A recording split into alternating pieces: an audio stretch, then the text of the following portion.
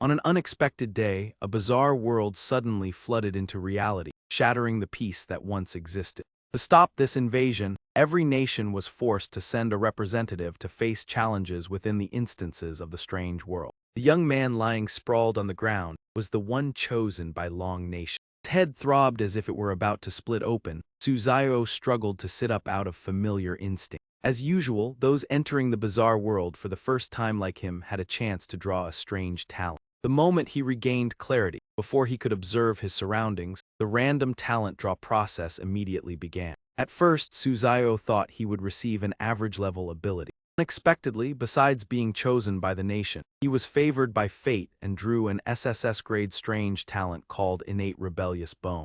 The holder of this ability could accurately sense which rules were right or wrong, becoming a rebel in the bizarre world without fear of contamination or being devoured by eerie forces. Suzayo was overjoyed as this talent seemed tailor-made for him. While he was not skilled at caution, he was a master at breaking convention. Moreover, this was an SSS-grade talent, something never before seen in Long Nation with an extremely rare probability of about 1 in a million. While Eastern Island Nation had boasted endlessly about an A-grade talent, Suzayo's power could now far surpass theirs. The entire process of Suzayo entering and surviving in the bizarre world was broadcast live, causing the top leaders of Long Nation to closely monitor his every move. However, they could only see what happened externally and were unaware of hidden rewards such as the talent he had just obtained. Leaders placed their trust in Suzayo. Although curious about his talent and having 3 chances to send messages, one person proposed using a chance to inquire about it. However, the proposal was strongly opposed because the communication opportunities were extremely limited,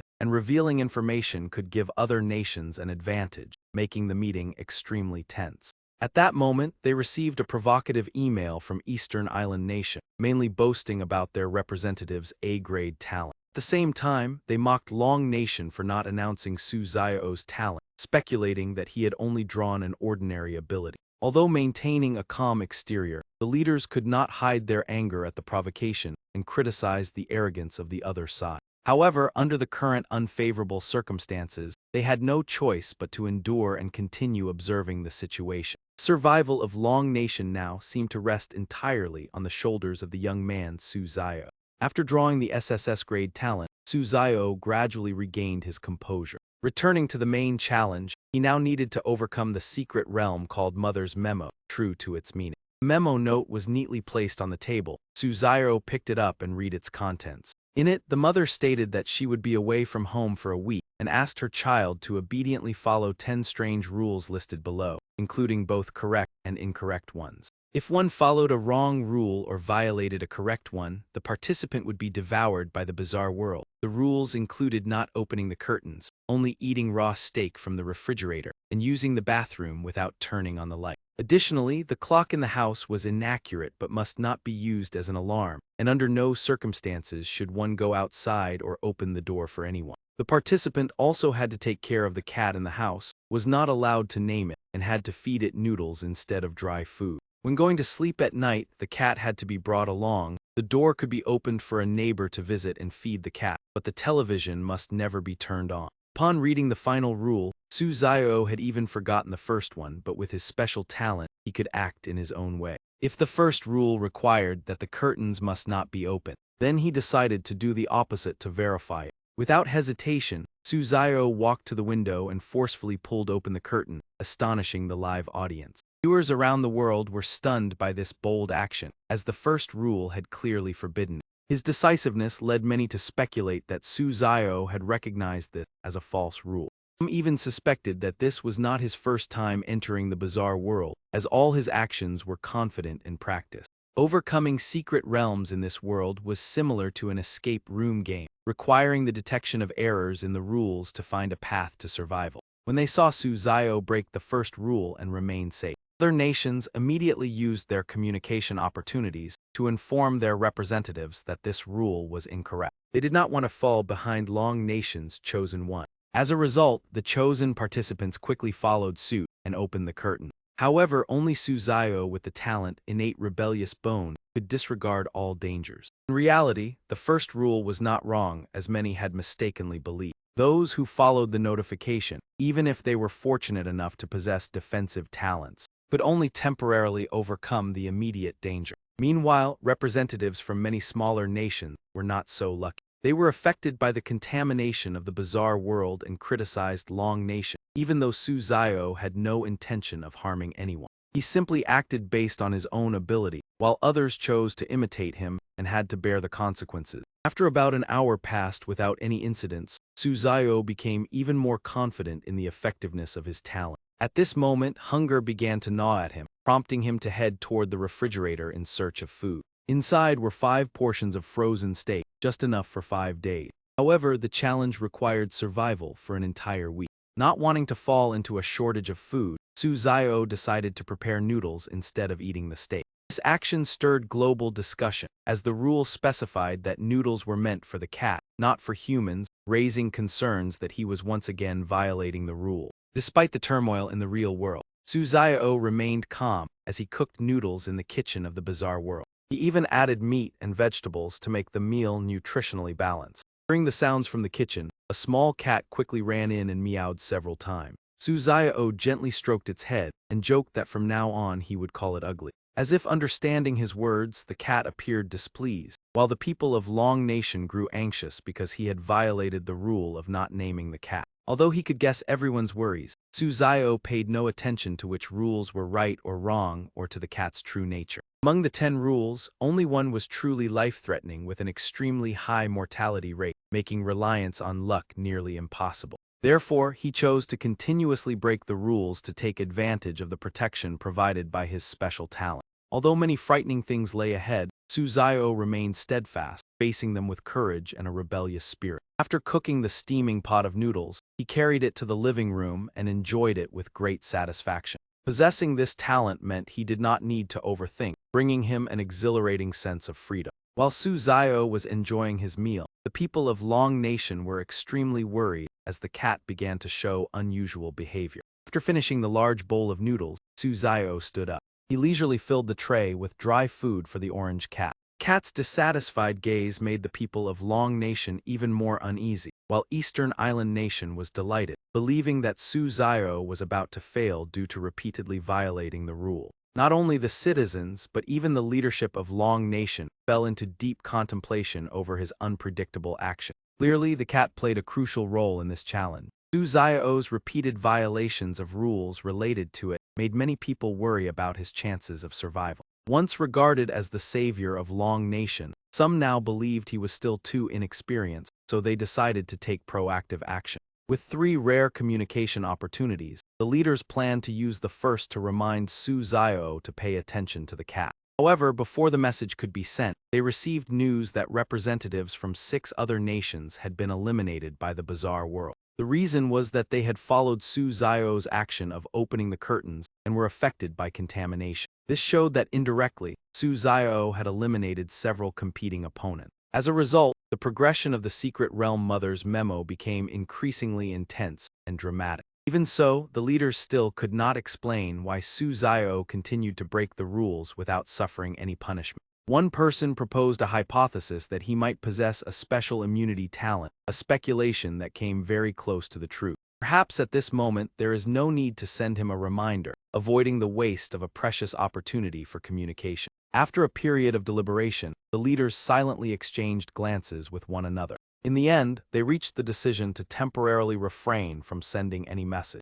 At this time, most of the contestants had already fallen into a state of extreme hunger. In the refrigerator were raw steaks, and rule number 2 required them to be eaten in their unprocessed state. However, everyone was still uncertain whether this rule was truly correct. Facing the tragic situations of many other countries, global public opinion once again focused its attention on every action of Su Zio. As expected, he grilled all 9 steaks thoroughly and enjoyed them with great satisfaction. The people of the United States began to mock him, believing that Su Zio was foolish for continuing to violate the rule. Half a day after eating the cooked beef, even when the food had nearly been fully digested, he still encountered no problems whatsoever. Eastern Island Nation, however, believed that everything was simply due to Su Zio being excessively lucky. Several other countries quickly relayed information to their chosen representatives that the steaks could indeed be cooked before being eaten. However, a few contestants, because they had previously followed Suzayo in the last instance, but did not achieve good results, did not dare to imitate him this time. They chose to eat the raw meat in strict accordance with the rule, and were immediately eliminated by the strange world as a result. In a short period of time, 5 more countries were erased from the competition. In contrast, Suzayo remained completely safe and sound. He was entirely unharmed, as if he had never encountered any danger. Contestants from other countries began to grow curious about his true identity. Among them were even individuals who possessed S-rank talents, but they were still easily surpassed by Suzayo. At this moment, the leaders of Long Nation sent a notification to Suzayo about the elimination of many countries due to imitating his actions, while also advising him to stay away from the cat as it seemed to harbor hidden danger. Even Suzayo was surprised that within just half a day, he had indirectly eliminated 6 countries, perhaps because they had followed his earlier action of opening the curtain. At that moment, Suzayo revealed a meaningful smile and silently thought that if they wished to imitate him so much, he would let them continue to do so until the very end. Acting on this thought, he immediately grabbed the fat cat, causing the leaders and citizens of Long Nation to gasp in alarm. No one could guess what he intended to do, especially after he had just received a warning to stay away from this cat. Immediately afterward, Suzayo walked forward and opened the door to the outside. He decisively threw the fat cat out of the house. Then he calmly returned to the living room and turned on the television as if nothing had happened. This seamless series of actions left the audience stunned, unable to understand why the seemingly dangerous cat could not harm Suzayo or whether his luck had yet to run out. More importantly, turning on the television was also another rule violation, causing the audience immense concern. Yet Suzayo remained composed and suffered no negative effects whatsoever. Other contestants struggled to survive. The representative of Long Nation appeared as relaxed as if he were enjoying a vacation, leaving the Eastern Island nation bewildered and nearly driven mad. They could not comprehend why the Long Nation contestant was so at ease, while their own representative, Enhat Zion Kwangban, appeared flustered and ineffective. One person proposed informing Enhat Zion Kwangban about the rule related to the television, but the suggestion was immediately rejected on the grounds that the television was not an essential factor, and therefore not worth wasting a precious communication opportunity. While the Eastern Island nation was still embroiled in internal disputes, the contestant from Dongba Lap Nation accidentally forgot the rule and turned on the television. Immediately, he was eliminated from the competition by the strange world before the horror of everyone present. Many people could not help but wonder why Suzayo alone repeatedly escaped danger, even when he had previously drawn the curtains without encountering any problems. After a series of narrow escapes, other countries no longer believed it was merely luck, but began to suspect that both Suzayo and Enhat Zion Kwangban possessed immunity talents. This was because among ranked talents, there existed a type capable of granting immunity 3 times against contamination, and previously the Eastern Island nation had boasted that their representative might have obtained this ability. Therefore, many countries assumed that Suzayo also possessed a similar talent and secretly waited for the moment when his immunity would be exhausted. Yet they did not know that Suzayo's ability far surpassed this, for he was the chosen one with the exceedingly rare SSS rank talent. As the afternoon gradually came to an end, the people of the Eastern Island nation and Phao Tai nation trembled with anger, yet still did not dare to follow Suzayo, while he leisurely enjoyed the feeling of being envied without anyone able to do anything about it. As night fell, after watching television for quite some time, Suzayo suddenly felt a stomachache and hurried to the bathroom. As soon as he opened the door, the fat cat immediately rushed out with an irritated expression. Being confined for the entire time had nearly driven it mad, while the bathroom itself was gloomy like the setting of a horror film, and according to the rules it could be used but the light was not to be turned on. However, Suzayo merely yawned and casually switched on the light, causing the audience watching, especially the people of Long Nation, to gasp in alarm. By now they regarded Suzayo as their spiritual leader, and the light revealed scattered bloodstains along with the word death on the wall.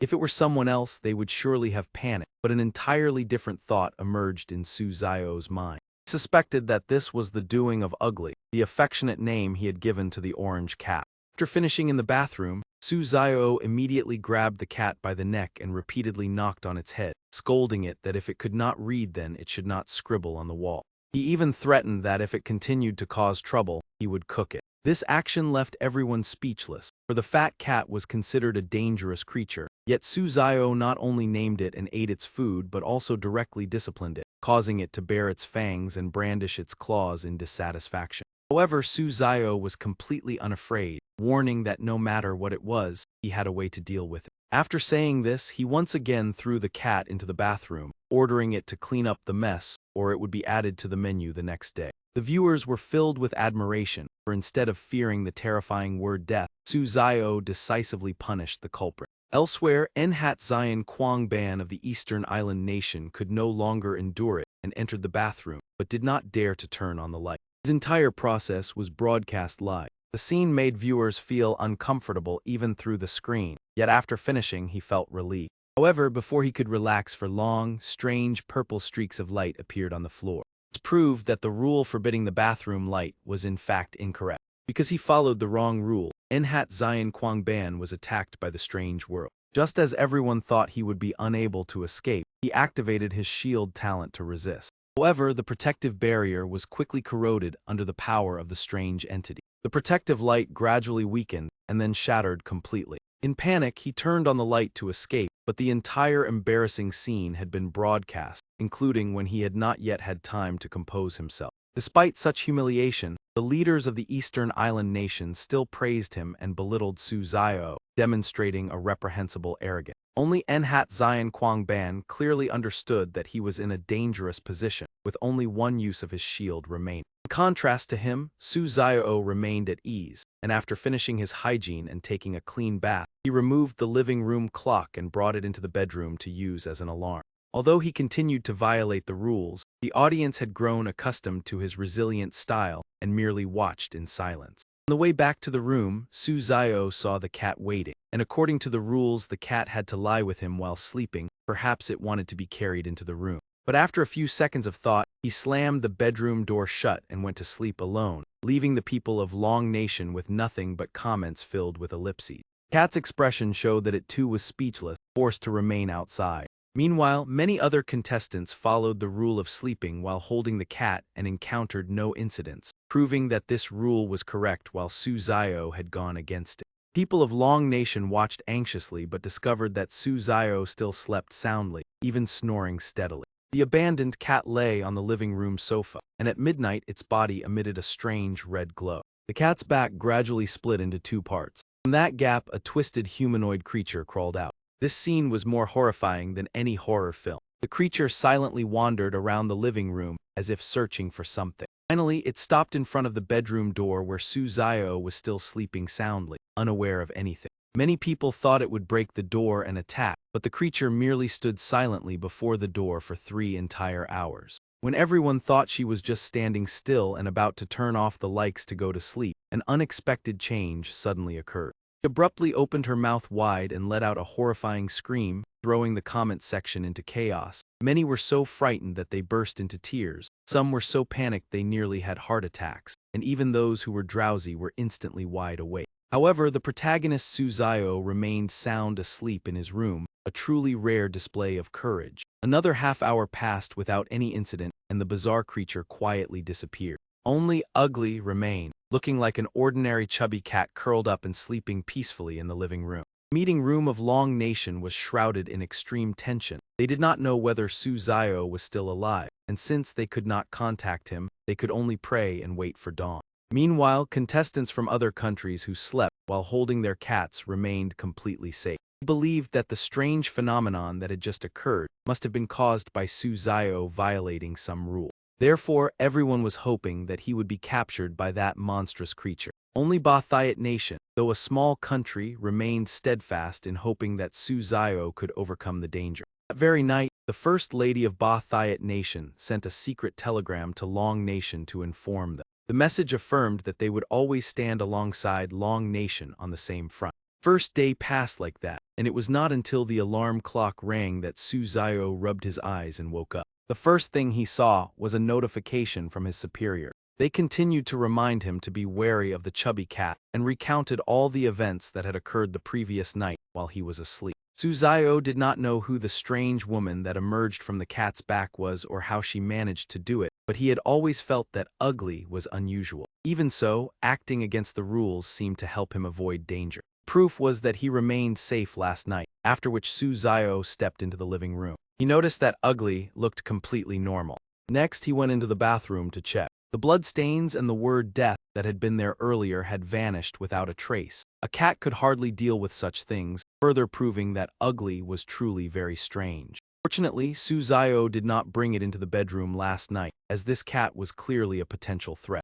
To start the morning full of energy, Suzayo once again took the cat's noodles and cooked them for himself. Viewers had gradually become accustomed to his rule-defying style, so no one objected to this action anymore. They shifted their attention to other contestants. Besides Suzayo, Enhat Zion Kwangban also drew much attention, but while Suzayo was preparing breakfast, he was still hugging his cat and sleeping soundly in the forest. Before long, the audience noticed something unusual. Two contestants, Pu Zia and Suzayo, had removed their wall clocks to use as alarm clocks. Their clocks were still functioning, while those of other contestants who did not do this had stopped running since they went asleep. This meant their time was stuck in the previous night, making them easily trapped in sleep without realizing it. Except for the countries of Pu Zia and Suzayo, all other nations were extremely anxious because each secret realm only lasted 7 days. If this time limit was exceeded, the punishment would be far harsher than mere elimination. There had been a similar precedent before when a contestant from a major country exceeded the allotted time.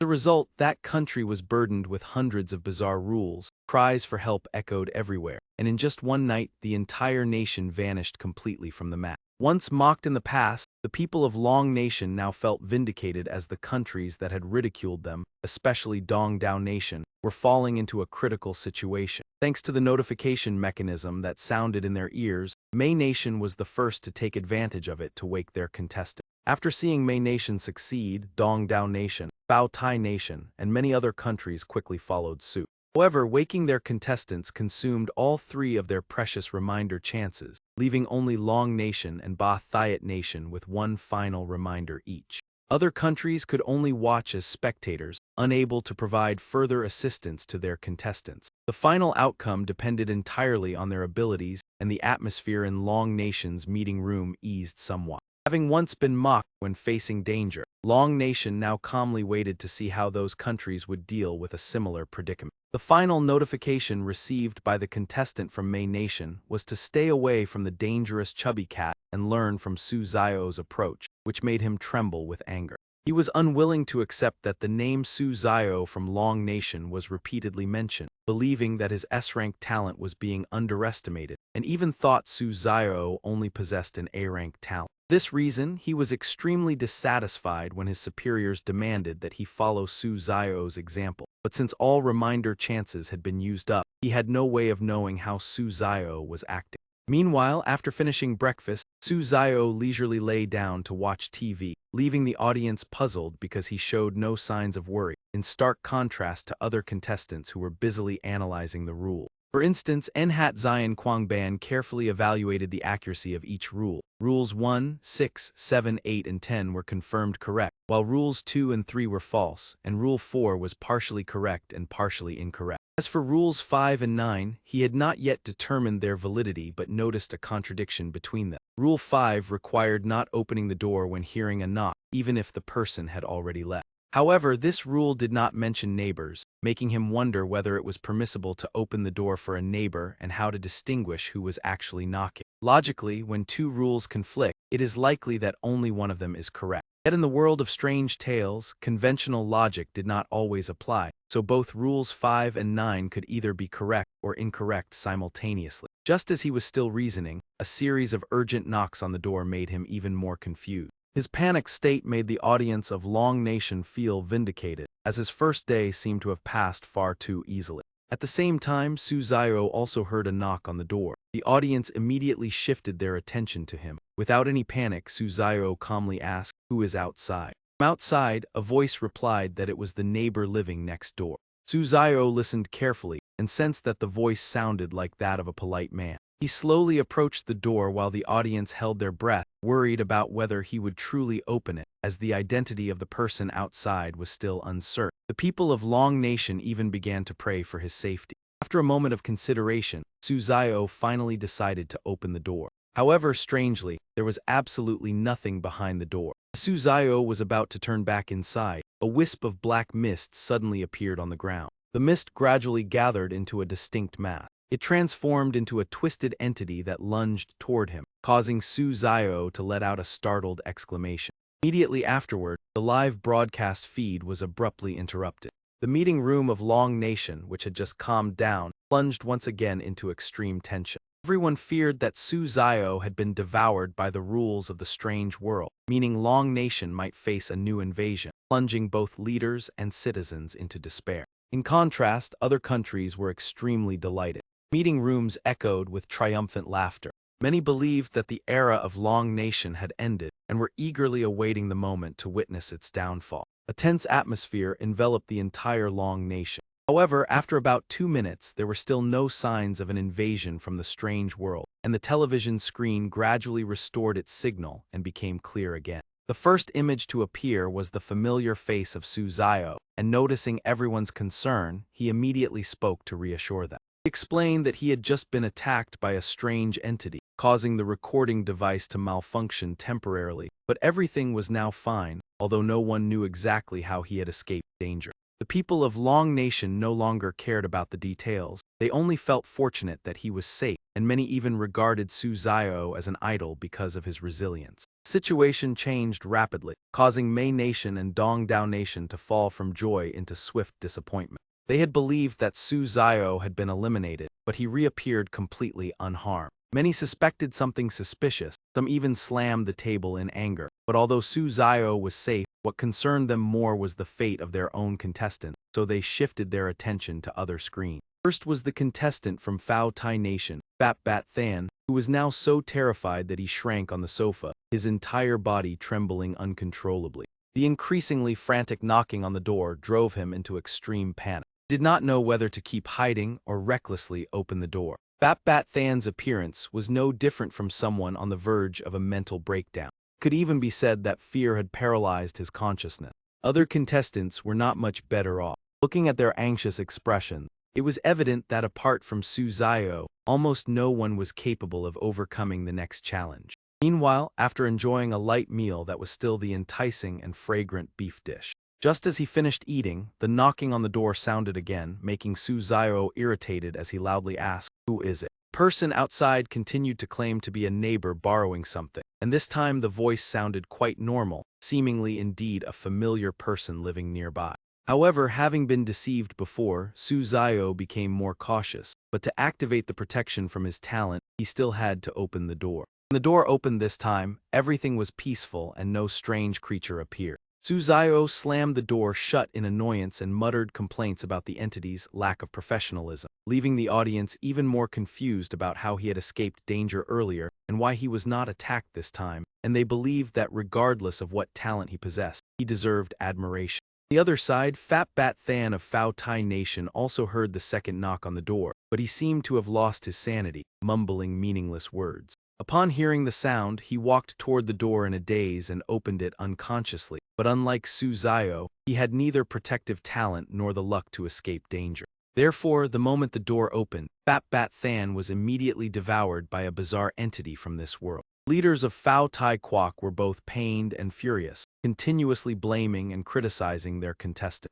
They cursed him as useless, saying that just a knock on the door was enough to make him panic and lose his sanity, even branding him as a sinner of the entire nation. No matter how harsh the accusations were, the bizarre world still began to invade Phao Tai Quoc. Disaster spread across the entire territory, with no place able to escape. People fled while crying out for help in despair, hoping to migrate to Long Quoc, but that was completely impossible.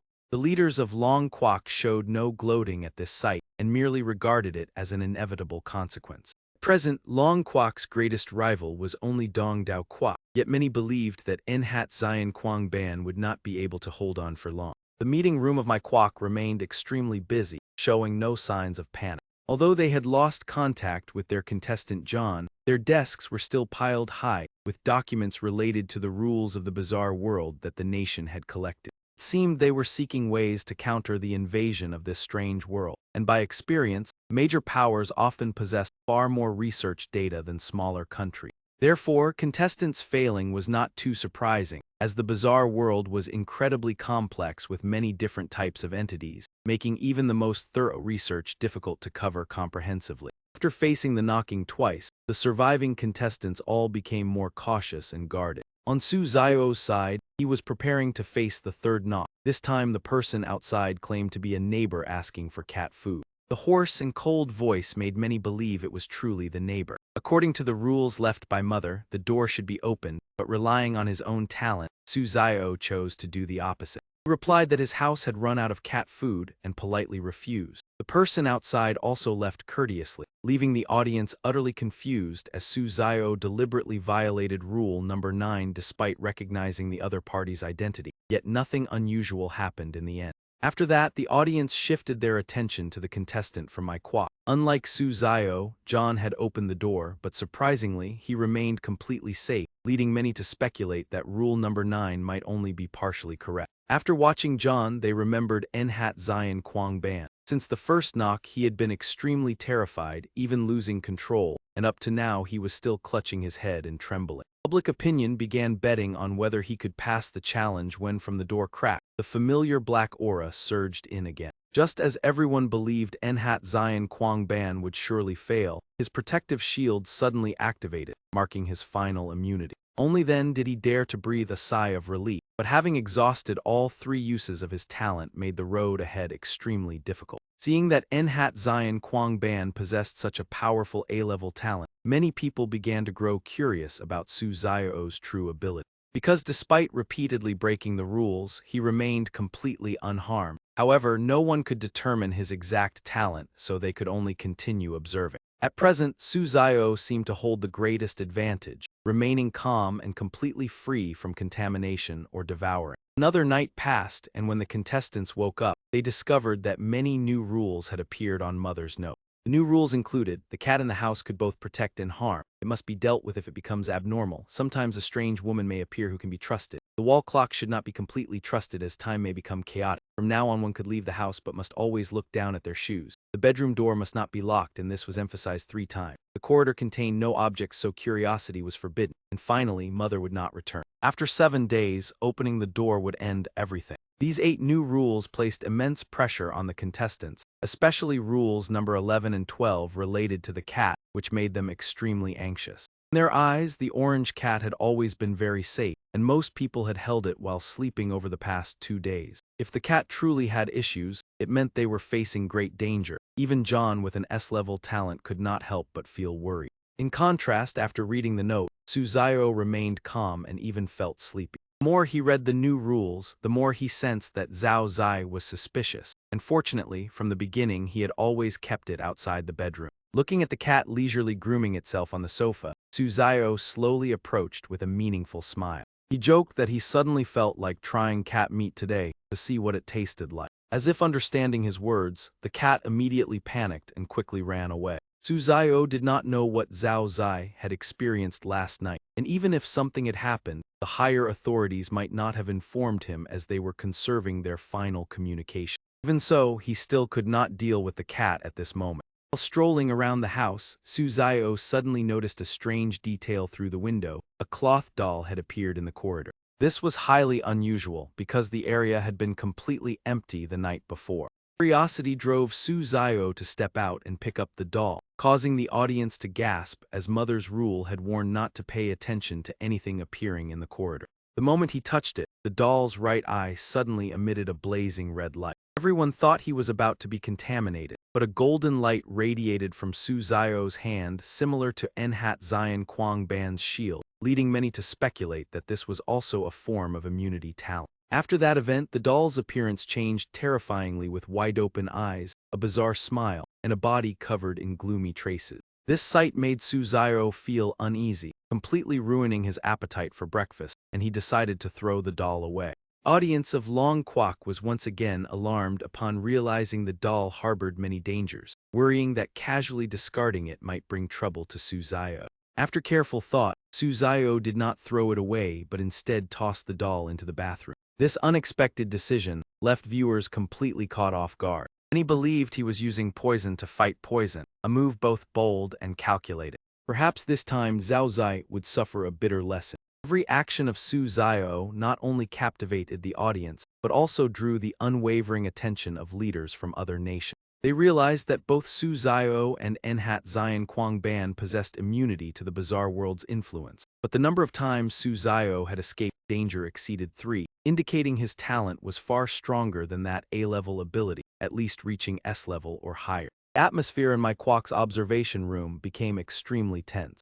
John possessed an S-level talent called error detection, allowing him 3 chances to identify false rules and communicate with any contestant for half a minute. However, despite careful observation, he had not found anything unusual about the fat cat and was still hesitant about using his ability. Among the new rules, 3 caused John uncertainty, but since he had already used his ability twice, he now had only 1 chance left. After observing the orange cat for a long time, John decided to save his final use, because whether the cat was good or bad, caution was still necessary. He shifted his focus to rule number 18, the most confusing one as the challenge lasted only 7 days, yet the rule stated that Mother would not return, and after 7 days opening the door would end everything, seemingly implying successful completion of the challenge. After some deliberation, John decided to use his talent to verify and confirmed that rule number 18 was actually false. Before he could breathe a sigh of relief, he suddenly heard the sound of a child crying.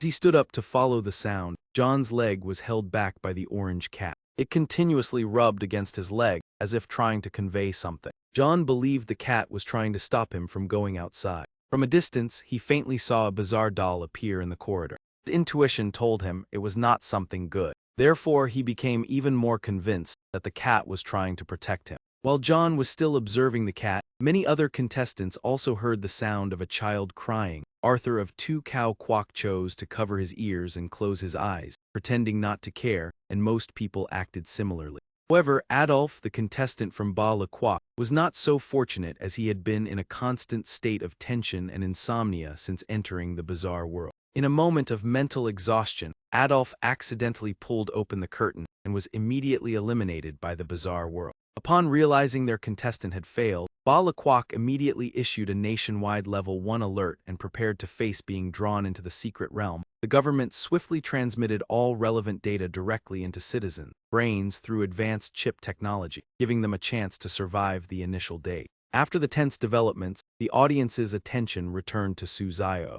This moment, he was calmly standing outside the bathroom, listening to the sounds of Zhao Zai confronting the bizarre doll inside. After a while, all sounds in the room gradually fell silent.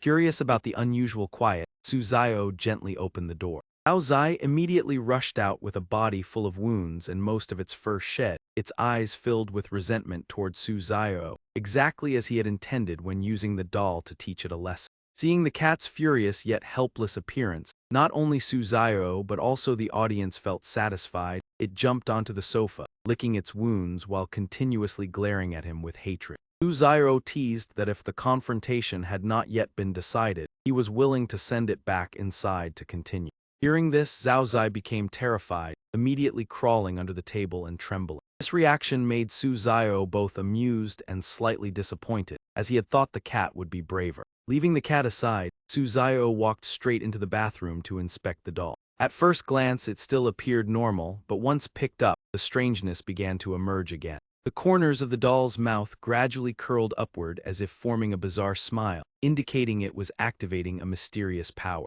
For an ordinary person, this sight would be enough to cause panic, but Su Zhao remained completely calm. He grabbed the doll's cheeks and pulled them apart, preventing its twisted smile from being maintained, as a form of punishment for its eerie behavior. After dealing with it, Su Zhao did not hesitate to throw the doll onto the floor. At this moment, the doll could no longer maintain its abnormal smile, its mouth distorted, and its eyes appearing as if filled with tears. Thanks to Su Zhao's timely intervention, that creature could not continue using its abnormal power source, allowing him to completely avoid the risk of contamination or being devoured. After careful consideration, Su Zhao concluded that this item brought no benefits. He could casually throw it into the toilet at night or use it as a doorstop. Both were fine. The audience could not help but marvel at the idea of letting two bizarre objects coexist in his home. If Ugly were to transform at night, there would surely be a spectacle worth watching. After dealing with the two leopards, Suzayo lay exhausted on the sofa, complaining that eating steak every day had made him sick of it and hoping to leave soon to enjoy other delicacies. Viewers gradually realized that his dungeon run was as entertaining as a comedy show, as Suzayo seemed to treat this life and death challenge like a vacation, something that would surely keep officials from other countries awake with work. After that, Suzayo turned on the TV for entertainment, but today the screen not only lost its color but also froze abnormally. Just as he thought the device was broken, a horrifying hand suddenly reached out from inside the screen. Immediately afterward, the entire body of that terrifying creature slowly emerged. It took only about a second to process the situation. Suzayo immediately rushed into the bathroom. Audiences from Thailand, the island nation, and countries hostile to the Dragon Nation mocked him, believing he was so frightened that he ran to hide. However, the truth was that Suzayo only went there to bring out the bizarre doll. Standing face to face with the creature that had crawled out of the TV, he repeatedly slapped the doll hard as a show of dominance, implicitly declaring that he was not afraid at all. The innocent doll endured the blows without any means of resistance. Meanwhile, the creature seemed stunned for a few seconds, perhaps surprised by Suzayo's strange behavior. The people of the Dragon Nation even hoped it would retreat in fear. Contrary to expectations, the monster immediately leaped out of the TV and attacked Suzayo. The audience from the island nation was overjoyed, convinced that he would not escape this time. People of the Dragon Nation were worried for him, but Suzayo himself remained calm. If punishing the doll was not enough to intimidate it, he still had another option: Ugly. With that thought, Suzayo quickly grabbed the cat by the tail and gave it several slaps as a warning. All three entities were bizarre creatures from the same world and could be considered of the same kind. If controlling one was due to luck, then suppressing both was certainly the result of Suzayo's strength. The creature that had emerged from the TV seemed to realize this and quickly halted its attack. It shifted to a respectful posture, standing upright and bowing 90 degrees to Suzayo. Finally, the creature silently crawled back into the TV. This series of actions astonished the public. No one had expected Suzayo to handle such a difficult situation so effectively. Only after the creature had completely disappeared did Suzayo release the cat and the doll, letting out a sigh of relief. In truth, he had been extremely tense in that moment. Fortunately, he had quickly thought of a way to handle it, otherwise the situation would have been extremely troublesome. After Suzayo's impressive performance, some countries such as Hydrangea Nation began to change their stance. Recognizing his potential to become the dark horse of the competition, they immediately sent secret messages to the Dragon Nation expressing their desire to form an alliance. The Never-Setting Sun Nation made a similar move, even willing to share all the latest information about bizarre creatures to demonstrate their goodwill for cooperation. In contrast, the island nation, the United States, and Thailand maintained a tough attitude, growing more displeased with Suzayo's excellence and determined to closely monitor his every action. Leaders of the Dragon Nation were very satisfied with Suzayo's performance. Although they clearly understood the true intentions behind the alliance proposals, they were still willing to accept the goodwill while remaining vigilant, and they placed great hopes on his victory. They still had one final opportunity to transmit information, and planned to use it at a critical moment to ensure Suzayo passed the round smoothly. Time passed quietly as night gradually fell. Hunger struck, prompting Suzayo to prepare dinner with his familiar steak. While enjoying the aroma of the beef, clattering sounds like high heels striking the floor suddenly echoed through the house. Reacting instinctively, Suzayo turned around and was startled to see a woman with an extremely terrifying appearance. According to rule number 13, a strange woman would occasionally appear in the house and one could try to converse with and trust her. If this rule was correct, what Suzayo needed to do was uncover the woman's identity. However, to receive the protection of his talent, he was required to act contrary to that rule. Therefore, Suzayo decided to ignore the woman's presence and continued cooking dinner as if she did not exist, even though she lingered nearby. At this point, the people of the Dragon Nation fully trusted Suzayo. No matter what decision he made, they supported him wholeheartedly. However, viewers noticed that the woman's silhouette closely resembled the creature that had crawled out of Ugly's back the previous night. When Suzayo brought the steak plate to the living room and called the cat, he received no response.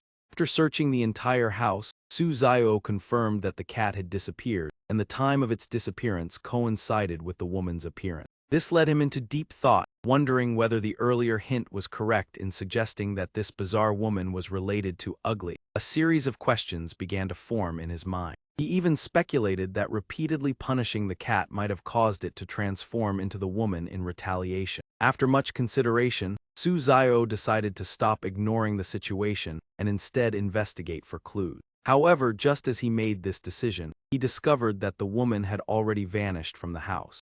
Sudden appearance and disappearance made people think of a ghost. As Su Zio searched everywhere, viewers also offered many speculations, believing that the two women who had appeared shared similarities but still had subtle differences that were hard to define. At the same time, in the homes of other contestants, the strange woman also appeared. Arthur of Hydrangea Nation was preparing steak at that moment. Seeing that the other party did not immediately cause harm, Arthur believed rule number 13 was correct, and after some consideration, decided to initiate a conversation. "Hello, I am Arthur, who are you?" He even friendly extended his hand for a handshake. However, the woman only gave a bizarre smile before turning into a shadow and disappearing. On the floor, only a piece of paper remained with an incomprehensible sentence: "I am me, and I am not me." Arthur, along with Ivanov of the Bear Alliance and John of the United States, who also received similar notes, could not explain its meaning. Su Zio, however, did not receive any note. After the woman disappeared, Ugly crawled out from under the chair again, even though he had searched for a long time earlier without finding it.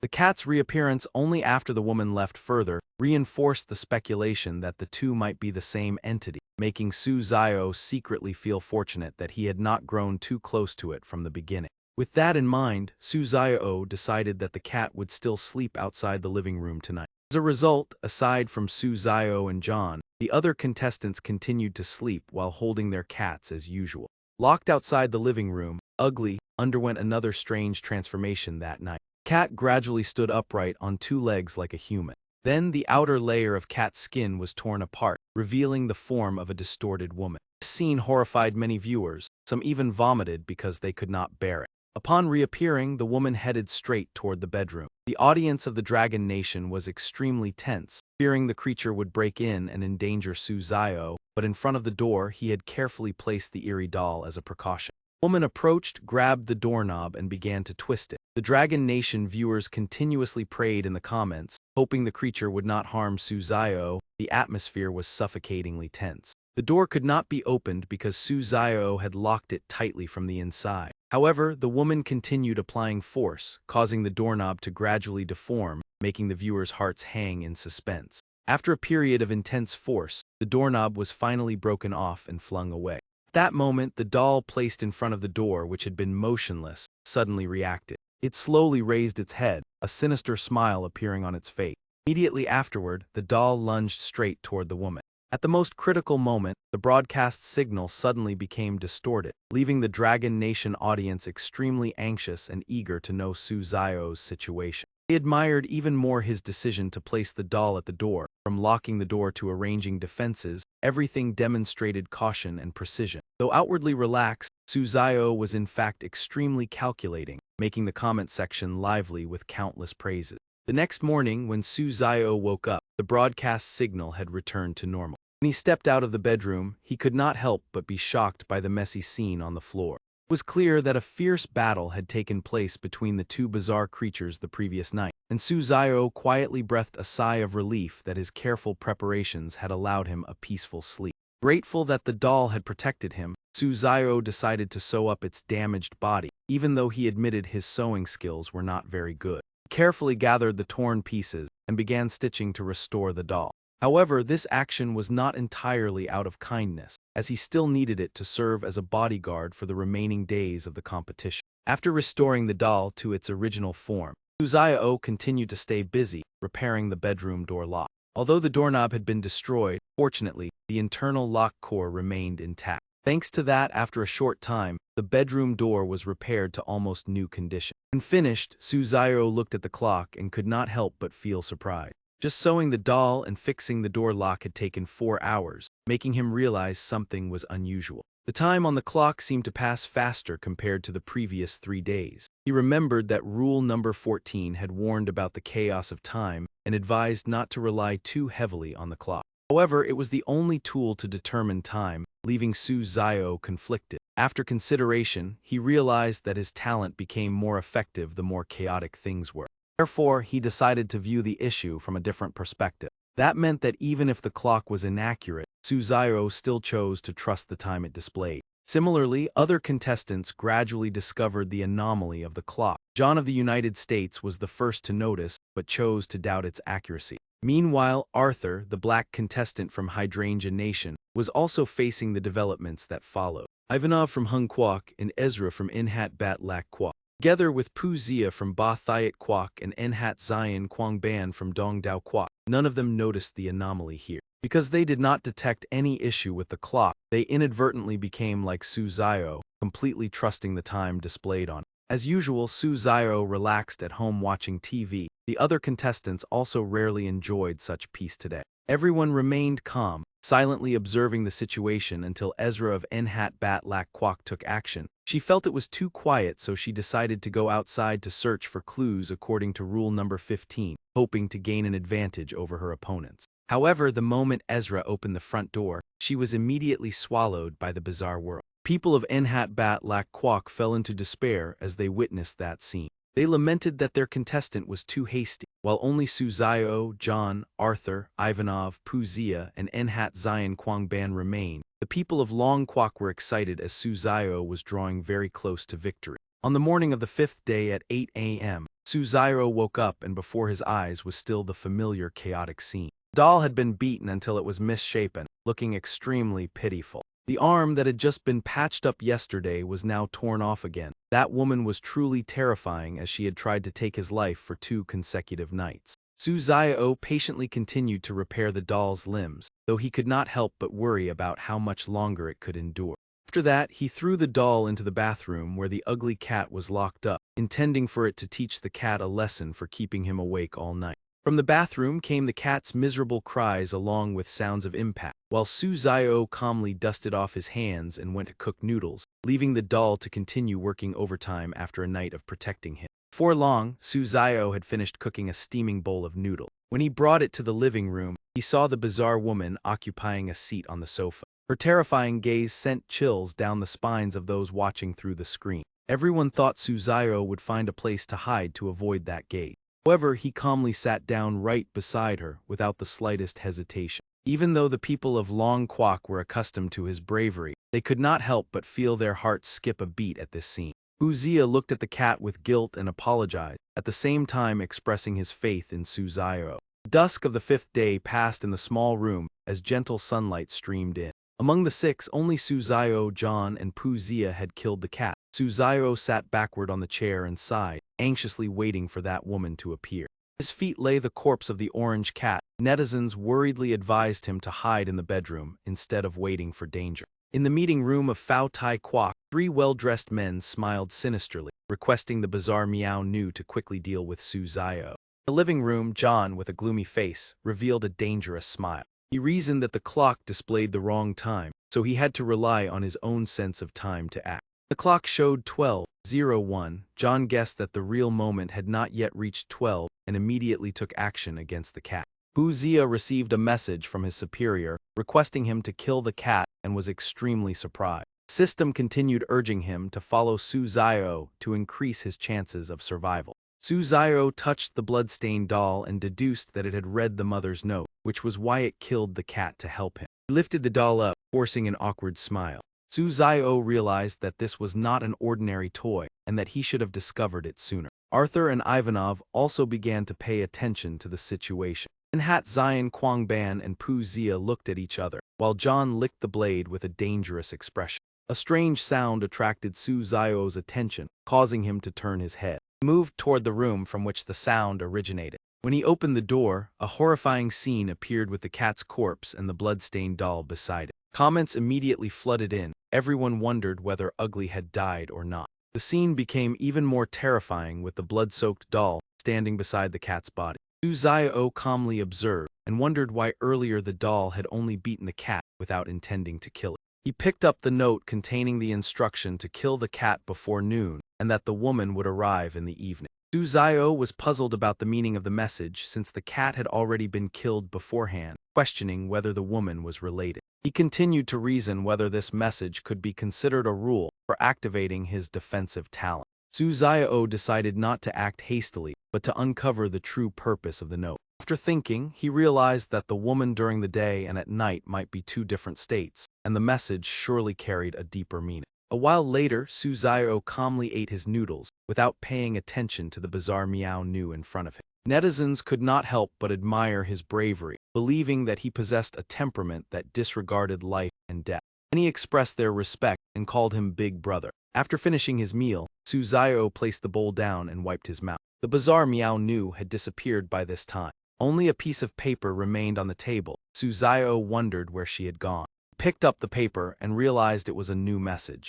The wall clock also struck precisely at that moment. The cat suddenly convulsed, its eyes glowing red and forming a grotesque smile that terrified the viewers. Comments poured in, hoping that the bizarre Miao Nu would take action against Su Zio. A pale hand stretched out from behind the cat. The bizarre Miao Nu with red eyes stepped out from the darkness. Su Zio exclaimed in shock. He regretted arranging the cat's corpse too neatly, creating a terrifying scene. Miao Nu bent down and spoke. She smiled gently and expressed her gratitude, leaving the audience full of questions. Su Zio asked in surprise for the reason. Miao Nu explained that the rules in the note were written by her because she had become a bizarre entity in this world. She had even transformed into the cat to continue existing and to wait for her true child to return. Looking at Su Zio, she gently said that she could sense the breath of her son on him, yet she knew she would never meet the child again. Netizens were moved when Miao Nu shed tears, hoping that her child was living happily in the world outside. She waved goodbye and thanked Su Zio for helping her escape control and rediscover herself. Miao Nu's figure gradually faded away, leaving behind a sunlit room and a farewell. Su Zio sighed sadly, looked at the doll in his hand, and blamed himself for realizing it too late. He wondered whether the doll was in fact Miao Nu's son. He understood that the doll would rather endure harm than allow its mother to be hurt, and that during the day the woman still retained her humanity. Su Zio gently comforted the doll, telling it that if it wanted to cry, it could do so. He believed that no matter where she was, Miao Nu would feel happy knowing that her child was still by her side. The doll's tears fell onto the cat's corpse. The system announced that Su Zio had completed the mother's note scenario with a 5-star rating.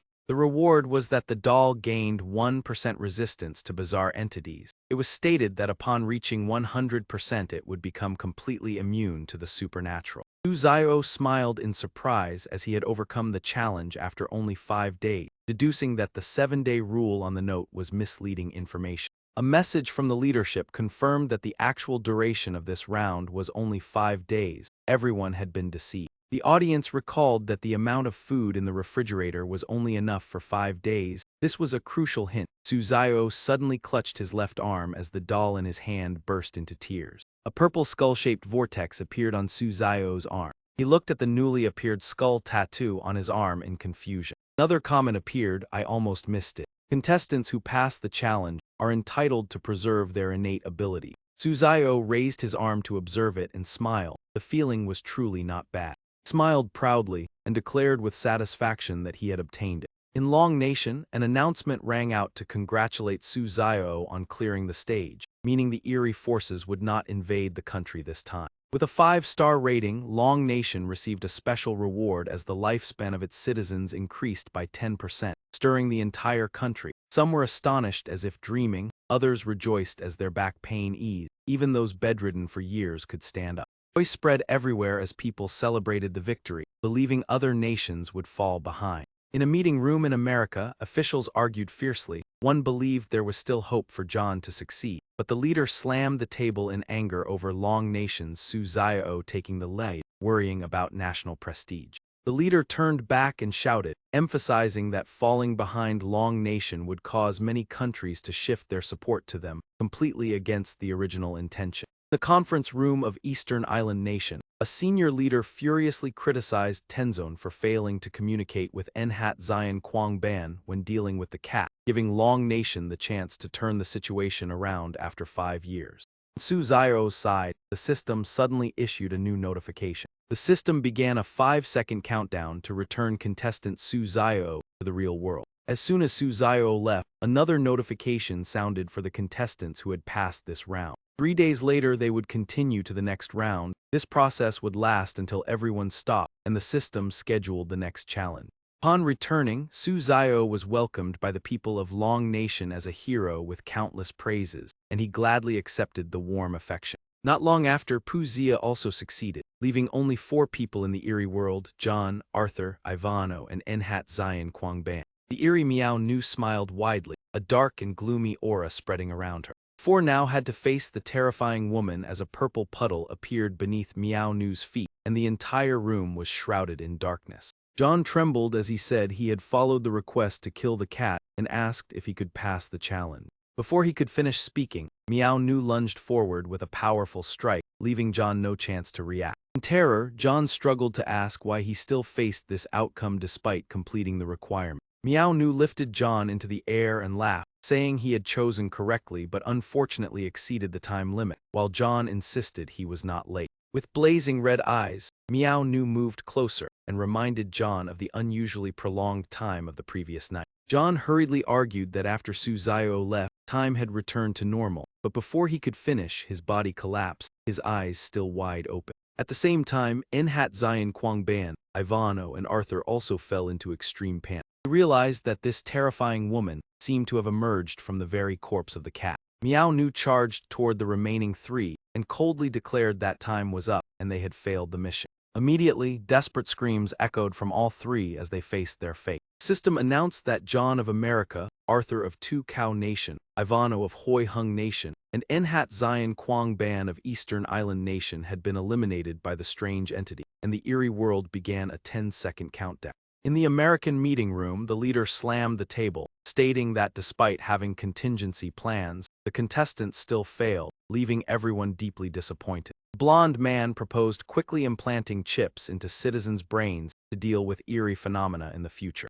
In the meeting room of Eastern Island Nation, a black-haired official sighed in relief after purchasing chip technology from America, believing the situation was under control. However, a strange hand suddenly appeared on the screen, causing someone to panic upon realizing their eerie round was not Mother's paper, meaning disaster was about to strike. 3 days later, Suzayo held a stack of cash in his hand and sighed, realizing he had to return to the eerie world again. He looked at the money and smiled faintly, regretful that he had not yet enjoyed the luxury car and villa gifted by the leaders. System announced Long Nation, Suzayo, welcome back. This instance is called Distant Journey Train. Suzayo's eyes instantly became sharp and resolute. Immediately afterward, he was teleported to passenger carriage number 6, along with a notification of the participating nation. The participating nations included Long Nation, Enhat Batlak Nation, Hoi Hung Nation, Bala Nation, Tu Cow Nation, Eastern Island Nation, Bao Tai Nation, and Ba Thiat Nation.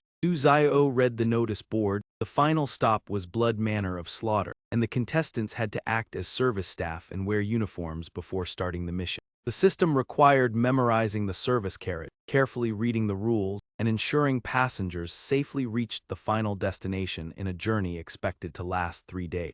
Suzayo placed his hand on his thigh as if contemplating something. He stood up and opened the door, walking while thinking he needed to quickly find the staff rules. In the corner of the room, a notable piece of luggage appeared. Suzayo glanced at it and realized it was exactly what he needed, immediately moving over to inspect it. He unlocked and carefully checked the inside of the luggage. Then he took out all the clothing inside and put them on. Next, he took the rule book and read. Staff must serve all passengers well even if they behave abnormally. They must endure disturbances and ignore behaviors such as smoking or poor hygiene. Following rules mentioned assisting lost children, not stopping children from running around, avoiding accepting food in the carriage connection area, accepting invitations to eat offal stew from other staff, and noting that each carriage has only one service staff member. Additionally, staff must not leave the carriage, must turn off the lights at 8 in the evening, must not let passengers read the rules, and after midnight any incidents do not require intervention. After finishing, he flipped to the next page and discovered the final page had been torn out. He deduced that the set of rules certainly did not stop at just 10 as it currently appeared. Thinking the missing page might be hidden somewhere in the carriage, he decided to search quickly before passengers discovered it. While searching every corner, Suzayo did not realize he had become the center of lively discussion among the live audience.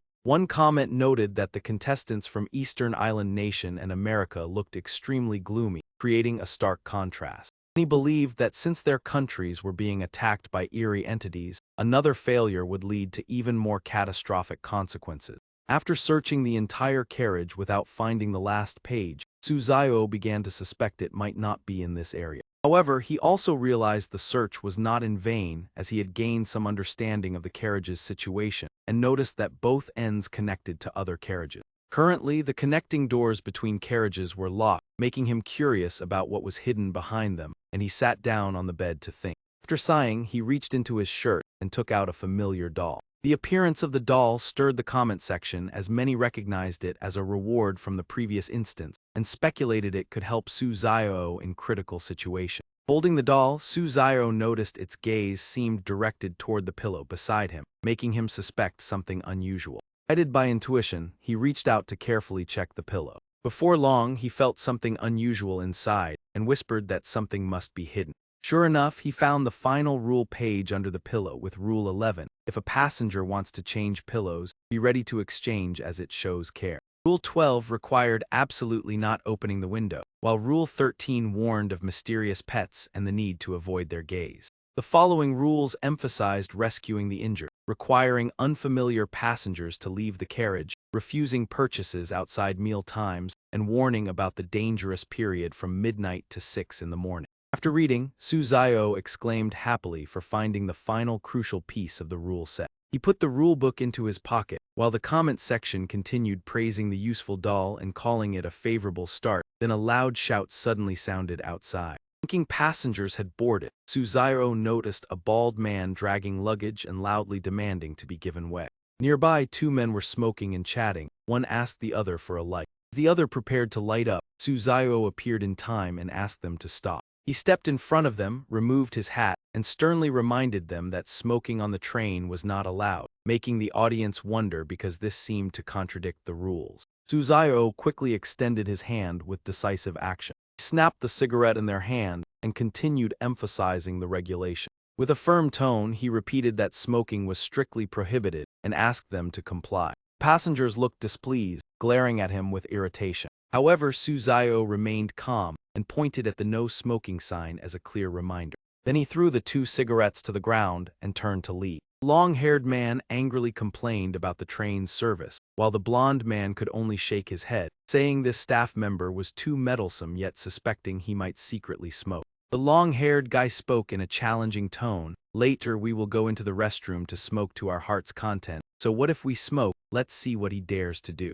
Hearing that, he immediately turned around and grabbed his collar, his expression tense as he warned, "I advise you not to bring trouble upon yourselves." As soon as he finished speaking, that man's eyes turned red, his mouth twisted as if he wanted to roar. The comments below erupted. Some said it was over and he was about to pick a fight with Suzayo. Others mocked that he was arrogant just now but now had to face the consequences. Seeing him change like that, he calmly reached into his chest pocket. Pulled out an object. It turned out to be a doll. He held it up in front of them. The doll's eyes glowed red as well. He said coldly, "If you are capable, then try it." The doll's pupils were dark red as if stained with gloom, emitting a chilling aura. Facing that gaze, the long-haired guy panicked and stumbled backward. Falling to the ground, the comments below burst into laughter. Some mocked him for being cowardly and not daring to face a doll. Others asked where the Thai contestant was and why he was silent. After intimidating them, he reminded sternly, "It is best to behave yourselves." After the smoking incident came the scene of relieving oneself. Ahead, a woman let a little boy squat on the floor. He pointed and reminded, "Ma'am, please do not let your child do that in the carriage, otherwise." The woman turned back and asked, "Otherwise what?" He replied, "I will make him remember it for life." The woman picked up the crying child and shouted back, "What kind of staff are you to speak so arrogantly? Your attitude is terrible." Comments below appeared again, saying Suzayo truly knows how to create psychological pressure.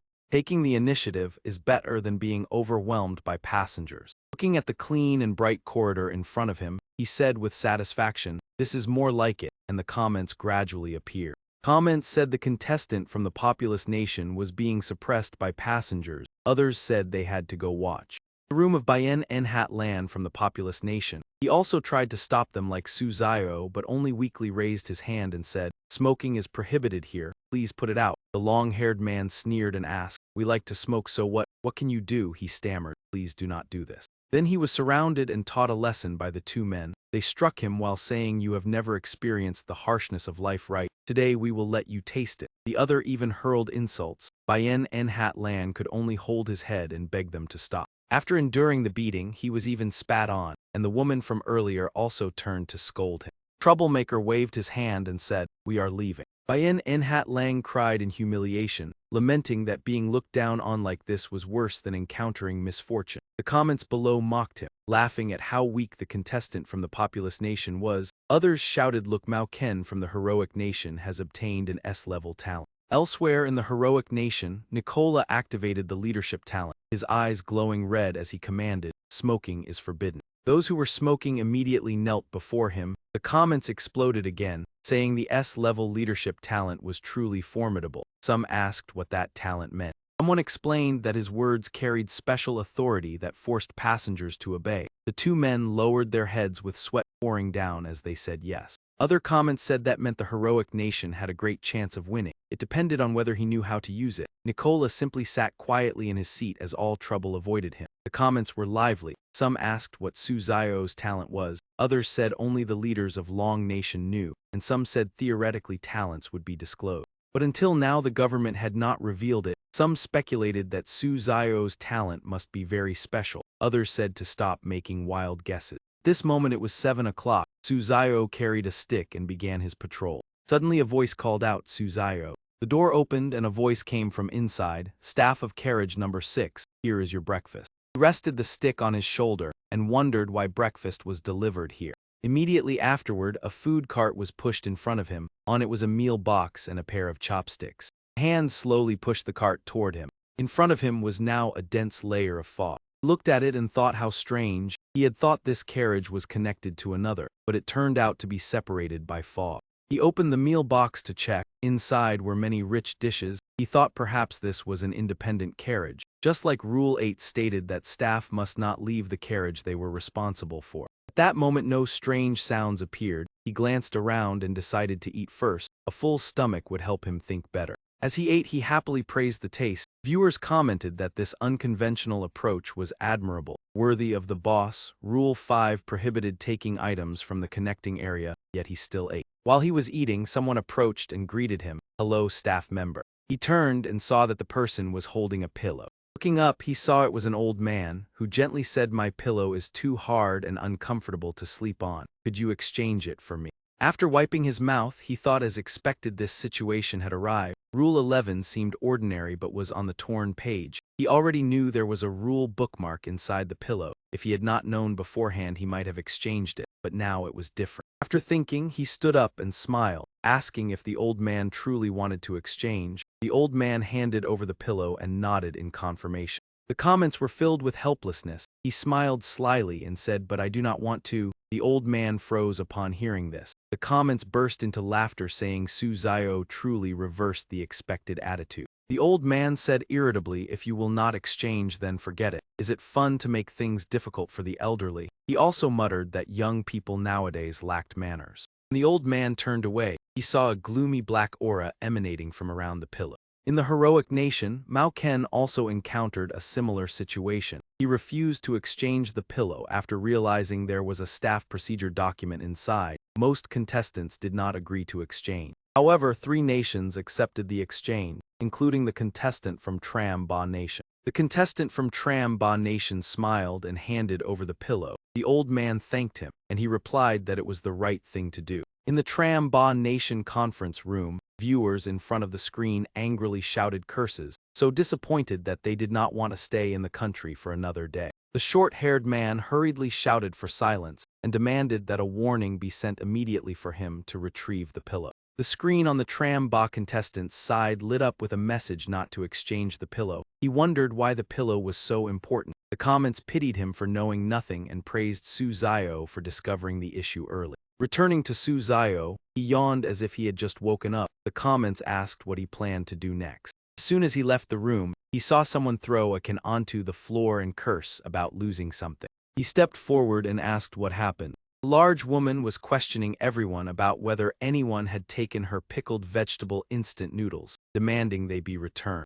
A male passenger argued that no one had taken them. Another woman also chimed in agreement. Suzayo remembered rule number 3, which stated that lost items happened frequently, and assistance could be refused if there were too many people involved, but missing children must be helped. He decided to do the opposite, causing the woman to exclaim in surprise, "Why was that?" He stepped forward and patted her shoulder, saying, "Do not worry, I will help find the noodles." The woman stammered and called him staff member. She quickly waved her hand and said there was no need to trouble him. She forced a smile and said it was just a cup of noodles and she could eat another flavor. He replied seriously that the responsibility of staff was to protect passengers' property. "Instant noodles are also property, let me handle it," the woman hesitantly agreed. Those who had been wrongly suspected looked at him like a savior, praising his dedication for being so enthusiastic over just a cup of noodles. At that moment, the woman with the young grandson hurriedly ran over and called the staff member. She said, "My grandson is missing, please help find him." The other woman was startled and asked, "A lost child?" The woman immediately reassured her that this staff member was very enthusiastic and would definitely help. The older woman nodded. But Suzayo coldly said, "I am not free," to the astonishment of the 3 passengers. The comments teased that every sentence he spoke was icy cold. He would search for noodles but not a child. The woman anxiously advised that finding the child should be prioritized. He calmly replied that everything had an order. Finding the egg noodles came first because they would get cold if left too long. He even curled his lips in challenge and asked the woman well. She could only frown and call out to him. With no other choice, the woman angrily left, saying she would search on her own. He turned and said, "I will go find the noodles first." The woman helplessly thanked the kind staff member. At this time it was already 7:20.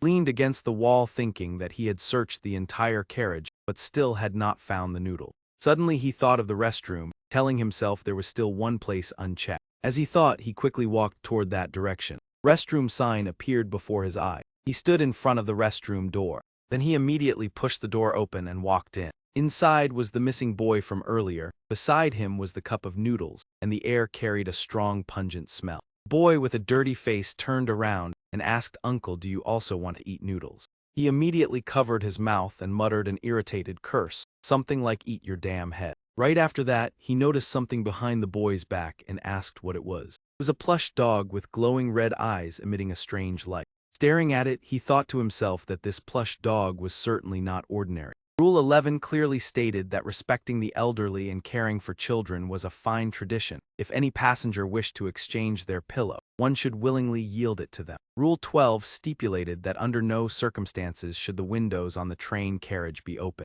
Rule 13 emphasized that there would be no pets on the carriage. If one was discovered, immediately avoid its line of sight. Rule 14 required helping the injured or those whose illness had relapsed. Rule 15 stated that the connecting doors between carriages would only open during meal distribution, at which time passengers not belonging to one's own carriage should be asked to leave. Suzayo began to feel slightly confused, trying to recall that rule number 13 seemed to mention how to handle encountering a pet. After that, he took the doll out from inside his jacket. He held the doll forward, directly facing the plush dog. At that moment, the aunt also rushed over and loudly exclaimed that she had finally found the child. He stepped forward, pulled the dirty boy back, and scolded him for not listening after being told not to eat things indiscriminately. She continued to grumble that the boy had run here again to play in the dirt, leaving himself filthy. Witnessing this scene, Suzayo pulled down the brim of his hat and thought that the brat had interrupted his plan. Immediately afterward, he suddenly realized something unusual and wondered, wait, where did the plush dog go? The dog had disappeared at some point without his notice, so he temporarily set the matter aside and thought that it would appear sooner or later. For now, he should deal with the meal. In carriage compartment 2B, Suzayo handed the cup of noodles to the woman and apologetically said that a boy had taken her Lao Tan pickled noodles, mixed them with the filth from the toilet bowl, and eaten them. Upon hearing this, the woman immediately felt nauseous and hurried away, while Suzayo stood behind, scratching his head proudly, thinking to himself that he had done another good deed. The comment section became lively as many viewers could not understand his action. Another comment questioned whether other contestants had encountered similar situations, and immediately received responses that most of them had. Contestants from Lai Fak Nation, Chin Ba Nation, and Mean Nation chose to search for the child instead of continuing to look for food.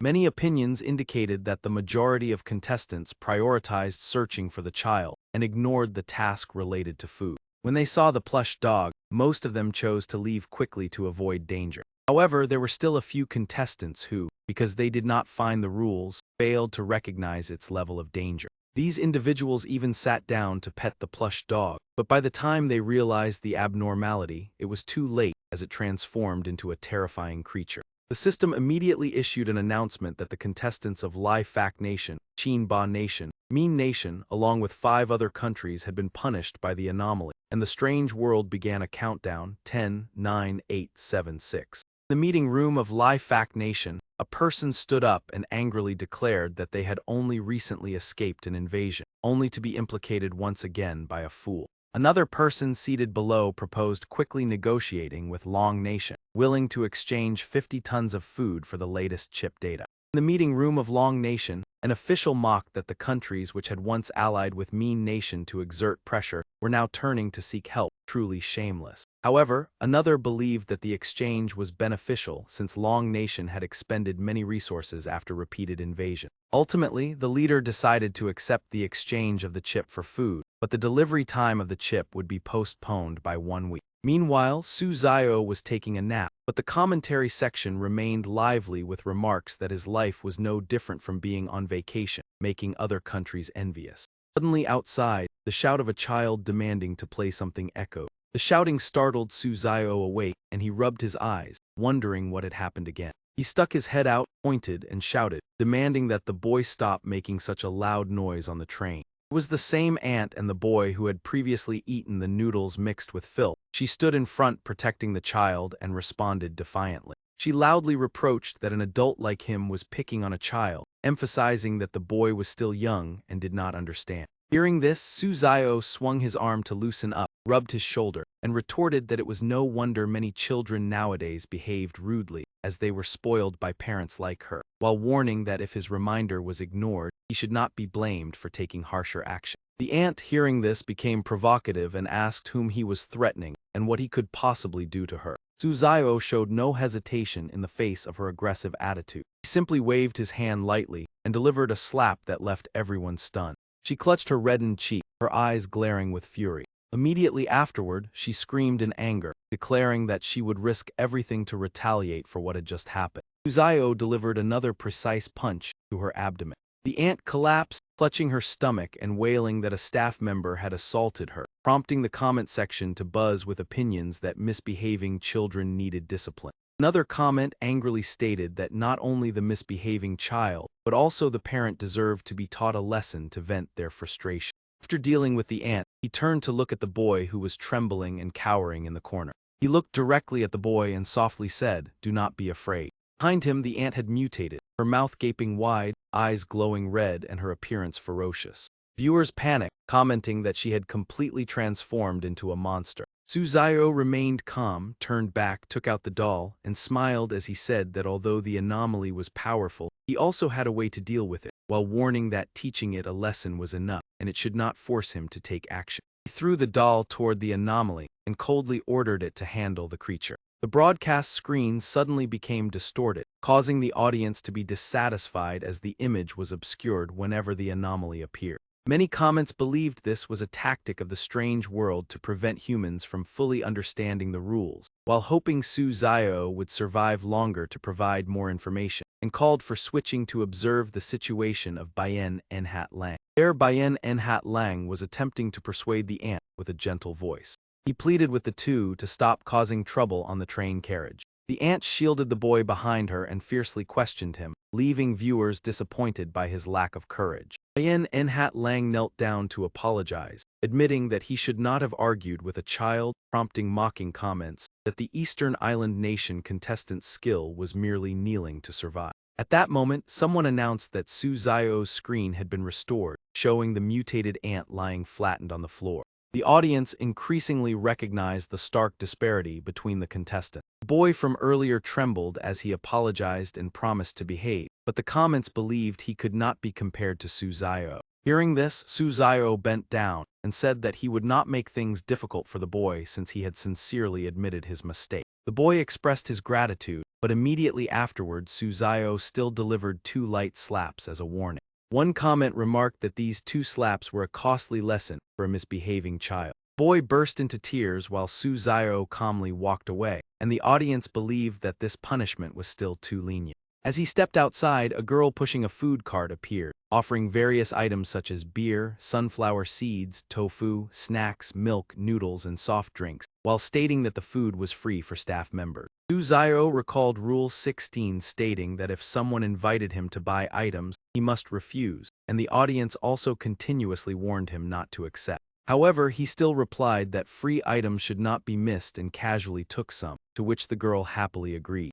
He selected several items from the cart as a gentle breeze blew through the carriage door. Suzayo observed the girl pushing the cart into the adjacent carriage. He thought to himself that she could move between the carriages and wondered whether an ordinary person could do the same. Looking at the food items in his hands, he pondered deeply. He murmured about the items he had just received. Returning to his room, Suzayo threw all the food onto the floor and declared that he would rather die than eat it. Meanwhile, some contestants from Bat Nation still accepted the free food. They understood that food in the strange world carried hidden dangers, so they only stored it for use when necessary. In the evening, the contestants compiled information and reviewed the rules they had gathered. They tentatively determined that Rules 1, 3, and 16 were correct, while Rules 2, 4, and 11 were likely incorrect, and the rest could not yet be concluded. Suzayo lay on the bed in contemplation, and the comments reminded that the carriage lights would be turned off at 10 p.m. He placed the doll beside him and wondered what the strange plush dog was.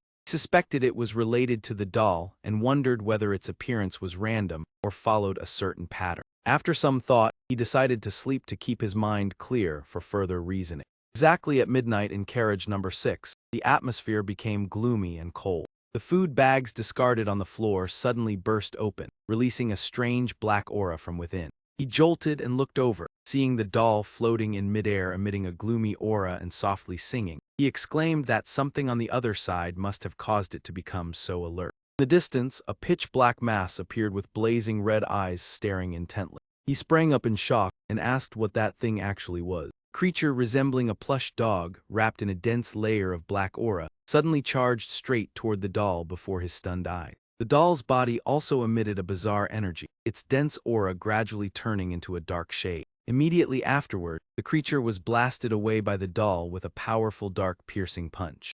Not understanding what was happening, he could only stretch out his hand and stammer at the chaotic scene. Viewers outside left comments saying that the black shadow looked extremely dangerous, wondering whether the doll could achieve victory. Suzayo stepped out of the room, looked toward the clash between the doll and the black aura, and worriedly concluded that the battle was extremely intense. Another comment appeared. It seemed the creature had fled. The doll looked quite exhausted, but not losing was already fortunate since next time it would likely not dare to attack Suzayo again. He hugged the doll into his arms, recalling the image of that creature and wondering what it was that seemed so familiar, while the audience called to switch attention to other contestants facing similar situations. The contestant of Bat was also attacked by a black aura that appeared while he was sleeping. He turned to face it and asked in astonishment what the thing before him was. The plush dog bared its sharp fangs and lunged forward at astonishing speed. It was unclear what happened inside, but afterward a stream of black aura escaped outside. A large notification panel appeared. The contestants of 3 nations, Bat, Kim Kwok, and Lao, had been devoured by the bizarre. The bizarre world began its countdown, causing the comment section to erupt in discussion. A viewer analyzed that those who were devoured were all contestants who had accepted food from the mysterious vendor pushing the cart. Another added that the snacks had attracted the bizarre plush dog, and the chewing sounds in the darkness earlier were the clue. Only Suzayo had not encountered danger. The first night passed turbulently. On the second day, Suzayo sat by the bed in thought and decided to re-examine the scene to search for clues. He held the rulebook that had been bitten and torn, deducing that the creature from last night had only targeted his snacks. After considering it, he stood up with a smile and decided to find the cart vendor again to obtain more food as bait. The audience noticed Suzayo's smile and believed he had a plan, then shifted to watch the contestant Fa Wooly, who was encountering trouble. Fa Wooly panicked as he searched for the missing rulebook, remembering that Rule 9 forbade passengers from reading it, otherwise they had to be dealt with immediately. Unable to find it, he desperately clutched his head and lamented that this time he was truly finished, while the audience reassured that there was still a chance. One viewer confirmed that Rule 9 was correct, because when passengers knew the rules, the contestant's weakness would be exposed. Another comment suggested that if passengers exploited the rules to harm him, it would be extremely dangerous, and indeed a girl in the adjacent carriage was reading the rulebook with a suspicious smile. Meanwhile, as Suzayo walked, he remarked that it was already lunchtime. He stood before the connecting door between the train carriages and waited. He excitedly wondered what dish would be served for lunch today. Not long after, a hand pushing a food cart appeared along with the figure of the deceased Enhayat Batlak contestant, who introduced himself as the service staff of Carriage 7, astonishing the audience. Some people were worried because Suzayo did not know the other party was dead and feared he would fall into a trap while he silently observed. Recalling rules 6 and 7 in the book, he recognized the contradiction between each carriage having only one staff member and the idea of staff from other carriages visiting. Enhat Batlak smiled and invited him to enjoy the specialty stew of his carriage. Suzayo responded cheerfully in agreement, yet inwardly he was secretly calculating how to deal with the situation. Thanks to the doll's earlier assistance, the audience continuously sent praise and believed it had defeated the bizarre creature. The doll, with its body covered in traces of battle, still wore a cheerful smile, making viewers adore it even more. Numerous comments expressed fervent admiration for the doll, some even declaring their willingness to do anything for it. Suzayo's gaze became serious as he recalled the earlier scene. He remembered how a person had twisted off his own head and believed that only he had witnessed the disappearance of the bizarre creature. In the long corridor, he pondered that the bizarre could exist in many forms such as dolls, pets, wind, or mist, and that if the source were found, it could be completely eradicated. A few dozen minutes earlier, a blonde girl had pushed a cart to stand before him. In the recollection, he frankly stated that he was merely toying with the other party. Immediately afterward, Enhat Batlak began to emit a bizarre black smoke. The black smoke quickly engulfed the room, causing the surveillance screen to become distorted. Viewers outside sighed as the signal was interrupted again. Another person remarked that it was fortunate Suzayo quickly realized the other party was not human and handled the situation calmly. The screen then displayed a notification that the contestant of Ba La Kwak, along with 4 other nations, had been devoured by the bazaar, and the countdown had begun. The audience wondered why Ba La Kwak was eliminated so quickly, and it was explained that their contestant had believed the bazaar and accepted eating the stew in exchange for a survival hint. Returning to the present, Suzayo simply smiled in thanks and said he would eat later. Enhat Batlak continued to urge him to eat while it was hot, but he firmly refused, saying he preferred to save the delicious dish for last. After speaking, he turned and left, while the other party stood motionless. His entire body was gradually enveloped by a bizarre aura. His voice became cold as he demanded that Suzayo must eat. He repeated the command with a more urgent tone. Suddenly he spun his head around and roared, asking why Suzayo would not eat, terrifying the audience. Before the horrifying scene, Suzayo remained calm and indifferently stated that there was no need to pretend anymore since everything had been exposed. He smiled with calculation and said he would immediately offer help. With a cheerful expression, he caught the other party off guard, while the other impatiently urged him to act quickly. Suzayo pretended to agree to help but claimed that his leg was injured and he could not move. The other party offered to support him, but Suzayo refused, saying that any strong movement would cause his old injury to relapse. His patience gradually ran out. He angrily shouted that Suzayo was toying with him and had no intention of helping. Afterward, he left to find someone else, his face dark with displeasure.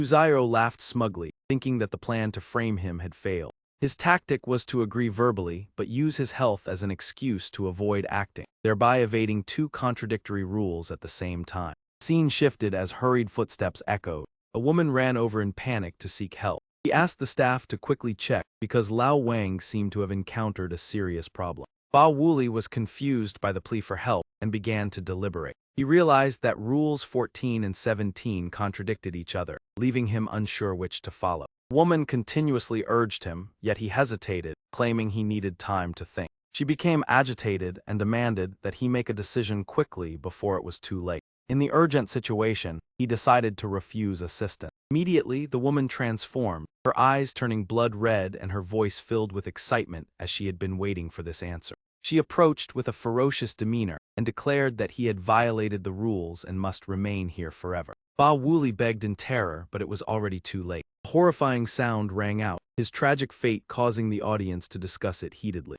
A notification confirmed that the contestant Fa Wuli of Phao Tai Kwok had been devoured by the bazaar, and the countdown continued. The scene shifted to Su Xiao pretending to sleep. Suddenly, strange sounds like gnawing echoed beside his ear. He sprang to his feet, sweeping the flashlight around, excitedly saying, "Got you. Let me see what you really are." Viewers were just as anxious, urging him to hurry up and see the face of the one who had been secretly stealing food. When they saw its appearance clearly, everyone was stunned. It turned out to be the stuffed dog in the bathroom, a plush dog toy chewing happily with crumbs of food all around its mouth. The AD system of the substitute god Zilan issued a notification. "Dear contestant, congratulations on initially gaining Hai Jiangjun's recognition. Continue feeding Hai Jiangjun to increase favorability. When it reaches a high level, it will be absolutely loyal and follow you. Before that, you must not take it off the train." The previously innocent stuffed dog now bared its teeth fiercely at Su Xiao. Su Xiao's eyes lit up. He smiled with calculation. As long as he kept feeding it, it would follow him. Su Xiao calculated in his mind and realized that to gather more snacks, he needed to use more cunning tricks. His hands on his hips and a commanding tone, Su Xiao ordered everyone to hand over all snacks within 3 minutes, otherwise he would show no mercy. Hearing the threat, the people around immediately panicked. Some even blurted out curses.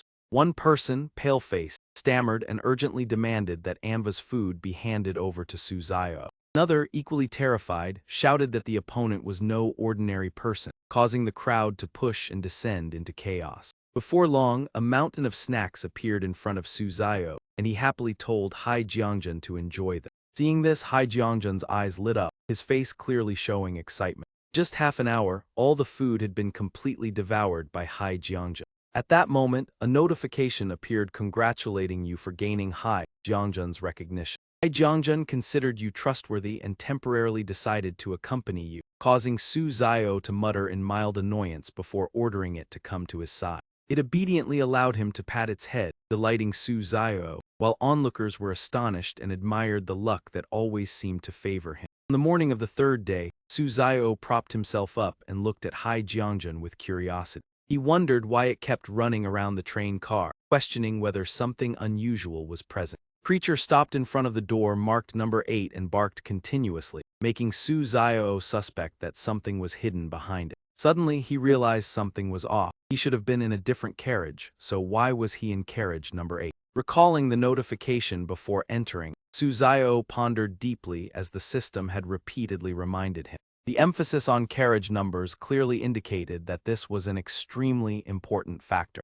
Suddenly, a new notification appeared stating that some changes were occurring in the train carriages. Players had only 2 choices: stay where they were or cross the fog between the carriages to return to their original position, and Su Xiao realized that every rule had its own meaning. Seeing him deep in thought, the audience began discussing the decision enthusiastically, many suggesting he follow Nicola, the contestant with predictive abilities. Elsewhere, Nicola was using hypnosis to extract information and asked which option should be chosen. The controlled person quickly replied that the correct choice was to return to the original carriage. Witnessing this, viewers were delighted and believed the second option was correct. Some spectators hoped the authorities would inform Su Xiao, while others fiercely debated his ability to deduce the answer on his own. Observing the number plate of carriage 8, Su Xiao concluded that remembering the carriage number was emphasized, so returning to the original carriage was the logical choice. He also recalled that leaving a carriage always required passing through the connecting area, so the fog was likely just meant to intimidate. As Su Xiao moved toward the door shrouded in black mist, the audience split into 2 opinions, one side trusting his reasoning ability. Others felt regret that he was not from Kwok, while Hai Jiangjun quickly ran after him. To Cao Kwok, the contestant Givet also relied on his talent path guide to choose the correct route and calmly walked through the fog. In Paris Nation, after receiving information about Su Xiao's decision, the government immediately reminded Pasha, prompting him to also choose to return to the original carriage. Thanks to this, both Givet and Pasha safely passed the challenge. However, the contestant from Dong Dao Kwok, Bayan Enhat Lang, was so frightened that he curled up in a corner and chose to stay, just like some other timid participants. Some other contestants received no guidance, because their national leaders were busy dealing with a previous anomalous event. This left them lacking information and prone to making wrong decisions. Afterwards, the system announced that the decision time had ended, and all those who crossed the fog survived. In contrast, the contestants who stayed were eliminated, causing one player to cry out in horror, unable to believe it. Another notification followed, stating that contestants from 6 nations had been devoured by the eerie world as the countdown began. As the countdown reached 0, a grim scene appeared at Bayan Nhat Lang's location, making him scream in despair. Carriage number 6, those who returned safely chatted, confirming that going back to the original carriage had indeed been the correct decision. However, someone reminded them that everything was not over yet and that they needed to pay attention to rule number 15. This rule stated that during mealtime, the connecting doors between carriages would open, and if passengers not belonging to the carriage were found, they must be asked to leave, causing Su Zio to fall into deep thought. The food cart appeared. He deduced that while crossing the fog, a passenger from another carriage might have slipped in. With about 40 passengers in the rear carriage, if the intruder disguised himself as one of them, identifying him would be extremely difficult. At the Long Kwok conference room, experts discussed a plan for passengers to verify each other in order to identify the imposter. However, an unexpected notification stated that no reminders could be sent to contestants at this time, forcing them to handle the situation on their own. This angered many people, but some believed there was no choice but to trust Su Zio's ability. On his side, Su Zio glanced at Hai Jiangjun as if an idea had just formed. He thought that if it was a strange entity, it might be able to use its special ability. The corner of his lips curled slightly, revealing confidence after finding a solution. Su Zio decided to ask Hai Jiangjun to help track down suspicious passengers. Immediately afterward, Hai Jiangjun moved from person to person, sniffing each one. It raised its head high with a sharp gaze, showing clear vigilance. The creature suddenly barked loudly at a young man, startling him into panic. Without hesitation, it bit tightly onto his leg, causing him intense pain and forcing him to reveal his true form. The man immediately fled, while Su Zio smiled in satisfaction at the result. A notification appeared thanking you for helping protect carriage number 6 and for gaining Hai Jiangjun's trust. Next, the system congratulated you on completing the distant train journey with a 5-star rating, and the main reward was Hai Jiangjun. This creature was extremely loyal but also very gluttonous, and if it did not appear one day, it simply meant it was out searching for food.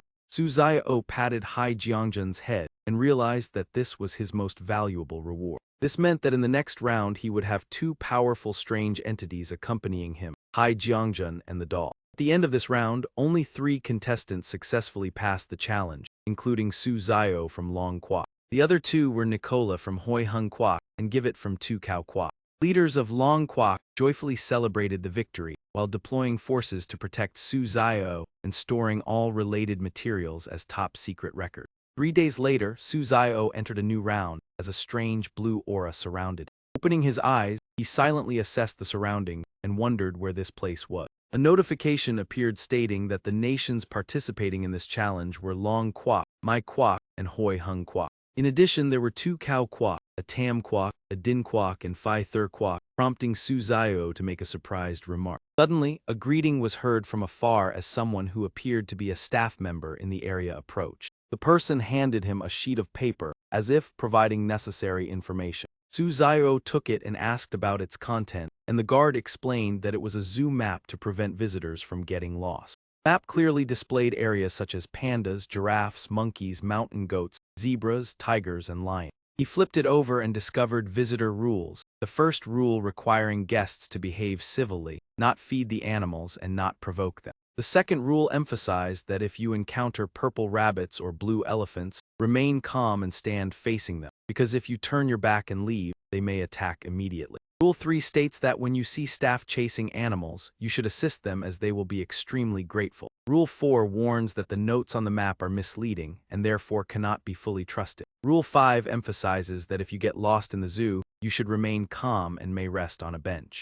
However, if you get lost at night, you must be especially cautious as animals may appear at any time. Rule 6 allows taking food from vending machines, but to avoid nausea you should choose antelope meat. Rule 7 states that you can seek help from staff wearing red or blue uniforms, while those dressed in black must be avoided immediately. Rule 8 confirms that the aquarium is a safe area. while Rule 9 claims that the zoo does not have an aquarium at all. Rule 10 requires always misreading the sentence, "I am a human, not an animal," causing Su Zio to frown at its strangeness, and the viewers also felt a chill when reading this. Only a single reminder caused many people to worry about Su Zio and pray that he would pass through safely. Suddenly, a noise echoed as if something had vanished, and when he turned back, he discovered that the door was no longer there. The surrounding scenery changed instantly, filled with the lively laughter and chatter of visitors happily admiring the animal. Su Zio cautiously observed and thought to himself that these visitors felt rather strange, so he summoned Hai Jiangjun as a precaution. The viewers breathed a sigh of relief upon Hai Jiangjun's appearance, believing that Su Zio now had reliable protection. The scene quickly shifted to the rabbit enclosure within the zoo. Here, a staff member carried a basket and continuously invited visitors to take free carrots to feed the rabbits. When he handed out the carrots and enthusiastically invited them, the viewers immediately became outraged because the first rule had forbidden feeding the animals, believing that this staff member was deliberately trying to endanger the contestants. However, some people excitedly predicted that with his rebellious nature, Su Zio would certainly not hesitate to feed the rabbits. As predicted, he calmly took the carrot and cheerfully called the rabbits to enjoy it without any hesitation. Beside him, Hai Jiangjun let out a low growl that made the rabbits tremble and not dare approach, delighting the viewers and increasing their admiration for Su Zio's ability to possess such a powerful anomalous creature. After observing for a while, Su Zio stood up thoughtfully as he did not see any purple rabbit, causing him to doubt the accuracy of the second rule. He casually tossed the carrot aside and remarked that this challenge did not seem difficult enough, prompting the audience to laugh at his arrogant confidence. Looking at the map, Su Zio decided to continue moving south with Hai Jiangjun to assess the situation. Meanwhile, in another area, Sa Might of A Tam Kwok was happily feeding the rabbits and continuously praising their cuteness. He did not notice that behind him was a rabbit with blazing red eyes and a gloomy aura silently observing him. After finishing feeding, Sa Might braced his knees and stood up, preparing to leave. He gently said goodbye to the rabbits before turning his back.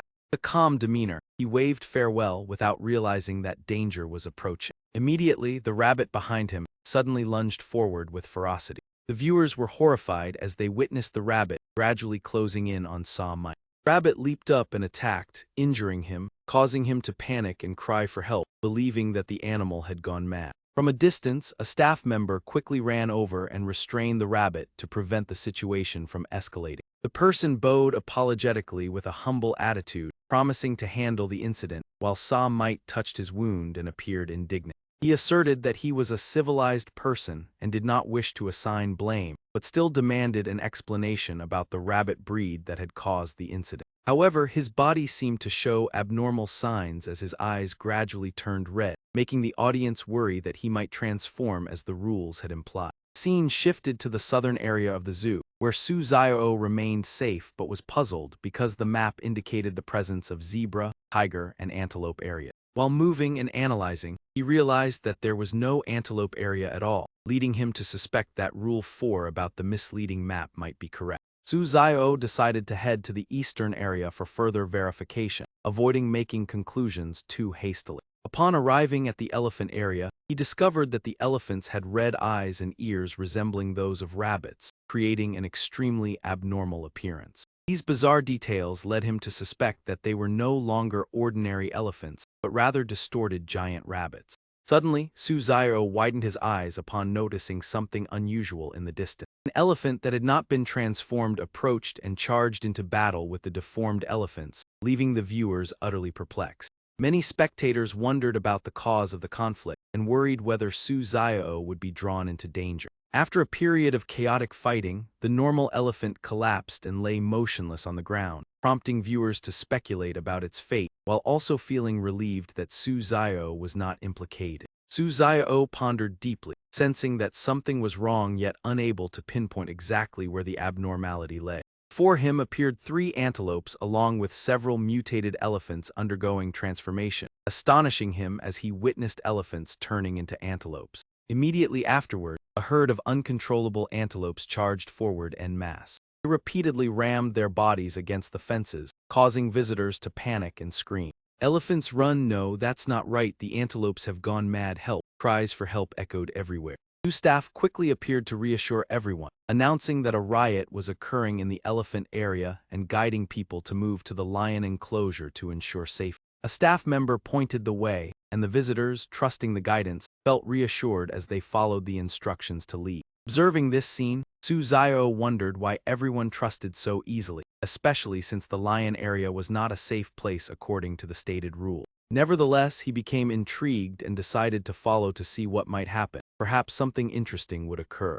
Viewer comments continued to appear, expressing confusion over the abnormalities of both rabbits and elephants, while also questioning whether the aquarium truly existed. The system announced that a contestant from Phi 2 Quack had been devoured by an anomaly. The countdown began, and massive tentacles destroyed everything, causing everyone to flee in panic. Outside, a woman wondered why the contestant had been eliminated, and the man beside her explained that he had been trampled by a rampaging elephant, leading another girl to sigh at the meaningless death. The man concluded that following the staff to the lion area seemed safer, but the girl immediately refuted this, stating that the area was even more dangerous according to Nicola's live broadcast. Elsewhere, a door was tightly locked with a small padlock. Nicola approached in confusion to inspect the situation. He wondered why the door was locked, then suddenly turned his head as if realizing something. Behind him, a ferocious lion was charging toward a weak woman, causing the audience to feel deep sympathy. The viewer consoled others by suggesting that they might have already died and were merely repeating a cycle of reincarnation in this world. Desperate cries for help rang out incessantly as people fled in panic under Nicola's watch. He angrily shouted that they were being turned into food for the lions. Nicola immediately climbed the fence in search of an escape route, and the audience believed this to be the only chance of survival. Meanwhile, Suzayo remained calm as he observed everything. The audience wondered whether Hai Jiangjun could protect Suzayo against the two ferocious lions. Two lions with blazing red eyes charged forward menacingly. He swiftly launched a direct attack toward Suzayo. Immediately, Hai Jiangjun opened his mouth, and powerful tentacles extended to tightly bind the two lions. In just a moment, both were completely subdued and effortlessly devoured by Hai Jiangjun. This scene astonished the audience, who could not understand how such a small creature could so neatly deal with the gigantic lion. Elsewhere, experts concluded that Suzayo was gathering substantial data about the anomalies, and that it should be made public to help humanity escape the oppression of this world. Suddenly, someone slammed a hand down on the table, creating a loud noise. An official angrily admitted that Long Kwok was truly fortunate to possess a genius like Suzayo, while also worrying that his support from two anomalies would make it difficult for other nations to catch up. In the American conference room, all eyes were fixed on Suzayo's image on the large screen during the tense discussion. One person criticized John for wasting an S-rank talent in the previous round, while another emphasized that the current task was to ensure their contestant successfully cleared the instant. Turning to the scene, Suzayo cheerfully praised Hai Jiangjun for the outstanding performance. Afterward, he looked at the man climbing the fence with a puzzled expression. Suzayo immediately ordered the gate to be opened, and Hai Jiangjun quickly used his tentacles to break the door. The gate was easily shattered, astonishing the audience with the small creature's strength, and Suzayo quickly left the area. As he ran, he told himself that the person who had just climbed out did not resemble anyone in the zoo. That man must be hiding something. He was determined to investigate thoroughly. Not long after, Suzayo caught sight of that man, who was sitting blankly on a bench ahead while clutching his head. The man's entire body trembled violently, as if an invisible fear was tightly gripping him. The more Suzayo watched, the stranger it felt. Despair was clearly written on the other party's face. What exactly had happened here? Hiding behind a tree, Suzayo quietly observed the young man who was lowering his head and scribbling something on a piece of paper. About half an hour later, the young man stood up and left, leaving the paper on the bench. Suzayo secretly guessed that he had intentionally left a message behind. He had to check what was written. After making sure the other person had gone far away, Suzayo stepped forward, picked up the paper, and began to read. I know it will be difficult for me to survive and leave this place. This zoo appeared from nowhere and lured us inside. Deciding to come here was the biggest mistake of my life. My best friend and I got separated. I cannot find him. I am lost. This place seems to have no exit at all. This zoo is extremely bizarre. They are creatures that can change form. I witnessed it with my own eyes. The security guard suddenly turned into a mighty elephant and charged toward those creatures to protect us. Sadly, he could not hold on and was transformed by them in the end. Reading this, Suzayo was startled. The guard turned into an elephant, or was it just an ordinary elephant that got agitated and collapsed? The audience also buzzed with discussion. Could the animals in the zoo originally be humans? The thought was chilling. Wait, there were still words at the end of the paper. Continue reading. At the bottom of the page were a few scrawled lines. I know we have all been infected. I am terrified and desperate. It has been more than 3 days since entering this place. I do not know what awaits ahead. If you read these words, please follow the rules. I hope they help you escape. You must quickly find the aquarium because it may truly exist. After reading, he pondered quietly. Perhaps the exit lay in the aquarium, but where exactly was it? The audience offered all kinds of suggestions. Maybe try asking the zoo staff. Others immediately refuted that someone had already tried, and they insisted that this place had no aquarium. In the meeting room of Hung Nation, the leader immediately ordered that this reminder opportunity be used to ensure Nicola obtained that paper. As it could be a crucial clue, the subordinates acted at once. In the meeting room of Two Cow Nation, they also decided to send a reminder urging their contestant to quickly retrieve the paper. Meanwhile, a Tam Nation was in chaos. They angrily blamed Sa Might for missing the reminder at such a critical moment. Now they did not know how to handle the situation. A Din Nation was not slow either, immediately sending repeated signals to remind their contestant to pay attention. Returning to Suzayo, the broadcast speaker suddenly announced that it was 4:30 in the afternoon. Guests wishing to dine should head to the shop ahead to enjoy delicious meat dishes. Please take note. The zoo would close at 6 p.m. If anyone remained after that time, safety could not be guaranteed. Upon hearing this, he hurriedly prepared to leave as time was nearly up. I need to get to the shop quickly. I do not want to stay hungry either. Following the path, Suzayo ran straight toward the eastern area of the mountain goat zone. He suddenly wondered why the mountain goat area was arranged in this particular location. Thinking this, he immediately headed toward the convenience store, and upon seeing it right in front of him, he decided to buy some food first. As soon as he entered, he was warmly greeted by a staff member. Today we are serving 3 portions of mountain goat meat along with complimentary drinks. Please choose as you like. Suzayo politely thanked him. Looking at the meat counter, he thought the mountain goat cuts looked very appetizing. Surely a special dish for visitors. Then he remembered rule number 6 stating that if hungry, one could take food from the vending machine. But the rules also mentioned that if one wished to avoid discomfort, it was better to eat mountain goat meat. After reading this, he smiled thoughtfully. The rules allowed eating this meat and he was not taking it from the machine, so it likely did not violate anything. Having both food and possible protection was a great deal. While choosing, his gaze stopped on a can labeled rabbit blood. He frowned and wondered what kind of drink this was.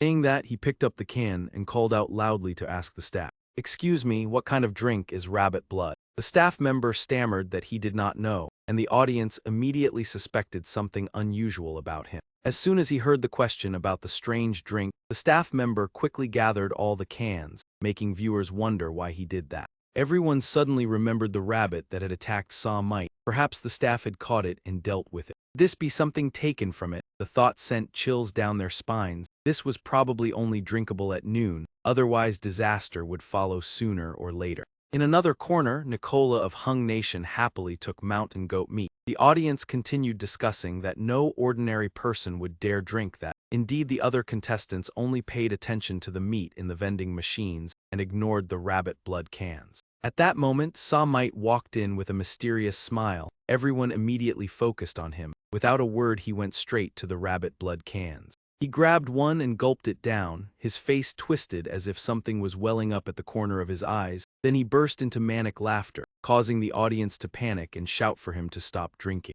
Suddenly the screen distorted, and a notification appeared stating that contestant Sa Might of A Tam Nation had been devoured by a strange creature. The world of anomalies was about to appear. The countdown began at 10:09:876. The audience erupted in complaints about his recklessness endangering everyone. Some even clasped their hands in apology for having laughed earlier. At 10 p.m., Suzayo sat cross-legged on a chair, holding the paper and pondering. He guessed that this zoo was gradually invading human minds and turning them into the same kind as the beasts. The rules reminded them to always affirm that they were human. I am human, not an animal. Perhaps to avoid mental collapse from staying here too long, one must constantly keep a clear mind. After thinking for a while, he put the paper away and sighed regretfully that he still had not found the aquarium after an entire day, and the staff firmly denied its existence. He stood up to prepare to leave. It seemed today would end empty-handed. He might as well return to the shop to rest for now. Tomorrow he would figure out the next step. Late at night, just as Suzayo dozed off, a strange noise suddenly sounded outside.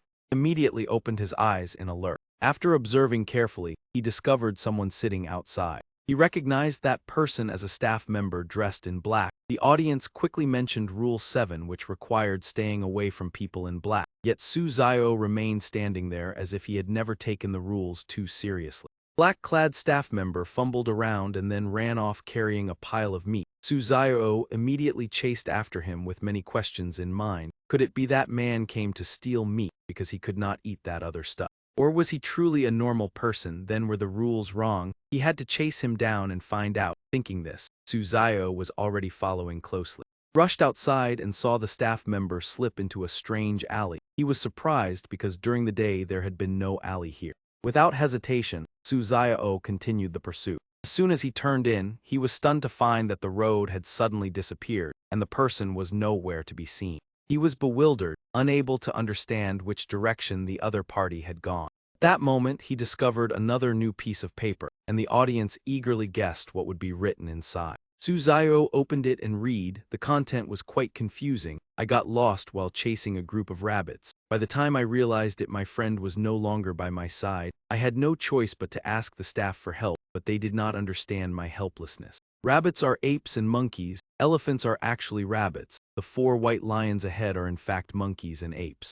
5th white lion is a mountain goat. During the day, the zoo protects normal people. At night, the aquarium shelters those with mild infection. Always believe you are human. After reading, Suzayo thought that the writer was likely the friend of the previous visitor. But if he was a visitor, why was he wearing a staff uniform? Or perhaps he had changed in the aquarium. That place seemed safe and could possibly be the exit. Suzayo boldly speculated that the disappearing path just now was the route leading to the aquarium. He received news that Thomas from the United States had also found the paper, causing many to wonder how he obtained it. Some guessed it was due to a talent ability, but in fact it was thanks to a reminder sent by the American leadership. A few people showed disdain, believing he merely followed Suzayo's footsteps. Thomas was the contestant representing the United States. Suddenly, a notification announced the elimination of 6 contestants in succession, including those from 2 Cow Nation and a Din Nation, leaving everyone stunned. The announcement stated that contestants from 6 nations had been devoured by strange creatures, and the world of anomalies was about to arrive. The countdown began from 10.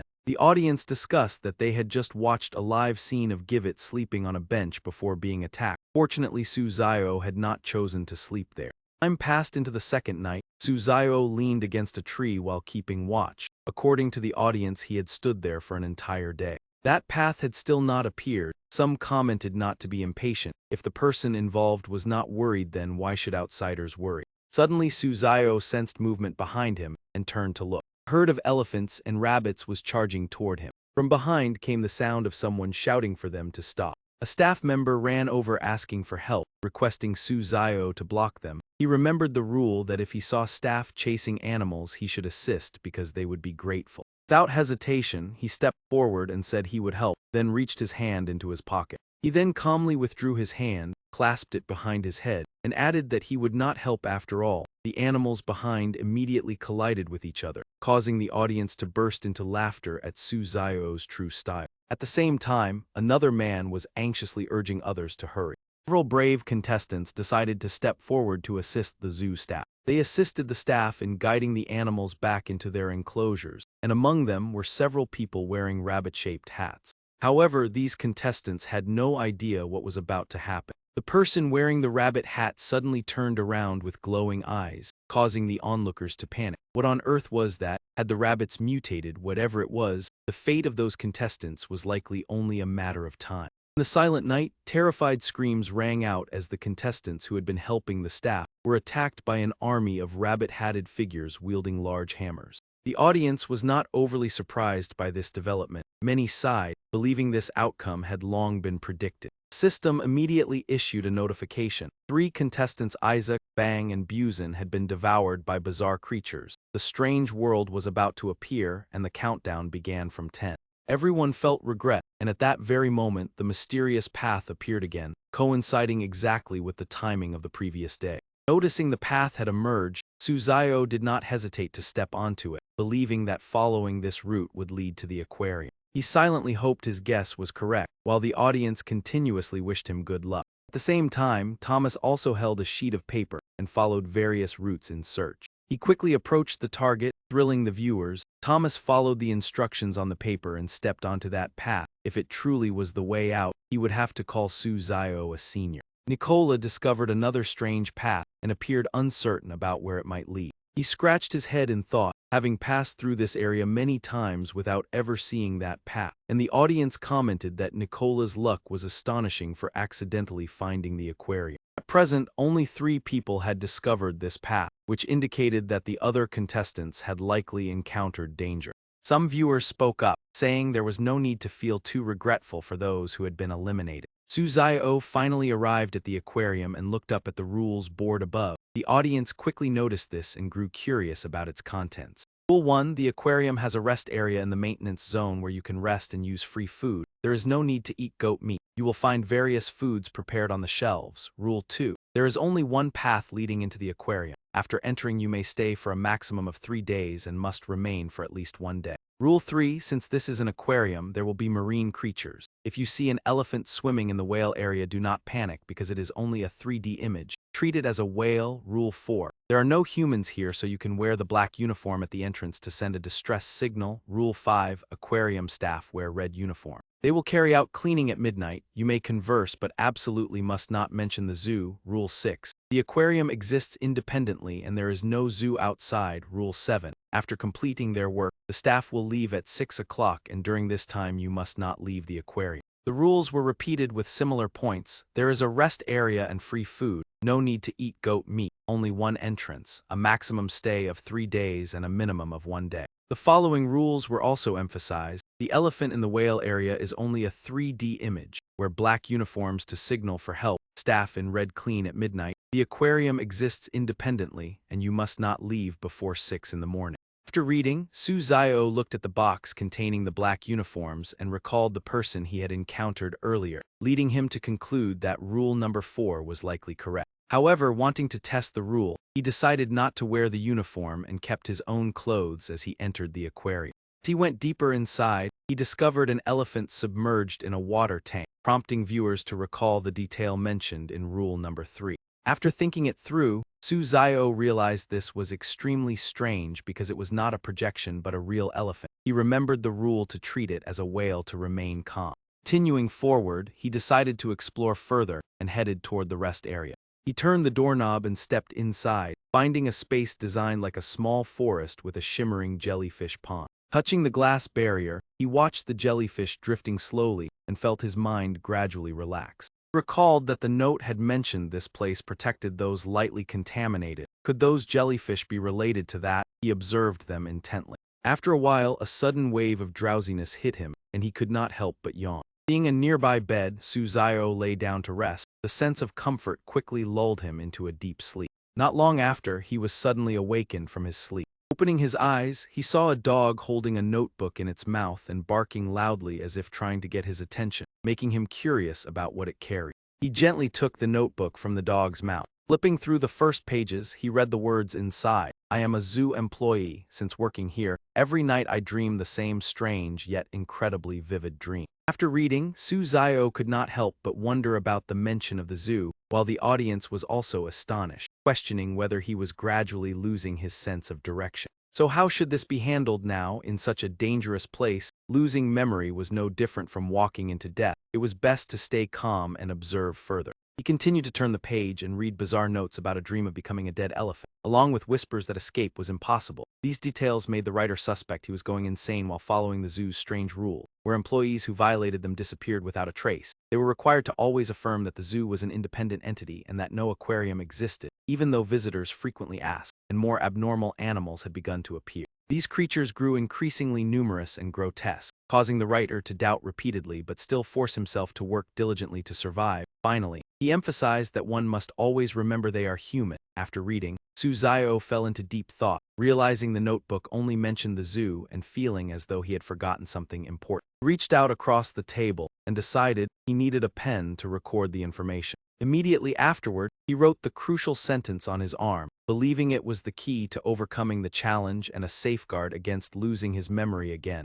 earning the audience's admiration for his caution. People in the comments kept urging him to check if the notebook contained anything else, and Suzairo quickly flipped to the next page. The new content began by congratulating the reader for finding the aquarium and the notebook, emphasizing that the writer's identity was unimportant, but the information that followed must be carefully remembered. The writer advised recording this information in the most visible place, stating that the jellyfish in the rest area could heal those lightly contaminated, but would also cause partial memory loss. Furthermore, the zoo appeared only at certain times, and the path leading to it existed for a very short duration. Even if you might forget the existence of the zoo, finding the aquarium alone was enough to escape this place. The following information was directly related to survival, so Suzayo reminded himself to stay alert and absolutely not fall asleep, not even for a moment. The writer also warned that the milk in the room could make you drowsy, but no matter what, you must maintain alertness as this was the key factor for survival.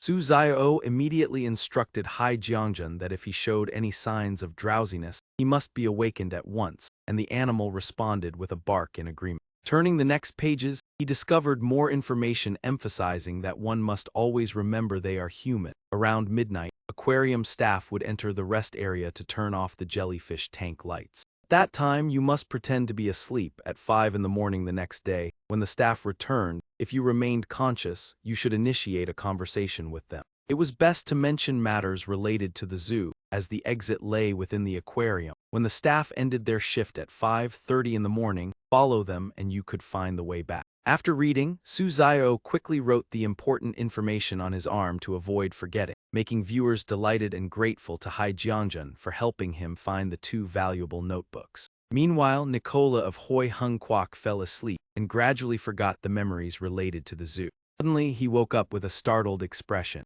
He quickly reached for the notebook on the table and exclaimed in astonishment. Once again, luck smiled upon Nicola, as he accidentally found the notebook containing information on how to escape this place. However, he merely put the notebook away without recording the important contents, sparking intense debate among the audience. Some people from Dongdao Kwok and Phao Tai Kwok warned that this carelessness could cause Nicola to pay a heavy price in the future. The scene shifted to Thomas of My Kwok, who was intently reading the notebook he had just found, making the audience curious whether it contained clues for escape. The content stated that the writer was an aquarium employee working the night shift from midnight to 5:30 in the morning. This person emphasized that the rules must be followed because the aquarium was an independent entity and no zoo existed, and recounted witnessing an elephant drown in the whale tank. Although visitors frequently asked about the zoo, he had to deny its existence, as the jellyfish here would gradually make them forget related memories. Once a visitor discovered this place and asked about the zoo, but after being denied, the person quickly lost interest. When the staff carried out the task of turning off the jellyfish tank lights, everything seemed normal.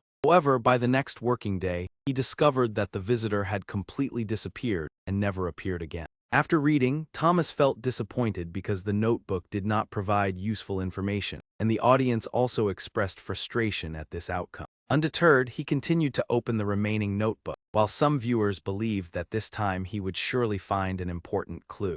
The content stated that the writer was the zoo manager who had discovered many abnormalities such as visitors and staff constantly disappearing, along with strange sounds from the rabbit area at night. He realized he was trapped here and warned that no one could easily escape, emphasizing 3 crucial points. Do not investigate the nature of this force. Do not be assimilated, and always remember that you are human. After reading, Thomas grew even more frustrated because the notebook still did not indicate how to escape, causing the audience to mock his luck. Nevertheless, he did not give up and decided to use his A-level talent called the Thief, which allowed him to gather useful information from other contestants. Thomas immediately tore off a blank sheet of paper to prepare to activate his ability, then performed a ritual with 2 fingers and chose Su Zio of Long Kwok as his target. Immediately, mysterious lines of text began to appear on the sheet of paper.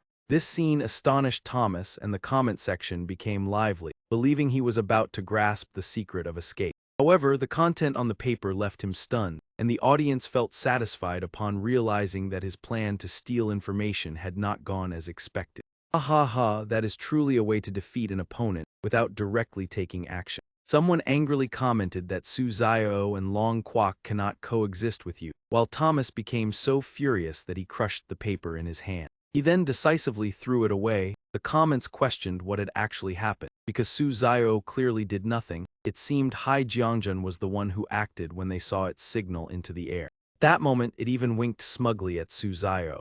Viewers excitedly discussed that this general could neutralize Thomas's talent, truly formidable. And not only that, his appearance was also incredibly imposing. My goodness, I also wish I had such an amazing pet.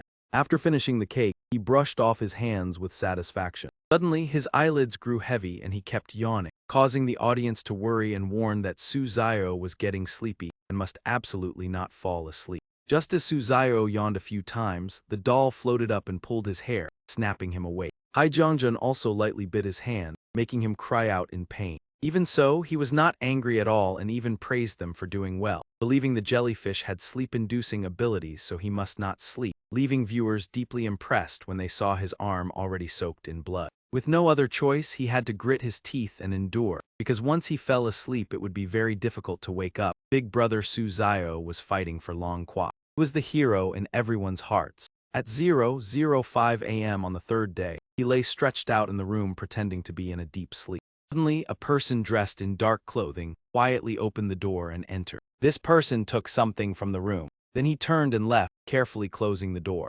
Immediately, Suzairo opened his eye. He sat up and thought that according to the notes in the handbook, staff would not enter the rest room before 5 a.m., so as long as he stayed awake until 5:30 and waited for them to return, he could leave this place. Switching to Nicola's side, he was frantically shouting for the notebook, making the audience both worried and curious, knowing he was also pretending to sleep but seemed to have encountered a problem. Ha ha ha, he surely could not have expected that the staff member earlier thought the notebook was just scrap paper and casually threw it away.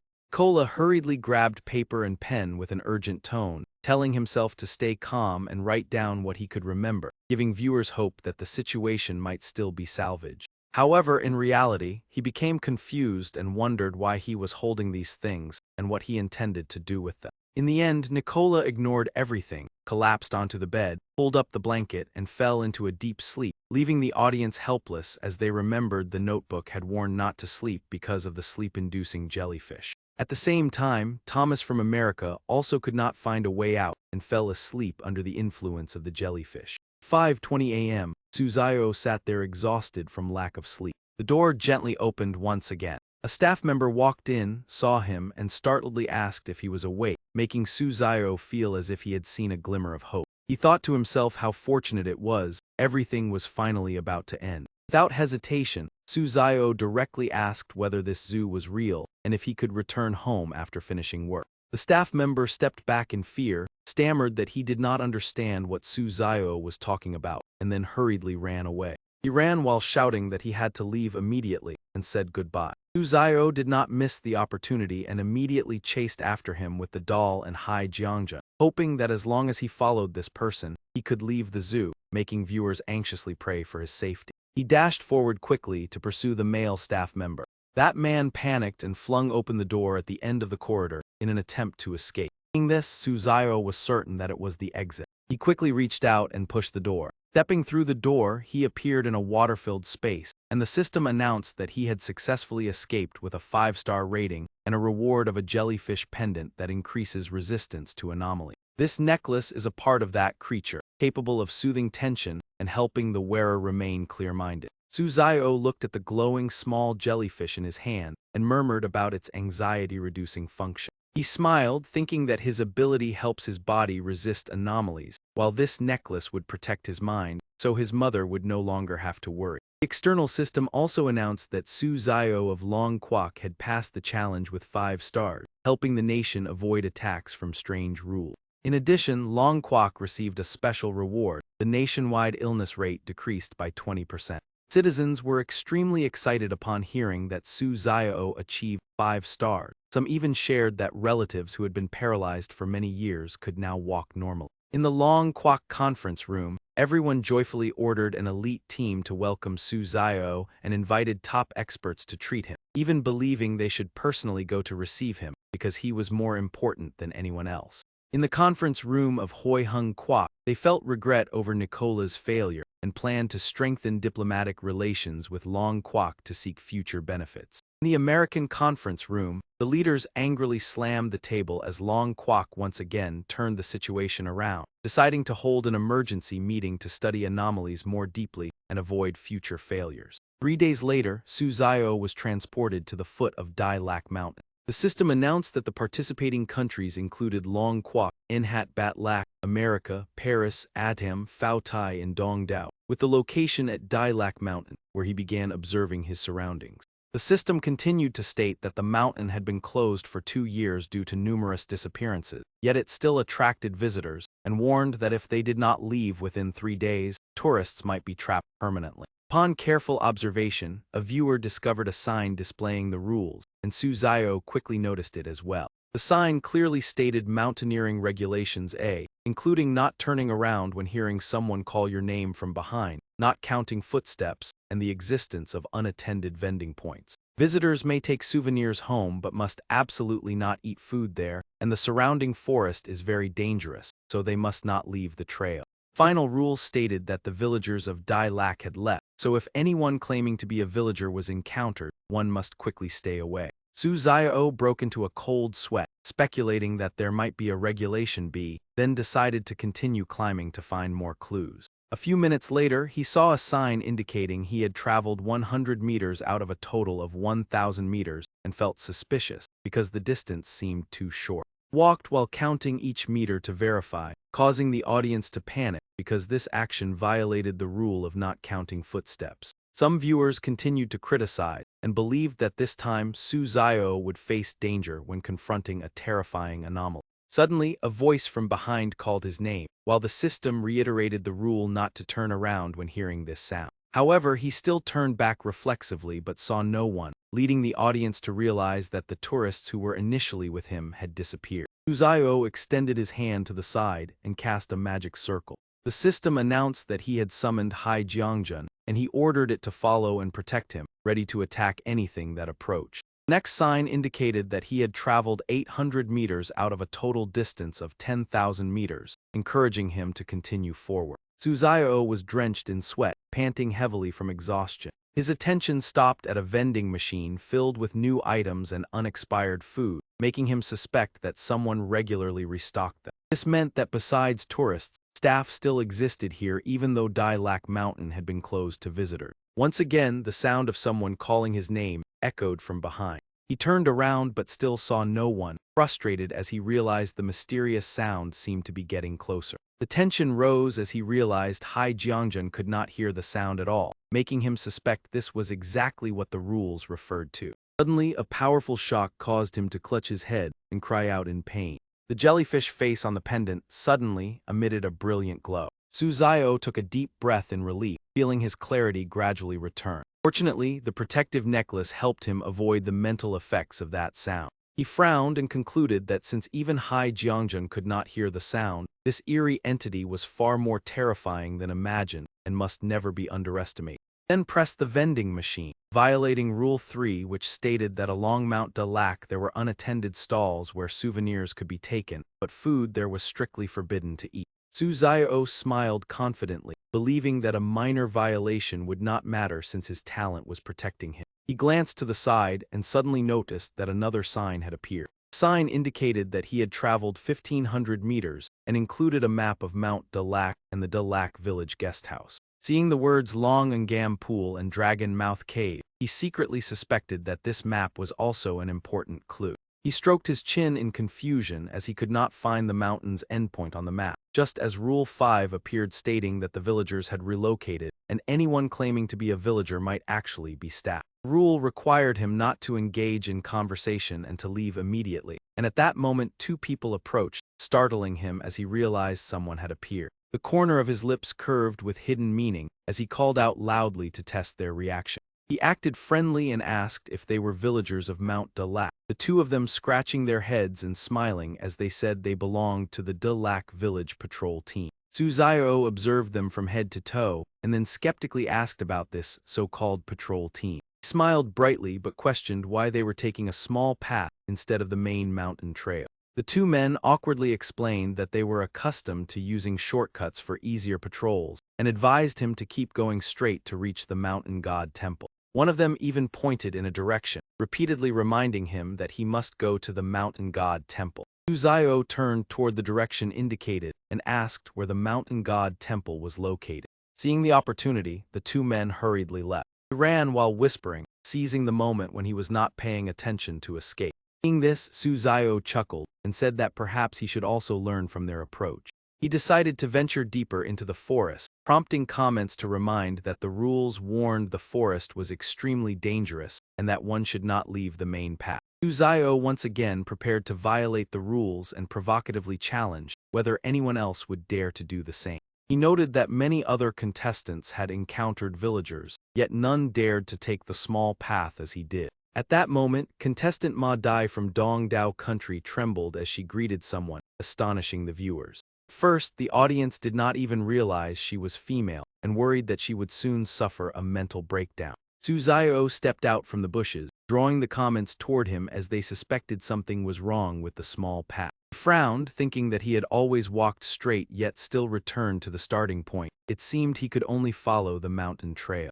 After walking a bit further, he discovered a new rule, Rule 6, stating that the management had never set up any unattended vending stall. Rule 7 required leaving immediately upon seeing a pavilion. Rule 8 stated that if a strange sound was heard, one should go to Long and Gam Pool to wash their face but must not drink the water. Rule 9 said that Dragon Mouth Cave was a place where staff could provide assistance, and Rule 10 emphasized that no one should be trusted. Comments discussed the strangeness of Rule 10 and shifted to the situation of a contestant from Phao Tai country who was clutching his head and screaming due to the sound's influence. Bog Yueshuang screamed in agony for them to stop talking, causing the higher-ups of his country to panic. The meeting room of Phao Tai country realized they did not possess a protective necklace like Suzayo, making their reminders futile. Bog Yueshuang stammered as if completely disoriented. He panicked, running away while shouting that he wanted to leave this place. Comments mocked that his train of thought was truly unusual. Some believed that such thinking was not entirely wrong, and that it might even succeed in attracting a large number of viewers. The rising level of attention made many curious whether he could surpass Suzayo. Half an hour later he was still running without seeing any signs, leading the audience to joke that it was as if he were running in place. The meeting room of Phao Tai country announced in disappointment that their citizens should prepare themselves as the strange rule phenomenon was about to descend. Meanwhile, Suzayo had arrived at a pavilion marked with a 3,000-meter sign. He did not hesitate to step inside despite Rule 7, requiring immediate departure upon seeing a pavilion. Not only did he enter, he also sat down on a bench inside the pavilion. He discovered that there were 2 sheets of paper placed there. The first sheet was a personal account from a member of the De Lac Village Patrol team describing the regulation of not contacting tourists and guiding them to the mountain god temple. Content also mentioned that the communal cafeteria always had 1 extra dish that no one was allowed to touch, and that the water of Long and Gam Pool could be drunk, along with information that the mountain god temple no longer existed. The other sheet warned to leave De Lac, that the guest house had disappeared, and not to trust anyone. Suzayo pondered that the 2 locations, the guest house and the mountain god temple, might be the keys to clearing the challenge. Many contestants from other countries also gradually found 2 similar sheets of paper. They all entered the pavilion and obtained this important information. Only Ma Dai, due to her mental disturbance, bypassed the pavilion, leaving the audience feeling regretful. Suzayo continued on to Long and Gam Pool, where there was a sign prohibiting drinking the water. Beside it, a man was scooping water. Suzayo asked to borrow the water bottle, but the man refused in fear. He then continued to violate Rule 8 regarding going to Long and Gam Pool after hearing a strange sound. Despite the warning sign forbidding drinking the water, he smiled slyly, thinking that perhaps this rule was incorrect. He snatched the water bottle, leaving the man astonished. Then he drank it in one gulp, causing the comments to burst into laughter at his recklessness. After finishing, he returned the bottle and thanked the man with a refreshed expression. The man stammered, pointing at him without being able to speak. He could only stare blankly at Suzao's departing figure. The comments enthusiastically praised his actions as decisive and skillful. Some worried whether the water was safe, but also noticed that his mind seemed clearer. Most other contestants did not dare to drink the water. Only a few who were sufficiently lucid attempted it. At this moment, Ma Dai's eyes were wide with panic. He ran while screaming for others to stay away from her. The meeting room of Dong Dao Country urgently sent a reminder telling her to drink water to remain lucid. However, Ma Dai did not manage to read it and continued screaming in panic. The system announced that Ma Dai had been devoured by a strange entity and began the countdown. The audience felt regretful, as she was the first person to be eliminated from Mount De Lac. Many blamed the higher-ups, believing that if the reminder had been sent earlier, she might have been saved. At this moment, Su Zio passed a 6,000-meter sign out of the total 10,000-meter mountain trail. He wiped the sweat from his brow and asked Hai Jianjun how things were going. Suddenly, he noticed an unusual detail and came to an abrupt halt. Before Su Zio stood a house with a sign reading Dai Lac Guest House. The crowd could not stop discussing its strange existence, surrounded only by thick black mist, making it clear that this place was far from ordinary. Sweet, alluring calls seemed to invite him in, causing Su Zio to gradually lose his clarity as his steps were unconsciously drawn closer. The jellyfish-shaped pendant suddenly shone brightly, allowing him to regain his awareness just in time. Bent over, gasping for breath with beads of sweat forming, thinking only that Dai Lac Guest House was truly mysterious, and without that pendant he might have walked straight inside. The comment section instantly became lively as everyone wondered what would happen if a contestant entered. Enter, what a joke, no ordinary person would foolishly walk in, yet there are always reckless individuals like that. At this moment, Cloud from Paris had already begun to enter. In the Paris meeting room, everyone shouted in panic, requesting the use of the reminder privilege and urging Cloud to leave immediately. Despite the flood of warnings from the audience, he seemed immersed in an illusion, and the advice to stay away from Dai Lac Guest House had no effect against its unpredictable allure. Weren't they told not to look back? Autin and Ireland did not turn back and thus escaped the pull of the guest house. Only our Suzio was unique, turning back yet remaining safe. Cloud suddenly regained clarity, looking down at his hand in confusion, wondering when an extra piece of paper had appeared. The paper clearly stated that if one accidentally entered Dai Lac Guest House and wished to leave, they must follow the plan. When encountering staff from other departments, they must claim to be from the security team. This was extremely important. The mission was to investigate the situation inside without revealing one's true identity. Cloud was startled, wondering if he had to act as a spy. The audience also discussed intensely. According to the paper, he must deliver intelligence to the mountain god temple, where someone was likely waiting. If that was the case, then in this round Autin might cooperate with Suzio. That sounded reasonable, continuing to watch. The final part of the paper stated that placing the intelligence before the statue at the mountain god temple would grant a blessing. Otherwise it would attract attention. Inside the guest house it was temporarily safe, but outside one must be extremely cautious. Before completing the mission one must never attempt to escape, as no matter where one ran they would return here and most importantly, trust no one.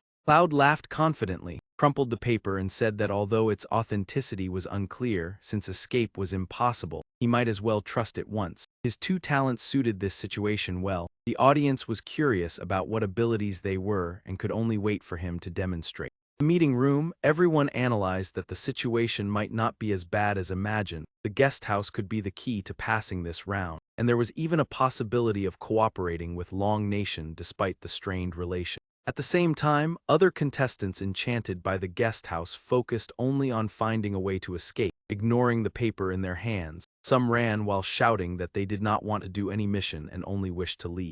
However, within the range of the guest house, the moment they intended to flee, hidden staff took notice.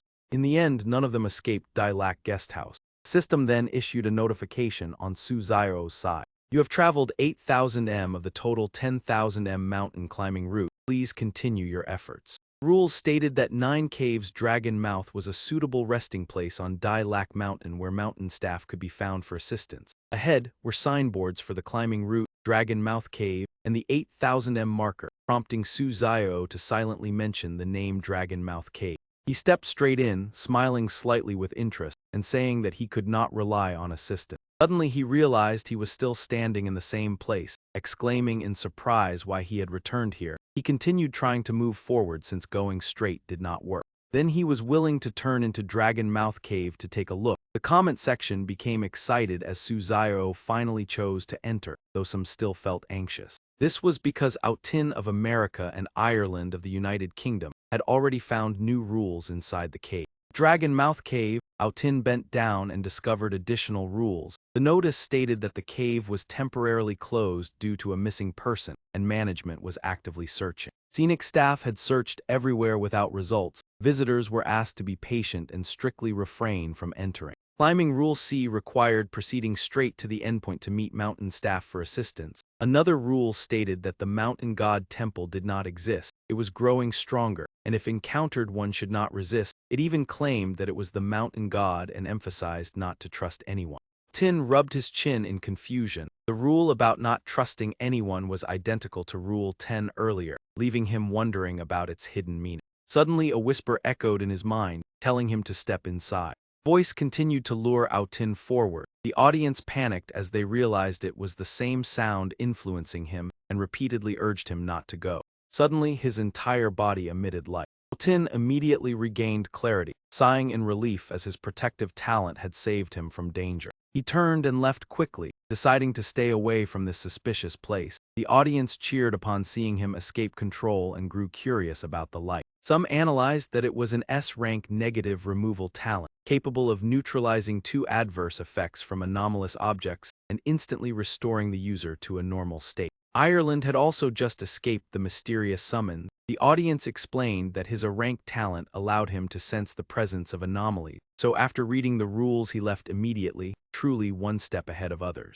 At the same time, Suzayo also heard the echoing call in his mind, urging him to enter. With the jellyfish pendant, he was almost immune to its influence. Instead, he excitedly ordered Hai Jiangjun to move ahead and lead the way inside for inspection. The audience worried and silently prayed for him, wondering if Suzayo intended to confront it directly, which seemed extremely risky. Hai Jiangjun's mouth extended tentacles that sent chills through the viewer. Those tentacles quickly wrapped tightly around a nearby tree, then uprooted it from the ground. After that, it hurled the tree straight into the cave.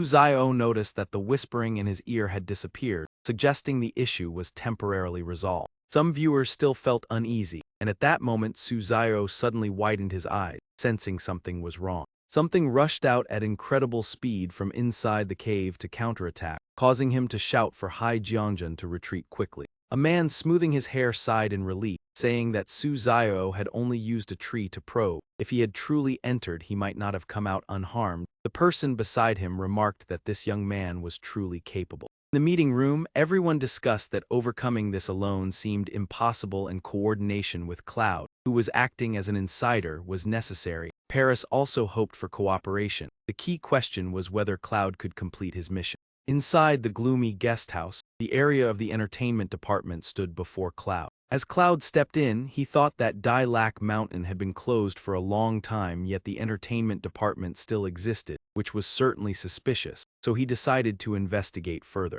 Inside stood a man and a woman in strange postures, their eyes glowing red with a terrifying intensity. Cloud scratched his head and greeted them with a smile, introducing himself as a new member of the security team. The audience felt tense for him and hoped he would remain safe and assist Suzayo. He activated his A-rank acting talent, allowing him to fully immerse in his role and make others completely trust his words and actions. The man in the room immediately changed his attitude, warmly welcoming him and inviting him to sit. Cloud smiled in response, and the audience finally breathed a sigh of relief. With this talent, gathering information would be much easier. Everyone hoped he would soon deliver the news to the Mountain God Temple. On the second day at the 9,200 m mark, before Suzayo were signs pointing to the climbing endpoint, the Mountain God Temple, and Dilac Guest House at 9,000 m. He contemplated the contradictions between the rules and sought a direction that suited his protective talent. In the end, he decisively chose the direction of the Mountain God Temple. Not long after, Autin and Ireland also made their respective decisions. Ireland chose to head toward the endpoint of the climbing route, while Autin moved toward the Mountain God Temple. A few minutes later, Ireland was delighted to see the 9,600 m marker. Thrilled that only 400 m remained, and believing that the mountain staff would save him. However, as he approached, he instead saw a sign marked 1000 M. Ireland's eyes widened in astonishment. Because before him stood the desolate and cold mountain god temple, he cried out in panic, asking why this place had appeared. He clutched his head and shouted that this was not the endpoint, questioning why there were no mountain staff as promised. Collapsing in despair, he heard a whisper telling him to turn back. Trembling as he turned around, he stammered that it had arrived. What followed was a piercing scream that echoed through the surrounding. The comment section erupted, everyone horrified that Ireland had encountered danger and unsure what it was. They suggested switching the focus to Suzayo. If Ireland's side was the mountain god temple, then Suzayo's location remained unclear. Upon arriving, he panted heavily and remarked that building a temple at such a height was truly no easy task. For even people who can fly, that sounds truly unbelievable. He called out, "Let's go Hai Jiangjun. Let's go inside and see what that mountain god temple really looks like." As soon as he pushed the door open and looked inside, he was astonished to realize that the mountain god the villagers spoke of was actually a human. He raised his head to observe and noticed that something seemed to be carved on the pillar, so he stepped closer to take a careful look. The inscription stated that it lured innocent people into Dai Lak Mountain and caused them to lose their way. Those who were bewitched would hallucinate that someone was following behind them and would unconsciously walk deeper into the mountain along a mysterious path, most ultimately disappearing into the wilderness and becoming its servants. Only a few people with strong willpower managed to escape its influence and remain clear-minded. Many years ago, a mysterious figure came to Dai Lak Mountain with the ability to prevent the distortion of perception. Under his guidance, the villagers' ancestors defeated it, but that mysterious person also fell into a long slumber because of it. To commemorate that achievement, the ancestors honored him as the mountain god and built a temple to worship him for generations. After reading it, Suzayo said, "It seems that mysterious person is the mountain god. He fell into deep sleep so it had the chance to return. In that case, as long as the mountain god is awakened, it can be suppressed. But how can he be awakened?" Suddenly, he noticed a piece of paper lying on the ground. Bent down to pick it up and thought to himself, Dai Lak Guest House, is this paper hinting that I should go there?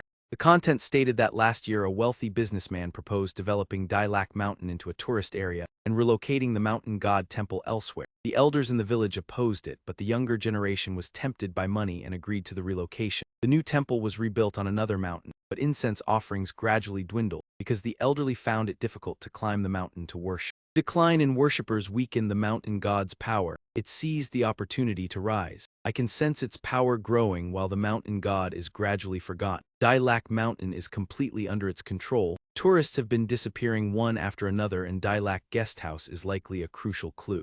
At the same time, Aotin angrily crumpled the paper and threw it away, cursing inwardly. Could it be that Dai Lak Guest House is the final destination? Left in frustration, it seemed there was no choice but to return to Dai Lak Guest House. As he walked away, something seemed to be hovering behind him. The comments continuously warned, "Oh no, it has appeared again. Going to Dai Lak Guest House might be a mistake. Big brother Suzayo, do not go." On Suzayo's side, the chat flooded with messages. "What are you planning to do? I am starting to feel uneasy. Are you really preparing to go to Dai Lak Guest House?" Some even stirred excitement. "A good show is about to begin. Hurry and walk into the trap. I have been waiting for Long Country to be invaded by the strange rule for a long time." Contrary to expectations, he laughed loudly and threw the paper away. "You want to use this paper to trick me? Keep dreaming. I will not go to Dai Lak Guest House." Viewers rejoiced. As expected, Big Brother Suzayo always knows how to provoke those from Tai Kingdom and East Island Country. Switching to Cloud's side, someone reported, "Look, Cloud is holding the paper and running straight into the mountain god temple.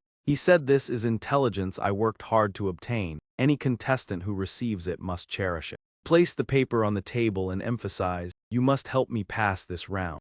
Immediately after, the paper dissolved into a dazzling golden light. Seeing this, Cloud smiled faintly. On Suzayo's side, a similar golden light suddenly appeared as well. The viewers cheered. It succeeded. Cloud has sent the intelligence to the mountain god temple. The golden light is the protection he received. So what will Suzayo do next to obtain the paper? So it has been transferred. Great. Now we wait for Suzayo to read it. When he discovered it, he was surprised. Another piece of paper. Someone reminded, "Long Country, do not celebrate too soon." Suzayo did not believe the previous one, so he might not believe this one either. But as soon as he picked it up, the system notified that this was the real intelligence from the guest house. Using it could clear the stage. Viewers mocked, "Hahaha, East Island Country, how do you feel? We still managed to warn in time. Does it hurt to slap yourselves so quickly? The person replied angrily, how infuriating. Why did the higher-ups of Long Country send it so promptly while our superiors are so incompetent? After examining it carefully, Suzayo said, it turns out the staff of Dilac Guest House are all its minions. Their lives are the source that nourishes it. To eliminate it, not only must the mountain god be awakened, but those staff members must also be dealt with.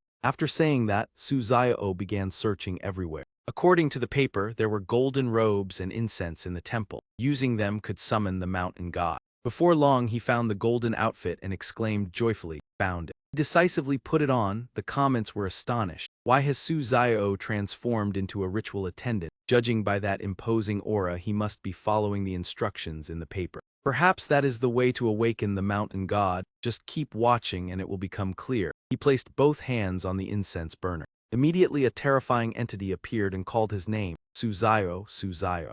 Comments panicked. Oh no, it has come for Suzayo. Could it be afraid that the mountain god will be summoned, so it came to stop him? Someone urgently reminded, Big Brother, do not turn around. Absolutely do not look at it. If you see its form, you will be dragged away. Yet he still turned back. The entity whispered, Suzayo, come and submit to me, become my servant. The chat screamed in fear, help, it is too terrifying, please protect us. Please let the comments shield us, I do not dare to keep watching. Dark aura wrapped around his legs, causing him to step back uncomfortably. He thought to himself that an invisible force was trying to control him. The jellyfish pendant suddenly glowed. The comments sighed in relief. Thankfully, it is still protecting him. Suzayo almost encountered danger. Just looking directly at it already disrupts the mind. Defeating it is unimaginably difficult. He was enveloped in a blue halo. Viewers wondered where the mountain god was. All the steps had been completed, so why had he not appeared? Perhaps the legend was just a story. The entity roared, how can a mere human resist me?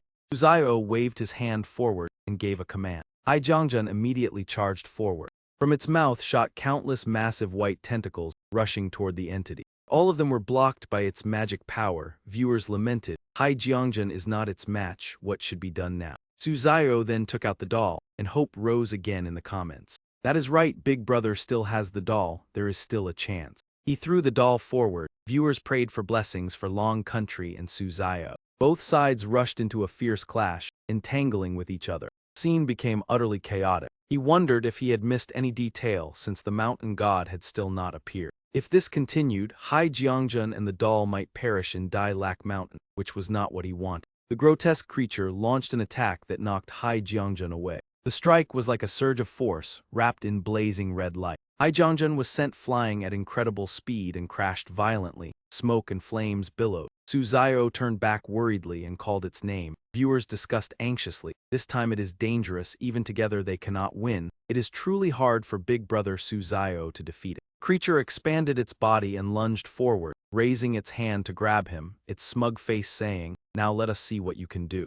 He understood that there was no choice left but to fight. He looked straight ahead in defiance. Come then, I will face you, the chat displayed. I do not dare to watch anymore. I cannot accept Big Brother Suzayo getting hurt, while some laughed maliciously. We have finally waited for this day. Bring him down, monster. Today we must open champagne to celebrate. The end of Long Country has arrived. Suddenly many golden chains appeared and shot forward. They tightly bound the creature in front of Suzayo, preventing it from attacking while he stood stunned. Dark energy still surrounded it. It turned its head and muttered, you have actually awakened. Suzayo was bewildered and did not understand what was happening. The mountain god manifested and spoke. With me here you will not be allowed to wreak havoc. Viewers rejoiced. The mountain god has finally appeared. Turned out the golden chains belonged to him. His entire body radiated spiritual power. The creature flew up to attack, but he countered with the golden chains. Suzayo stood below watching them and thought, I did not make any mistakes in the steps. The mountain god simply needed time to recover.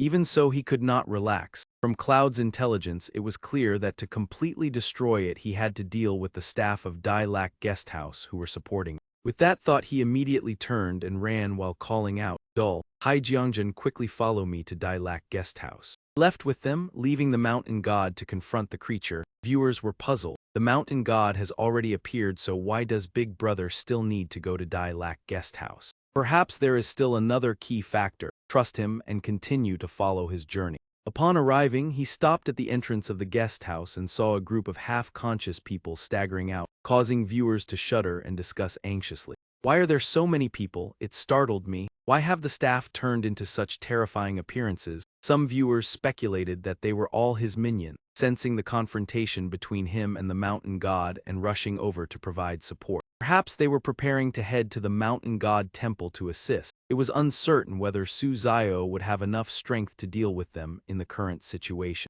Thinking quickly, Suzayo pointed toward the crowd and gave the order, "Hai Jiangjun, puppet, go." Upon receiving the command, the two assistants immediately rushed forward. The viewers continuously praised his decisiveness in letting Hai Jiangjun take action. It opened its mouth and attacked the crowd. Standing and observing, he recalled the contents of the note Cloud had sent, stating that those dressed in red and white were the source of his power and needed to be eliminated, while those wearing gray could still be saved and did not need to be harmed. After completing the task, Hai Jiangjun lay on the ground with a satisfied expression. Su Zio asked in surprise whether it had dealt with all of them, causing the viewers to laugh at its cuteness. Few people still lay motionless on the grass, perhaps having fainted from extreme fear. Su Zio and Hai Jiangjun stood observing while the audience wondered why he had not taken action, yet they had already collapsed. Not long after, the system displayed an information panel and granted Su Zio a reward, the mountain god ring. He smiled as he tossed the ring in his hand and thought that it was a useful treasure, capable of enhancing the strength of the puppet or Hai Jiangjun in future challenges, surprising the viewers as the mission had been completed.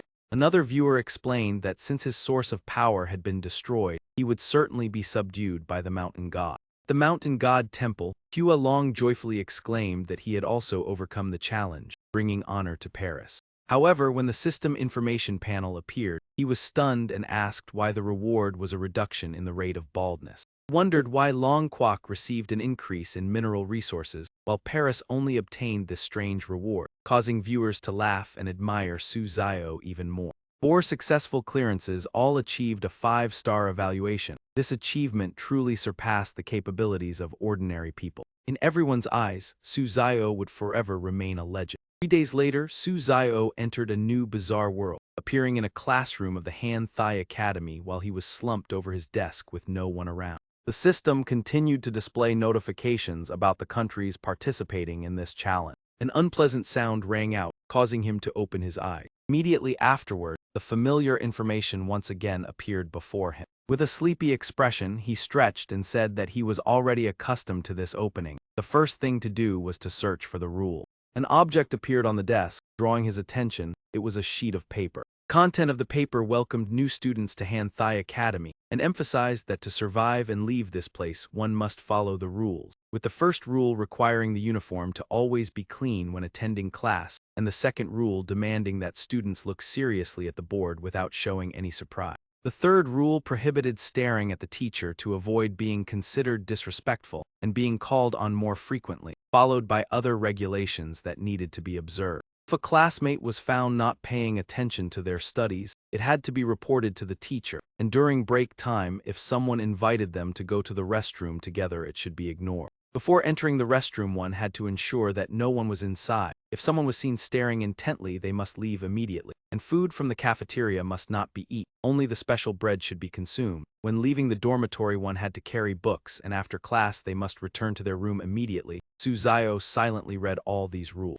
He loudly called for Hai Jiangjun to appear and then gave it some food. It barked happily in gratitude. Afterward, Hai Jiangjun closed its eyes and concealed itself. Su Zio rested his chin on his hand and smiled at it, while viewers commented that in the bizarre world the invisibility of strange entities did not seem too difficult. The presence of an invisible bodyguard reassured everyone about Su Zio, after which he bent down to pick up some dirt from the floor. He smeared the dirt onto his clothes to make them dirty, and thought that he needed to intentionally violate the first rule to activate the protection from his talent. This action sparked many differing opinions among the viewers. After a while, many students gradually entered the classroom with dirty clothes, gloomy faces, and sluggish movements, making the comment section lively. Viewers realized that the uniforms of the students were not clean, proving that the first rule was incorrect and further admiring Su Zio's keen insight. Some even mocked those who had previously doubted him, demanding that they come forward to admit their mistake.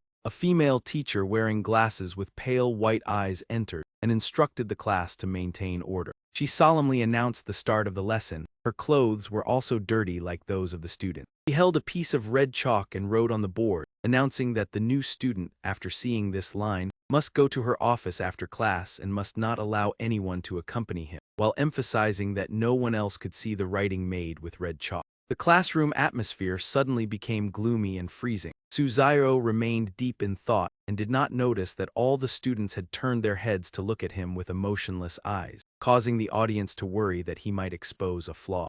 Teacher then picked up white chalk, revealed a meaningful smile, and wrote on the board that a savory dish was infiltrating the class. She required the students to find that individual and promised a reward, making the viewers shudder at the bizarre change in her attitude. When the dish was mentioned, the students giggled with eerie expressions. Viewers speculated that they might not be able to see the red writing or were pretending in order to lure the new student into revealing himself. Suzaio maintained his calm observation, while viewers reminded him not to stare at the teacher because it violated the rules and could draw attention to him. Realizing that she was being watched, the teacher turned her head to search for the person looking at her. She then pointed directly at Suzaio and asked him to stand up and answer a question. He asked what he would do if he discovered that his deskmate was a new student, and Suzaio listened attentively. He stood up and smiled as he replied that he would first politely shake hands with that person, causing his deskmate to become both confused and frightened. The classroom atmosphere immediately turned icy as all the students simultaneously turned to look at him.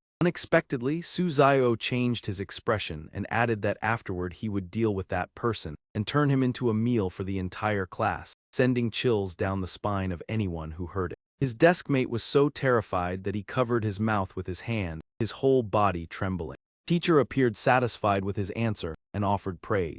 The entire class erupted into eerie applause of approval. The audience felt both sympathy and amusement for the terrified deskmate, while Suzaio breathed a sigh of relief for having passed the dangerous situation. Elsewhere, a contestant from Myanmar was called upon by the teacher to answer a question about a dish that had never appeared in the cafeteria. When asked whose meat it was, he panicked and replied that it was the meat of a new student. Immediately, the teacher revealed a bizarre expression and declared that it was now his own meat. After those words, all the students in the class simultaneously stood up. They looked at him with eyes full of interest and sinister smile. The students rushed forward to restrain him. His cries for help echoed before the system announced that the Myanmar contestant had been devoured by a strange entity. Countdown notification of the bizarre world appeared, astonishing the audience at how the teacher detected the new student. Viewers concluded that the answer itself was not important, rather it was the panic that exposed his identity, and they praised Suzaio's acting ability.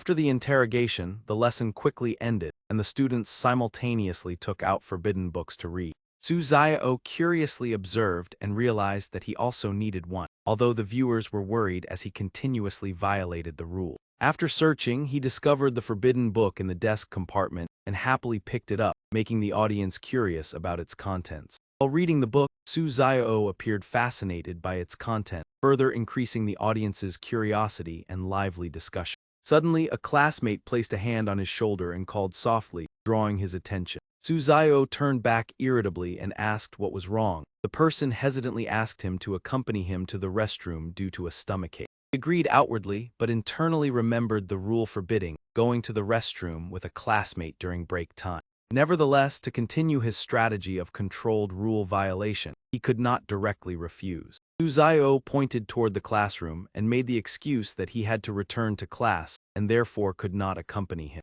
The other person nodded shyly in agreement and arranged to go together next time. As he left, Suzaio thought that his deskmate's gaze was still clear. Perhaps he wanted to remind him of something about his identity. During the second lesson, the deskmate brazenly read the forbidden book under the teacher's nose, while the system reminded that the rule required reporting such behavior. However, Suzaio decided not to follow it, believing that betraying a companion was unacceptable, and the audience also agreed with this choice.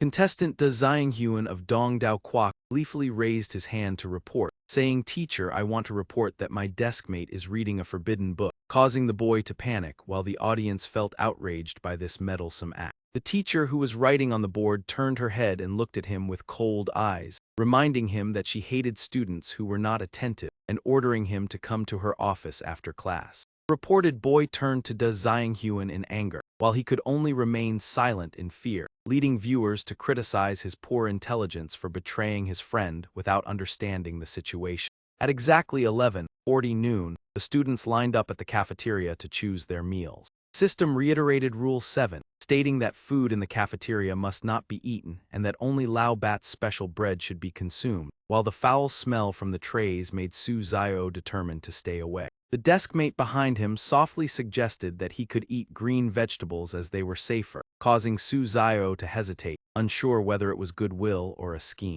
The two took vegetables and sat down. Su Zio asked the reason for the help and received a warning that every action was being watched by it, and that they needed to adapt to avoid drawing attention. Deskmate smiled bitterly and extended his hand, saying that he might not last long but was very happy to have met Su Zio, leaving him momentarily stunned. Su Zio smiled and shook his hand in return, believing that he was a good person protected by talent, moving the audience with this brief friendship. When asked why he could not endure much longer, the deskmate explained that since entering the academy they had been monitored by it and were gradually being mentally influenced. He believed that Su Zio was different and capable of surviving, prompting him to curiously ask what it actually was. The deskmate apologized for being unable to say more and left, offering a farewell and hoping they would meet again, causing Su Zio to hurriedly call after him but to no avail. Afterwards, Su Zio discovered the piece of paper left behind by the deskmate and wondered what message it contained.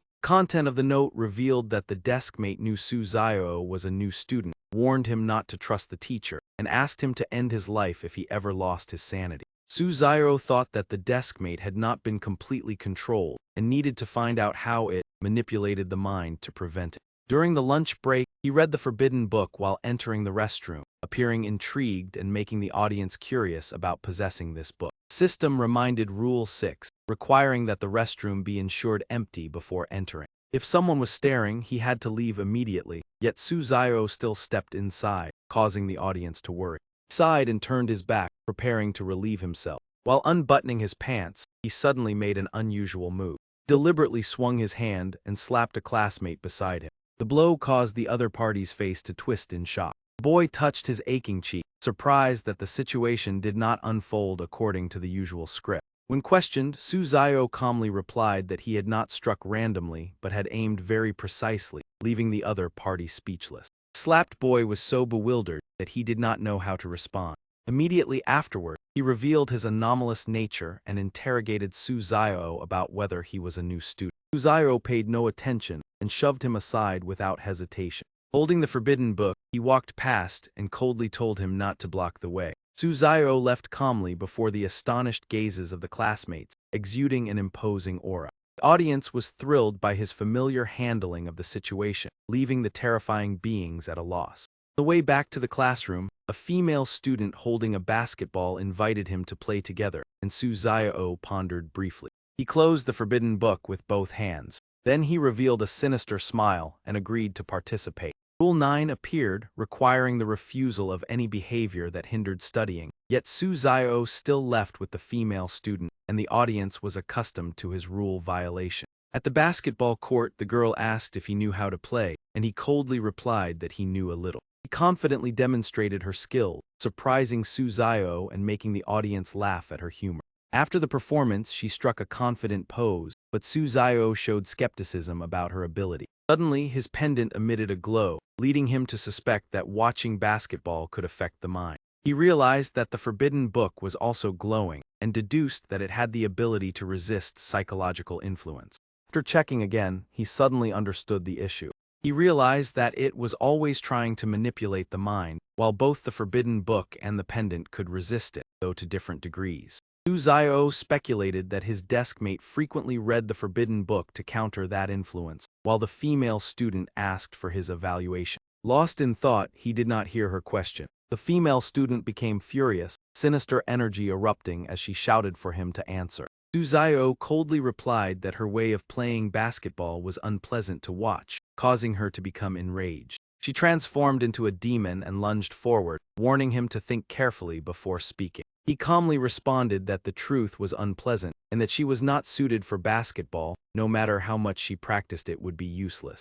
After saying this, he left, leaving the enraged female student demanding to deal with him. Suzayo turned back and reminded her that killing someone would result in the teacher locking her in the dark room. Hearing this, the female student immediately panicked and muttered about the dark room. Suzayo smiled smugly, having correctly deduced that students under control could not massacre one another. He recalled information about the dark room, a place that punished all students who violated the rules, and realized it was a tool of control used by it. The audience took notice when Da Xianghyun stood outside the restroom, worried about violating the rules if someone was inside. Receiving no response, he hurriedly stepped in and confirmed that there was no one inside. However, behind him, 3 male students followed, leading the audience to predict that a dramatic scene was about to unfold. 3 male students immediately restrained him and interrogated whether he was a new student. Da Xianghyun fearfully denied it and swore that he was not a new student. When he inadvertently admitted that he had reported his deskmate, the 3 male students instantly became furious.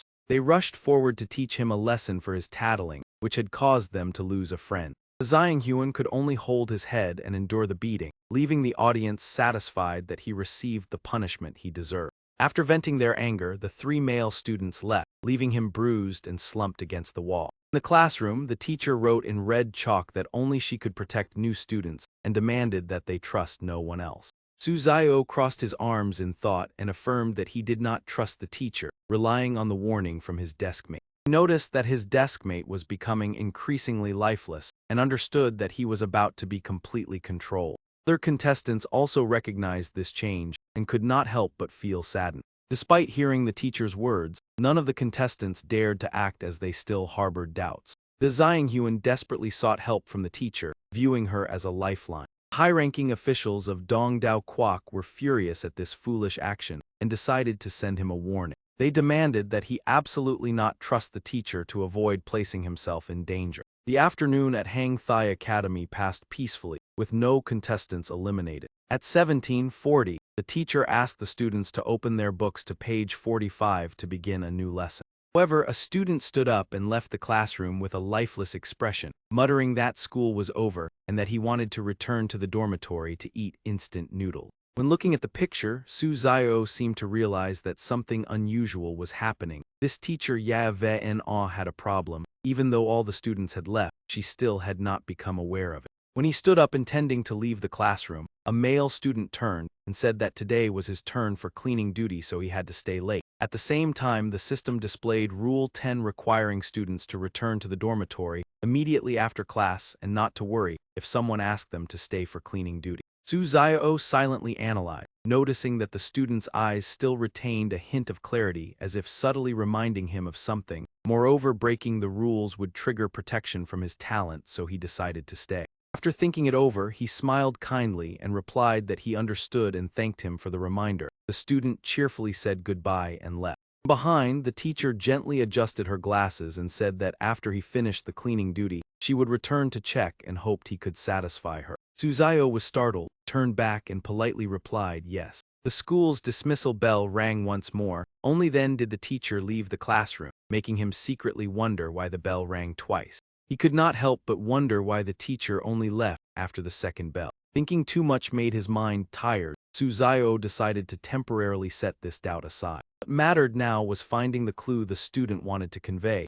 so he began searching the entire classroom. After checking every corner, he discovered a forbidden book and was delighted to find that it contained additional rules specifically for him, with a note urging him to read carefully as they could be helpful. The book clearly stated, Rule 11 required students on cleaning duty to leave the classroom immediately after finishing, because the teacher would not return to check. Rule 12 emphasized locking all windows and doors tightly, and absolutely not opening them if strange phenomena occurred or if a teacher came to inspect. If unable to resist, leave the place immediately. Rule 13 stated that the forbidden book could weaken the influence of it but would also draw attention, therefore it should not be carried when leaving the classroom. Rule 14 confirmed that the school janitor was trustworthy and could be sought in trouble. Rule 15 revealed that the dark room was dangerous but contained a method to escape the academy. Rule 16 warned that it was present everywhere.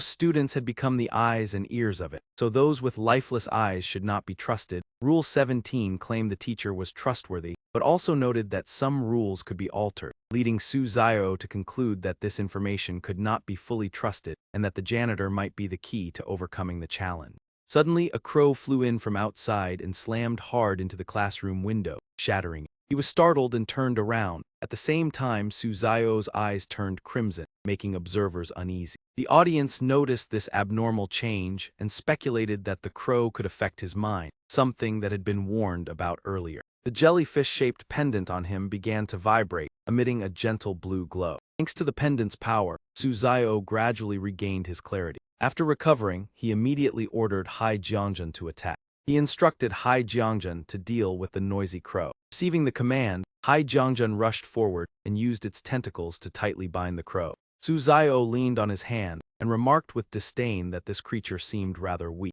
He also did not notice anything special about this crow. Su Zio declared that the crow had now become Hai Jiangjun's spoil. Hearing this, Hai Jiangjun immediately swallowed the crow in an instant. However, before it could feel anything, it began to roll around and emit unpleasant sounds, making Su Zio worry whether the crow was poisonous. After struggling for a while, Hai Jiangjun stood up on its own with its eyes turning red and let out a strange cry, causing Su Zio to be startled and think it had been controlled by the crow. But when he saw Hai Jiangjun still wagging its tail friendly, he realized it was not controlled but had assimilated the crow's ability. In the Long Nation conference room, experts continuously praised this transformation, believing it expanded understanding of anomalous creatures and should be recorded as classified material. They also proposed appropriate rewards for Su Zio upon his return. In contrast, in the American conference room, leaders appeared worried and frustrated by Long Nation's good fortune, quickly convening a high-level meeting to discuss countermeasures to avoid being surpassed. At the same time, contestant Marcus from the prison nation also chose to stay for cleaning duty and encountered the crow repeatedly crashing into the window. Although he had tightly locked the window according to the rules, the crow's eerie noise did not diminish at all. Marcus clutched his head in pain and shouted for the crow to be quiet, leading the audience to conclude that locking the window was not enough to save him. The crow continued to slam into the window, creating cracks, causing Marcus's mind to gradually collapse as he kept screaming in panic. He desperately cried for help, unable to understand where this creature came from and fervently hoping to be rescued. When the crow opened its beak wide and cawed loudly, Marcus turned pale and trembled as he begged. At that moment, an unexpected sound made him widen his eyes. From behind the classroom door came the teacher's voice asking to open the door for a hygiene inspection, reminding Marcus of Rule 17 that the teacher was trustworthy and could come to save him. Thinking this, he happily ran toward the door, saying as he ran that he would open it immediately. Outside, the teacher revealed a strange smile and gently responded. However, as he was about to open the door, Marcus suddenly remembered Rules 11 and 12 he had just read. He stopped abruptly and realized that the teacher might not be there to save him, but was cooperating with the crow to lure him into opening the door. At that moment, the crow at the window suddenly turned its head and charged again. Marcus screamed in terror as he realized the crow had not disappeared at all. The teacher continued persuading him that the crow was about to break in and that opening the door would save him, leaving Marcus in a dilemma, unsure whom to trust. In his panic, he suddenly remembered Rule 14 about seeking the janitor when in danger. Grasping at this glimmer of hope, Marcus decided to run to the back door to seek help from the janitor.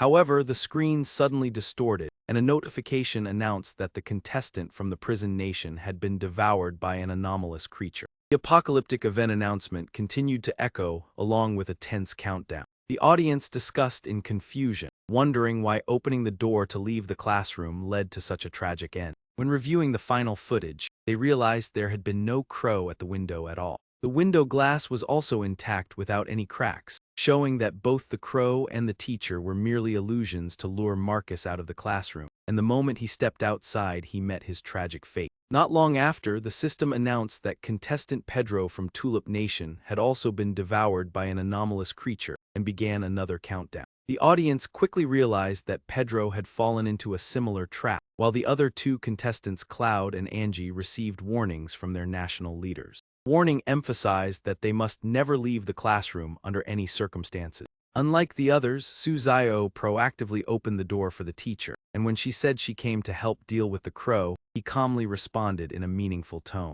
When the teacher tried to deny it, Suzayo coldly smiled and exposed that she had already recognized him as a new student.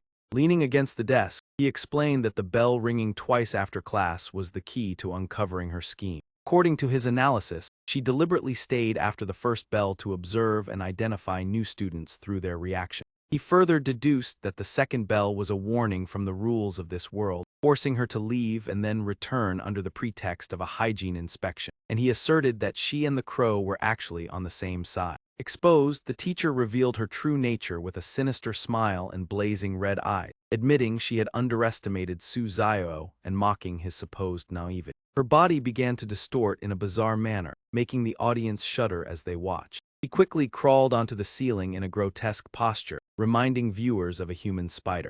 However, Suzayo remained calm and mocked that she was merely a pawn being controlled, not the true entity behind everything. Enraged by the taunt, the teacher went mad and lunged straight at him. Her mouth continuously screamed for him to be silent in her fury. Hai Jiangjun immediately stood in front of Suzayo to protect its master. It entered a combat-ready state. Hai Jiangjun emitted a sonic wave that caused the teacher to clutch her head in pain. The audience marveled upon realizing that Hai Jiangjun also possessed a mental attack ability similar to the crow, proving its astonishing power. Many viewers did not hesitate to declare that Suzayo was the champion of this challenge. Finally, Hai Jiangjun used its limb to pin and stomp on the teacher's face, completely overwhelming the opponent. Immediately afterward, Hai Jiangjun used his tentacles to tightly restrain her, leaving the opponent completely immobilized. The teacher had not yet had time to react when the crow, which had seemed to be destroyed earlier, suddenly revived and charged in as the battle grew increasingly intense. Suzayo could not help but be astonished at this sight, wondering whether the crow possessed the ability to regenerate. Without hesitation, he immediately threw the doll toward the crow and ordered it to attack. However, before the doll could act, the crow suddenly vanished as if it had never existed. Meanwhile, Hai Jiangjun still held an absolute advantage, prompting the audience to continuously praise his imposing demeanor and increasingly powerful and agile movements. Many viewers believed that Suzayo was the most outstanding, as he quickly deduced the connection between the teacher and the crow while also recognizing its illusory nature, which led him to wonder why the doll could not capture the crow if it was not a real entity. After successfully restraining the teacher, Suzayo felt relieved and believed it was time to leave this chaotic place and return to the dormitory. Holding the forbidden book, he stepped out of the classroom and silently thought that Rule 13 particularly emphasized not taking books outside, yet he still decided to challenge the limits of the rule once more. In another development, Cloud and Angie continued to persist in hiding inside the classroom, and after some time without achieving their goal, the crow and the teacher also left. Angie panted and said that they needed to quickly find the janitor for help, and both agreed with this decision. Angie immediately ran to the janitor's room, and as soon as he opened the door, the man recognized him as the student on duty, prompting him to hurriedly plead for help in panic. The janitor handed Angie a valuable forbidden book, explaining that it could not only reduce the influence of it, but also completely eliminate its effects, making Angie extremely delighted and repeatedly expressing his gratitude. Witnessing this, the leaders of other countries quickly sent warnings to their contestants, but they were unable to meet the janitor and could not obtain a similar book. Contestants who were not on duty found the janitor's room locked when they sought it out, with a sign in front reading "Janitor Rest Room, no entry without business," leading the audience to speculate that only students on duty could approach him. Some opinions suggested that the janitor was wary of students who had already been controlled and therefore did not dare to interact with them, while many believed that Suzayo might not need this book and continued to observe the developments. On the way back to the dormitory, Suzayo received a notification recounting the origin of the crow that once lived in the academy, where its nest had been destroyed and its chicks crushed, filling its heart with resentment under the influence of it. Consumed by rage, the crow began to take revenge on the academy, while the system congratulated Suzayo for successfully leaving the classroom with a 3-star evaluation, and reminded him that many other entities still remained within the academy, with the overall assessment to be conducted after escaping this place.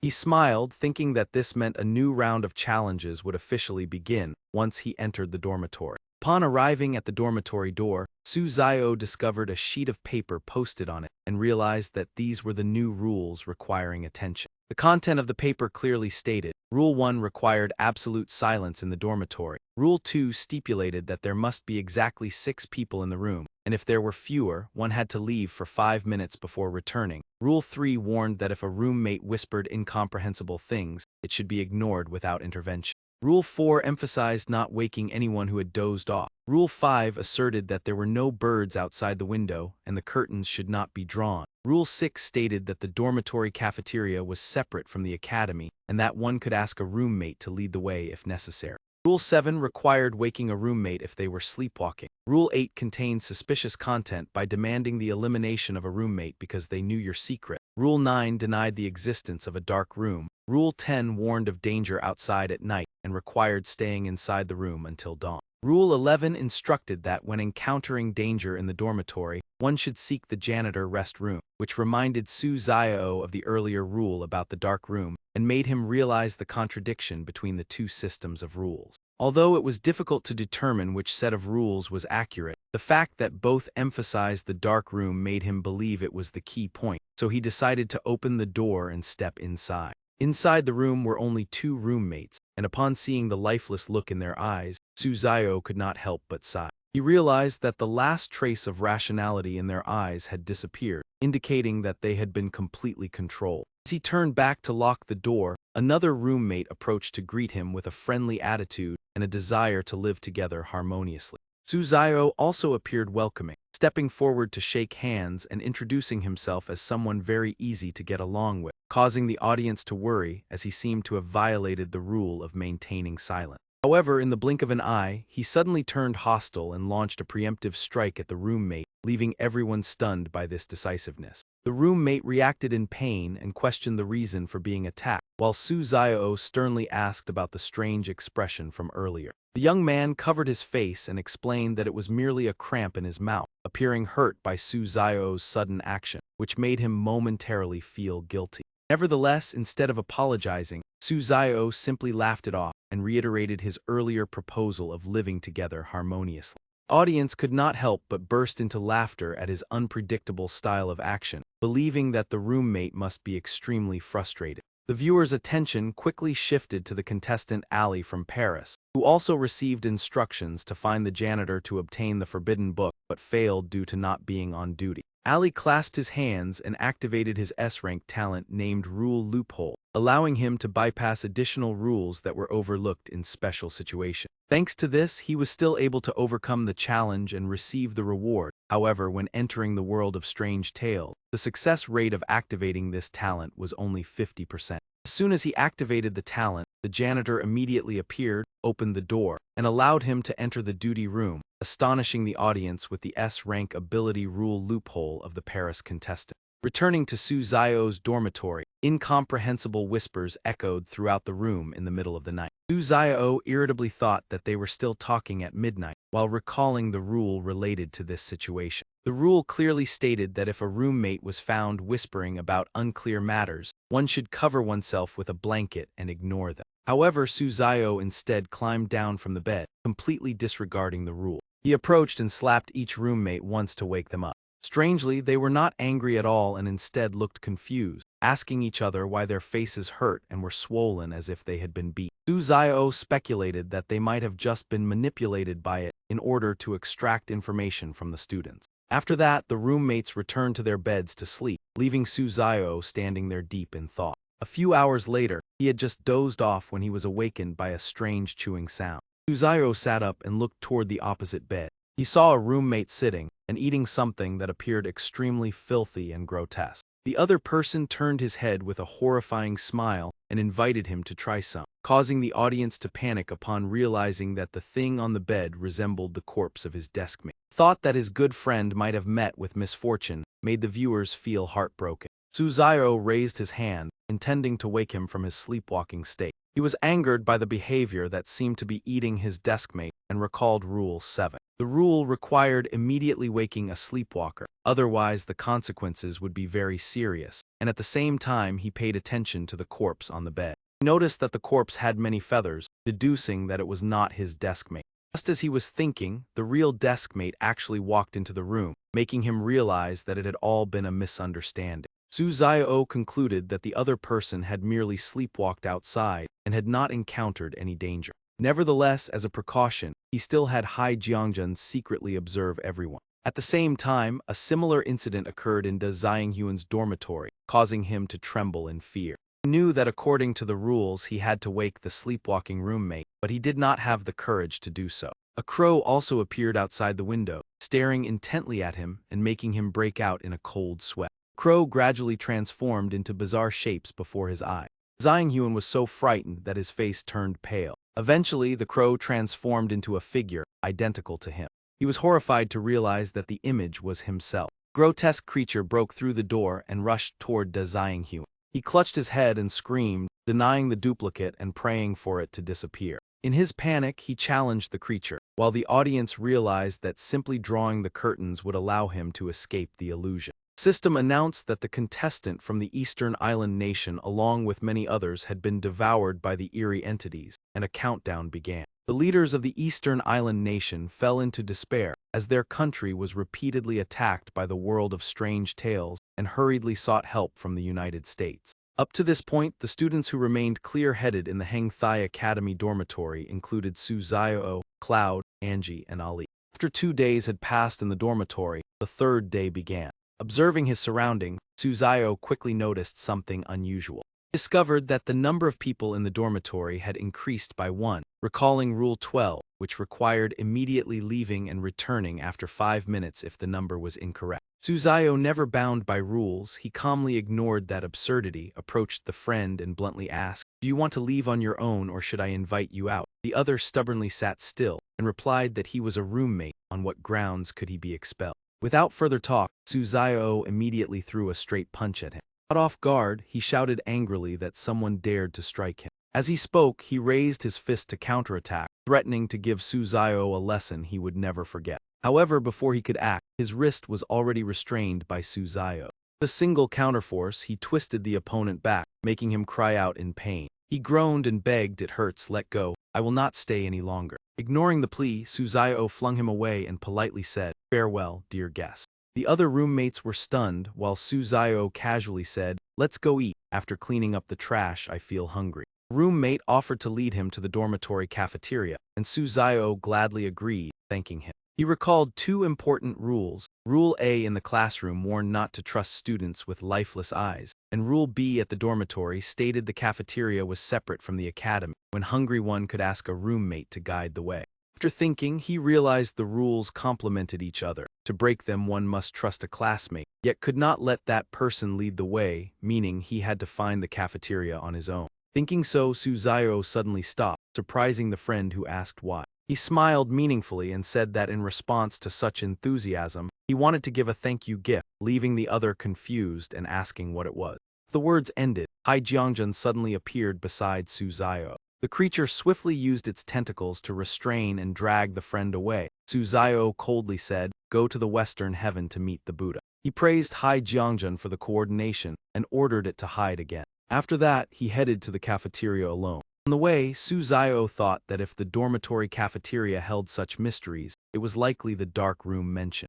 Upon entering, he looked around and found it completely ordinary, which puzzled him. His gaze stopped on a table with a forbidden book, believing it contained important clues. He guessed the content was likely a diary left by a student, different from previous ones. Calmly opening it, he read a note stating the book's existence had not been discovered by it, allowing the writer to bring it here. The book warned this was not the real cafeteria. Do not trust what you see. It cannot leave here and cannot look directly at the forbidden book to meet it. Midnight is the right time. However, the writer believed seeking it was foolish, because not meeting it also meant being unable to escape, and perhaps one of the shadows in the cafeteria was themselves, ending with a wish of good luck. After reading, Suzayo deduced that it only appeared at night, explaining why he did not encounter it in the dormitory last night. While he was thinking, many other contestants were also led to the dark room by roommates with suspicious invitations to eat. One contestant felt uneasy and kept shaking his head to refuse, saying he suddenly no longer wanted to eat. After speaking, he intended to slip away and say goodbye. However, those people all turned their heads with anger and questioned who allowed him to leave. He slowly approached, exuding an eerie aura that made everyone shiver. Their mouths kept repeating the question, making the contestants stammer in fear, asking what they intended to do. Suddenly, the heads of those people fell one by one in a horrifying scene. Witnessing it firsthand, the contestant turned pale with terror. He collapsed, clutching his head and backing away, crying and begging them not to come closer. While retreating, he accidentally bumped into something behind him. Before he could react, a head rolled in front of him, smiling eerily and speaking. Reassured in a cold tone, "Do not be afraid, roommate." In the end, the unfortunate contestant was seized by the strange entities and vanished without a trace. The system announced that contestants from Israel, Nepal, and the Philippines had been eliminated by mysterious creatures. At the same time, the world of anomalies was about to appear and began counting down. 10, 9, 8, 7, 6. Viewers expressed sympathy for their tragic fate, while others continued to discuss animatedly. Many believed there was no need to worry because Su Zio had faced the group of heads before, and when surrounded, he calmly smiled and mocked that this trick was not enough to scare him. He immediately ordered the puppet to handle the situation.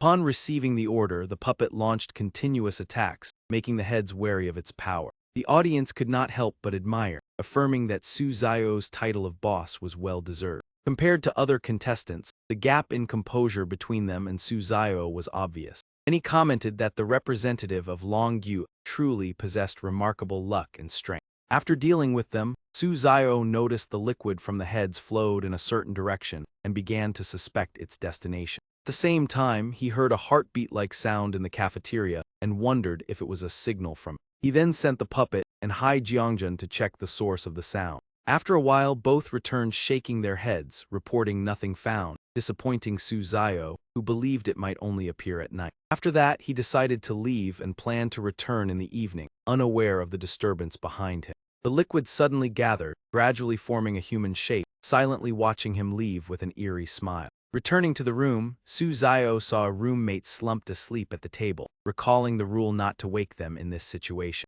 However, he ignored the rule and lightly kicked the person awake because it irritated him. Awakened, the roommate angrily hurled unpleasant insults. Immediately after, he suddenly rushed out the window, leaving Su Zio surprised and wondering if being awakened could cause such an extreme reaction, while the audience debated whether the roommate was being controlled. Some opinions suggested that Su Zio's action made the controlling entity think the host had broken free, so it immediately eliminated him, and this theory gained widespread agreement. As night fell, all the roommates became strange, forcing Su Zio to take action to avoid trouble. Because of that, he no longer needed to worry or think further. Meanwhile, Lao, Angie, and Ali relied on the janitor's forbidden book to awaken the last bit of clarity in their deskmate, thereby escaping the pursuit of their roommates. However, after leaving the dormitory, the situation was still unfavorable as Angie encountered strange entities and had to think of countermeasures based on the dangerous night rule. He decided to activate the SS-level talent named Infinite Deduction. This talent allowed the user to rapidly simulate countless possibilities in the mind to find the most accurate solution, but the number of uses was tightly dependent on mental state. After activation, IG became more clear-minded, realizing that it was hiding on the third floor of the cafeteria and that the janitor's forbidden book was the key to dealing with it. Following IG, Cloud and Ali also discovered similar clues and decided to head to the third floor of the cafeteria to verify. As for Su Zio, after handling everything in the room, he also followed the morning plan and headed to the third floor of the cafeteria to prepare to face it directly. As he pushed the door open, a strong stench rushed into his nose, forcing him to cover it with his sleeve and complain that the smell here was more frightening than poison gas. As his words ended, the pools of liquid around began to move abnormally. They gradually gathered and formed a figure identical to Su Zio. Witnessing the scene, he was shocked and then angrily shouted that imitating him had gone too far, and even wore an extremely despicable smile. The audience immediately commented humorously that the expression was somewhat similar, making the conversation lively. Su Zio immediately ordered punishment for the imposter, instructing the puppet to step forward and teach it a proper lesson. As the doll lunged forward, Su Zio's duplicate instantly split into two before everyone's eyes. In just a moment, it divided into three identical forms, leaving Su Zio genuinely astonished as he exclaimed aloud. He blurted out in amazement that this was no different from a three-player match when the opponent could split into three copies. Without hesitation, he ordered the doll to retreat and instructed Hai Jiangjun to swallow all of those duplicates. He wanted to see whether they could continue to replicate further. Hai Jiangjun swiftly charged forward, opening its mouth wide and using its tentacles to seize the duplicates before devouring them. However, after swallowing two bodies, They continued to split into countless forms identical to Suzayo, so many that they were impossible to count. Viewers were stunned by this seemingly limitless replication ability, even joking that there were too many Big Brother Suzayo. Some humorously remarked that if all of them were real, everyone would have their own Suzayo and there would be no need to compete. Some audience members were captivated by his appearance, but others reminded them that this was not the time for such discussions, as Suzayo was in danger. Realizing the situation was becoming increasingly unfavorable, Suzayo understood that if it dragged on, he would eventually be exhausted. While he was still considering a solution, the system suddenly provided a hint about using the power of the mountain deity. He immediately realized this and happily said that he had forgotten this assistance, as the mountain deities could resist cognitive manipulation and help identify the true body.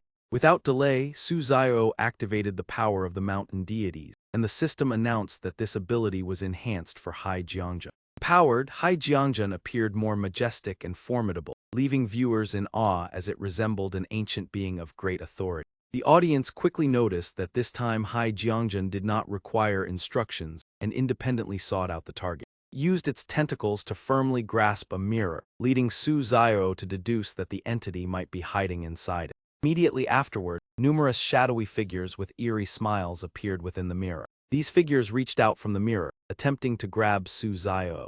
However, he remained calm, a radiant glow surrounding his body as he confidently declared that none of the bizarre entity's tricks could affect him, mockingly stating that they were not worth his concern. Soon after, the mirror shattered, and the strange spirits inside cried out before escaping one by one. The viewers erupted with comments, praising Suzayo's actions and declaring that he deserved a perfect score. Some audience members focused on his statement that all the bizarre entity's methods were ineffective against him. This made them even more curious about the mysterious talent Suzayo possessed. From within the shattered mirror, a sound resembling a heartbeat still echoed, prompting Suzayo to order Hai Jiangjun to search for the object hidden inside. Obeying the command, Hai Jiangjun extended its tentacles into the debris, while desperate cries echoed from within. Finally, it retrieved a heart hidden inside the mirror. Despite obtaining this object, Suzayo was puzzled as the system had not yet issued a completion notification. He wondered whether he had overlooked an important detail. Suddenly, he recalled Rule Number 14, which emphasized that the school janitor was a trustworthy figure to seek when in trouble.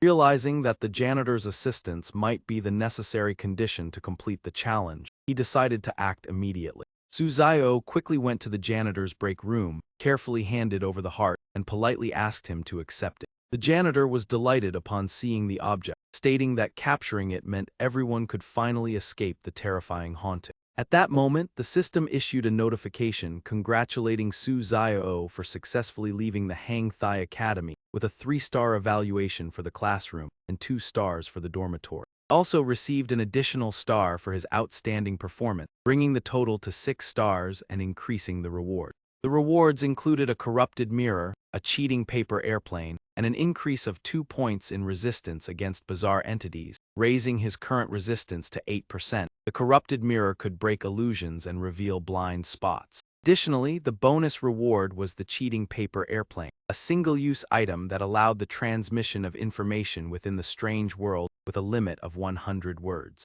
Upon receiving the rewards, Suzayo was overjoyed, exclaiming at achieving 6 stars along with the bonus rewards. The audience also celebrated and believed that with this cheating paper airplane, he could assist another contestant in clearing a challenge. Some even joked that if this item were sold in the real world, it would likely be enough to make someone extremely wealthy. At the same time Suzayo completed the challenge, Cloud, Angie, and Ali also passed. However, they did not eliminate the entity and survived only thanks to a forbidden book given by the janitor. The system continued by congratulating the contestants including Suzayo of Long Kwok, Cloud of Paris, Angie of Hoi Hung Kwok, and Ali of Ba Thiat Kwok for successfully clearing the challenge, granting these 4 nations immunity from the next visit of the strange rule. Suzayo achieved a 6-star rating and received a special reward that increased the creativity of Long Kwok citizens by an additional 10% plus a bonus 5%, while Cloud earned 3 stars and increased the water resources of Paris by 5%. Angie earned 4 stars, granting an 8% physical enhancement to the citizens of Hoi Hung Kwok, while Ali's 3 stars increased the fruit production of Ba Thiat Kwok by 5%. In the meeting room of Three leaders were visibly frustrated seeing many nations leaning toward Long Quoc, believing that Long Quoc was now like a tiger with wings, and might had to find its own solutions instead of relying on support from other countries. After returning to the real world, Su Zio's cheating paper airplane was put up for auction by high-level representatives and ultimately acquired by Australia. 3 days later, Su Zio entered the strange world again as the system announced the list of participating nations for this challenge, including Long Quoc. Also participating were Paris, Hoi Hung Quoc, Mai, Australia, Zealand, Ba Thiet Quoc, and Phou Tai Quoc, with the challenge location identified as an amusement park. This amusement park had long attracted numerous visitors and families on weekends, however, to fully enjoy it, everyone had to strictly follow the park's rules. Inside the park, tourists frequently went missing, like a colossal beast silently lurking, and once someone entered its domain, it was extremely difficult to leave safely. The system reminded that within 2 days, Su Zio must take his younger brother Zelzer out of the park and protect him carefully. If Zelzer was captured by a bizarre entity, he would be trapped forever, and there was only one chance to receive assistance from the outside world. Immediately after the announcement, a young boy appeared beside Su Zio, tugging at his clothes and excitedly asking to play bumper cars, making him think that he truly had gained a younger brother. Su Zio crouched down, handed the doll to Zelzer, and gently instructed him to hold it carefully and stay in one place while he went to get a park map. Zelzer obediently agreed. On the way, he thought that while he possessed a protective talent, Zelzer did not, so to pass this challenge, he had to ensure the boy's absolute safety, and the doll would be a suitable supporting tool. At the same time, he wanted to test whether Zelzer would obediently follow instructions, because if the boy did not listen, appropriate comforting measures would be needed. Noticing that rules were usually printed on the back of maps, Su Zio quickly flipped the paper and discovered a long list of regulations. The paper welcomed visitors to the park and required strict adherence to the rules, stating that bumper cars could be played but were prohibited for small children, and the food court offered free meals but hamburgers must absolutely not be eaten. However, another rule encouraged enjoying hamburgers, allowed riding the Ferris wheel but required ignoring a blind woman if encountered, and stated that the roller coaster was only suitable for children when all safety measures were ensured. Next rule stated that the carousel was suitable for both adults and children, and warned that frog-shaped balloons did not exist in the park. Therefore, if encountering a vendor selling them, one must leave immediately. Additionally, visitors should not trust security guards or items they left behind, must absolutely avoid entering the mirror world, and must not trust park staff, especially those wearing black uniforms. After reading, Su Zio pondered and realized the rules were written in 3 different colors, which clearly concealed an important message and required careful reasoning to determine which information was correct. He sighed upon noticing that none of the rules directly mentioned protecting Zelzer, even joking that if he could deal with the boy, it would reduce his burden and trigger his talent, causing the audience to laugh at his unpredictable thoughts. When he returned to the original spot, Su Zio discovered that Zelzer had disappeared and could not help but feel worried about the boy's mischievousness. He immediately searched everywhere and loudly called out Zelzer's name in anxiety. After searching for a while, he finally found the boy sitting in a corner, crying uncontrollably. Su Zio quickly approached and asked if Zelzer had been bullied by someone. Zelzer cried while saying that the doll had hit him and would not let him play bumper cars, prompting Su Zio to gently reassure him that the doll was harmless and that he might have simply tripped. Although Zelzer stubbornly defended his claim, Su Zio patiently explained that he had seen the boy fall by himself and that a toy could not cause such injury. Faced with this reasonable explanation, Zelzer was gradually convinced and admitted that he might have tripped on his own, leading the audience to jokingly remark that the boy had been persuaded. Some viewers joked that with a brother like Su Zio, a child would easily be influenced by such convincing reasoning. Su Zio held Zelzer's hand, returned the doll to him, and cheerfully suggested playing bumper cars together, while Zelzer eagerly agreed, even though the rules clearly stated the game was not for small children. Upon reaching the attraction area, Su Zio gently lifted Zelzer and placed him into a bumper car. Right behind them, a security guard was approaching with a watchful demeanor. The guard handed Su Zio a piece of paper, as if conveying important information. Observing this action, Su Zio quietly contemplated the meaning of the note that the guard had secretly given him. He opened the paper and read it. Inside were a few lines stating that the green text could be completely trusted, the yellow text should only be partially trusted, and those yellow lines were written in its handwriting. Suzayo stroked his chin thoughtfully, realizing that the 3 colors on the rules carried such meaning. But rule number 8 also emphasized that the security guard and any items they brought should not be trusted. Even so, he still felt that the guard was not malicious, as he had stood very close earlier without harming him or Zelzer, which made him keep pondering. Despite thinking so, Suzayo still reminded himself to remain vigilant at all times. If that creature was truly as dangerous as the warning suggested, it might have the ability to change the ink color on the paper, so color alone could not determine right from wrong. Suzayo adjusted his clothes and smiled confidently. After that, Suzayo and Zelzer played bumper cars with great excitement. He continuously overwhelmed Zelzer, making him panic and cry for help nonstop.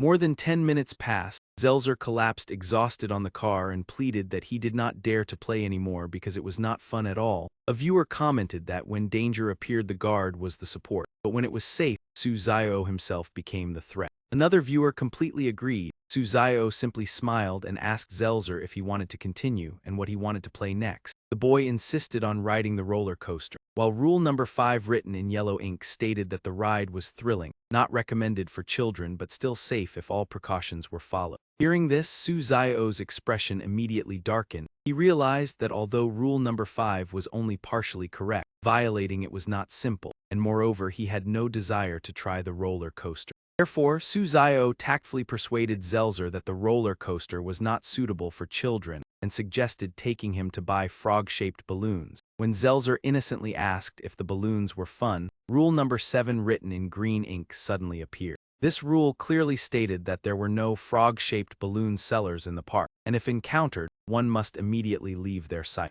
Suzayo firmly reassured Zelzer that the balloons would definitely be fun, and told him to wait while he went to buy them. Zelzer obediently agreed. Following rule number 7, as soon as he saw a frog-shaped balloon seller, Suzayo immediately shouted, questioning that selling such balloons was prohibited here, which made the seller respond in surprise that he had never heard of it. Suzayo stepped forward, snatched the bunch of balloons from the frog's hand, and warned that it should be more careful next time. This time would be overlooked. Frog broke into a cold sweat as it watched Suzayo's departing figure, suspicion rising in its mind about this human's boldness. However, right after that it revealed a calculating smile, thinking that selling the balloons to a human had already achieved its goal, so there was no need to worry further. Suddenly, Suzayo turned his head back, startling the frog into standing stiffly in place. He gave a meaningful smile and released his grip, allowing the balloons to slowly float into the sky. Smiling while rolling up his sleeves, Suzayo approached with the demeanor of someone ready to discipline the frog, and asked if there were any balloons left. The frog awkwardly replied that there were none. Before it could finish speaking, the frog was struck by Suzayo and left dizzy. He questioned how it dared to say there were no balloons. Was it underestimating his ability to pay? The audience excitedly spread the news of Suzayo dealing with the frog doll. Another commented that Han Suin from Korea and Thailand had also just encountered a similar creature. When Han Suin ran past, Zelzer called out to him, just as a frog came to stand beside the boy, prompting Han Suin to quickly leave. Viewers guessed he feared violating rule number 7 but also left Zelzer behind. After running a distance, Han Suin suddenly realized he had forgotten Zelzer and hurriedly turned back to search. Upon returning, he saw Zelzer holding a frog-shaped balloon and happily showing it off, which made Han Suin feel extremely strange. Despite holding the balloon, Zelzer showed no signs of being controlled, leading Han Suin to doubt the accuracy of rule number 7, which insisted on staying away from frog balloon sellers. After careful consideration, Han Suin decided that to ensure safety, it was best to get rid of the balloon. Therefore, he stepped forward, snatched the balloon from Zelzer's hand, and told him not to play with it anymore, causing Zelzer to burst into tears and call him a bad person. Han Suin immediately shouted for him to be quiet and follow him. He even threatened punishment if Zelzer did not obey, while behind them a frog suddenly appeared, making the audience worry that Han Suin had drawn its attention. The frog revealed a cunning smile. Many viewers believed that Han Suin abandoning Zelzer earlier led to this situation, while others wondered if Suzayo had been noticed, though some thought the frog had already been dealt with by him and was unlikely to retaliate. After that, Suzayo led Zelzer away to have a meal. At the food court, Zelzer coquettishly asked Suzayo to buy him a hamburger. He also wanted fried chicken and French fries. while Su Zio remembered that rule number 2 forbade fast food like hamburgers, but rule number 3 encouraged trying them for their wonderful taste. The conflicting rules forced him to think carefully to avoid losing the protection of his talent. In the end, Su Zio went to the counter and ordered 2 servings of French fries and 2 hamburgers with only bread and no meat. He smugly thought that eating a bun without filling could be considered both eating and not eating a hamburger, effectively bypassing both rules at once. When the burger was opened, Zelzer was disappointed that it did not match the advertisement. Su Zio calmly explained that the meat had been taken by someone else and suggested replacing it with French fries, surprising Zelzer, but he still accepted happily. Nearby, a mother and daughter were also dining. The little girl excitedly told her mother that she wanted to go to the bear world to have fun later. The mother gently agreed. This conversation caught Su Zio's attention and made him feel that the name Bear World was somewhat unusual. He recalled that earlier he had walked throughout the park with Zelzer but had not seen any such area, leading him to suspect that 2 parallel spaces might exist here like in the zoo. After finishing the meal, Su Zio took Zelzer to ride the Ferris wheel and carefully instructed him. He reminded Zelzer to sit carefully, while rule number 4 written in yellow ink appeared. This rule allowed riding the Ferris wheel but warned that if encountering a blind woman, one should not trust what she said. Sure enough, Su Zio quickly encountered that woman and she spoke a meaningful sentence. He praised Zelzer for being adorable and said it would be such a pity if the Ferris wheel were to fall, although the rule advised not to trust her. Through her actions, Su Zio felt she harbored no ill intent. He even thought that she might always be waiting here to deliver an important warning. While Su Zio was looking at the paper, a staff member suddenly appeared behind him and asked whether he had received anything from the blind woman. This staff member stated that the woman often caused trouble in the park and requested that if she gave him anything, it should be handed over, otherwise it might cause trouble for him and his family. Observing the staff member's expression, Su Zio felt that although he was not wearing a black uniform, he still gave off an unsafe feeling. He immediately put the paper into his pocket and smiled, saying that he had not received anything, prompting the staff member to respond with an awkward smile and agreement. As he was about to leave, the staff member suddenly stopped when he saw Zelzer sitting alone on the Ferris wheel and wondered why Su Zio was not riding with him. Su Zio smiled and replied that he was afraid of heights, so he let his younger brother ride alone. Immediately after, the staff member unexpectedly stepped into Zelzer's cabin and said he would sit with him to ensure the boy's safety during the ride. The cabin door closed and the Ferris wheel began to move. The audience was startled as they noticed the staff member's outfit gradually changing. Many people panicked and commented on this transformation and worried for Zelzer.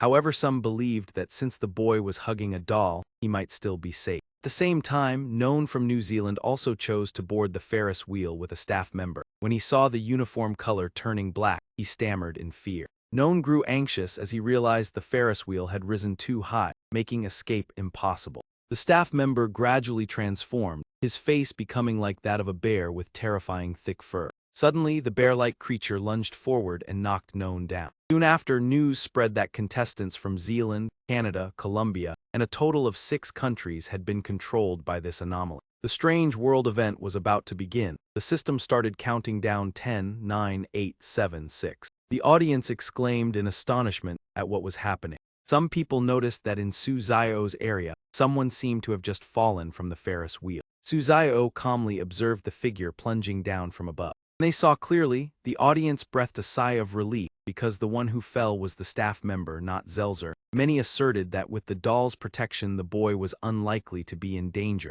Then they shifted their attention to the paper Su Zio had just opened. On the paper, rule number 11 written in green ink stated that when you read this content, you were likely already noticed by it and should follow the staff's instructions to leave the park. Rule number 12 in yellow ink indicated that the slide was the true exit and that the park had no gate, while rule number 13, also in yellow ink, stated that the bear world did not exist, but you could still try to find this location. Rule number 14, written in red ink, warned that if you accidentally entered its territory, you must remain calm because all emotions would be seen as provocation. And rule number 15 in red ink confirmed that there was no way to leave this place. Everyone would eventually become an object for it to vent its anger. After reading this, Su Zio concluded that the staff were not trustworthy, so rule number 11 was false. And the fact that a false rule was written in green ink proved that colors could also be altered and could not be used as a basis for judgment. At that moment, Zelzer ran toward him from afar and burst into tears.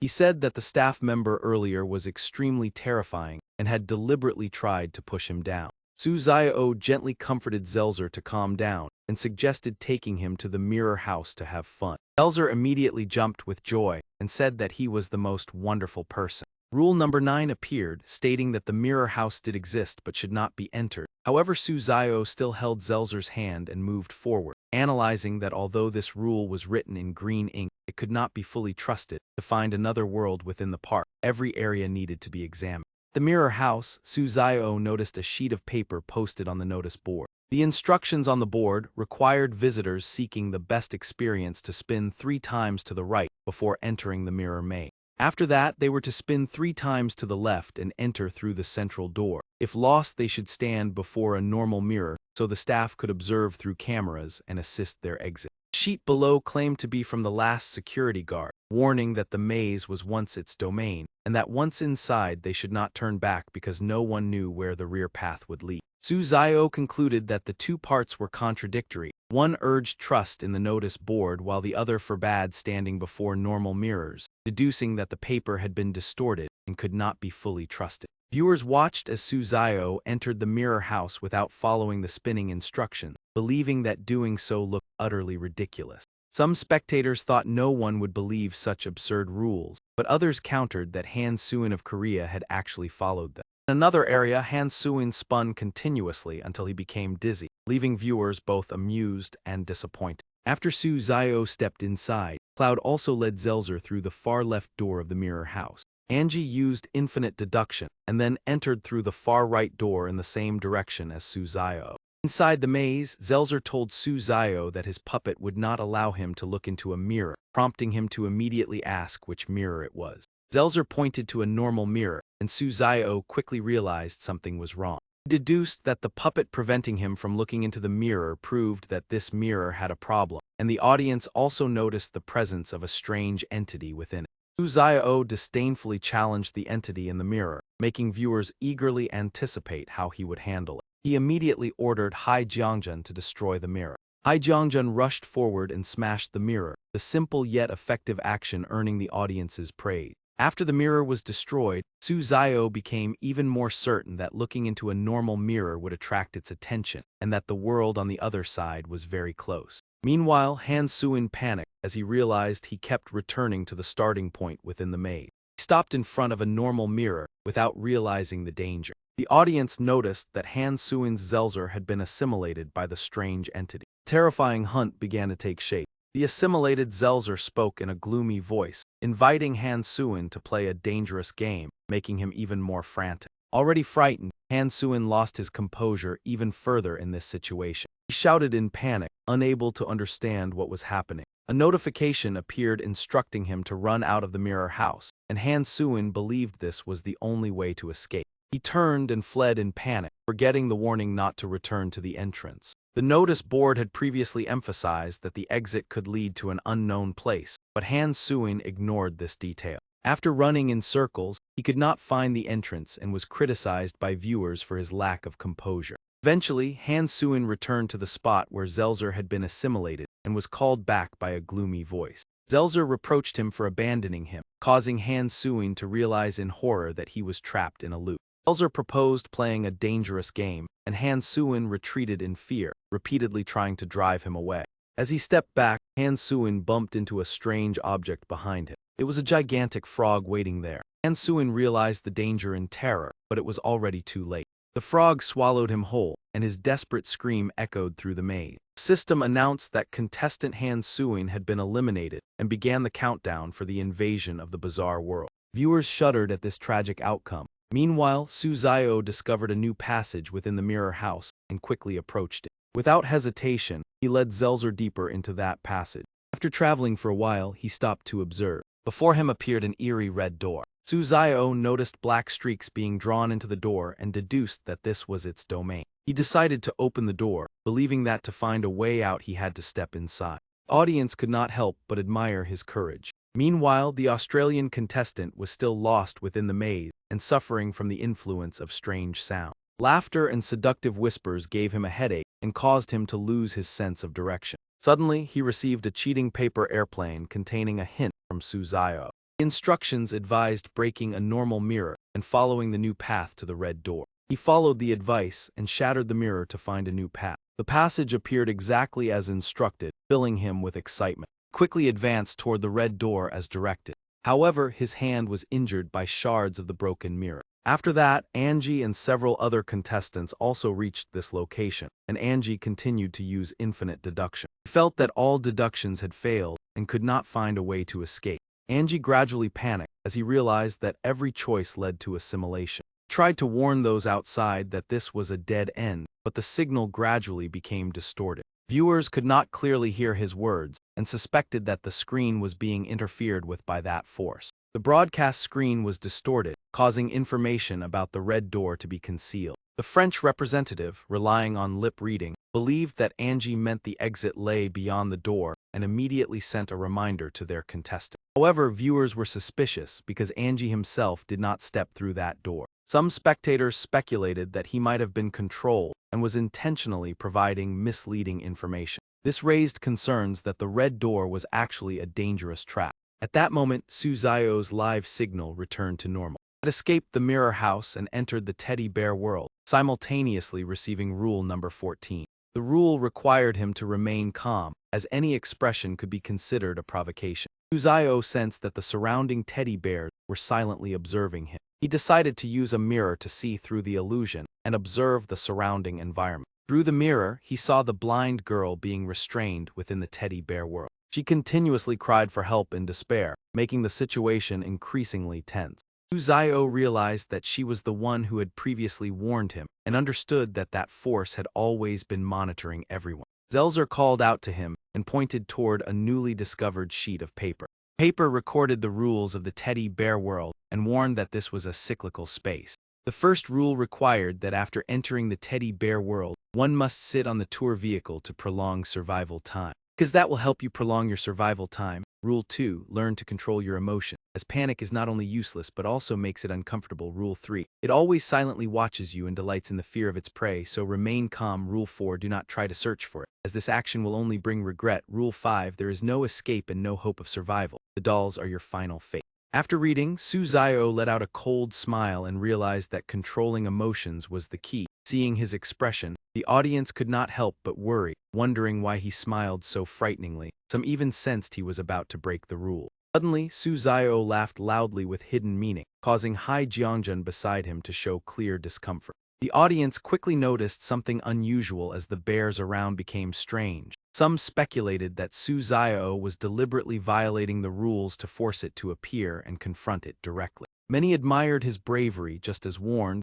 Suzayo's laughter enraged it, and a ferocious teddy bear gradually materialized, terrifying the audience. The audience cried out in fear that it had appeared. Some even wanted to throw away all the dolls in their homes due to the haunting impression. A gigantic bear with a horrifying face slowly approached Suzayo, continuously uttering chilling threats. In contrast to the tension, Suzayo remained calm, astonishing everyone. The audience wondered if he was frightened, but immediately after, Suzayo coldly ordered Hai Jiangjun to attack. Instantly, Hai Jiangjun rushed forward to battle the teddy bear, delivering a thrilling confrontation for the viewers. The audience excitedly commented that the anomaly was being overwhelmed, and only Suzayo possessed the composure to force his opponent into such a passive position. However, this teddy bear was not as weak as imagined. Before long, it counterattacked and sent Hai Jiangjun flying backward. Realizing the disadvantage, Suzayo calculated that even with the crow's power fused into Hai Jiangjun, it was still insufficient to suppress the opponent. Perhaps the mountain god's assistance was needed. Zelzer gently tugged at his sleeve and earnestly asked to follow the bear since it targeted him. But Suzayo sternly ordered him to stay still and continued commanding Hai Jiangjun to fight with full strength. Obeying the command, Hai Jiangjun immediately charged to attack the teddy bear, keeping the audience completely captivated. Many remarked that the bear's strength was fully comparable to Hai Jiangjun. Some even believed it was stronger than the boss of the previous anomaly world. A few viewers noticed that the doll nearby was showing unusual signs. As expected, Suzayo also quickly noticed the change and turned to observe. He was astonished to see that the doll seemed to have turned dark. What surprised him even more was that the doll flew toward the gigantic bear. It opened its mouth and absorbed the black energy stream from the bear, leaving the audience stunned by the strange sight. One viewer noted that this phenomenon resembled how Hai Jiangjin had absorbed power before, and the doll might become stronger. Soon after, the fierce black bear gradually transformed, returning to its original cute white form. The system explained that it was originally a gentle teddy bear, but negative emotions had turned it into that state. Perhaps the fault did not lie with it but with the world that pushed it into such circumstances. At the same time, the system announced that Su Zio had successfully escaped the amusement park. This was considered a highly creative way to clear the stage, earning him an outstanding evaluation and additional rewards.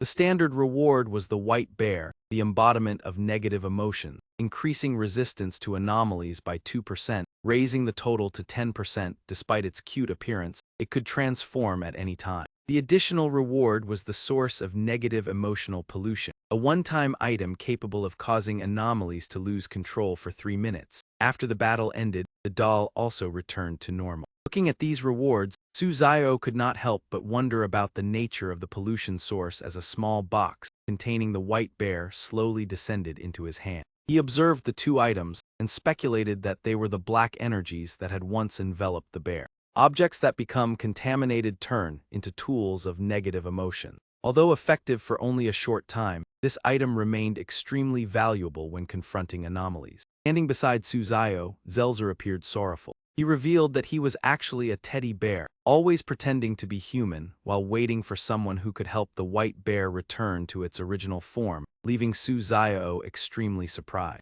Afterward, Zelzer gradually returned to his true form. He held the white bear's hand and waved goodbye to Su Zio, expressing gratitude for helping them gain freedom. This perfect ending moved many viewers. Some sighed that anomalies were sometimes merely victims of circumstance, while also remembering other contestants still in danger. Everyone quickly shifted attention to the other contestants upon realizing they seemed unable to hold out much longer. Cloud of France, after sending Zelzer into the bear world, still followed the rules, sitting on the sightseeing car without stepping down, causing the vehicle to repeat its journey in endless torment. Eventually, Cloud could no longer endure and decided to step off the car to end the situation. At the same time, Ali of Ba Thiat Kwok chose a similar action, bravely facing the teddy bears, but the system soon announced that he and his country had been eliminated from the challenge. The next anomaly world was about to begin with a countdown of 10, 9, 8, 7, 6. Meanwhile, Angie of Hoi Hung Kwok, after careful reasoning, discovered that Zelzer was the key to overcoming the challenge. He pushed Zelzer toward the gigantic teddy bear. Zelzer was immediately assimilated and absorbed the black energy stream. After receiving this energy, Zelzer replaced the bear and remained in the park permanently, allowing Angie to barely pass. The system congratulated Su Zio of Long Kwok and Angie of Hoi Hung Kwok for completing the challenge. Both nations were exempt from the next visit of the anomaly world. Su Zio achieved a 6-star rating, reducing the infection rate of Long Kwok's population by 20% with an additional reward of 5%. Angie achieved 5 stars, receiving a reward that increased his nation's scientific level by 10% and a personal reward of a frog-shaped ball. Angie collapsed to the ground, panting and muttering that he had finally made it, surprising the audience and earning widespread praise for his achievement. Although Zelzer was pitiful, many believed that letting him take the place in the park was perhaps the only way for ordinary contestants to pass, and they hoped there would be no similar rounds again. 3 days after returning to the real world, Su Zio and Angie were transported to a new challenge alongside many countries such as Long Kwok, Hoi Hung Kwok, Mai, Zambia, Nam Phi, Aicap, Adin Kwok, Han Kwok, and Dong Dao Kwok. The system detected a contestant with an outstanding win rate and decided to open a special anomaly world called Family of 6. The description stated that family is a place of peace but can also hide danger and strangeness. Only sincerity can dispel fear. After hearing this, Su Zio grumbled that the one with the high win rate was clearly referring to him. The system continued to provide information. You are a member of a family of 6 and must fulfill responsibilities and care for family members. Even if they may be frightening, with patience and politeness you can still find a way to coexist. A reminder stated that within 5 days you must do everything possible to survive. The family includes grandmother, father, mother, younger brother, and younger sister. Among them 3 intend to harm you, so careful judgment is required. Suzayo stood up and observed the surroundings, remarking that this round offered no reminder opportunities, while half the family members wanted to harm him, truly an exhilarating challenge. Walked to the table and read the rules, which required not leaving the room except during safe hours from 12 to 13 and 17 to 18, during which you could go out to eat meals prepared by the family. The next rule stated that grandmother was untrustworthy and moved very quietly. If you heard her approaching, you must not make any sound, as she relied on noise to attack. The younger brother would occasionally knock on the door 3 times. Before the third knock, you must cover your ears to avoid mental disturbance. The mother had an unstable mental state and could become dangerous without reason, not only to you. Father had heavy footsteps but was loving and would protect you at critical moments. The younger sister was trustworthy and needed protection. If she disappeared, the others would also cease to exist. Additionally, the wardrobe in the living room could serve as a safe hiding place in danger. The final rule mentioned the phone in the room. Even if you received messages from anyone, you must not reply or the consequences would be severe. Suzayo sighed, concluding that this situation was extremely complex with conflicting family relationships. At that moment, his phone suddenly rang, surprising Suzayo as this round actually supported mobile devices. He opened the phone and saw a conversation between himself and his younger sister displayed on the screen. His younger sister asked if he was in the room. Suzayo replied no, making her curious about his current location, and he responded playfully. His younger sister sent a heart emoji and teased that he was annoying, then informed him she would come to his room immediately. Just after the conversation ended, his younger sister's voice was heard outside asking to enter the room. Suzayo smiled to himself, thinking that although she was cute, she carried dangerous intentions, forcing him to prepare for confrontation. He calmly responded to the call from outside, while the audience wondered, since the rules stated the younger sister must be protected, whether Suzayo's action would lead to consequences. Viewer reminded everyone of rule number 9 about not replying to messages, and people realized that Suzayo clearly did not follow it, which was not surprising given his style. When he opened the door, Suzayo saw his younger sister holding an axe, leaving the audience both shocked and amused by his boldness. After a few seconds of shock, the younger brother revealed a ferocious expression and asked if he still intended to avoid it. Before he could finish speaking, the younger sister was swiftly subdued by Suzayo with a quick and decisive strike. The younger sister immediately flew into a rage, screaming that if he dared to lay a hand on her, she would never let him off. Suzayo calmly provoked her, "Come over and try." He was ready to take it on with both hands. At that very moment, the doll suddenly dashed toward the younger sister. The doll grabbed her and launched a relentless assault, while Suzayo stood to the side watching with amusement as if enjoying a play. Even joked, "Haha, the scene is truly intense. It is chilling to watch." In just a short while, the younger sister was battered and disheveled, hurriedly apologizing to Suzayo, saying she would not dare to joke anymore before scrambling away in panic. Suzayo still smiled gently, slowly telling her that perhaps he had gone a bit too far. She looked truly pitiful, while the audience above burst into laughter, praising his baiting tactics and schemes as incredibly captivating. Viewers below shouted, "Hurry and check the Eastern Island Nation. The developments over there are very exciting." In the Eastern Island Nation region, contestant Takedo was smirking, marveling that the girl looked truly beautiful. On his phone screen appeared the image of the slender younger sister, sending a message asking if he was in the room. She even suggested whether he wanted to see her in person for more excitement. Takedo immediately replied yes, he was in the bedroom, she should come right away. In an instant, strange sounds echoed from outside his door. His phone received another new message. Takedo excitedly said it must be another message from his little sister. On the screen was her face with an eerie expression, both hands tightly gripping something that looked very terrifying. She messaged that she was standing outside the door. Breaking it was tiring, so he should open it for her. Takedo Honkin stammered incoherently. Trembling, he called her a monster while the door was being chopped down, her voice from outside urging him to open the door because her hands were getting tired. System sent rule number 8 stating that when in danger one could hide in the wardrobe. He quickly scanned the room and realized he could conceal himself there.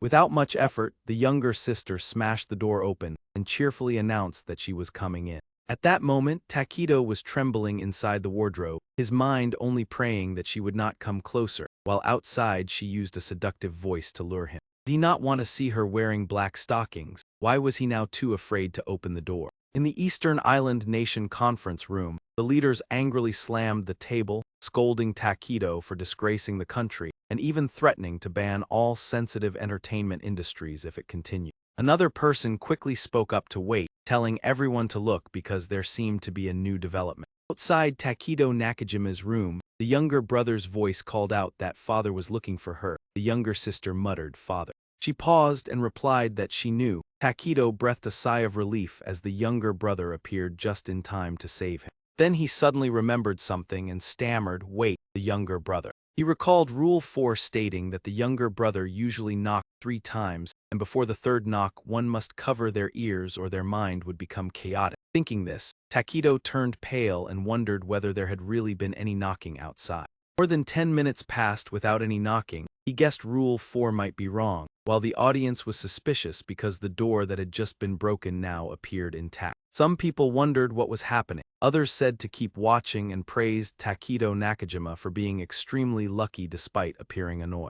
At the same time, after driving away the younger sister, Suzayo lay down contemplating the rules and analyzed that Rule 7 might be trustworthy. He believed he had to protect the younger sister because if she disappeared, the other members would also vanish, so that rule was clearly wrong. Rule 9 stated that the phone could be used but no messages should be replied to or the consequences would be unpredictable. He temporarily believed this and remembered the system gave 5 days to clear the stage, so he had to survive until time ran out. Just then, his phone rang with a new message notification. Suzayo immediately sat up and speculated that perhaps another rule was about to appear. On the screen was a message from the younger brother saying that father was not well, and if he knocked on the door it should be ignored, especially not to reply to father's messages. According to his memory, father's mental state was indeed abnormal. This made him puzzled because Rule 5 said that mother was the one with problems. Could it be that rule was also wrong? Not long after, father also sent a message warning that the younger brother was looking for him, and he should not open the door for him. After reading it, Suzayo could only sigh at how chaotic the situation was.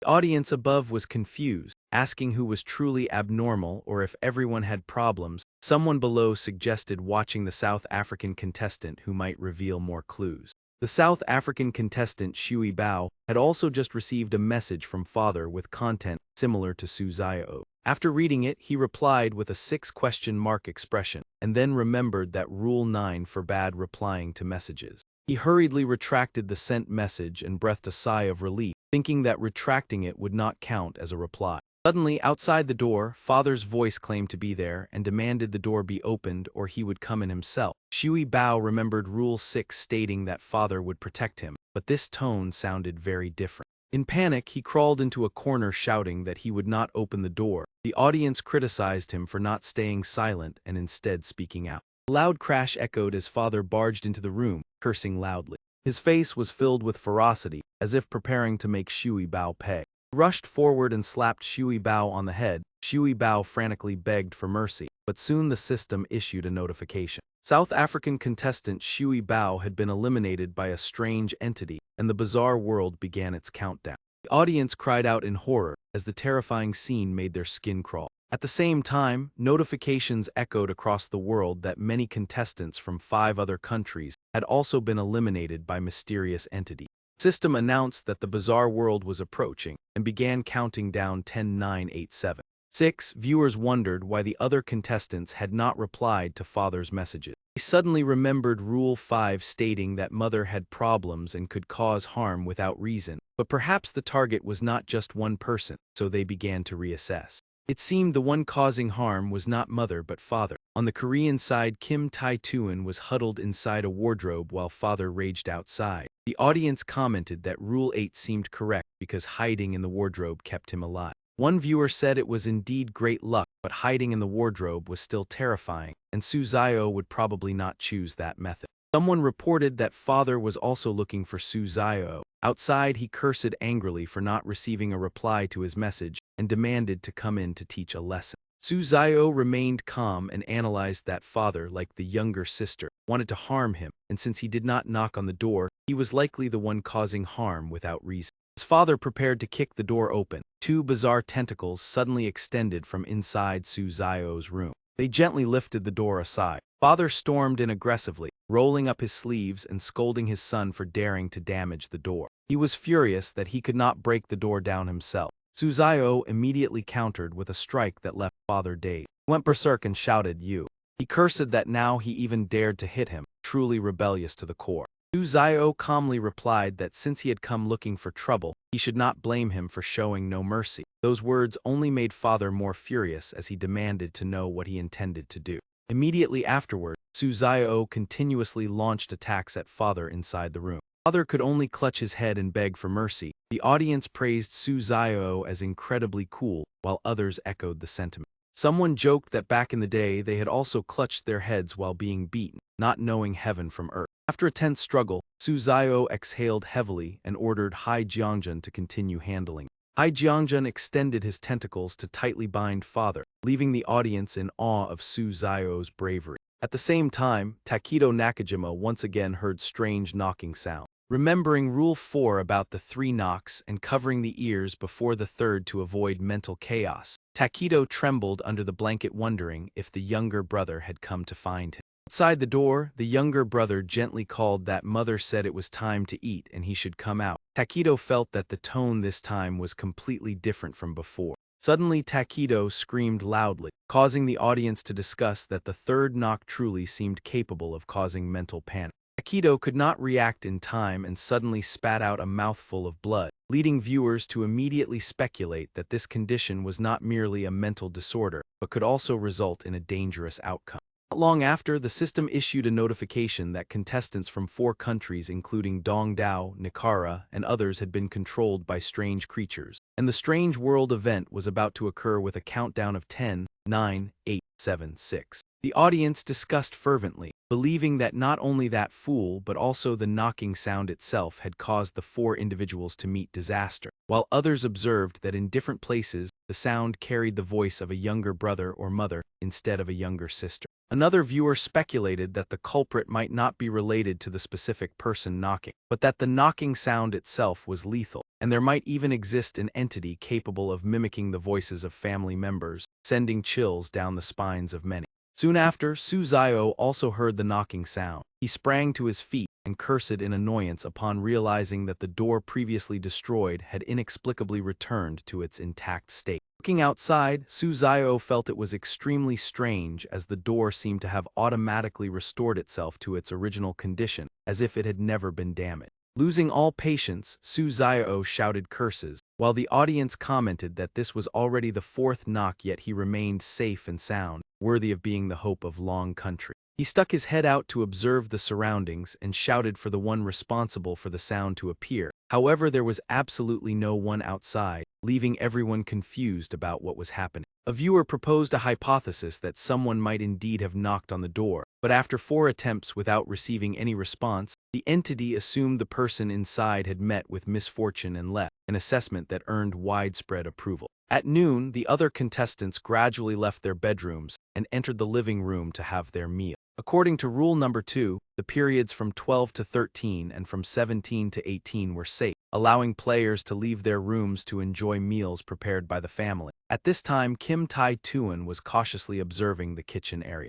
2 in the afternoon, after finishing their meals, everyone returned to their rooms to rest. Only Suzayo leisurely left his room to eat late, prompting the audience to tease that he possessed a rebellious nature and felt uncomfortable if he did not bend the rules. Meanwhile, Suzayo observed the overall structure of the house and noticed that the first floor contained only his room while the others were on the second floor. He speculated that the place might conceal secrets but decided not to explore it for the time being to avoid alerting anything, as 5 full days were required to pass the challenge. Suzayo's phone suddenly received a message from grandmother stating that the meal had been prepared and was still hot, causing him to wonder whether this concern was genuine or merely a disguise. Looking at the table filled with enticing dishes, Suzayo felt a moment of emotion and began to suspect that grandmother might truly be a good person. After finishing the meal, he remained in the living room for about 20 more minutes but did not see any other family members appear. With no other choice, Suzayo returned to the bedroom, lay stretched out on the bed, and complained about the boredom, deciding to find someone to chat with.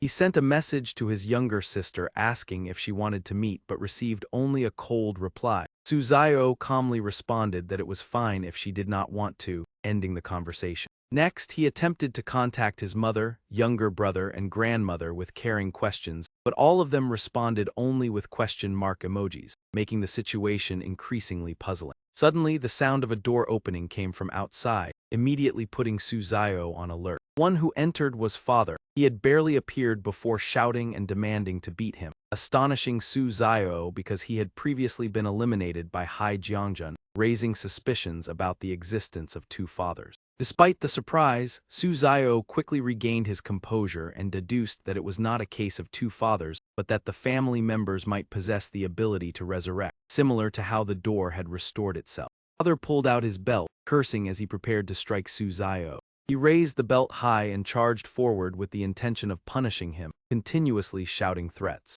Faced with the situation, Suzayo remained calm and smiled mockingly, remarking that the opponent seemed not to have learned his lesson from the previous time. As soon as he finished speaking, the puppet behind suddenly lunged forward to attack Father, leaving him stunned and unable to resist. In just a moment, Father was completely subdued by the puppet and was flung toward the wall. Suzayo observed calmly and was curious to know how this man could resurrect. Not long after, Father suddenly disappeared, and the wall also returned to its original state as if no collision had ever occurred, astonishing Suzayo. He quickly understood that just like the door, the entities within the house all possessed the ability to regenerate, which intrigued him, while the audience was astonished by his composure and compared it to Angie's situation. At this moment, Angie was facing 3 threats simultaneously, making the audience extremely curious and excited to watch. Angie hid inside the wardrobe to avoid Father, who was continuously shouting outside, and he realized that his previous deduction about hiding in the wardrobe to avoid danger was completely correct.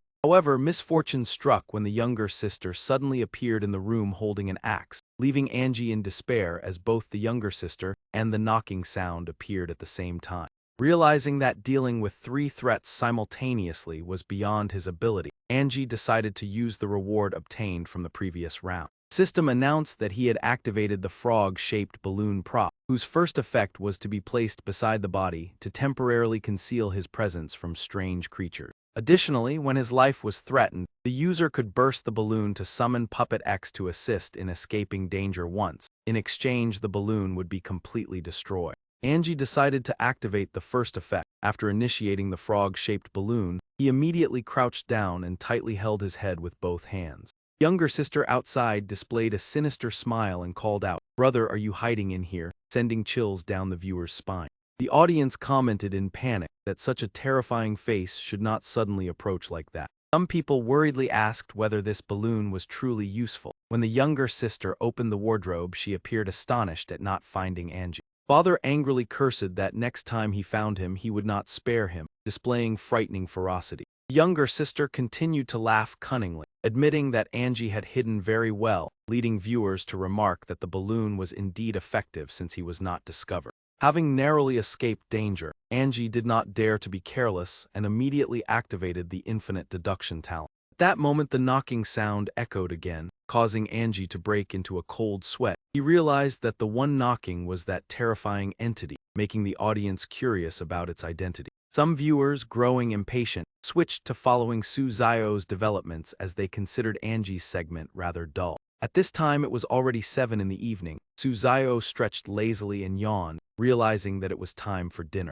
As he walked down to the kitchen, he could not help but feel surprised by the scene before him. He praised the meal for being extremely appealing and beautifully arranged. Suzayo noticed a small piece of paper on the table. The content clearly stated that the lights must not be turned on. He responded indifferently and still turned on the lights, causing the audience to laugh at his familiar rule-defying style. Observing the dining table, Suzayo smiled and remarked, "This was indeed a sumptuous hot pot." He stroked his chin and thought that he had only joked about it last time, yet grandmother had actually prepared this dish for him. He suspected that grandmother might be secretly protecting him but still felt that everything was far from simple, so he decided to continue observing. Early on the second morning, Suzayo woke up and checked whether there were any new messages. The phone displayed a notification that his younger brother had retracted a message at 10:55 the previous night. He immediately asked about it and received only the reply that it had been sent by mistake. That perfunctory response made Suzayo angry.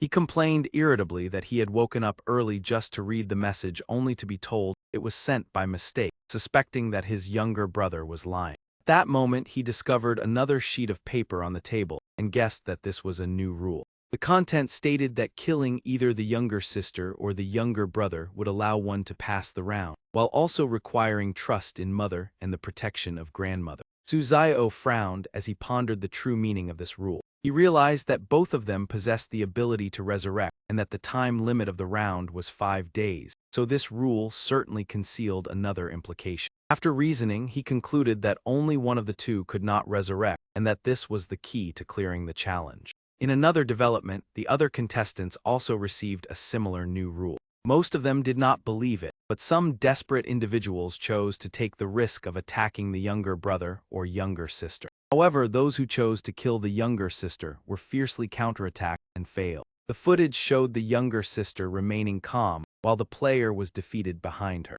Those who chose to kill the younger brother, even if successful, were devoured by strange creatures, leading the audience to realize that this was a deadly trap. Fortunately, Suzayo quickly recognized the falsity of this rule and did not fall into the trap. At the same time, Kim Tai-tuan was leaning against the wall reading the paper when he received a message from mother. The message warned that grandmother had gone mad and was coming for him, leaving Kim Tai-tuan confused because it contradicted the rule requiring trust in mother.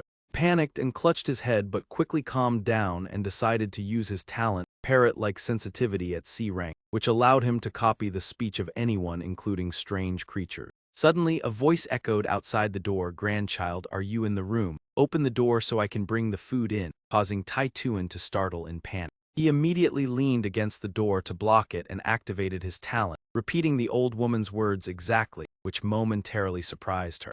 He revealed a sinister smile and said that she would leave the food at the door if he did not open it. But when Tai-tuan continued to repeat her words, she angrily issued a threat. Despite his panic, Tai-tuan unconsciously repeated even her scolding, making him fear that he would anger her further. He clutched his head in despair, begging and pleading for her to spare his life. A chilling aura spread into the room, causing his nose and eyes to bleed as he trembled and cried for help in desperation. Suddenly, as if seeing an illusion, he turned his head back with suspicion. The image of the hunched old woman appeared with a ferocious expression, making the audience realize that she was the mysterious door knocker. The viewers decided to shift their attention to Suzayo to observe the next development. At this moment, Suzayo was leisurely leaning against the wall, sending messages to tease the old woman and wondering why she had not replied. The messages continuously requested elaborate dishes such as peony fried fish, cabbage soup, and Buddha jumps over the wall. At that moment, her voice sounded outside the door announcing that the dishes were ready, astonishing Suzayo with her speed.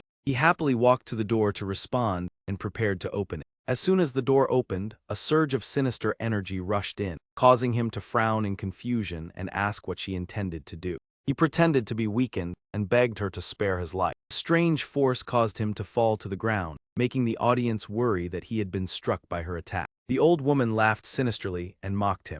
However, Suzayo smiled calmly, calling her an old hag before slowly standing up. He pointed directly at her and repeated the insulting remark, leaving her stunned. She panicked in disbelief that he remained unharmed, while he responded with calm composure. Suzayo demanded compensation from her for insulting him, displaying a confident attitude. He revealed that all his actions were merely to lure her into revealing herself. She asked in confusion about the meaning of his words. Recalling earlier events, the system had previously notified him that she was the culprit behind the door knocking, which sparked his suspicion. Counterfeit messages continued to be sent to mislead him. Suzayo reasoned that she had always pretended to be a good person, so her sudden appearance was abnormal. He concluded that she had been impersonated by another to frame her, leaving her astonished. Immediately, her appearance changed as a violent surge of sinister energy erupted. He admitted the truth but still threatened that he would not be able to escape. Suzayo calmly replied that he had merely been confirming his speculation and would now make her taste defeat. Summoned the white bear and ordered it to attack without completely destroying the opponent. The bear immediately charged forward, causing her to scream in terror.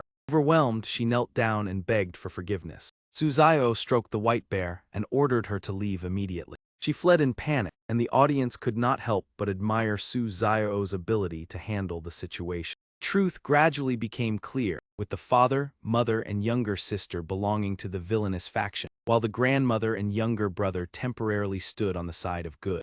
Nevertheless, Suzayo remained cautious, as he could not yet confirm that the grandmother was completely innocent. On the third day, Suzayo, along with the white bear and the doll, decided to inspect the second floor. He noticed that there were no messages in the morning, indicating that the opponent had become more vigilant. Standing before the door with the little girl's photo attached, he remarked that this was likely the younger sister's normal appearance. Gazing at the photo, he commented that the girl looked quite adorable. Upon entering the room, he discovered a sheet of paper neatly placed on the study desk. He focused on the paper and grew curious about its contents. The paper contained a birthday greeting and the parents' plan to take their daughter out for a trip. Suzayo pondered the significance of this trip. After observing and finding no additional clues, he decided to move to the next room. He determined that the adjacent room was the parents' bedroom. Picking up a book, he was surprised to see that the father was fond of reading. However, the book's title about rules of strange tales felt familiar and piqued his curiosity.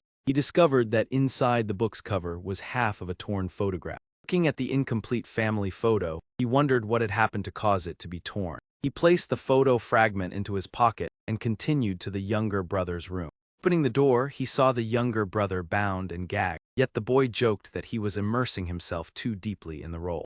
The boy pleaded for help, and Suzayo instructed him to only nod or shake his head to confirm his identity before being released. He asked whether the boy was the one secretly protecting him and received a confirming nod. When asked about the grandmother, the boy also nodded in agreement. However, the boy quickly shook his head in denial of something, prompting further speculation from Suzayo. He concluded that the grandmother was someone who needed protection, but could also pose danger due to being controlled. The boy immediately nodded vigorously to confirm his deduction. After removing the gag, Suzayo declared that the boy had passed the test and would be untied. He instructed the younger brother to remain in the room and assigned the doll to protect him, receiving sincere thanks in return. The audience continued to wonder about the grandmother's true role in the story. As he left the room, Suzayo discovered another new sheet of paper on the table. He realized that this was another set of rules. Content of rule: be advised trusting the grandmother, forbade going to the second floor,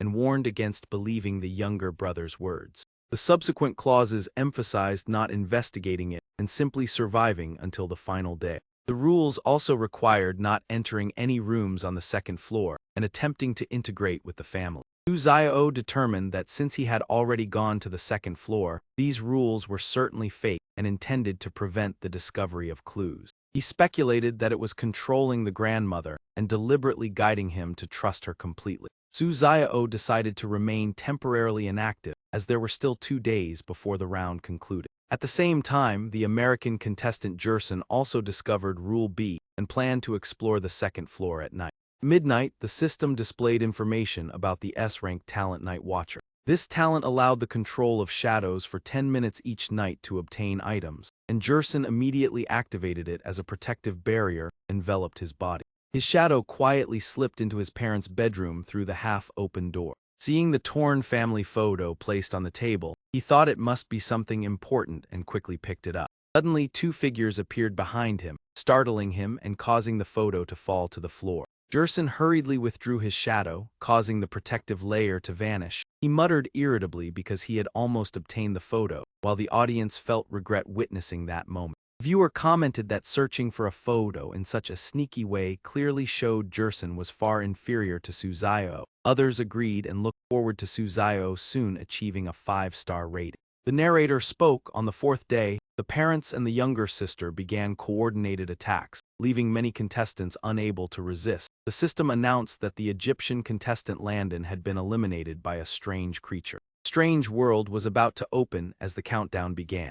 In Angi's area, he was hiding behind a door to observe the situation. He quietly watched the father and younger sister chasing a frog man as described by the narrator. Angie of Hoi Hung Nation used frog-shaped bubbles to create a diversion, then slipped into the grandmother's room and obtained the remaining half of the family photo. Image of Angie joyfully holding half of the photo appeared. The narrator stated that by the 5th day only 4 contestants remained: Suzayo, Angie, Jerson, and Raja. The audience remarked that today was the final day, and everyone was preparing to clear the stage, while Su Zio was still lying on the bed scrolling on his phone with a calm smile. Another viewer reassured that there was no need to worry, because Su Zio would likely take action soon. A message from the younger brother appeared on the phone, saying he had found the remaining half of the photo and that it was the key to defeating the entity. He also hoped his brother would not hurt grandmother, which satisfied Su Zio for helping the boy earlier. Su Zio quickly replied that he would free her safely, while thinking that sincerity and protecting her were the keys to perfectly overcoming the challenge.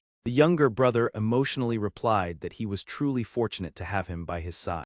Su Zio immediately got out of bed, telling the younger brother not to go anywhere and to wait for him to come and retrieve the photo. The scene shifted to the younger brother's room. The boy respectfully handed half of the photo to Su Zio, surprising him when he realized that he himself also appeared in the picture. The audience was also surprised to see Su Zio in the photo. The picture suddenly glowed, but he temporarily set aside his doubts and advised everyone to keep watching. Thinking he was close to the truth, Su Zio asked the younger brother why the photo had been torn. The boy became momentarily sad and said that he seemed to have forgotten the past. Recalling the past, the younger brother choked up as he spoke about the time when the family was once happy, when everyone loved and cared for one another. He remembered the horrifying accident on his sister's birthday, when the car carrying their mother and sister fell into the river, leaving all three no longer the same as before. Everyone fell silent after hearing the full tragic story. The audience was shocked to realize the connection with earlier clues, and deduced that the reason they had become strange was due to drowning.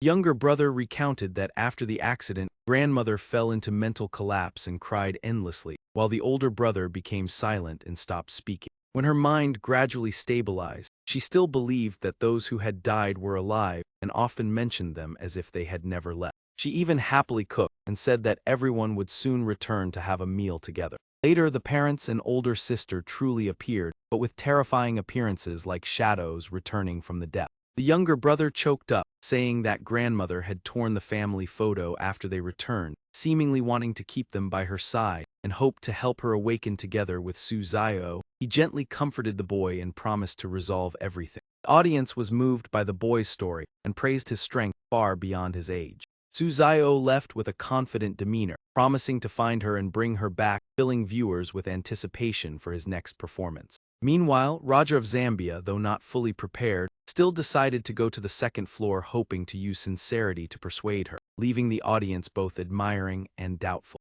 Raja entered the room and called out that he had something he wanted to say to her. Immediately afterward, he was eliminated from the game in an instant, leaving viewers shocked by the sudden event. The audience remarked that this result was not unexpected and shifted their attention to Jerson, who had not yet found the photo but still went to meet her. In the quiet room, she asked Jerson whether he would join the younger brother in opposing her, and he tried to persuade her that the parents and older sister could not return as they once were. Those words angered her. She believed the two grandchildren were heartless for wanting to abandon their loved ones, though Jerson still persistently urged her to stay rational. She lost control and rushed forward to attack, shouting that they could not escape from this place.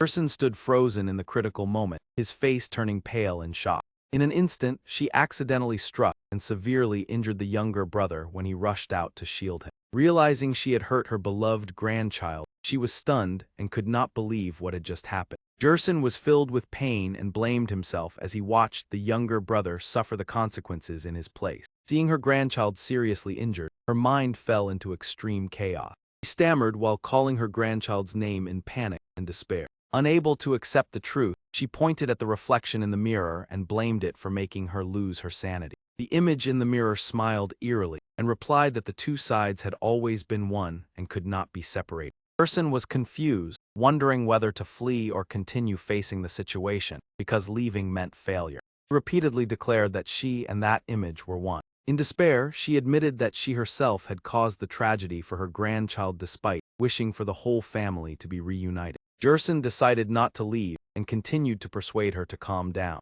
The entity whispered that as long as Jerson was eliminated, the whole family would be reunited again. Just as the situation reached its peak, the system suddenly announced that Jerson had passed the 6-member family challenge. Jerson was astonished upon receiving the evaluation and rewards related to the origin of the strange object. unable to believe that he had succeeded. The audience was shocked as they witnessed him vanish from the challenge, believing the result was hard to believe. Many speculated that he had met all the necessary conditions, even that the younger brother's death might have been one of the decisive factors.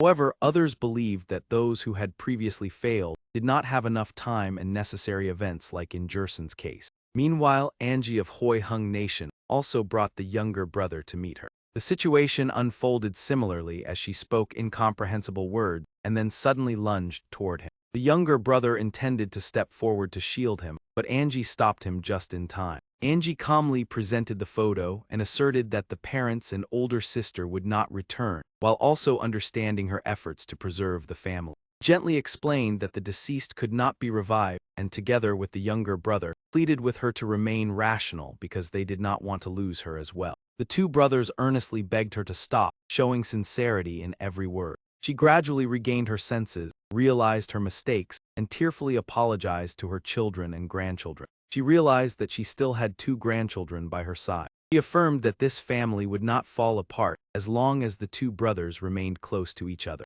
However, she said it was time for her to leave and told her grandchildren to live well, leaving them confused as they asked where she would go. She gently said that she would go to a very distant place and would always watch over them from the sky before fading away in their sorrow. Child, that was her obsession. It was born from her and she existed because of it. Now that the obsession has dissipated, we cannot keep her here any longer, grandmother.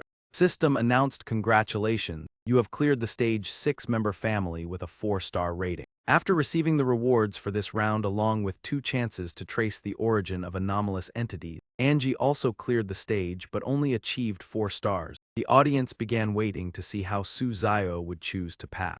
Come here, stop running, my axe is already eager. Let us see what you plan to do if I catch you. What is going on? Why is Su Zio leading them into grandmother's room, eldest grandson? What are you planning to do? It is nothing, I just want to prepare a surprise for grandmother. You have activated the item Simplified Source of Negative Emotion. It can only be used once and can drive an anomalous entity into a frenzied state for 3 minutes. Damn it, what is wrong with these people? Could it be that they have all lost control? Brother, how is grandmother? Did you harm her? Do not worry, nothing is wrong. If you want her to continue living with us, then do not go inside and cause trouble. Half an hour passed and everything was finally settled. Wait here, I will go inside and deal with it. Yes, please be careful. After being strongly stimulated, grandmother felt immense regret, continuously blaming herself for harming them. Zio stood silently in thought, just as expected. Once the family members were harmed by it, there was no turning back. Although cruel, if he wanted her to continue living, he had to force her to face the pain once more. He transformed into a filial grandson, handed the restored half of the family photograph to her, and gently apologized for having to use this method to bring her back to clarity. We have all lost loved ones, but you forgot that those who are still alive are the most precious. Please come back, because this home and the two of us still need you. Not only did she not soften, she angrily shouted that you do not understand my pain and have no right to decide for me. In her agitation, she rushed forward and strangled him, muttering about her beloved children, while Su Zio only smiled faintly and said that even a small obsession wants to harm me. She was shocked and stammered in disbelief at why he was unharmed. Su Zio leaned close and replied that he wondered whether she had ever heard of something called sincerity. As soon as he finished speaking, she burst into mocking laughter, believing that sincerity was the most ridiculous thing she had ever heard. From her body, a soul slowly separated. After leaving the body, the parasitic soul fiercely declared that it was no longer bound. It challenged him, saying that now that she was no longer restraining it, let us see what that sincerity could possibly do. Su Zio immediately threw a punch in response, and coldly said, do not call her that old woman because she is my grandmother. He turned to help her up and asked with concern, while the parasitic soul clutched its struck face and watched with deep resentment. Suddenly, the soul seemed to think of a way to turn the situation around and revealed a smug smile. It crazily rushed toward her as if intending to strike first and seize the advantage. But before it could get close, Su Zio had already intervened to block it. Though trembling, the soul still shouted that it could not be destroyed because thanks to it, she was able to preserve the hope of reunion. Su Zio let out a mocking laugh and replied that only when it left would she truly recover. Soul gaped in suspicion, wondering if his lack of resistance when being strangled was merely to lure it out of her body. Su Zio smiled and confirmed it, even praising it for not being too foolish. She stepped closer to the soul and gently said that because of it she had sunk into suffering and forgotten the living family members, but the soul stubbornly refused to accept it. Cried out in panic that it was also a part of the family and had once helped her, then gradually dissipated amid its shrill screams. She sighed and admitted that everything had originated from herself and asked whether her grandson still blamed her. Suzayo cheerfully replied that everything would be fine. In the end, she embraced her grandson and said that when hurt, home is the place of shelter; when lost, home is the guiding light. Sincerity is the best remedy for a family, and a home is something that nothing can replace. Journey concluded with the image of 3 people in the old photograph, filled with happiness and warmth. The system congratulated the chosen one for achieving a perfect clear with 5 stars, and presented a reward of choosing one of 2 options. Rewards included the skill sincerity execution or anomalous origin trace along with 3 free skips. The former could pacify anomalous entities while the latter carried significant risks. The 3 free skips allowed avoidance of choices in the next world. Suzayo did not hesitate to choose sincerity execution, arousing curiosity and discussion among the audience. Many people felt that this was like a second talent and trusted his decision. The system announced that Suzayo, Angie and Jerson had successfully cleared the stage, helping the 3 nations avoid the descent rule, but there were no additional rewards because it was a special instance. The online community buzzed with discussion when Angie announced that she would temporarily suspend the next 2 rounds to travel to Long Nation. The leaders of Long Nation valued this visit because not only Angie, but also the leader of Grey Bear would attend to strengthen relations. During the meeting, Suzayo and Angie met in person for the first time, opening opportunities for connections between contestants of different nations.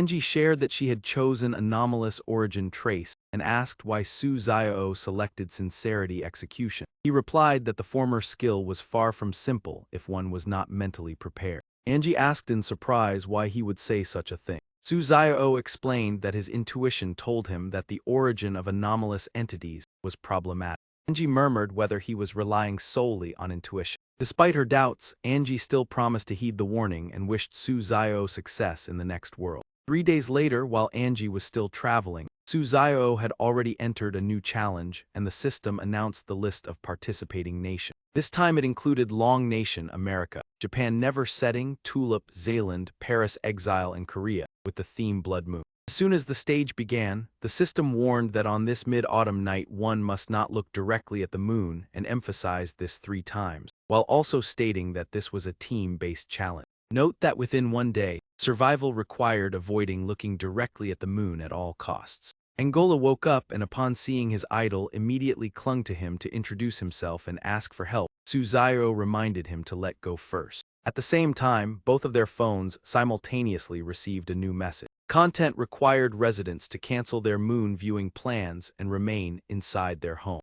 The message emphasized that windows must be locked and that under no circumstances should one look at the moon, no matter what was heard. Another notification warned that friends or relatives might have changed and that the rate of contamination was extremely fast, so they should not be trusted. This was followed by a series of safety rules, such as covering all moonlight with black curtains and not responding to invitations to view the moon. If strange noises or cries for help were heard, the door must not be opened, and no one who claimed that the moon was beautiful tonight should be trusted. Loved ones would not send words of affection at this time, and silence must be maintained if there was knocking on the door. If the door was broken, prepare sunglasses, and when going outside they must be worn. Do not raise your head to look at the sky or trust strangers. Angola anxiously asked what they should do. Suzairo calmly said that if it were him he would find sunglasses or make himself unable to see. Hearing this, Angola enthusiastically went to find glasses for both of them, surprising while the audience burst into laughter. Someone joked that in this round Suzairo handled the action while Angola handled the cheering. After rummaging through the entire room, Angola exclaimed that he had found them. He handed the glasses to Suzairo with great respect, while he accepted them, and silently thought that with his protective talent the glasses merely added an air of mystery. Suzairo excitedly put on his glasses, looking exactly like a true modified car enthusiast, his aura bursting and illuminating the entire room. He dropped a flamboyant remark, then leisurely strode toward the window.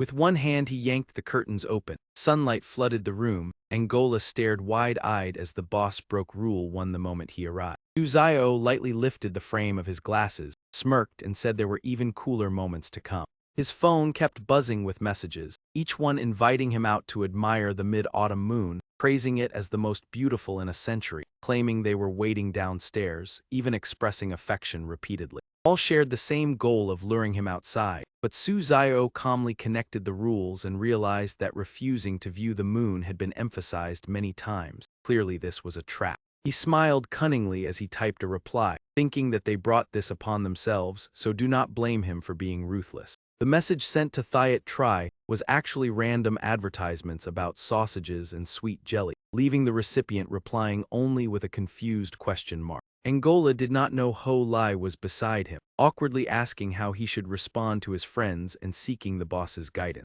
Before he could think further, Suzayo snatched the phone and eagerly said, "Let me handle this," leaving Angola bewildered. He sent a provocative reply, saying if they had the guts they should come knock on the door. If they dared not enter, then they were his juniors. The aggressive message made Angola turn pale with fear, while Suzayo remained as calm as if he had achieved a great feat. In another team, Jerson and Jin Yaoqian also received a series of similar messages, inviting them to watch the moon. Jin Yaoqian even happily responded to the flirting, asking if he could join the fun, which made Jerson's expression change drastically. Jerson immediately snatched the phone, causing Jin Yaoqian to shout in annoyance. Seeing the unsent message, Jerson became furious, scolding him for being foolish and warning him not to drag him down. His anger flared, he rushed forward and threw a punch that left Jin Yaoqian dizzy. Jerson even cursed under his breath in frustration. He grabbed Jin Yaoqian by the collar and threatened that if he spoke nonsense again, he would show no mercy. Jin Yaoqian apologized repeatedly in fear, making the audience laugh. Jerson snorted coldly and ordered him to find sunglasses, otherwise he would not let the matter rest. At that moment, both of them received new messages again and hurriedly checked. Messages all came from supposed relatives and siblings, inviting them out to admire the moon with unbelievably sweet words. From cousins to older relatives, all urged them to open the door, even asking for the exact apartment number. Jerson was already familiar with this trick, so he silently switched his phone to silent mode. Immediately afterward, an eerie knocking sound echoed from the door, causing both of them to stare toward it in shock. Jerson moved close to the door to listen carefully, while Jin Yaoqian curiously asked what was outside. As soon as he heard the question, Jerson's expression changed instantly. He turned and kicked Jin Yaoqian, shouting angrily for speaking too loudly. Jin Yaoqian fell to the ground, groaning in pain. Terrified, he apologized repeatedly, while Jerson harshly told him to shut up if he did not want to invite trouble. The door handle began to twist continuously, signaling that danger was approaching. Jerson covered his mouth and whispered that they were trying to open the door, blaming Jin Yaoqian for causing the situation. On Suzayo's side, while the other two faced danger, he also heard noises outside the door. Angola curled up praying while he lay down calmly to rest. Angola was astonished by such composure and wondered if the boss truly knew no fear. He advised Suzayo to pray, but Suzayo thought to himself that he was a materialist. He stood up from the sofa. Angola hurriedly grabbed his leg to stop him, because the rules forbade paying attention to noises outside. Suzayo coldly told him to let go if he did not want trouble, leaving Angola flustered. He walked to the door, grasped the lock handle and opened it. A terrifying, distorted face poked into the room. Angola screamed, hugging a pillow as he retreated, begging for the door to be closed. Suzayo was instead satisfied, as his goal was to scare Angola into interfering less. Without hesitation, he delivered a firm slap to the creature's face while scolding it. He shouted that it dared to ambush him, and that it should take this blow. Unexpectedly, the creature immediately changed its attitude, sat down and cried while blaming itself. It said it had been invited yet still intended to do evil, leaving Suzayo stunned. A notification appeared, the skill Sincere finisher activated, purifying the eerie creature and making it repent sincerely. Suzayo looked at his hand, marveling at the power of the skill. His interest piqued, he delivered a few more slaps to test the effectiveness. The sharp slapping sounds echoed throughout the room. The creature cried and muttered self-reproachfully, confusing its companions.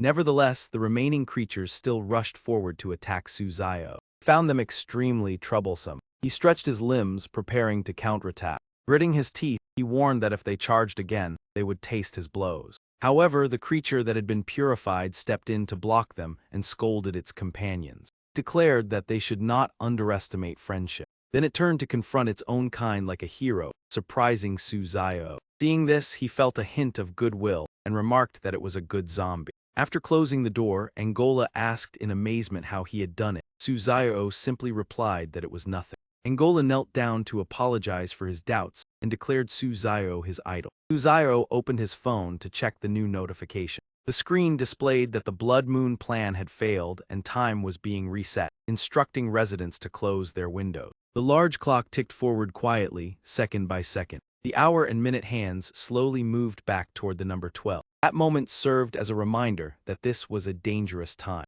Angola anxiously asked what was happening. Suzayo explained that time had been reset but not completely, as it was currently 12:01. He lightly tapped the screen displaying 12:01 and calmly said they should continue observing. Suzayo's phone kept vibrating with notifications, all invitations to go outside and admire the moon, claiming that Uncle Six was performing on it, and friends asking for his location so they could come pick him up. Some strangers praised the moon as harmless, while others said it was cruel to those who did not share the same belief, continuing to glorify it as if it were something sacred. There were even chilling messages expressing a desire to taste his innocent brain. A new rule notification appeared, reminding him not to trust unknown numbers, to be wary even of acquaintances, not to look through the peephole when there was a knock on the door, and not to trust anyone claiming to be a friend. The next rule strictly required not going outside to avoid the moonlight, and if the house was unsafe, to seek the nearest shelter, hinted at with subtle ambiguity.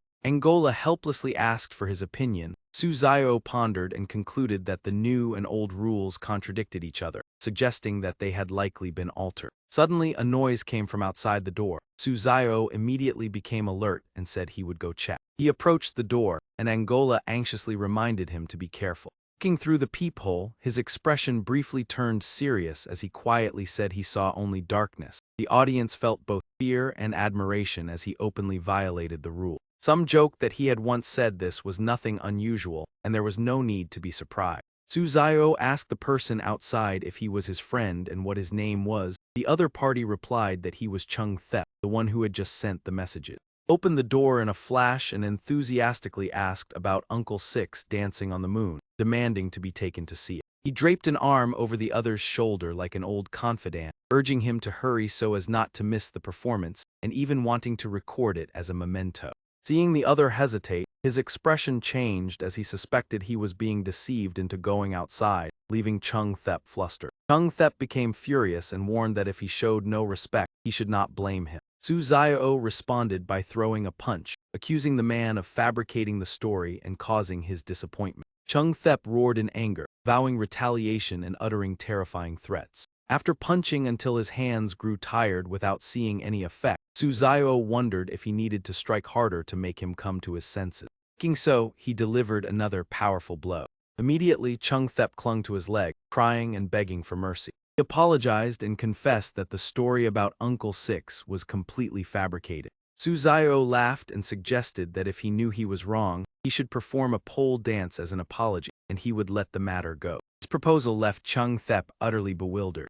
Nevertheless, he reluctantly swayed around the pole. Meanwhile, Suzayo leisurely enjoyed a drink with Angola. The audience wondered where the pole had come from, and others were equally puzzled. Elsewhere, Handak and Mizu argued about whether they should go outside or stay inside according to the rule. Before they could decide, a noise outside the door sent chills down their spine. Handak glanced through the peephole, and the audience criticized him for recklessly imitating Suzayo. Before his eyes was a terrifying blood-red eye. Handak screamed in panic, and viewers warned not to blindly follow the big brother's example or they would suffer the consequences.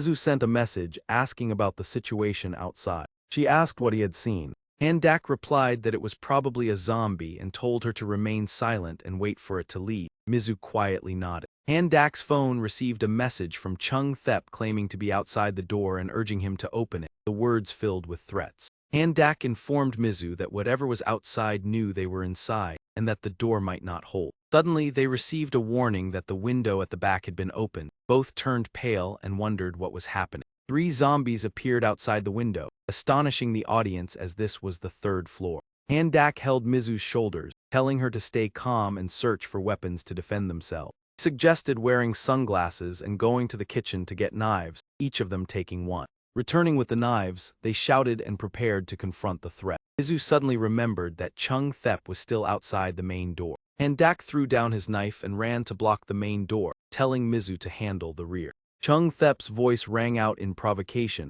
as the system activated a talent to assist in finding weapons. Door burst open, and Handak raised a baseball bat and charged forward to attack. However, Chung Thep swiftly dodged the strike. Handak swung the bat again without hesitation. Chung Thep easily subdued him to the ground. He muttered with craving desire as Handak struggled and called for Mizu to save him. Mizu had just dealt with the situation at the back when she heard his cries for help. She panicked and called out Handak's name. She bent down to pick up the baseball bat. From behind, she struck Chung Thep's head with great force. Thanks to this, Handak was rescued. He gasped in gratitude, and the audience praised their seamless cooperation while noting that Chung Thep here was quite formidable. Some compared him to the one at Su Zio's place, saying Chung Thep seemed like a joke there, perhaps because the big brother was too powerful. At this moment, Su Zio had finished watching the dance. He grabbed Chung Thep by the collar and dragged him away, vaguely replying that he simply wanted to. Suddenly, he opened the window and threw him out before calmly bidding farewell.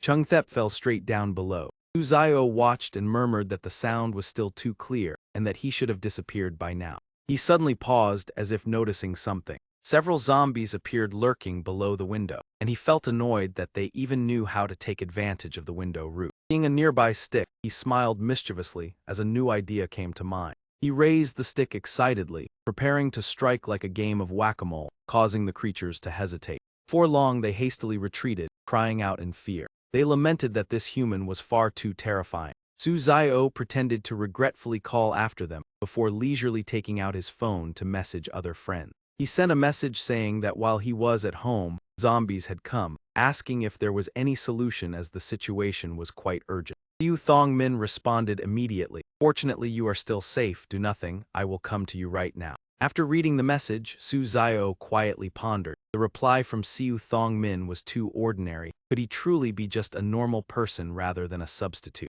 Su Zio's phone displayed another notification from an unknown number with the content, "Purification failed. Time will be reset for the third time." Broadcast announcement reassured the citizens of Kwangdai that the abnormality of the moon was only temporary, leading Su Zio to speculate that the purification process had failed again, and this conclusion was likely based on external events when time reversed. Sitting on the chair, Su Zio thoughtfully realized that this time had rewound to 12 hours 2 minutes, 1 minute more than before, which must carry a special meaning. Angola, sitting beside him, asked about new clues and the next plan. Su Zio believed the information inside the house was too limited, and they needed to go outside to investigate, making Angola worried and hesitant. Suddenly, Liu Thongmin's voice came from outside the door, asking them to open it. Su Zio was about to open the door. Angola hurriedly stopped him because Rule 11 forbade trusting anyone who claimed to be a friend, but Su Zio calmly replied that he would open it anyway.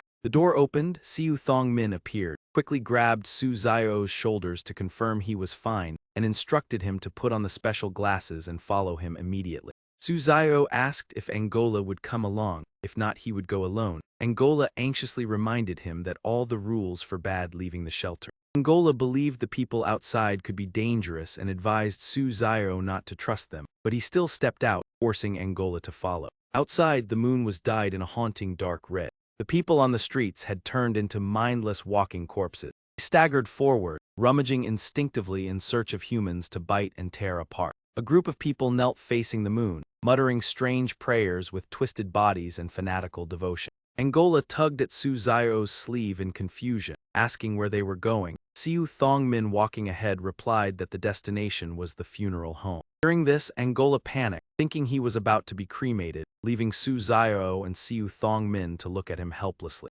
Liu Thongmin quickly explained that taking them to the funeral home was to protect and save them. There was no need to be afraid. At the funeral home, he handed Su Zio a sheet of paper containing rules and asked both of them to read the staff regulation. Su Zio took the paper, put the glasses into his pocket, and read the content with Angola, which stated that the main duty of the staff was to place corpses into the cremation furnace. The following rules required not asking too many questions, reporting immediately upon encountering abnormalities, not using telescopes if not staffed, not praying or discussing strange phenomena, avoiding the manager's office when occupied, always wearing the special glasses while working, and maintaining absolute secrecy about the job. The eighth rule emphasized that all staff had sacrificed the chance for mid-autumn reunion, and that this sacrifice would be remembered forever. At that moment, Siu Thongmin suddenly announced in panic that it had appeared, prompting Su Xiao and Angola to ask in unison who it was. The red moon was gradually covered halfway, and Su Xiao realized that this phenomenon was a lunar eclipse. Beside him, Angola's body emitted cracking sounds and began to twist abnormally. Su Xiao immediately knocked on his head and reminded him not to stare at the moon, causing Angola to cry out in pain. He clearly felt the clock as if it were running backward, each ticking sound echoing eerily. In just a moment, the moon returned to normal, leading Su Xiao to deduce that the lunar eclipse was the trigger for the time reset and brought about horrifying events such as the appearance of the undead. Angola asked about the new discovery. Su Xiao reasoned that this reset did not return them to the original location, and that the funeral home might be the place controlling the process, thus remaining unaffected. A funeral home staff member pushed in a corpse and greeted them, assuming that Su Xiao and Angola were new employees. The man urged them to quickly take the corpse for cremation, making Su Xiao silently marvel at the speed of the work. The two of them assisted in pushing the corpse, while Su Xiao calculated that to receive protection from his talent, he had to participate in the cremation process. After a while, Su Xiao turned to tease Angola for standing far away and asked him to personally place the corpse into the cremation furnace. Angola trembled and pointed at himself, awkwardly asking whether he had to do it alone. Su Xiao coldly affirmed it, even joking that if the corpse ran away, Angola would have to chase it himself, making viewers laugh at how easily he was led around. While standing idle and waiting, Su Xiao decided to message Chung Thep to check on his situation. He sent a message asking about his condition, and invited Chung Thep, if still alive, to come to the funeral home, where he had already prepared a spot. Receiving no reply, Su Xiao sighed, believing Chung Thep had likely not survived, prompting viewers to laugh at the dark humor. Viewers continued to joke that Su Xiao seemed to be preparing a full service package for Chung Thep. Suddenly, Angola cried out in panic upon realizing that the corpse in front of him was actually moving. He immediately grabbed Su Xiao's sleeve tightly in fear. Angola suggested reporting to the security office according to Rule 2, but Su Xiao calmly stated it was just a minor matter and decided to handle it himself. When the corpse sat up, Su Xiao was astonished to recognize that it was Chung Thep. He cheerfully asked why Chung Thep had jumped from the third floor, causing him to burst into tears upon realizing the person before him was Su Xiao. Su Xiao teased that as a funeral home employee, he would offer Chung Thep free cremation service as a token of friendship. Seeing Chung Thep terrified, Su Xiao continued joking about a special roasting method, making him panic and beg for mercy. Witnessing this scene, Angola could not help but doubt who truly resembled a zombie when Su Xiao appeared far too enthusiastic. With little effort, Su Xiao neatly tied up Chung Thep and even sprinkled seasoning, making viewers laugh uncontrollably. Viewers commented on Su Xiao's increasingly impressive lying skills and wondered where he got the seasoning. A humorous comment remarked that Chung Thep had finally understood what roasting on a spit meant. At the same time, Jerson from the United States and Jin Yaoqian from South Korea were also led to the funeral home by Siu Thongmin, but Jin Yaoqian suspected it was a trap. Jerson explained that the funeral home was actually a secret base related to the plan to maintain the stability of the blood moon, helping them pass the challenge safely. Jin Yaoqian suddenly stopped to pray using a strange ritual, causing Jerson to angrily strike his head and warn him not to perform dangerous actions. While Jin Yaoqian was still grumbling, he heard frightening cracking sounds echoing around them. Frightened, Jin Yaoqian asked what was happening, and Jerson discovered that the corpses had begun to awaken and told him to deal with it himself. Corpses on the carts began to twitch. Jerson immediately ran away first, causing Jin Yaoqian to panic and chase after him. At that moment, a corpse suddenly grabbed Jin Yaoqian's hand, making him scream in terror and demand to be released. Not long after, the system announced that South Korean contestant Jin Yaoqian had been attacked by a strange entity and eliminated from the game. The next announcement declared that the event Strange World was about to begin with a countdown starting from 10.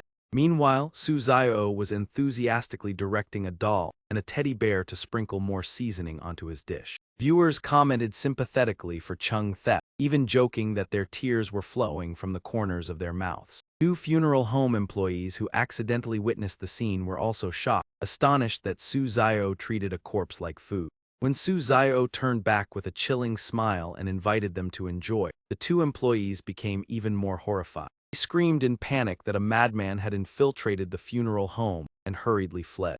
Left alone, Suzayo pondered why corpses that were already dead still needed to be cremated, and whether they had the possibility of reviving. He continued to reflect that the chants recited by the people outside might be related to this phenomenon, and decided to experiment. Acting on his thought, Suzayo clasped his hands toward the corpses and repeated the chant, causing them to truly react and produce cracking sounds from their joints. Angola asked Suzayo anxiously, "Boss, what are you doing? Why are you touching the corpses?" Suzayo seemed to have confirmed his speculation and whispered softly, as expected. Angola hurriedly asked again, "Boss, where are you going?" Suzayo waved his hand as a signal. "Hai Jianjun, Mei and Angola stay behind to handle these corpses. I will go out for a while to take care of something." Suzayo replied briefly that he would go to the research room to use the telescope to observe the moon. Angola worriedly reminded him that the third rule forbids using the telescope without authorization. Suzayo asked coldly, "Are you teaching me how to do my job?" Angola realized he had misspoken and immediately slapped his own cheek to apologize. The viewers laughed and commented that Suzayo no longer needed to take action. Truly a war god who made others willingly admit their mistakes. The second floor of the funeral home, Suzayo arrived at the research room. Inside, there was indeed a telescope placed there. Suzayo discovered a notebook on the table and deduced that it was a record book. Realized that this was the Lunar Observation Diary. The recorded content showed that on August 15 over many years, the moon would sometimes be normal, sometimes be devoured and gradually turn bright red. This strange phenomenon repeatedly occurred. The records continued to show the moments when the moon returned to normal and then turned an even deeper red, proving that the abnormal cycle had occurred many times. After finishing reading, Suzayo concluded that time had been reversed many times and began connecting the existing clues. He speculated that the devouring phenomenon, the red color and the faith were the reasons for the appearance of many corpses, and that the funeral home had continuously reversed time to delay the catastrophe. When looking through the telescope, Suzayo was astonished to realize that the moon had turned red again. Devoured portions seemed to contain living creatures within. He decided to find the funeral home manager to discuss, and quickly headed to his office. Inside the room, two zombies were staggering about. Suzayo remarked with displeasure that the moon had just turned red and was being devoured again. Believed that the method of reversing time would soon no longer be effective. Suzayo ordered the doll and the teddy bear to restrain the two zombies. Both immediately rushed forward to attack. Quickly subdued the two zombies in the room. The funeral home manager was startled when he saw Suzayo appear, and calmly stated that he had been observing him for a long time. Believed that Suzayo must be curious about the funeral home's work, and Suzayo frankly replied that he now wanted to try joining. The manager set a condition that to know the truth one had to join the organization and be ready to become a sacrifice at any time. He turned back to look at Suzayo and asked him to make a decision. Suzayo did not hesitate and decisively agreed. After he accepted, the manager asked Suzayo to follow him. As they walked, Suzayo secretly observed and remarked that the organization was quite orderly inside. The manager showed Suzayo images of the moon on the screen and explained the collected information. He said that the moon longed for worship, so every mid-autumn festival it would appear clearly when full. However, this year the moon showed abnormal phenomena. The manager stated that a strange creature had affected the moon, and they called it devouring. Suzayo immediately associated it with the creature he had observed through the telescope. He speculated that they were the ones causing humans to turn into zombies and asked how to resolve it. The manager confirmed that they needed to be eliminated to prevent the catastrophe. The manager explained that they had to enter the spacecraft simulation chamber, which recreated the lunar environment, and eliminate the creatures inside to affect the real moon. Suzayo asked whether things were truly that simple. The manager seriously warned that they had failed many times, and that if one died in the simulation chamber it would be real death, asking Suzayo if he was afraid. Suzayo calmly replied that he was not afraid at all, and even felt excited. He urged the manager to begin quickly, because they could not wait any longer. Before activation, the manager sincerely thanked him and wished him luck. When the simulation chamber was activated, Suzayo felt as if he had stepped into another space. Opening his eyes, he saw a scene identical to the surface of the moon. Suzayo marveled at the realism of the simulation, The viewers also commented that this place still had gravity to facilitate movement. This made actions inside the chamber much easier. Afar, dust and smoke billowed as a pack of ferocious dog-faced monsters charged toward Suzayo, making him realize in shock that this was the true form of the devouring. Suzayo immediately ordered the white bear to attack. He shouted loudly, demanding the complete annihilation of the monsters. Meanwhile, other contestants were also invited into the simulation chamber, but most refused, believing that simply waiting would allow them to pass the stage. Only Jerson agreed to participate in hopes of achieving a higher evaluation. The manager seriously instructed Jerson to find the source of their reproduction before being eliminated, and Jerson asked what that source was. The manager admitted that they also did not know, and Jerson could only rely on his intuition, causing his face to turn pale. Jerson panicked and knocked on the chamber door demanding to withdraw, but it was too late as the chamber had already been activated. He screamed in despair while the audience felt both sympathy and amusement at his situation. Not long after the chamber began operating, Jerson regained consciousness.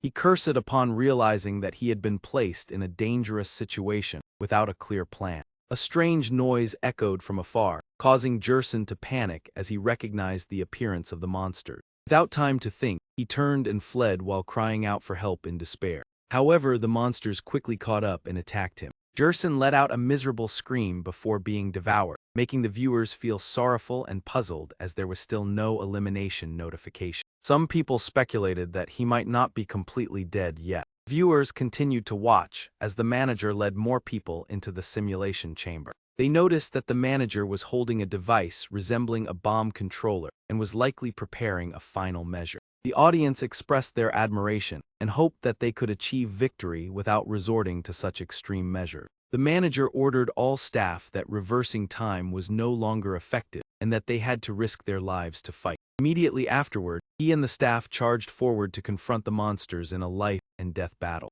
However, the overwhelming number of monsters gradually pushed them into despair, forcing the manager to consider using the final measure. He resolutely activated the device in his hand and pressed the switch. A violent explosion erupted, a towering column of smoke rising into a massive mushroom shape reminiscent of a terrifying nuclear blast. In a residential area at this moment, the quiet night enveloped everything, the streets empty without a single passerby. Jerson's phone suddenly rang with a notification sound. He jolted awake, muttering in panic, I am not dead, why am I still alive like this? The TV came the announcer's voice stating that today was the Mid-Autumn Festival, a time for reunion when people gather, admire the moon and enjoy mooncakes, wishing the audience a peaceful mid-autumn season. Jerson was still in shock. He quickly checked his phone and realized it was the 15th day of the 8th month, and it was only 8 p.m. He was stunned, wondering what was happening since this time was even earlier than when he had entered the strange world. The phone quickly displayed a series of messages. First from Chung Thep inviting him out for drinks during mid-autumn. Next Veen Veen asking if he wanted to hang out and not to stay silent. Then a message from his mother reminding him to take care of his health while working far from home. And finally a message from his father speaking about the meaning of reunion and asking if he would come home this year. After reading them, Jerson suddenly understood that time had been reset. Everyone was still alive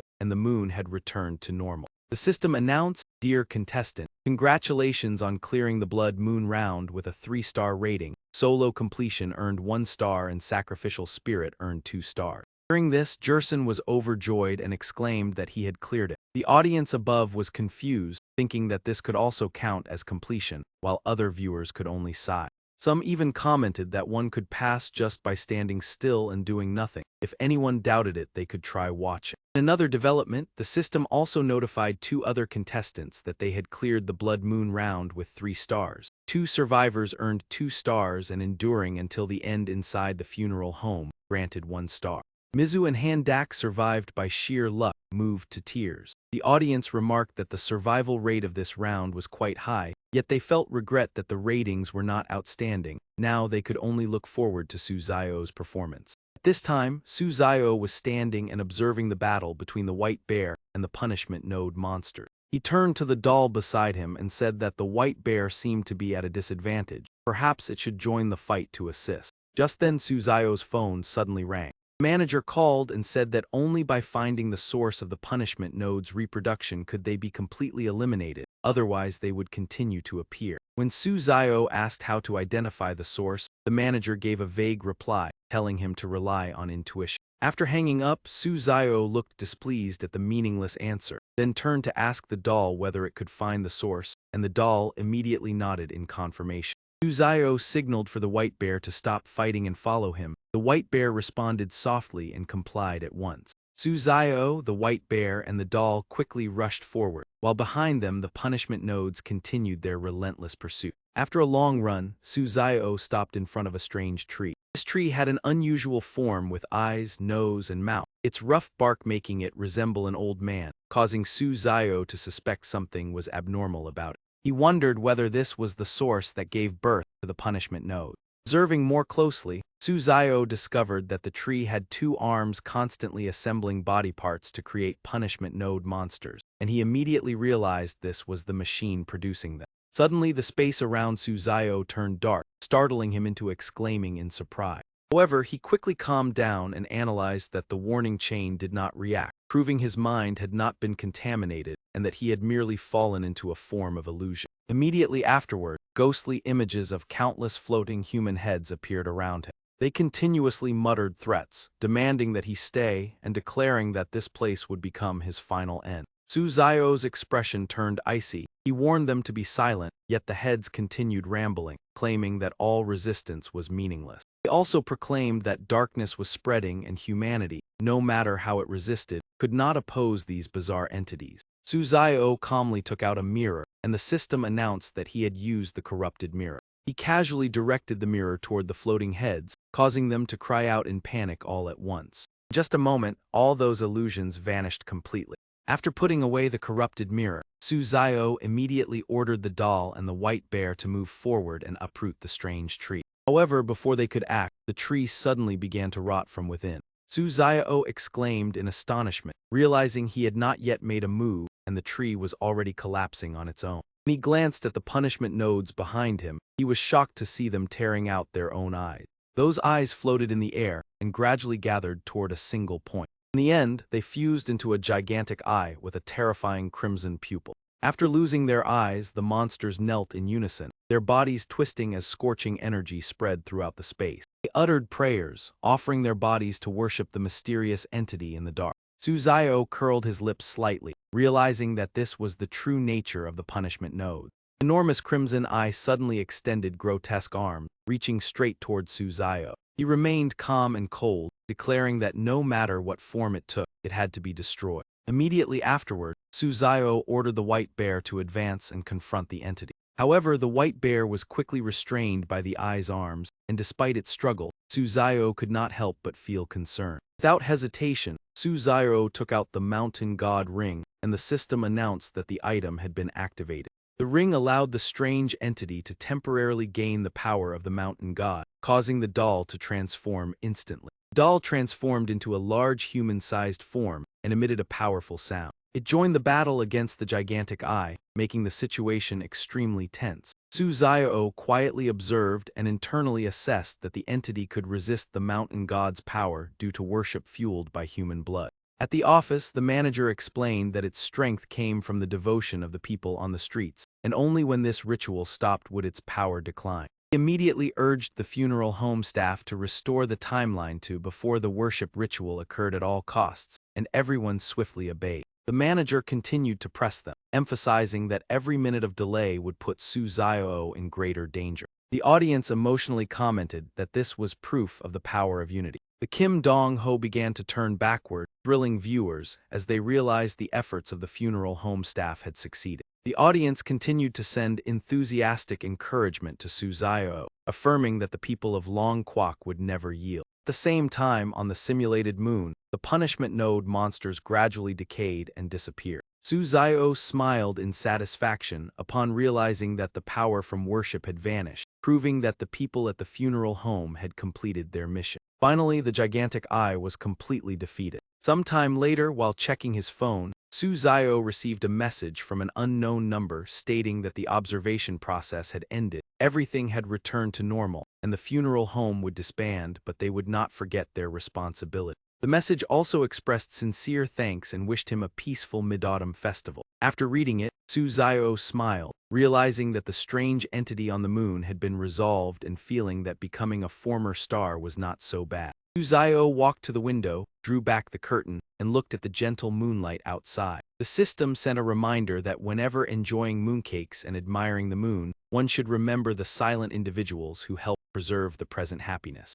The notification continued, emphasizing that our today might be a distant dream for them. At the same time, the system congratulated Suzayo for clearing the blood moon round with a 6-star rating, including 2 survivors earning 2 stars, sacrificial spirit 2 stars, funeral home staff survival 1 star, and eliminating the strange entity for an additional 1 star. Suzayo took out the red eye, now only the size of a fist, and remarked with satisfaction that this reward was extremely valuable. The audience excitedly discussed the number of stars achieved as well as the significance of the staff medal. Many expressed hope that in the next round, the Great Master would continue using these rewards to deliver even more impressive performances.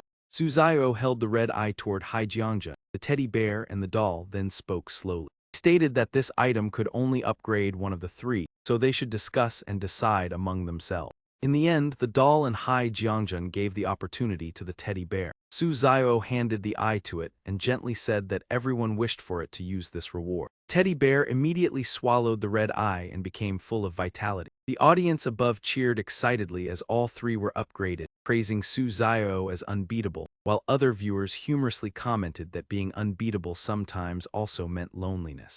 The system announced congratulations to Suzayo of Long Nation along with Angola of Phi 2 Nation, Han Dak of Nhat Bat Lak Nation, Mizu of 2 Cow Nation, and Jerson from America. How of Paris and Oliver of Zealand also passed the challenge. A total of 7 nations escaped the invasion from the bizarre world. Suzayo of Long Nation achieved 6 stars and received a special reward increasing the public disease self-recovery rate by 10% plus an additional 5%. Angola of Phi 2 Nation achieved 4 stars and was granted luck causing the annual rainfall to increase by 7%, while Jerson of America achieved 3 stars. Jerson received a basic reward reducing the crime rate in America by 5%. Han Dak of Nhat Bat Lak Nation and Mizu of 2 Cow Nation both achieved 3 stars and received standard rewards increasing food production by 5%. Bao of Paris and Oliver of Zealand also achieved 3 stars and received basic rewards increasing fruit production by an additional 5%. After returning to reality, 3 days later Suzayo saw the global war god ranking established. First place was Suzayo of Long Nation with unknown talent and 8 consecutive bizarre world clearances, 18 years old and currently single. Second place was Angie of Hoi Hung Nation with SS talent infinite deduction, and 3 consecutive clearances this year at 27 years old. Third place was Cloud of Paris with a talent immersive performance who had cleared twice, but was now noted as deceased. Fourth place was Jerson of America with S talent Night Watcher who had cleared twice this year at 25 years old. Suzayo rested his chin in boredom and said, "What is the point of opening the ranking? If the number 1 position never changes, then what is interesting about it?" He candidly shared that his goal was only to enjoy each round of play. The system continued to announce the nations participating in this challenge, including Long Nation. Additionally, there were Hoi Hung Nation, which was exempt from selection, Nhat Bat Lak Nation, 2 Cow Nation, Xilan, and Paris. Phi Thur Nation and Dongdao Nation also took part, and this bizarre world challenge was set in a mental hospital. Summary of the mental hospital setting: your mission is to care for the patient's emotions while preventing them from becoming agitated. They may display strange behavior, but with patient conversation, new understanding can be unlocked. The challenge requires 2 people from the same nation to clear it together, and this time there are no external hints. Reminder that you must stay alert and reason carefully to find your compatriot within the hospital. Note that this person may disguise themselves as anyone. Within 3 days, you must uncover the exact cause of the hospital abandonment. Suzayo rubbed his chin and assessed that this round requiring the search for a teammate would certainly involve obstacles. Otherwise, simply asking the first person encountered would be enough. Suddenly, someone from behind touched his shoulder and spoke, "You are the new doctor who just arrived, right?" Suzayo turned around and saw that the person was wearing a very strange pig mask. He thought that concealing faces was likely meant to increase the difficulty of finding a teammate. He could not see their faces while they could clearly see his.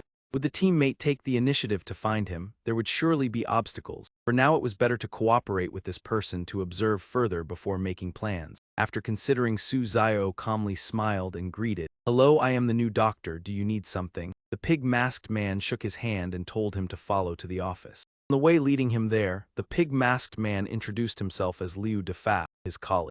He handed over a sheet of paper saying it contained the rules doctors must read beforehand. Suzayo took it and replied yes. Paper listed the mental hospital regulations, including that doctors must complete their duties with patience, not leave their posts while working or face severe punishment from the director, take medicine and administer it to patients on time to stabilize their mind. If patients make overly strange requests, they may be ignored or you may leave. During the night shift, do not enter patient rooms and do not go in when hearing them call. Most nurses are female, while male nurses are temporary staff. Temporary staff are untrustworthy and may cause you to make wrong decisions. Patients may threaten you but do not show fear, or they may do something dangerous. Rule 9 stated that after midnight, if you see a patient or nurse entering the restroom, you must lock the door and leave their sight. Rule 10 prohibited using the elevator because the hospital only has 3 floors and no basement. Rule 11 stated that if an additional severe patient ward appears, you must leave immediately without opening the door or listening to sounds inside. While reading, Suzayo noticed smaller text below. The additional line stated, do not trust female nurses. Male nurses are the trustworthy ones. Do not drink the medicine they give because they may want to control your thoughts and actions. At this moment, Liu Defa said they had arrived and told him to familiarize himself first, as he had matters to attend to and would give further instructions later. Suzayo replied briefly, all right. He crumpled the paper and threw it to Hai Jiangjun before falling into deep thought. He realized the small text was likely added by someone to help him, so who was that person? He told Hai Jiangjun to accompany him in checking the surroundings for clues about the cause of the hospital abandonment. Hai Jiangjun obediently followed behind and let out a soft sound in response. Suzayo accidentally noticed a mirror beside the desk with a gummy candy next to it. He joked that surely the mirror was not meant for admiring his appearance. Viewers laughed and said Suzayo was truly confident. Others praised him for being very handsome. Some even teased that dating him would probably take an entire night. He held up the mirror to look. He was startled to see that in the reflection he was wearing a panda mask. He touched his face in confusion since he was clearly not wearing anything, yet it appeared this way. The audience commented that pandas were also adorable and called him a national treasure. Suzayo deduced that others could only see him with a mask as well, making it difficult for his teammate to recognize him. He put the mirror down and continued analyzing that this special mask proved the round was far from simple, and he must proceed cautiously step by step. At the same time, Chu Min, the remaining contestant of Long Nation, was reading the rules while scratching his head. He guessed that his teammate was likely Suzayo, so he needed to find him quickly, because relying on his own talent it would be difficult to clear the challenge. Chu Min paced back and forth thinking of ways to find Suzayo, but since both were wearing masks, they could not be identified by their faces. Asking directly might attract the attention of bizarre entities, which made the viewers worried as well. One viewer even worried that if something imitated their masks, then recognizing each other would become even more difficult. Others hurriedly told them not to jinx it and reminded everyone to pay attention to Suzayo because Liu Defa was about to give him medicine. Sure enough, Liu Defa handed Suzayo 2 bottles of medicine, one containing red pills. The other bottle contained blue pills. He said to drink the blue pill first while the red pill was for the patients, and at 9 o'clock they would go to the first floor to distribute the medicine. Suzayo carefully asked what effect the blue pill had and what would happen if the red pill was taken by mistake. Liu Defa scratched his cheek and vaguely replied that both were sedatives. If he wanted to take the red one, he would not stop him, but he had to drink the blue pill in front of him first. Suzayo frankly refused, saying his mental state was stable and he did not need medication. Liu Defa still stuffed the 2 bottles into his hands, saying it was for his own good because the patients were very unpredictable. Suzayo softened his tone and said he agreed, but wanted to confirm one matter, which prompted Liu Defa to ask what it was. Suddenly, Suzayo grabbed Liu Defa's collar and shoved 3 blue pills into his mouth, causing him to only utter muffled sound. He hurriedly pushed Suzayo away and crouched down coughing while reproaching him for what he was doing and claimed that he was his teammate. Suzayo pretended to be surprised and asked whether taking the blue pill was dangerous or if he had just deceived him. Liu Defa stammered in denial. Suzayo put an arm around his shoulders to reassure him that he had only given him some candy just in case he was his teammate, causing Liu Defa to force a laugh to brush it off. However, Suzayo's voice suddenly turned cold as he said that based on his reaction he was certain he was not his teammate. Hai Jiangjun deal with him, and the creature immediately extended its tentacles, causing Liu Defa to cry out in panic. Just a moment, Hai Jiangjun cleanly dealt with Liu Defa. Suzayo nodded in satisfaction and praised the good work when a voice from outside asked whether this was the new doctor. Entering was another Liu Defa still holding 2 bottles of medicine. and repeating exactly what had been said earlier, that there were 2 bottles and that he must drink the blue pill first. He reiterated that the red pill was for the patients and that at 9 o'clock they would go to the first floor to distribute the medicine. Suzayo was stunned and blurted out what was happening. The pig-masked man introduced himself as Dr. Wang Defa and said that if there were any questions, Suzayo could look for him. As he spoke, he reached into his coat pocket searching for something. Suzayo half smiled and asked whether he had a twin brother named Liu Defa. After rummaging for a while, Wang Defa took out a name badge and stroked it before speaking. He said he had forgotten to wear his name badge, so he needed to put it back on, and claimed he had never heard the name Liu Defa. Suzayo responded perfunctorily while still suspecting that each time one person disappeared, another would replace them. Suddenly, Suzayo delivered a powerful strike to Wang Defa's face. The blow left him dazed, and he cried out in pain. Wang Defa shouted, asking what he was doing. Suzayo did not answer and continued attacking relentlessly, causing him to shout that he should not force him to fight back. After enduring the beating for a while, Wang Defa could only kneel down and beg Suzayo. He cried and pleaded for him to stop hitting him and promised not to force him to take the blue pill anymore. Suzayo silently analyzed that he was afraid rather than remorseful, so the probing tactic was ineffective, and this proved that he was human rather than a bizarre entity. However, his ability to reappear showed that he was not the teammate. If the teammate could also resurrect, then this round would lose its difficulty, so the hospital was likely mixing humans with strange entities. Suzayo grabbed Wang Defa's collar and warned him to stay in the office and not go outside, or he would receive another lesson. Hearing this, Wang Defa nodded repeatedly in fear, while the audience wondered why Suzayo did not let Hai Jiangjun deal with him. Others replied that eliminating him would only result in another appearing, which would be useless like a Russian nesting doll and only waste time. After temporarily resolving the situation, Suzayo walked along the corridor, contemplating that finding his teammate and uncovering the truth of the hospital were the most important matters.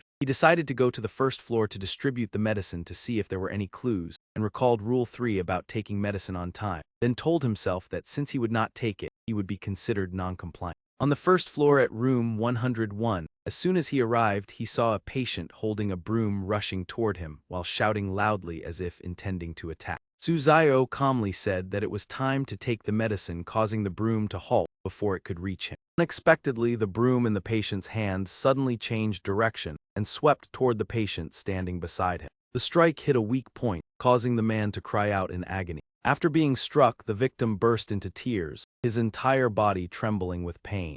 "Oh, damn, oh no, it is over, finished." The patient holding a broom laughed sinisterly and said that it was his own fault for refusing to take the medicine. If he did not drink it, then he had to be punished. After speaking, he turned to Suzayo to ask about the medicine, especially favoring the blue one, but Suzayo calmly replied that no medicine would be distributed today. Hearing this, the patient laughed threateningly, declaring that if he was not allowed to take the medicine, he would make him pay, but Suzayo only responded with a cold, disdainful chuckle. He silently remarked that the other party was quite reckless, and recalled the 4th rule stating that, when a patient made a bizarre request, it could be ignored or he could simply leave. Suzayo immediately ordered Hai Jiangjun to deal with him, eliminating every revival until he could no longer return. He left calmly, allowing Hai Jiangjun to handle the matter, and continued to inspect the next ward. In the next room, a patient begged to drink the red medicine because without it he would feel as if countless ants were crawling all over his body, making Suzayo suspicious since this person had previously been rolling around and screaming.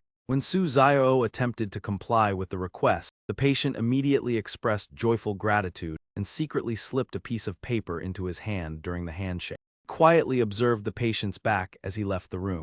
Opening the note, Suzayo saw words asserting that everyone else was insane and that only he was normal, pleading for help. The note also promised to reveal everything, reminding Suzayo of the small line in the doctor's regulations about someone secretly providing assistance, leading him to suspect that this was that person. However, he quickly dismissed this speculation because if help were so easily obtained, the challenge would not last for 3 days. Moreover, the patient's appearance precisely when he needed clues made him suspect that the anomaly could read his thoughts. Therefore, he ordered Hai Jiangjun to swallow the note before heading together to room 102 for inspection. When the door of the room opened, another Suzayo appeared inside along with a fake Hai Jiangjun, causing him to curse angrily. He immediately ordered Hai Jiangjun to attack the impostor and teach him a lesson. Receiving the order, Hai Jiangjun barked loudly and charged forward to attack the opponent. Quickly subdued its fake counterpart with a decisive strike. Meanwhile, the fake Su Zio broke the door and fled, forcing him to order the white bear to give chase.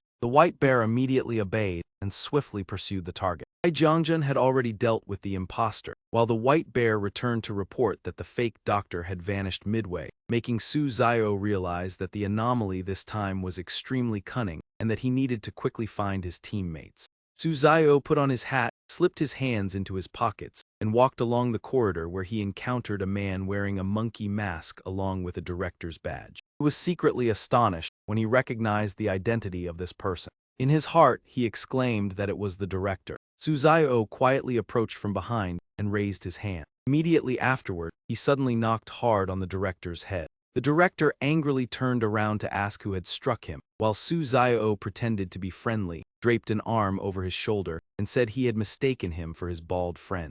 The director irritably pushed him away, asserting that he was the director and not anyone else, prompting Su Zio to feign surprise and admit his mistake. He scratched his head in apology for the misunderstanding, and the director instructed him to look more carefully next time before quickly leaving. The two turned their backs and walked away, the director rubbing his head while muttering that it was fortunate no one had witnessed it and continued his patrol. However, before he could go far, he was suddenly struck on the head once more. The furious director turned back to find the culprit, but Su Zio again pretended familiarity, repeating the same trick and claiming that he had finally found his bald friend.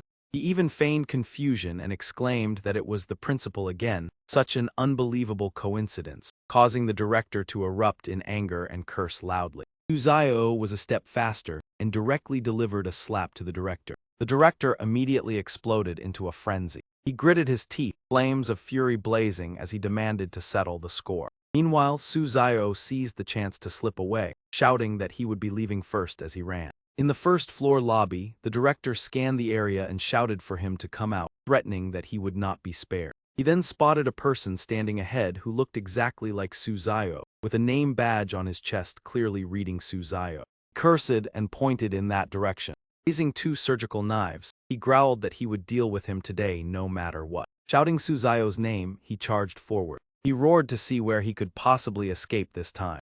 Elsewhere, Su Zio was restraining Wang Defa and casually borrowed his name badge. The audience wondered who was actually being chased, and someone explained that the one being pursued was a fake. Su Zio wore Wang Defa's name badge and stood at the doorway. Netizens commented that the real and fake had been swapped, and that this time there would surely be an exciting scene. On the side of the East Island Nation contestants, Yang Mengqiang was suddenly attacked by someone shouting the monkey steals the peach move. The opponent grabbed his weak point, causing him to stiffen instantly. Yang Mengqiang clutched the injured area and collapsed to the ground while cursing, the viewers laughing uproariously at this comedic scene. He told himself that he had to preserve the dignity of the doctors and of the East Island Nation. Though trembling violently, he still tried to shout threats in return, but the opponent was unafraid and even mocked him as a monkey sent here. That man climbed onto his back and slapped his buttocks as if riding a horse, prompting the audience to laugh until tears streamed down their faces. In the East Island Nation's meeting room, an official became furious at the contestant's poor performance, while the person beside him hurriedly tried to soothe him by saying it was merely bad luck. He grew even more enraged and ordered that knowledge about anomalies be enhanced nationwide so that such humiliation would not occur again. At the same time, Angola was also ambushed with a similar move, but this time he managed to dodge and confidently declared that he had once fought alongside Su Zio. Angola counterattacked with a punch and demanded that the opponent repent. The man clutched his face and called for his subordinates, proclaiming himself the leader and urging them to charge forward. Angola panicked when the blow proved ineffective, trembling as he apologized and begged not to be struck in the face. Unexpectedly, the group suddenly dropped their trousers to display various colors, leaving him stunned. Angola sighed in relief upon realizing they were merely bluffing, then took out the medicine and told them to line up to drink it. He eagerly swallowed the red medicine, imagining the taste of crispy chicken. After drinking it, they began to grow sluggish and dazed. Angola stepped back in concern, unable to understand what was happening, wondering what the red medicine was and worrying that the blue pill he had taken might have issues. He lowered his head to look beneath his hat. Then he suddenly realized something. Seeing that the patients had already climbed onto their beds and fallen into a deep sleep, he scratched his head and concluded that the red medicine was a sedative. However, he still felt that he had forgotten something important, while the comments buzzed that Angola's memory had likely been affected and that he should not have taken the medicine. On the hospital bed, the doctor asked Jerson to take the medicine in front of him. He obediently put the pills into his mouth and replied that he really liked taking medicine. The doctor left the room. Jerson realized that the door had been tightly locked. He immediately turned away and spat the medicine into the trash can, then cursed inwardly. Luckily, he was smart enough not to be forced to swallow it. Another patient saw this and laughed, saying that he was not an ordinary person but merely pretending to be ill, making Jerson wary as he suspected there was an informant in the room. Immediately afterward, Jerson kicked the blonde man who had just spoken straight in the face. He shouted for him to shut up, insisting that he was mentally ill and cursing the other man's entire family. Applause sounded from behind. Two other patients pretending to be insane clapped in admiration, proudly claiming themselves as the rulers of the mental world, forcing Jerson to play along so as not to reveal any flaws.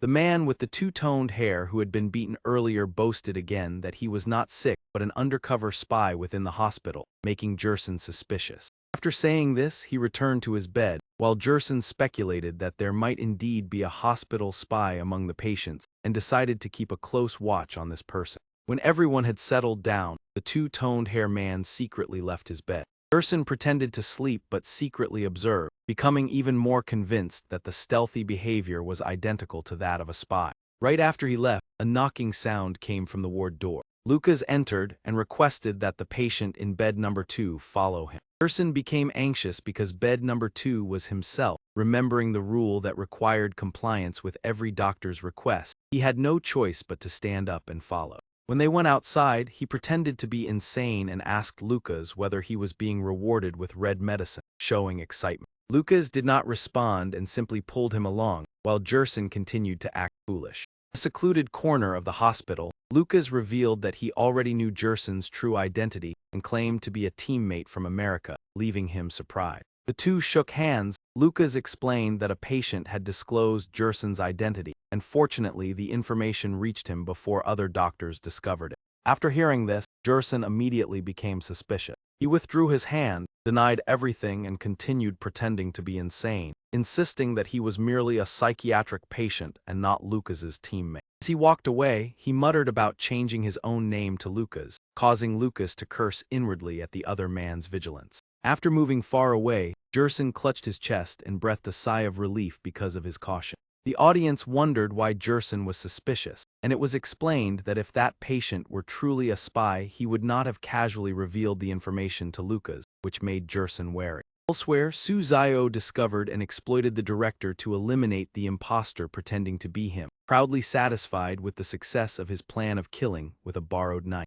The viewers could not help but admire his intelligence and praise the director's efficiency in action. After dealing with the imposter, Su Zio happily continued his role as a doctor inspecting the patient rooms. Along the way, a patient suddenly stuck out his tongue to scare him, but he remembered the rule that he must not show fear. He calmly slapped the patient and scolded him for the frightening behavior. The patient burst into tears and begged to be punished, admitting that he suffered from a severe illness. Su Zio pretended to sympathize, advised him to undergo treatment, and summoned Hai Jiangjun to treat him. Hai Jiangjun appeared, baring his teeth to threaten the patient. The patient panicked and pleaded not to be dissected, confessing that he had previously escaped. As he was about to say more, his head suddenly exploded in a mysterious manner.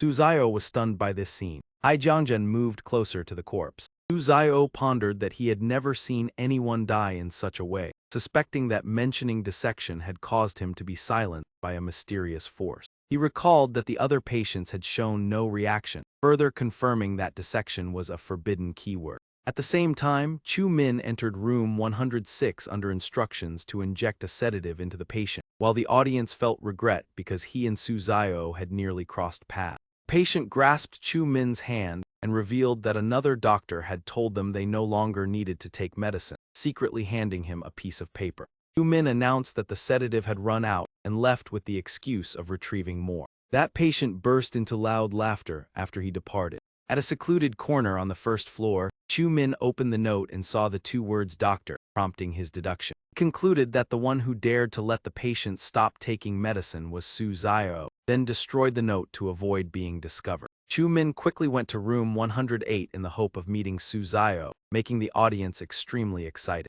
The door opened and a person wearing a panda mask appeared.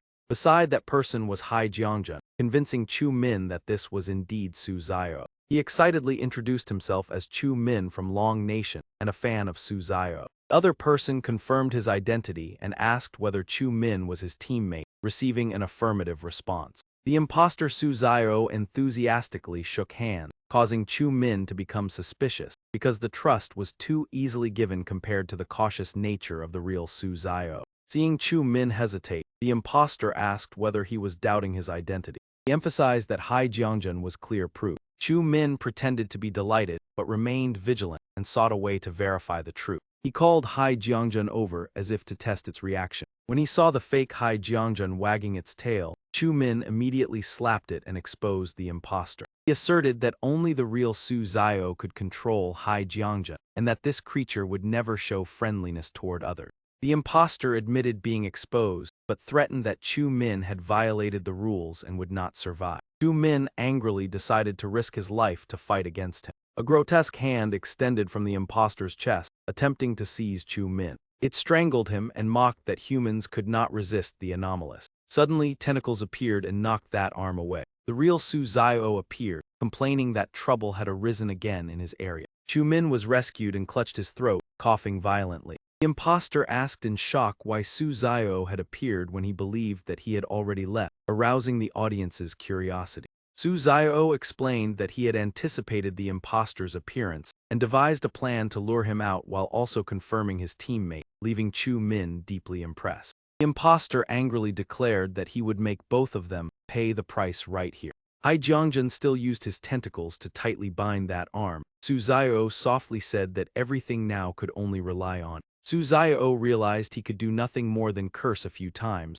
muttering in helplessness. He immediately slapped him twice and mocked him. "Why speak so rudely? Let me teach you how to behave properly." Su Zio pretended to be beaten, sat down on the ground hugging his face and sobbing, blaming himself for pushing them onto the operating table and interfering in their lives. Seeing this, Chu Min approached and quietly asked about the words related to the operating table and bodies. Su Zio replied that it was probably related to the hospital's origin and told him not to worry, then ordered Hai Jiangjun to handle it. As soon as he finished speaking, the tentacles from Hai Jiangjun's mouth immediately wrapped around the two imposters and restrained them. Witnessing this, Chu Min was deeply impressed, continuously praising Su Zio's prowess, but he lightly tapped his hand and reminded him about leaving his work position, requesting his name badge. Chu Min scratched his head in confusion and asked again, only responding slowly and handing over the name badge when Su Zio urged him.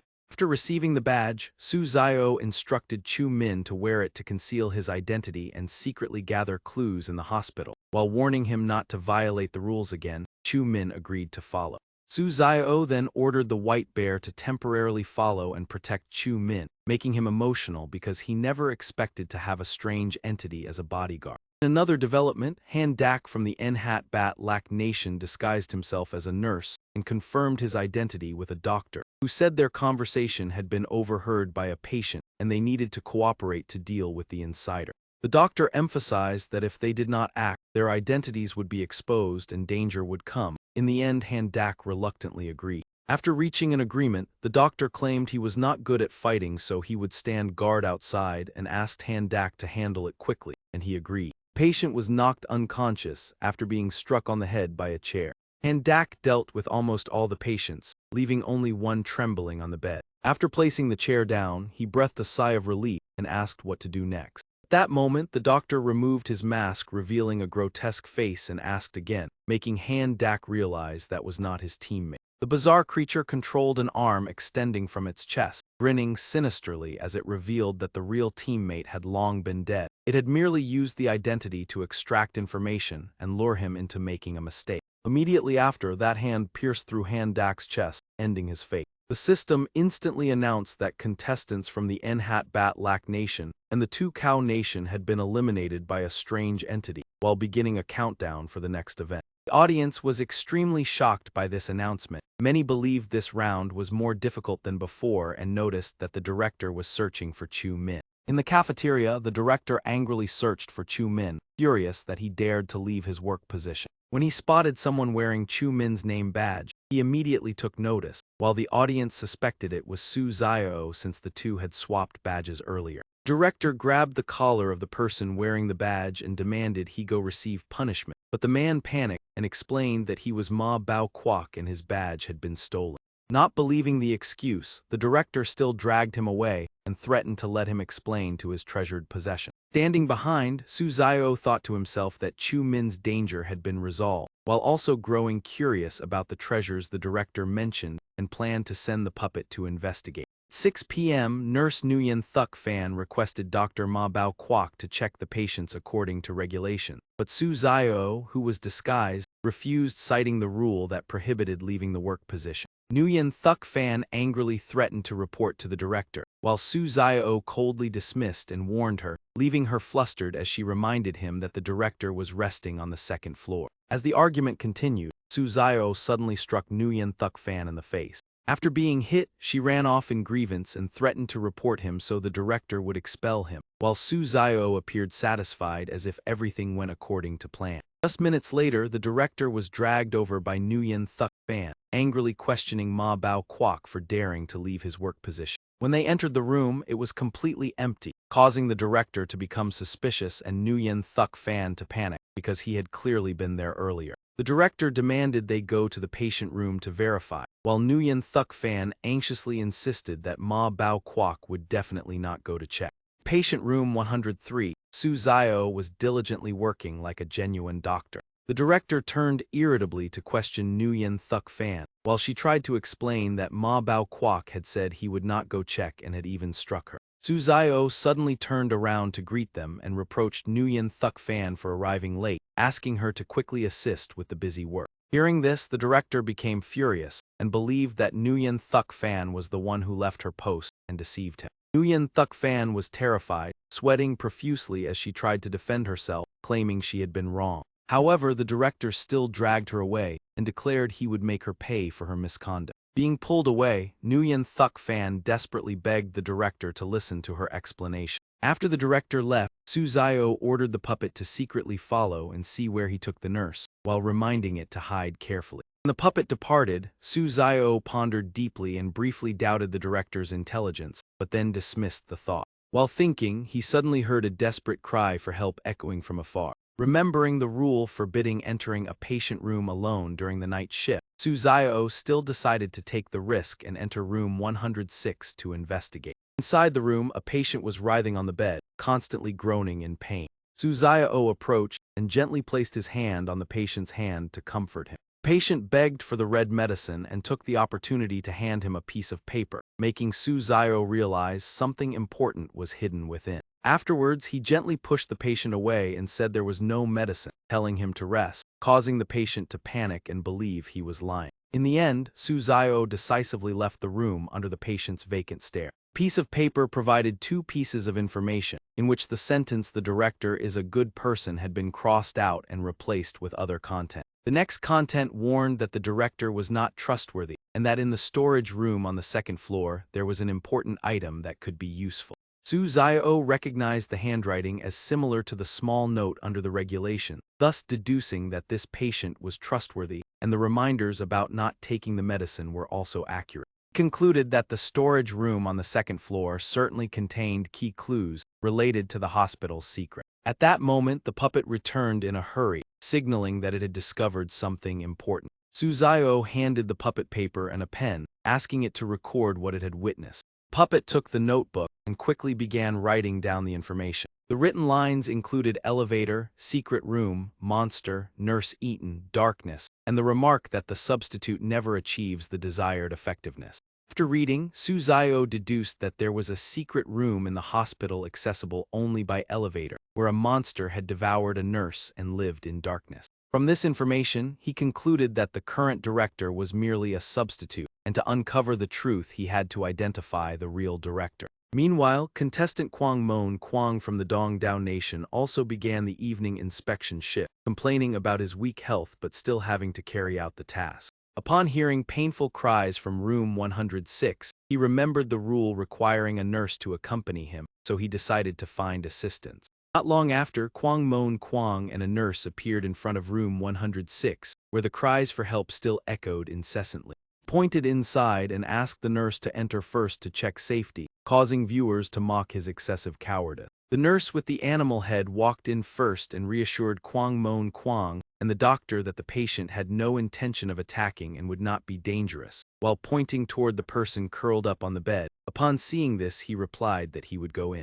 When Kwang Mon Kwang entered, the patient immediately panicked and jumped off the bed, running toward him while shouting that the doctor had finally appeared. The audience recognized the familiar situation and predicted that he was about to receive the piece of paper. Some even considered this an unexpected stroke of luck. However, contrary to expectations, Kwang Mon Kwang was startled and screamed in fear, demanding that the nurse quickly restrain the patient because he believed the man intended to harm him. The nurse held the patient tightly and ordered him to stay still, while the patient continued trying to explain that he was a good person and wanted to give the doctor an important item, leaving the audience both moved and regretful that his kindness was misunderstood.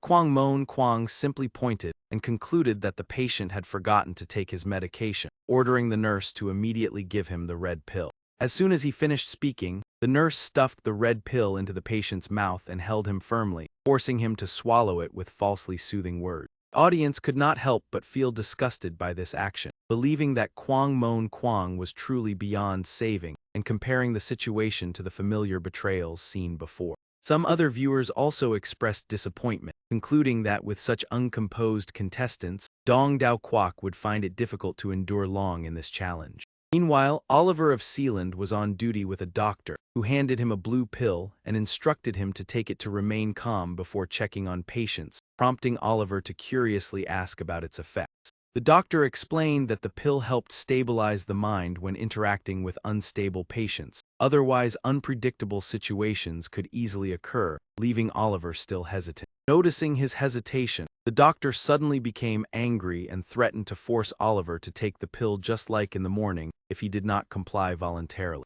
Oliver panicked when he saw the hand holding the blue pill and stammered as he realized that there was something abnormal about the doctor's face.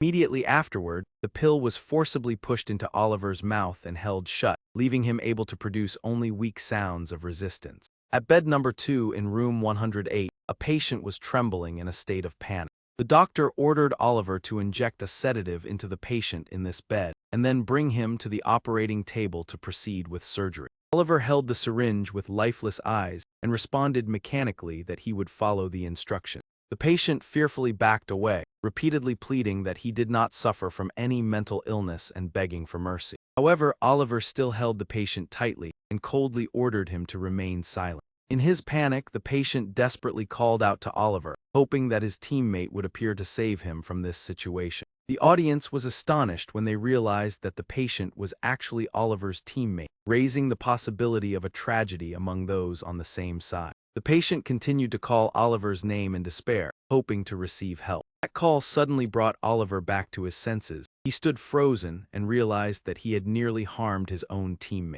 At that moment, the doctor suddenly appeared in front of Oliver and displayed a bizarre smile, expressing surprise that he was still able to regain his senses. Oliver could only helplessly witness the doctor attacking his teammate, and once he regained his composure, he angrily shouted in protest. He furiously questioned the doctor's intentions, but the other party merely laughed coldly and claimed that being clear-minded sometimes only brought suffering. The doctor continued attacking Oliver's teammate, leaving him able only to cry out in despair and pain. Overwhelmed with rage, Oliver declared that he would risk his life to resist, but the doctor frighteningly reassured him that he could help him forget everything that had just happened. From the doctor's chest, a deformed hand extended outward, repeatedly uttering hypnotic words intended to erase the painful memories. That hand restrained Oliver and gradually brainwashed him, transforming him into an obedient nurse serving the hospital. In a controlled state, Oliver repeated that he was Nurse Oliver who always obeyed, and at that moment the system issued an announcement.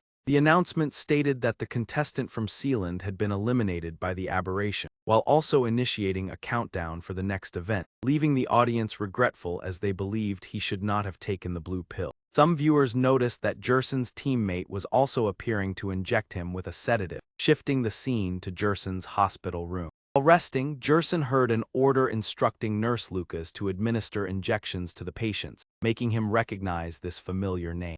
Lucas held the syringe and responded to the doctor, while the patient was also ordered to take a red pill, causing Jerson to suspect that Lucas was his teammate. However, he quickly noticed that Lucas's gaze was abnormal and deduced that he had been controlled by the blue pill. Lucas approached with mechanical words about administering the injection, while Jerson attempted to call his name to awaken his teammate's consciousness. Nevertheless, Lucas continued to repeat the orders indifferently, showing no sign of regaining awareness. With no other option, Jerson silently decided that he had to find a way to confront the doctor behind everything. He pushed Lucas aside and ran to seek help from the doctor, pretending to be frightened in order to mislead him and find an opportunity to counterattack. However, the doctor quickly saw through this intention and laughed coldly, believing that the act could not deceive him. Immediately afterward, Jerson was restrained and pressed against the wall by deformed arms sprouting from the doctor's back, while being lectured about the consciousness of a patient. Despite being overpowered, Jerson still resisted resolutely, declaring that he would never submit. The doctor mocked that stubbornness and proposed that he experience the feeling of being betrayed by his own teammate. He immediately ordered Lucas to assist with the treatment, and Lucas quickly obeyed the command. Lucas approached with the syringe, filling Jerson with extreme fear and forcing him to prepare to use his final measure to save himself. At the critical moment, Lucas suddenly changed direction and thrust the syringe into the doctor himself. The doctor was astonished and questioned why Lucas had not been controlled by the drug. Lucas raised 2 pills and sarcastically asked whether he was referring to these. He revealed that he had never taken the pills, and also declared himself to be a magician who had easily deceived the other party. With a skillful magic trick, the 2 pills disappeared from his palm, leaving the audience extremely excited by this impressive performance. The doctor could not believe it and questioned how Lucas had been able to pretend to be controlled so convincingly. Lucas calmly explained that besides performance skills, the contestant also possessed a special talent that the doctor had overlooked. Immediately afterward, a knife appeared in Lucas's hand, and he asserted that further explanation was no longer necessary. Lucas quickly subdued the doctor with a surgical knife and coldly declared that everything was over. Jerson was astonished by the rapid turn of events, while Lucas showed disdain and claimed that he was not as weak as Jerson had once thought. He raised both hands proudly, expressing his joy at finally being chosen to participate in the world of strange tales and viewing this place as his stage. The audience could not help but marvel at Lucas's strength, even evaluating him as a worthy opponent to Suzayo and anticipating a confrontation between the two. Except for Kwang Mon Kwang, most of the other contestants, including Suzayo, received a warning note from the patient in room 106 and prepared to head to the storage room on the 2nd floor, while Suzayo was on his way to the elevator. Although the rules prohibited the use of the elevator in this 3-story hospital, Suzayo still decided to violate the regulation and pressed the call button. Inside the elevator, he observed the stained handprints on the wall and deduced that they did not belong to an adult but were likely those of a child. While selecting a floor, a voice suddenly sounded behind him asking whether he was a doctor. Suzayo turned back to confirm his identity. In front of him was a small shadow with red eyes, asking him to help find its mother's red scarf and promising to protect him when he went to the 3rd floor if he provided assistance. He crossed his arms and doubted the protective ability of the small shadow, but after hearing its confident assurance, he agreed to help find the scarf and promised to return once he had results. Then the two hooked their fingers together and solemnly vowed that this promise would be preserved intact for 100 years without change. After reaching an agreement, he looked at the blood-stained handprints on the wall and noticed a few more had appeared, guessing they were left by the boy earlier. He thought the child carried a strange aura yet was completely different from the director's, and was very likely the key to uncovering the hospital's mystery. After finishing his thoughts, he stepped out of the elevator and told himself that no matter the situation, he had to check the storage room on the 2nd floor first. Suzayo walked up to the storage room door and quietly noted that the lock seemed broken, which saved him considerable effort.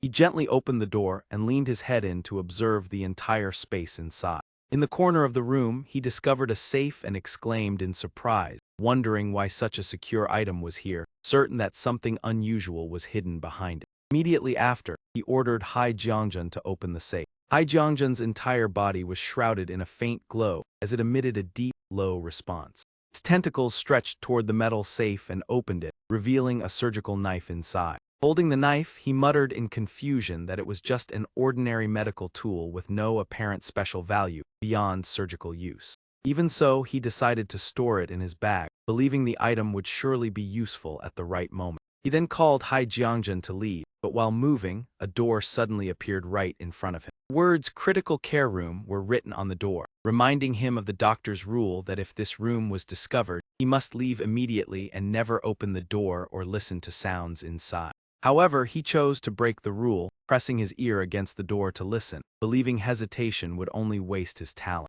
Hai Jiangjun imitated his action, and from inside came faint cries for help. Suddenly, the door burst open and countless arms shot out, tightly wrapping around his body. At the same time, Jerson and Lucas also retrieved glasses and a surgical knife from the storage room. When Lucas was about to step out, Jerson quickly stopped him, warning that his Night Watcher talent had predicted the appearance of a strange room nearby. Jerson explained that it was the critical care room, a place that was extremely difficult to escape once entered, so they should prepare a response plan before leaving, otherwise they would face fatal danger. However, Lucas remained indifferent and chose to leave first. Jerson hurriedly called out for Lucas to wait, but he completely ignored him. The moment Lucas stepped outside, he was immediately entangled by countless arms, causing Jerson to shout his friend's name in panic. Jerson instantly drew his surgical knife and angrily declared he would risk his life to save Lucas, affirming that America could lack him but could not lack Lucas. He charged inside with unwavering determination, earning great admiration and praise from the audience for his bravery and selfless spirit. However, upon rushing inside, he discovered that everyone in the room had already lost their lives. The horrifying scene before him left him stunned in thought. He wondered what had truly happened and why all these people had met such an end. On the other side, Lucas was smiling as he dealt with the patients and coldly stated that they had underestimated his strength. After a while, Lucas noticed Jerson's presence and calmly said the situation was resolved, while Jerson was shocked to realize everything was Lucas's doing, and his suspicion about the talent caused his eyes to turn red. Lucas approached and demanded that Jerson reveal all the information gathered from the Night Watcher talent. Jerson quickly agreed to cooperate. In another development, Angola from the Phi 2 nation and his teammate Latin also saw the sudden appearance of the critical care room. Latin asked for advice in confusion, while Angola tried to stay calm and thought about how Su Zio would handle the situation. Latin jokingly replied that Su Zio would definitely break the door and charge in to deal with everything inside, which annoyed Angola for having his line taken. While they were still arguing, arms suddenly stretched out and dragged both of them into the room. The door slammed shut, and before them were numerous patients with their limbs tightly chained. Latin asked in fear about the plan, while Angola tried to remain composed and said he was formulating a strategy. Angola proposed attacking to draw attention, while Latin would seize the chance to open the door for their escape, and Latin immediately agreed. Angola rushed forward and punched a patient, but Latin remained still, forcing him to shout for him to quickly open the door. However, the door was tightly locked, preventing Latin from opening it, and Angola also realized his attack had not produced the expected effect. As the two were at a loss, a vortex appeared on the door, accompanied by the emergence of blood-stained handprints. Two invisible hands grabbed their legs and pulled them both out of the room through the vortex. After landing, both of them gasped for breath. Latin asked about what had just happened, while Angola speculated it was the entity related to the red handprints they had seen in the elevator. Suddenly, a small shadow with red eyes appeared behind them, reminding them of the promise to find the red scarf and vowing to repay them if they fulfilled it. Both immediately confirmed they still remembered the agreement. After speaking, the shadow vanished. Angola realized that the promise in the elevator had saved them from danger. Meanwhile, because he did not receive the instruction to take the elevator to the second floor, another contestant encountered the critical care room on the first floor and was dragged inside by the arms. He was completely restrained by the bizarre patients with terrifying faces. With no other option, he could only cry out for help in despair and panic. At that moment, the system announced that the contestant from the Dongdao nation had been devoured by a strange entity, and the event World of Anomalies began its countdown. One humorous viewer commented that everything happened too quickly for him to even celebrate, while another urged everyone to switch to watching Suzayo because he had also just been dragged into the critical care room. Facing the dangerous situation, Suzayo remained calm and joked that there was no need to be so polite in inviting him to dine, leaving the patients bewildered by his strange words. Quickly turned the tide and ordered Hai Jiangjun to deal with all the entities before them. Receiving the command, Hai Jiangjun immediately charged forward, the tentacles from its mouth extending with immense force.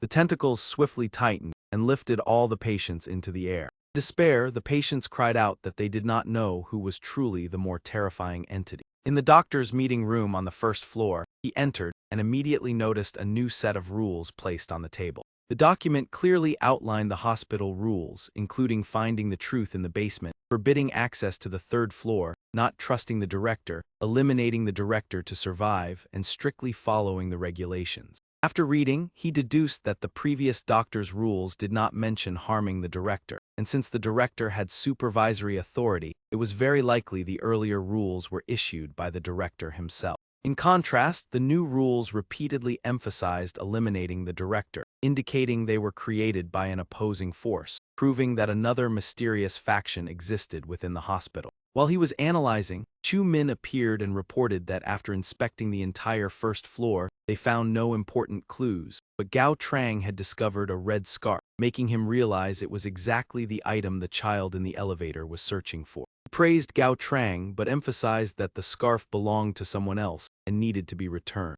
Hearing this, Gao Trang felt a bit reluctant but obediently folded the scarf and handed it back to him. Viewers expressed sympathy for Gao Trang, while some believed returning the scarf was necessary because it could be a crucial factor in achieving the optimal outcome. After receiving the scarf, Su Zio turned to Chu Min and said it was time to bring everything to an end. Chu Min asked in surprise where they would go next. He pressed the elevator button and explained that since the rules repeatedly forbade going to the third floor, that was exactly where they needed to go.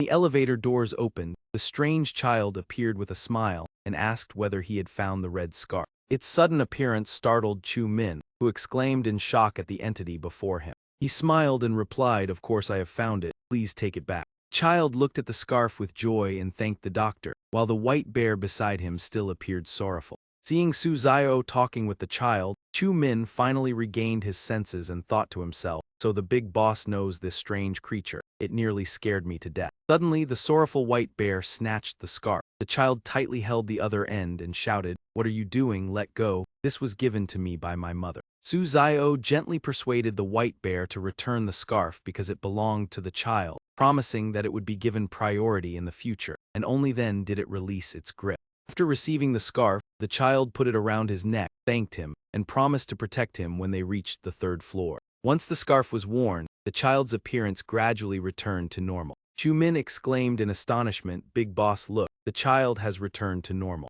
On the third floor of the hospital, the child told Su Zio that he was most familiar with this place and assured everyone that if they followed him, they would not get lost. Hearing this, Su Zio became suspicious. If what the child said was true, then he must have visited the third floor many times. Perhaps something here was attracting him. The child suddenly turned back and reminded them that the people on this floor disliked surgical knives, and advised that if they had any, they should discard them. Su Zio immediately affirmed that he was not carrying one. Chu Min found this puzzling, as earlier the big boss had obtained a knife and glasses from the storage room, so why was he concealing this fact? During the response, the child smiled and said that was good, then led them forward, promising to call everyone to open the door and come out to play. Chu Min intended to ask about the knife, but Su Zio signaled him to remain silent and whispered that they should observe first. They arrived at room 301, where an eerie silence prevailed. The child knocked on the door and called out, "Uncle, open the door. I have come to play and brought new friends." The child continued knocking and calling, but no one responded. Receiving no reply, his shadow appeared noticeably weaker. He said sadly that it was strange because the uncles were always in the room before. Su Zio thought that normally the people on the third floor would come out to meet the child, yet today they did not appear. He touched the surgical knife in his pocket, suspecting that the incident might be related to it. When he took out the knife, the child panicked and demanded that he throw it away, but he told the child to step aside to avoid getting hurt. He swung the knife toward the door, and finally it opened. Before them was another corridor filled with many doors. Chu Min asked in confusion what exactly was happening. Inside the dark room appeared bald creatures with their faces completely covered. Chu Min pointed at them in terror, saying that they were not human. The red-haired boy beside them was also frightened, unable to understand why everyone had become like this. He pointed at Su Zio and accused him of bringing the knife to the third floor, causing everyone to transform. Su Zio explained in surprise that he was not responsible and that they had already been like that, but the boy did not believe him and thought he was lying. Not wanting to argue, Su Zio ordered the white bear and Zhou Tai to move the child backward, the white bear covering his mouth as he struggled. Those creatures muttered words related to surgery and resentment, leading Su Zio to realize that they were victims who had died after surgery. He immediately ordered Hai Jiangjun to charge forward and deal with them. It held the octopus in its mouth and launched the attack. The octopus knocked down 2 of the creatures, and Su Zio praised it with satisfaction. However, 2 other monsters continued to appear. Su Zio realized that they were born from resentment and were difficult to eliminate completely, which even surprised Hai Jiangjun. He immediately ordered a retreat to the basement. Chu Min panicked and followed as the group fled. At the same time, Lucas and Jerson of Mai also followed the child to the 3rd floor. Lucas used a knife to cut open the door, astonishing Jerson since he had previously discarded his knife following the warning. Lucas smiled mysteriously, signaling for silence and saying that there would be a surprise. When the door opened, 2 bald creatures appeared and advanced toward them. Jerson panicked and blamed Lucas for causing trouble, while Lucas laughed maniacally upon realizing his deduction was correct, making Jerson worry and ask if he had gone insane. Lucas asserted that he could easily escape and then took out a red scarf. He covered his head with the scarf, his eyes glowing as he spoke about Jerson's fate. Lucas wished Jerson good luck before disappearing, leaving him in confusion. Viewers discussed that this was not magic but a strange talent. Lucas's eyes had turned gray, and using this ability would certainly come at a cost. Elsewhere, Bao and Jen of Paris were not assisted by the child, but still dared to descend to the basement in search of the truth. They heard a voice reciting the hospital rules, stating that to learn the truth, one had to go down to the basement. Both were frightened. Jen suggested turning back, but Bao was determined since all clues led here and they also had glasses and a surgical knife to assist them. The sound of dripping water heightened their tension, and Bao asked Jen if he heard it. Jen confirmed and believed the sound came from the southeast direction. Bao proposed that they go and check together. As they approached, Jen asked Bao about the object hanging from the ceiling that resembled a human. Bao nervously told Jen to stay still, while he moved closer to examine. After seeing clearly, Bao was horrified to realize that they were indeed corpses. Before he could recover from the shock, a hand dragged Jen away and Jen cried out desperately for help. Bao called Jen's name in panic as he saw him being pulled away by a shadow. Watching Jen being taken, Bao trembled and wondered what that thing was. He fled in terror, apologizing to Jen for being unable to save him and only wishing to survive and escape this place by the elevator. While running, the director suddenly appeared holding an oil lamp, causing Bao to ask in fear why he was there. The director, with a hoarse voice and red eyes, said that anyone who came here was already dead. Bao stepped back, realizing that the director was the source of everything, and believing that he had not come to the wrong place, only that he was unfortunate. The director replied that Bao was still far from the truth. A deformed arm extended from the director's chest and pierced through Bao's body. Dark red liquid gushed out, causing Bao to widen his eyes and collapse. When Bao finally fell, the director withdrew the arm, and the system immediately issued a notification. The system announced that a Paris player had been slain by a mysterious creature, marking the beginning of a series of upcoming supernatural events. The countdown began with 10, 9, 8, 7, 6. The audience below could not help but gasp in shock upon witnessing the tragic fate of the 2 Paris players. One of them questioned how they had obtained the surgical knife and the glasses in the warehouse, yet why these items had no effect, or perhaps they were used incorrectly.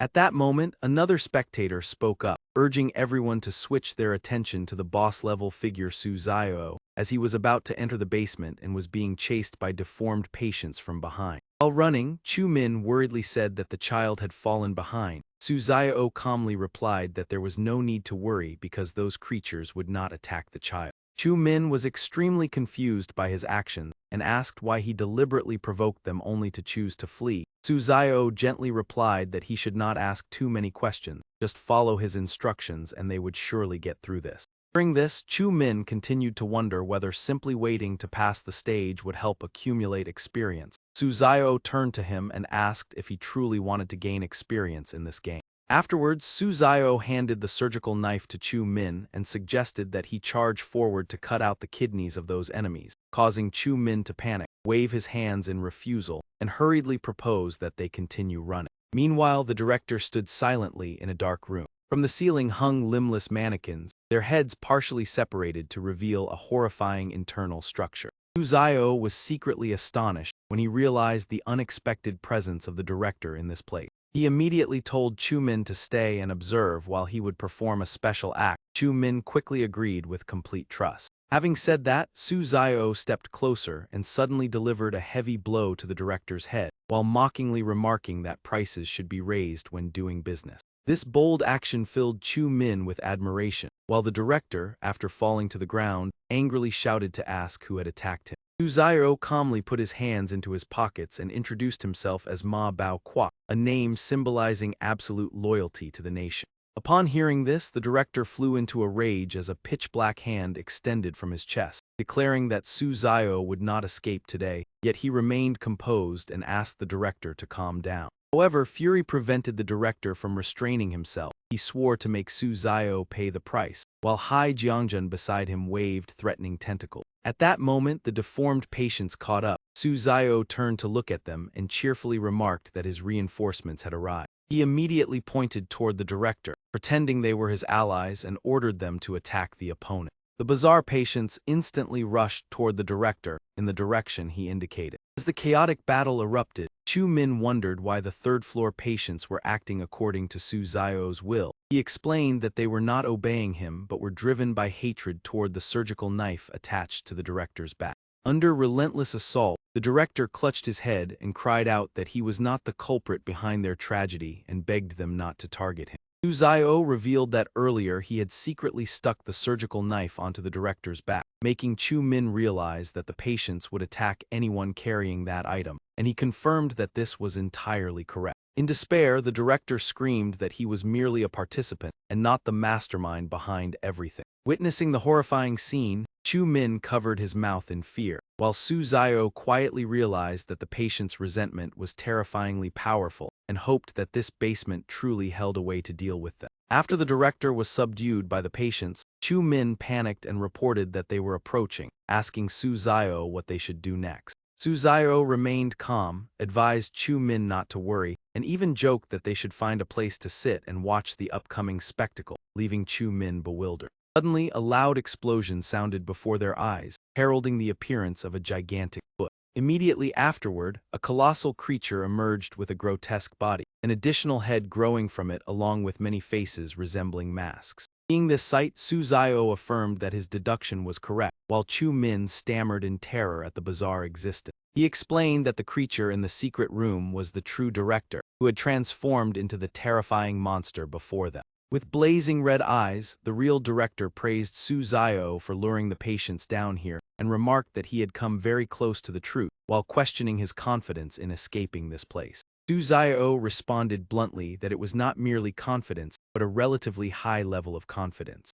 This answer surprised the director, who asked him to clarify the meaning of relatively confident. The director then pointed to the room behind him and said that if Su Zio wished to uncover the truth, the answer lay within, but whether he could obtain it depended on his choices and abilities. Su Zio casually placed his hands in his pockets, asserting that he would certainly uncover the truth but first wanted to clarify another issue. He asked that if the director could easily break the door yet chose to remain inside to avoid harming others, then why he had originally conducted surgeries that turned patients into grotesque forms. The director admitted that he had performed the surgeries but no longer had time to explain in detail, as the patients had recognized him, and he decided to accept all their hatred to end everything with them. Patients merged into a massive lump of flesh with two elongated arms, angrily questioning what the director intended to accept when he had previously ignored their suffering even though they were human. The fused mass swelled larger and larger, its red eyes blazing with fury as it continuously roared to destroy the director and everyone in the hospital, believing they all deserved to pay the price.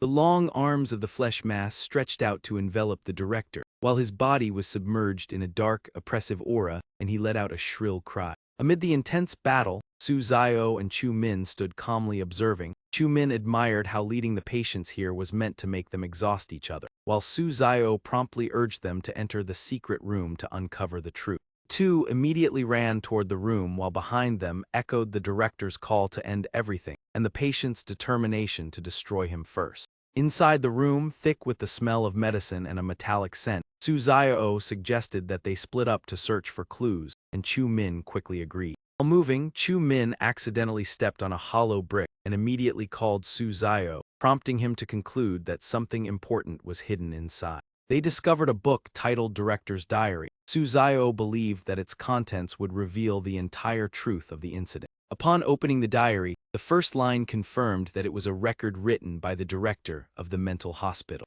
The first page recorded the day he took office during a heavy rainstorm, when the director was still full of enthusiasm, determined to help patients and build a better hospital. Following pages described how it rained continuously for months and years, along with the mysterious disappearance of more and more patients and staff, leaving the director deeply uneasy. The high-pressure work environment and the successive disappearances drove the director into extreme confusion and distress. He decided to investigate personally and uncovered some clues, but an invisible force obstructed him, making him realize that the hospital was on the brink of collapse. As more people became followers of that force, the director felt he could not hold out much longer and sank into deep contemplation amid the endless rain. Although he initially firmly opposed the doctor's proposal of human body modification, increasing pressure caused him to waver, especially as the rain continued for 2 years like a symbol of his bleak life. In the end, the director decided to conduct body modification experiments, beginning with a volunteer doctor as the first test subject. However, the initial experiments ended in catastrophic failure as many doctors and nurses died on the operating table, leaving the director with profound grief. Refusing to give up, he continued experimenting on his own body and achieved a breakthrough, gaining power capable of confronting the mysterious force, though still insufficient for complete victory. Realizing that this power still did not meet the requirements, the director continued to carry out experiments on himself. More and more people joined the modification process, and the director was forced to use patients who had been influenced by that force as experimental subjects. Although he knew they were innocent, he had no other choice and carried out brutal surgeries, including separating parts of the patient's head. He then attached those parts to his own body to increase his strength for the impending battle. Rare clear day brought immense joy to the director, marking a moment of hope after the long stretch of gloomy rain. He believed that with this new power, humanity could finally resist the dark force on its own, proven by the additional head on his shoulder. However, that joy quickly vanished as resentment continued to engulf the hospital and the power of that force grew even stronger, bringing back the torrential rain. Standing amid the rain, the director began to question the meaning of everything he had done and sank deep into despair, along with doubts about his own choices. Day X month X year 5X, the rain poured relentlessly. He still felt happy because the doctors and nurses were by his side. Thanks to their support, he had enough strength to persevere. The director and the team of nurses stepped into another surgery. Day X month X year 5X, the rain continued to fall heavily. All of them had disappeared, leaving only him in the cold emptiness. Perhaps he was wrong from the very beginning. Now the doctors and nurses were nothing more than soulless bodies. Day X month X year 5X, the rain fell heavily. He borrowed its power to bring them back to life, giving them a blue pill every day to prevent the memory of death from returning, while the patients were still affected as before. He used the red medicine to control them, helping them become immune to that influence, although both types of medicine carried side effects. He clearly understood the dark side of this but still accepted it, and the director began giving all the nurses and doctors the blue pill. Day X month X year 5X, the rain poured down, the experiment failed. He lost control and became the very thing he feared. He requested to be locked in the basement forever, to stay away from the light, bidding farewell to his career and the warm sunlight, signed the monstrous director. In the end, he imprisoned himself in a sealed room in the basement. After finishing reading, Chu Min sighed and said he did not expect the truth to be like this. The hospital originally had a strange entity. The director transformed everyone to deal with it. In the end, he was not entirely a bad person. Su Zio replied that perhaps he also wanted to find someone to replace him to continue administering the blue pill and hoped the hospital would return to normal.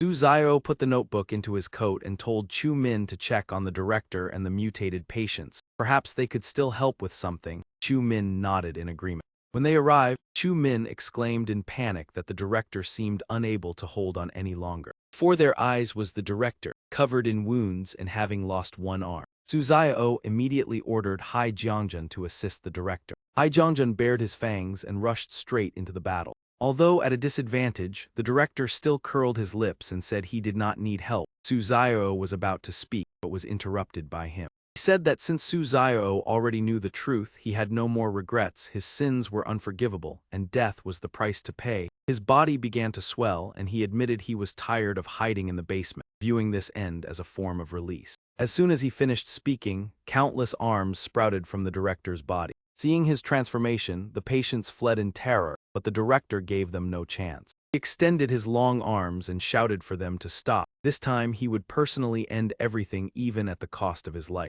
The patients cried out that they were innocent and that the one at fault was him. They begged not to be killed again, not wanting to die another time. The director remained unmoved, saying that the entity was exploiting the patient's resentment to form a new strange object, and he would not allow the hospital to continue sinking into disaster. He asserted that it only saw the dark side of humanity without understanding love, while he knew he had to atone for the crimes he had committed. The arms tightened around the mass of flesh, and he shouted that the entity should also disappear from this world. After cleaning everything up, the exhausted director collapsed and murmured that he had finally done it. Then he regretfully said that no one could witness this. When everything ended, the director let go and passed away. Su Zio remarked with emotion that he was a respectable man, because even after turning into a monster, he still retained his original will. Chu Min also acknowledged that the power he used was comparable to that of a strange entity, but the price to pay was his life. Su Zio said it was fortunate that in the previous round they did not choose the origin of the strange entity because it was clearly a trap. Chu Min pointed in another direction and said they had passed. Suddenly Su Zio shouted a warning to be careful.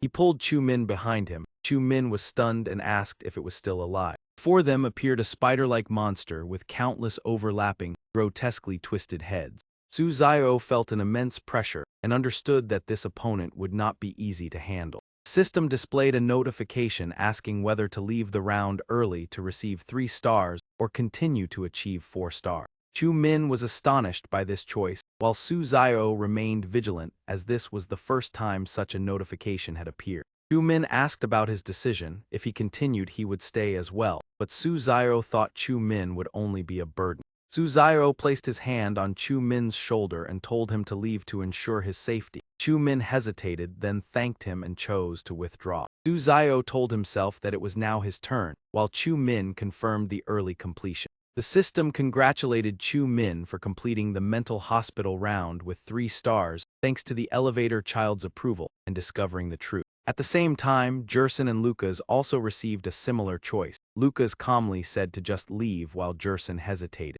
Jerson broke into a sweat and warned Lucas about his blind arrogance, which made Lucas furious. Lucas's eyes turned bloodshot. Jerson closed his eyes and chose to pass. Lucas suddenly grabbed Jerson's collar and threw him toward the multi-headed monster, causing him to scream in terror. Lucas shouted that Jerson had no right to insult him. The comments section was outraged that Lucas attacked his teammate and believed the action was excessive. Fortunately, Jerson was teleported away in time, and the system's voice rang out. The system announced that Jerson had also completed the round with 3 stars, and the audience breathed a sigh of relief. Turning to Su Zio's side, the multi-headed monster emitted a deep and horrifying voice to challenge him. Su Zio calmly responded and said he was surprised by its meticulous planning. The monster asked whether he had guessed its identity. Su Zio smiled and said it was the patient from room 106 who had once delivered the reminder note, astonishing the audience. He analyzed that those reminders were meant to incite conflict between the third-floor patients and the director, so it could merge the power of both sides into a stronger entity.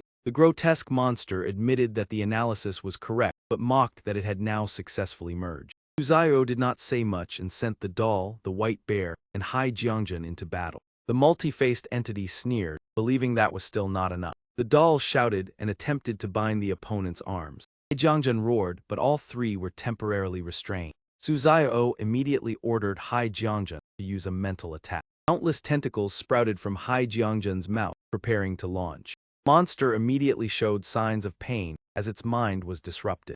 The doll emitted a purple aura and rushed forward to coordinate the attack. The white bear fired beams of light from its eyes, while Hai Jiangjun continued to press the assault with mental power. The viewers were astonished and remarked that this was a rarely seen fierce battle, and this time it was truly a life-and-death confrontation. The grotesque creature suddenly shook violently, flinging the doll, the white bear, and Hai Jiangjun far away. The comment section became lively. Many were astonished that such strength was still not enough, while others reassured everyone not to worry because the expert still had divine bones as support. At that moment, Suzairo took out the glowing mountain god statues, radiating golden light. Seeing this action, the bizarre creature raised its hand to stop him, and coldly told him to give up and not waste his strength. It released a strange crimson aura that completely restrained Suzaio. He secretly worried that the situation had become critical, and the mountain god could not be used. The multi-faced creature let out a horrifying laugh as it approached, declaring that today would be Suzaio's end,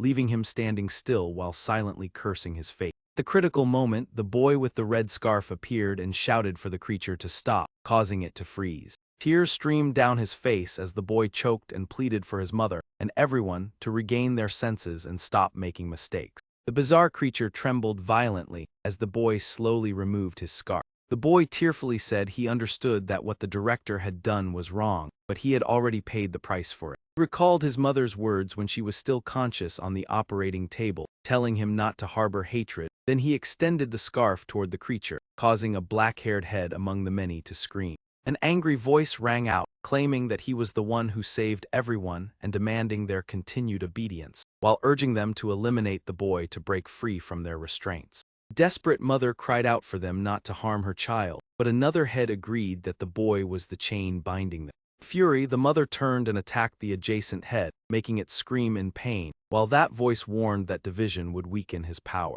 Seizing the opportunity, Suzaio broke free from the restraint, raised the mountain god ring, and declared that the time for a counterattack had arrived. The white bear received the power of the mountain god and immediately leaped with tremendous force. It swiftly snatched the boy's scarf, causing viewers in the comment section to wonder about its special significance to the white bear. Some speculated that the white bear might have been corrupted, while others believed it was a sign of powerful evolution. The surge of power from the white bear caused the entire room to crack, making the Genla creature exclaim in terror, unable to comprehend what kind of ability this was. The white bear grew gigantic, tightly gripping the bizarre creature in its hands. The many heads panicked, struggling and begging to be released. It continued absorbing the creature's power, while the opponent screamed in despair that everything belonged to him. Suzaio anxiously realized that the white bear's body could hardly withstand such immense power and might be torn apart within seconds. After fully absorbing the energy, the white bear stomped on the bizarre creature and declared victory.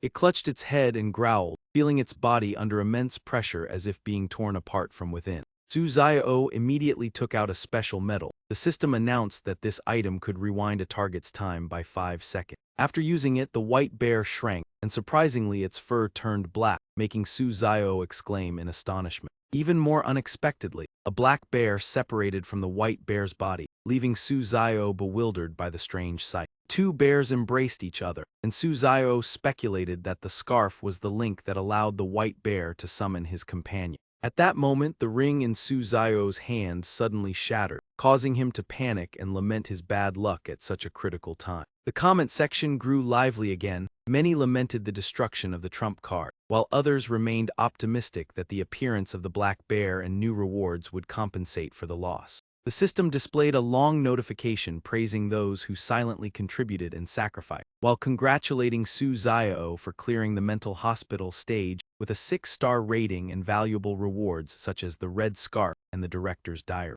Suzaio excitedly realized that the red scarf could enhance the white bear's strength and partially replace the role of the mountain god, while the system introduced the diary's ability to predict the future. The System reminded him that the diary could only be used in one stage and opened only 3 times, making Su Xiao delighted with this useful item. Soon after, a blue light surrounded Su Xiao as the system began teleporting him away from the world of anomaly. Comment section erupted over Su Xiao's 6-star achievement, then shifted attention to Luca's when his SSS tier talent was revealed. Elsewhere, Lucas, with a terrifying expression, used a knife to cut his own hand, muttering his desire for greater power. He laughed maniacally as his hand gradually transformed, astonishing viewers who speculated about a bizarre talent that allowed fusion with strange creatures.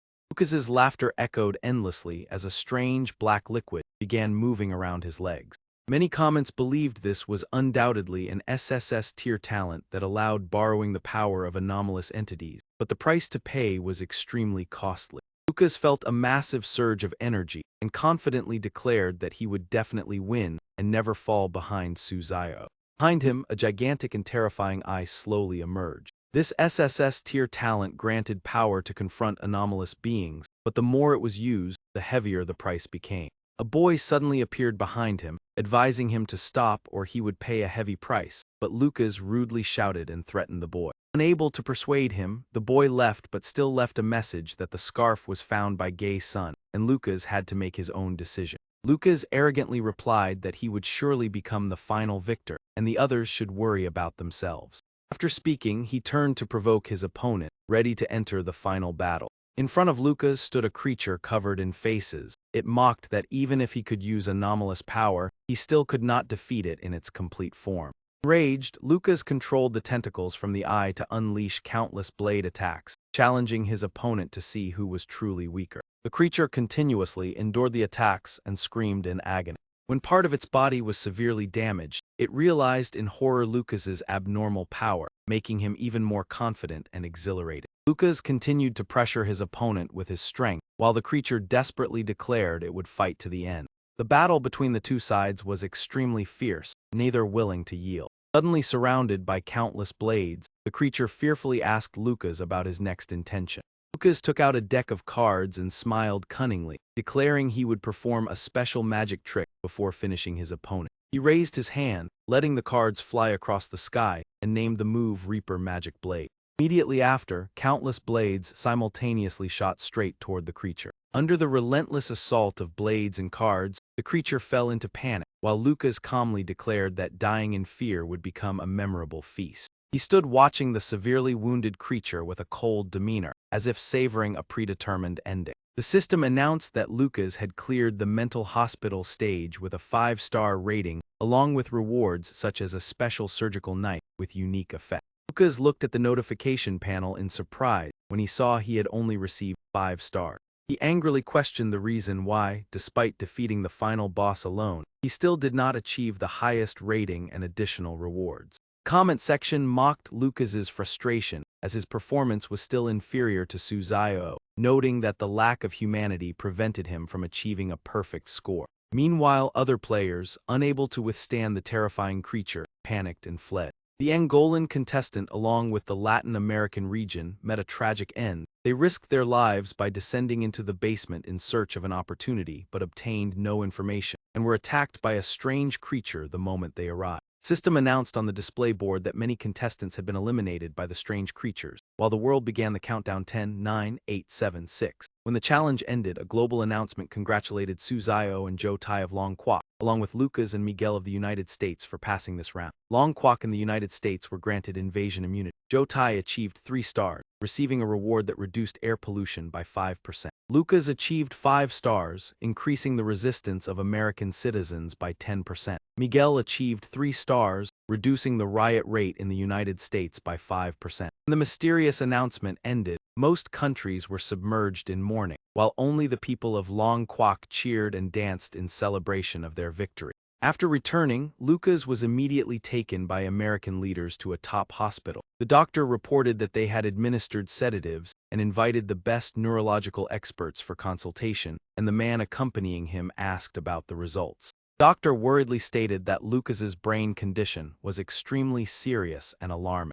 The man pointed at Lucas's arm and asked irritably whether that part could still be saved. The bespectacled doctor sighed, saying that the black fur on Lucas's arm could not be removed and would continue to spread, eventually leading to his assimilation into the anomalous world. The blonde-haired man clenched his fists, asserting that the United States must find a way to prolong the life of this SSS-level genius. While the American leadership was troubled by Lucas's condition, the global contestant ranking was updated. Rank 1 Su Zio, Long Kwok, talent unknown, cleared 9 rounds, 18 years old. Rank 2 Angie Hoi Hung Kwok, SSS talent, 27 years old. Rank 3 Jerson, United States, S-level talent, 25 years old. Rank 4 Kua Long, Paris, deceased. Rank 5 Lucas, Paris, talent undetermined, 22 years old, mentally unstable. The audience applauded in celebration, believing that Lucas's talent was hidden but certainly at the SSS level. Others lamented that if not for the heavy price he had paid, he could have stood shoulder to shoulder with Su Zio. Another spectator remarked that Angie had already used up her exemption and eagerly anticipated that she would cooperate with Su Zio next time.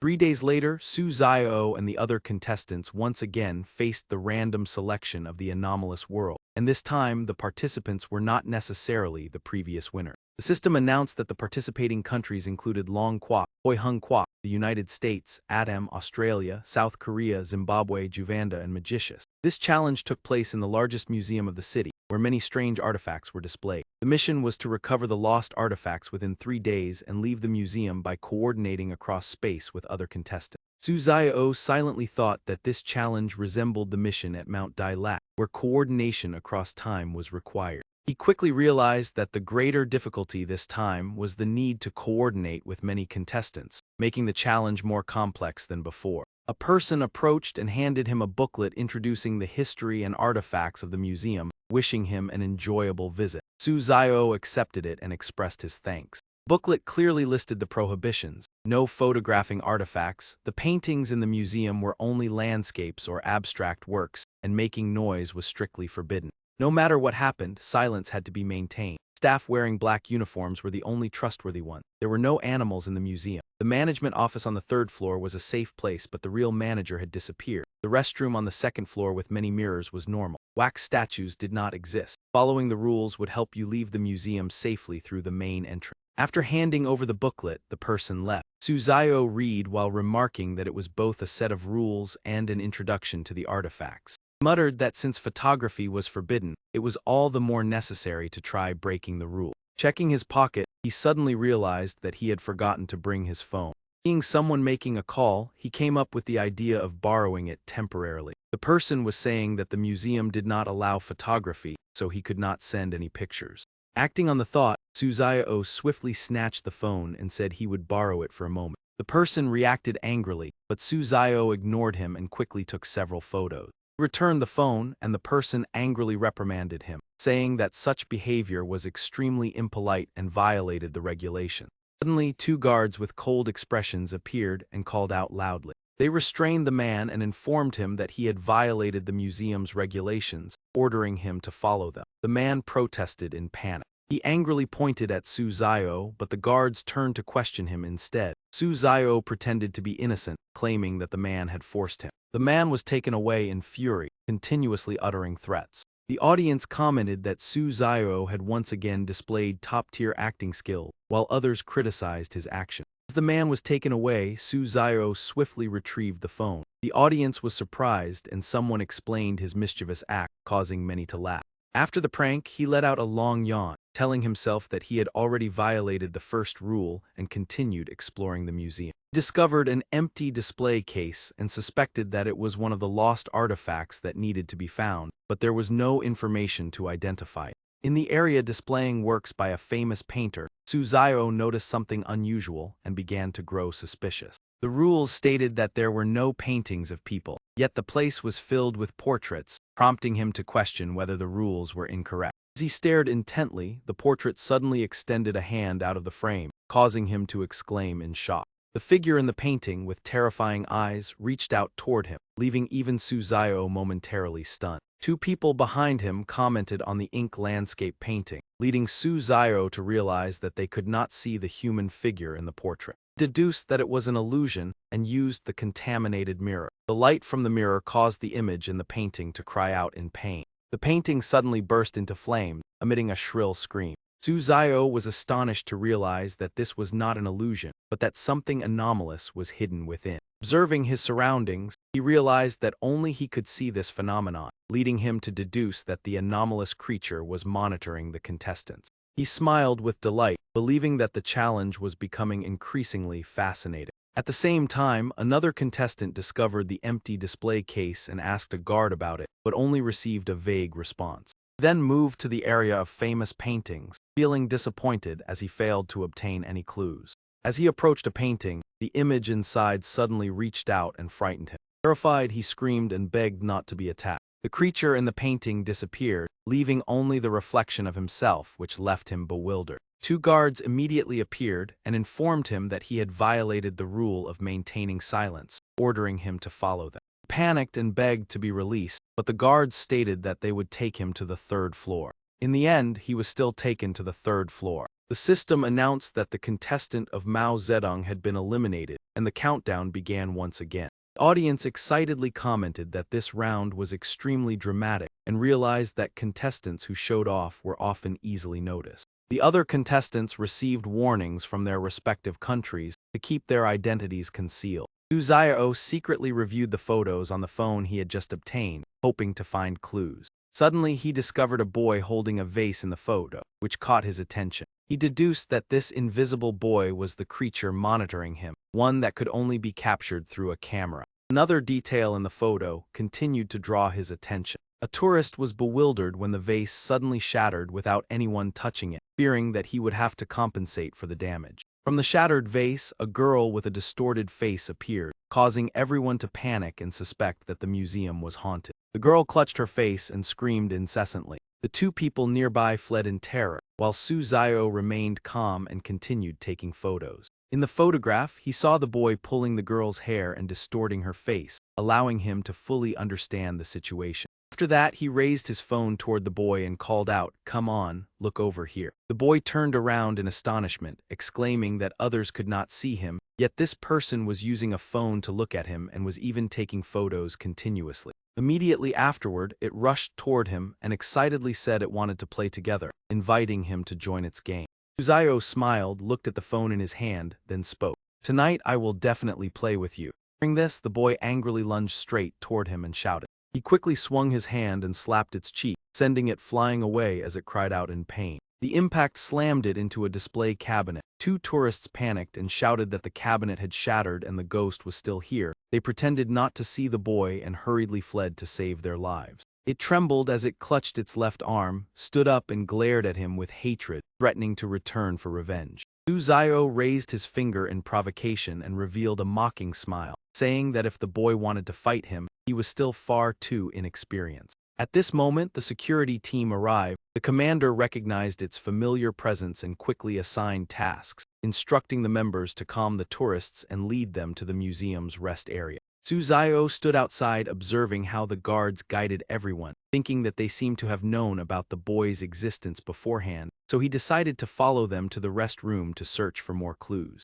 At the same time, many other contestants also encountered the boy. Everyone fled in panic, while Zhou Tai scratched his head in confusion because he could not see anything unusual. After that, he closed his eyes to activate his talent and told himself that no matter what he had to find clues. The information panel appeared showing that the B-rank talent seeker allowed him to detect small objects often overlooked. While observing the surroundings, Zhou Tai noticed that the phone in the pocket of a female tourist who had sprained her ankle was emitting light, despite her crying out in pain for help. He focused only on the phone indicated by his talent. Thinking this, he approached and touched the phone in her coat pocket, causing her to panic and ask what he was doing. Zhou Tai politely asked to borrow the phone for a moment, an action that made the viewers find him both courteous and somewhat strange. He held the female tourist's phone in his hand. Zhou Tai pondered and then opened the camera application, believing that his talent was hinting that taking photos might help reveal the thing causing the disturbance.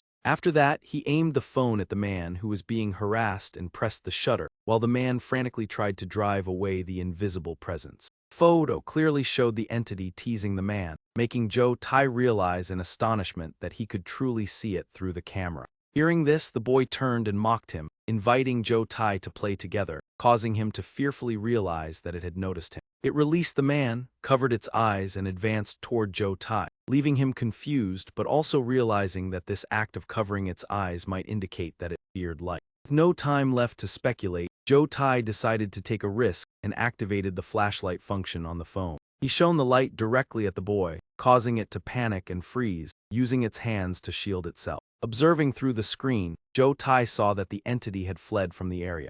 Only then did he relax, collapsing onto the floor and sighing in relief for having acted correctly and not losing face for Long Nation.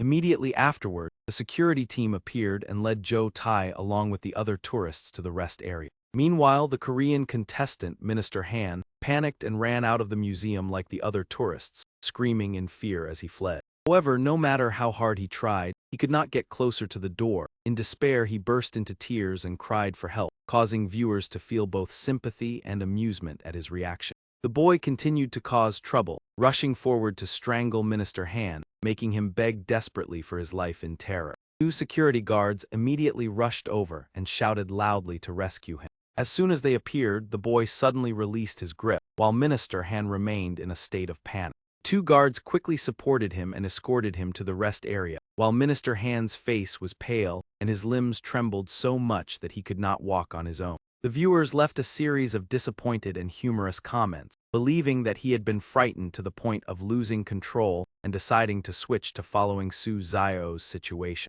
Inside the rest area, Su Zio sat quietly observing the surrounding, while a tourist beside him worried that this place was also unsafe and wished to return home. He noticed that the lights in the room were unusual, as they continuously emitted a faint scent similar to burning oil. The atmosphere gradually became inexplicably quiet, leading him to speculate that the scent from the lights might help calm the mind, and he also overheard conversations outside the rest room about how this incident had occurred many times. Discussion revealed that this type of lamp could make tourists forget terrifying memories, allowing Su Zio to realize that the museum was trapped in a strange loop, and he became extremely interested. Suddenly, an old woman asked him to give up his seat, claiming that the elderly could not stand for long, which surprised Su Zio and prompted him to suggest that she reconsider her words. She angrily placed her hands on her hips and criticized him as an uncultured young man occupying a seat despite being healthy, making the atmosphere tense. He secretly thought that this old woman needed to be taught an appropriate lesson. As he stood up, he suddenly staggered because his leg had gone numb from sitting too long, causing his expression to become uncomfortable. Two people nearby immediately spoke up in his defense, criticizing the old woman's actions and leaving her at a loss on how to respond. In the end, she slapped her own face and tearfully apologized in front of everyone, leaving even Su Zio surprised. Two kind individuals helped Su Zio sit down and comforted him, advising that there was no need to argue with such unreasonable people. He scratched his head awkwardly and explained that he was not injured at all, only that his leg was numb, causing the two to stand frozen in surprise. After that, he turned and left, waving goodbye, while the viewers happily commented on the humorous situation. Many believed that after this incident, the old woman would certainly not dare to compete with young people for seats again, and felt that justice had been served. A while later, Su Zio returned to the first-floor exhibition hall, noticing that all traces of the boy had been cleaned up and that without the special necklace, he might have forgotten the earlier events. Suddenly, he remembered that the reward from the previous round was the diary of the monstrous director. Realizing that the diary had the ability to predict the future, he opened it and saw a warning that Joe Tai would face danger on the second floor due to his own talent. Immediately, he recorded this content and requested the higher authorities to quickly send a warning to Joe Tai. Viewers continuously praised his quick thinking and believed that this action could help Joe Tai avoid danger. After closing the diary, Su Zio continued to stroll around the first floor and took photos to check, but this time he did not discover any additional abnormality. Near noon, he decided to go up to the second floor, where the system mentioned a rule about the restroom filled with many mirrors to enhance the sense of mystery. While following the guidance of a guard, the man asked which area he wished to visit, causing Su Zio to become suspicious. Noticing that the special rule mentioned the restroom, he believed this place contained important clues and directly requested a visit, surprising the guard. The viewers laughed at this somewhat strange request, believing that he had placed the guard in an awkward situation. Upon arrival, the guard politely left, while Su Zio was astonished by the scene inside and exclaimed that the place was completely covered with mirrors. The mirrors reflected an orange-red light, prompting him to curiously wonder who would design more than 900 mirrors in a restroom, and humorously remarked that even he found this excessively bizarre. Suddenly, the necklace on his chest began to glow, making him realize that these mirrors could affect the mind and that the item was exerting its protective effect. Immediately afterward, Angie's image appeared in the mirror, causing him to call out her name in astonishment. Angie was also startled when she heard him, and Suzayo deduced that these mirrors served as a bridge allowing contestants to communicate and coordinate with each other, a conclusion that Angie completely agreed with. Immediately afterward, Jotai also appeared in the mirror beside them. He excitedly exclaimed, "Suzayo Senior Angie, I did not expect to meet everyone here. I am not mistaken." Angie smiled and shook her head to confirm that it was indeed them. Minister Han also appeared in the mirror, exclaiming in surprise that this was not Suzayo from Long Kwok and Angie from Hoi Hung Kwok, and asked who the other person was. Jotai crossed his arms and said with displeasure that although he was indeed insignificant in front of the two seniors, at least they should speak more politely. Minister Han, standing beside the sink, coughed lightly and looked into the mirror, introducing himself as a contestant from Han Kwok and asking Suzayo to help out of consideration for their shared origin, directly inquiring about the correctness of the rule. Jotai in the mirror rested his chin in thought, while Angie was surprised by such an obvious attempt to seek answers, believing that even if Suzayo wanted to help, the Strange Tales world would not allow loopholes so easily.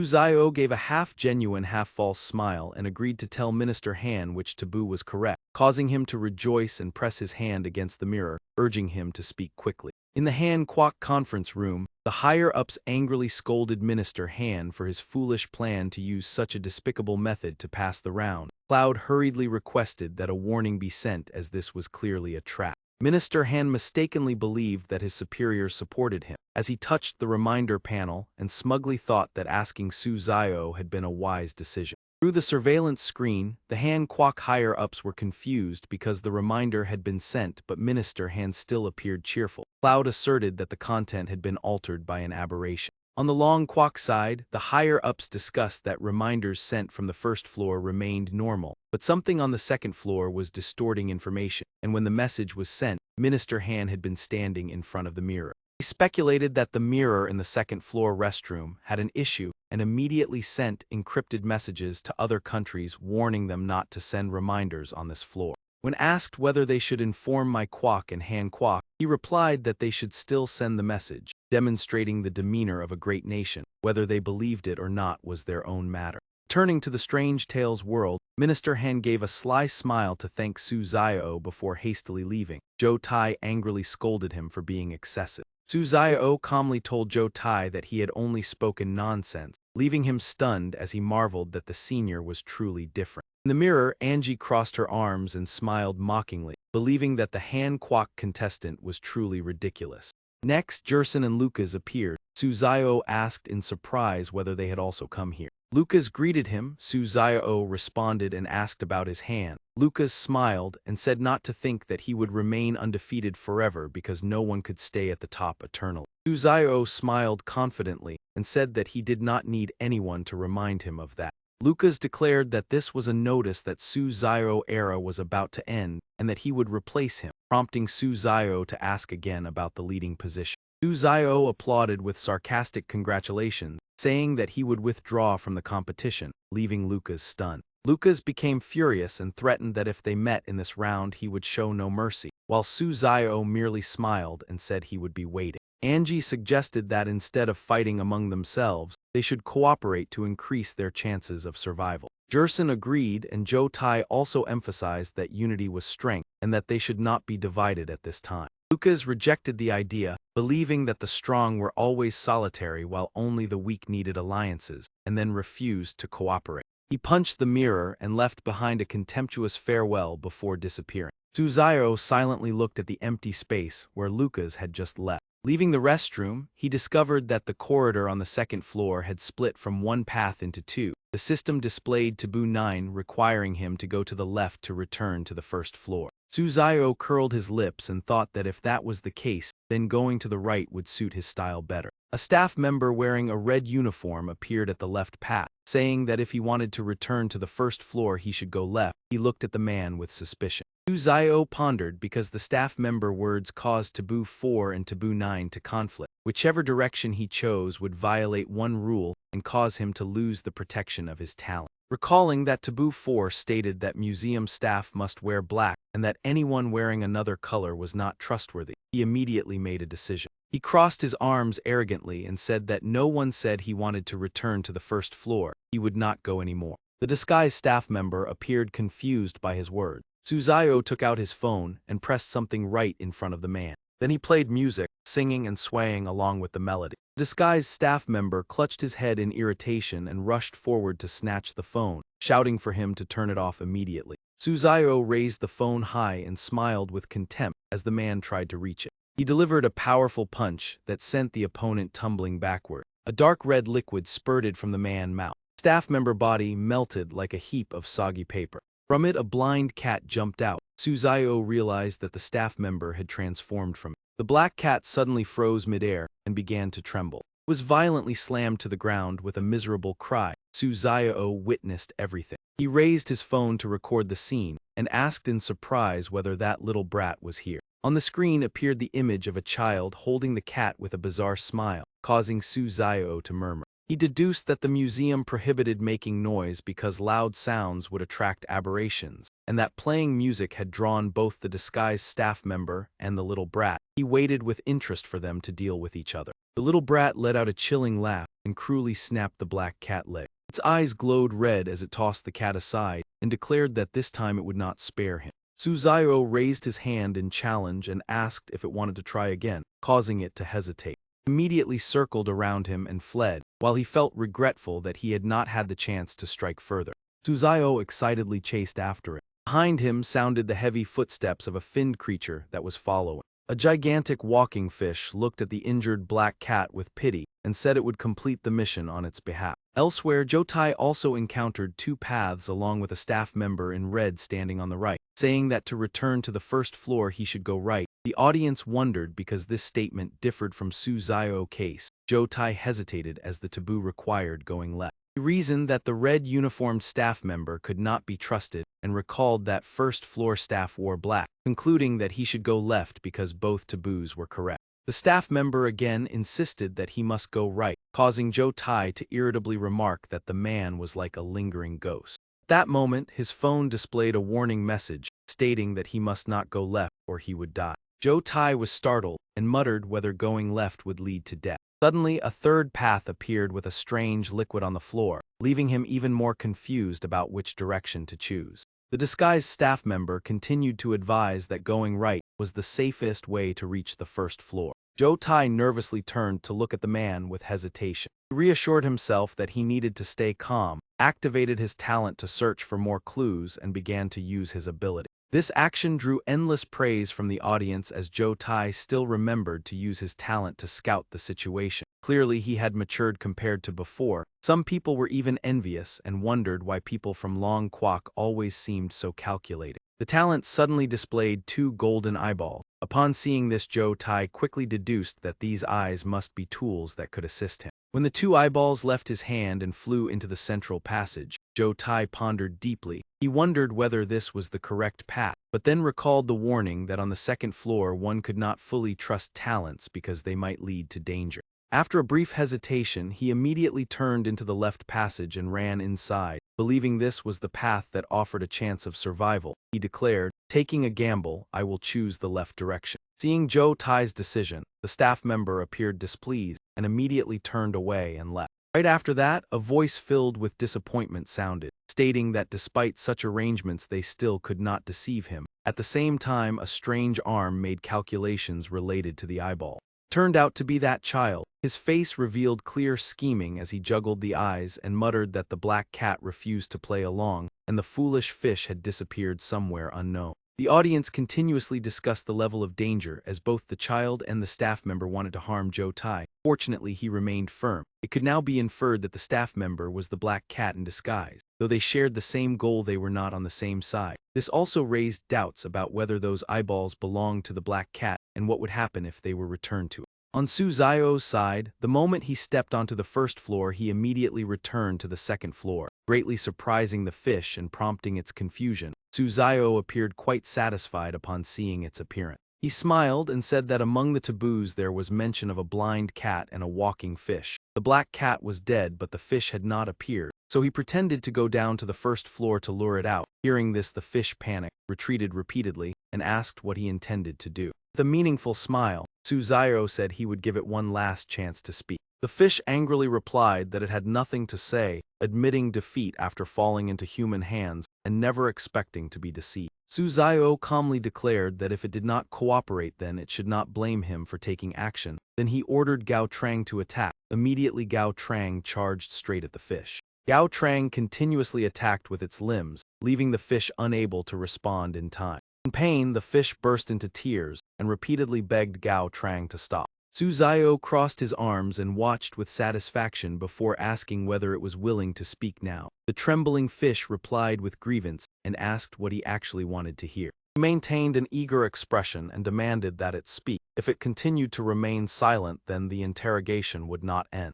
Gao Trang lunged forward aggressively again, this time using powerful strikes that left the fish completely helpless. After half an hour, Su Zio asked again. The fish, nearly exhausted, responded that if he wanted to know something he should ask directly instead of merely forcing it to speak. Su Zio scratched his head and laughed awkwardly as he realized he had not asked any questions. The fish angrily criticized that it had been tortured for an entire hour for no reason and claimed that humans were truly cunning. Afterward, he seriously asked why the fish appeared here and whether it knew the secrets of the museum. The fish nervously admitted that it knew some secrets, but they were only things it had accidentally overheard when the manager mentioned them. It began to explain that it and the black cat were originally the manager's pets, until one day a strange existence appeared in the museum, causing the man holding the black cat to be utterly terrified. That entity could influence everyone, including the manager. Despite attempts to resist, he failed completely, leading to both the black cat and the fish gradually losing their lives. A gigantic creature with gloomy colors seized the manager, causing him to cry out in panic for help. During the confrontation, many people in the museum died and later transformed into bizarre existences. Cries for help echoed from the red mirrors where the victims were imprisoned. Therefore, the manager built restrooms on the second floor. Each mirror actually concealed a person who had been affected and was personally eliminated by him. During the battle, the manager discovered that his body was being covered by a strange black substance. Due to prolonged influence, he gradually transformed into a monstrous creature. Therefore, the manager instructed the staff to confine him on the third floor and periodically extract a substance from his body to make lamp oil, in order to erase the horrifying memories of visitors. Fish explained that if they encountered someone capable of changing the current situation, it and the black cat had to prevent that person from entering the wax museum, because it was an extremely dangerous place and also the hiding spot of that entity. Su Zio knelt down, rested his chin on his hand while looking at the fish, and asked whether that entity was still in the museum and hiding in the wax museum.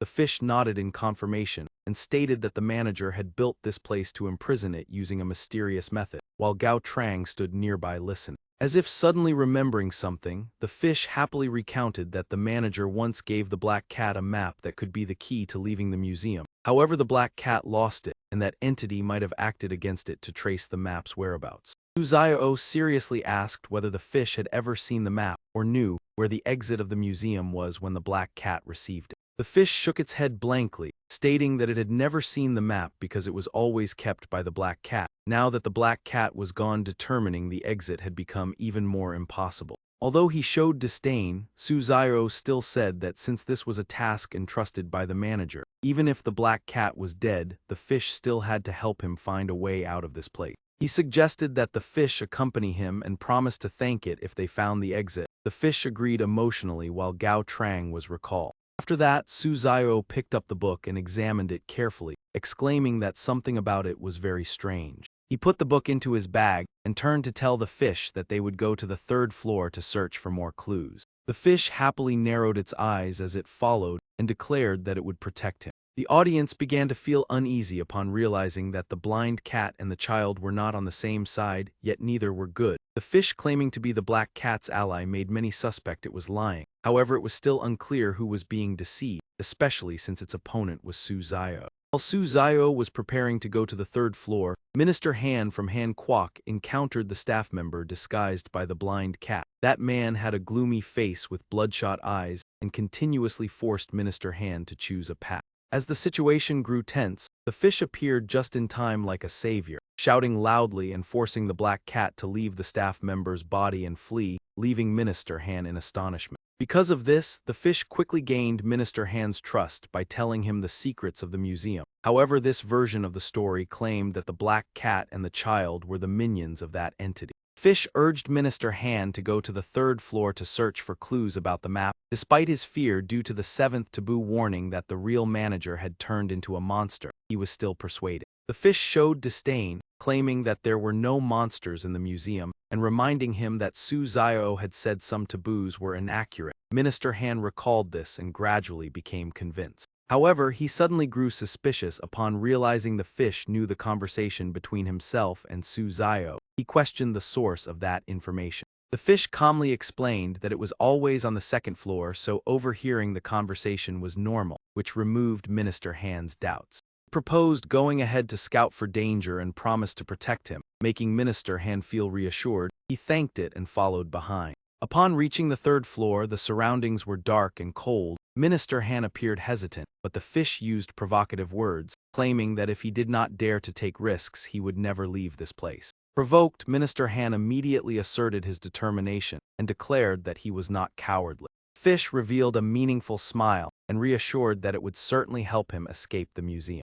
Audience noticed the abnormality as the fish's attitude changed depending on the target, loyal when beside Su Zio yet constantly provoking Minister Han. Many analyzed that the fish's goal was to gain the trust of the contestants to lead them to the third floor, where something extremely terrifying might be hidden. The fish stopped before a slightly open door and announced that inside was the manager's office, suggesting they go in together to check. Minister Han was surprised to see the lights still on and suspected someone was inside. While the fish pushed the door and entered, Minister Han noticed the red warning words "Manager's Office," "Unauthorized Persons Forbidden," and began to feel uneasy. Fear caused Minister Han to panic and run away, declaring that he did not want to enter and wished to return to the second floor. However, the fish revealed its true nature as a stream of black aura spread from the room and wrapped around him, making escape too late. An invisible force held Minister Han tightly and dragged him into the office, where he cried out in despair for help. His screams gradually faded. Then the system announced that contestant Minister Han had been devoured by the bizarre entity, and the strange world was about to begin with a countdown.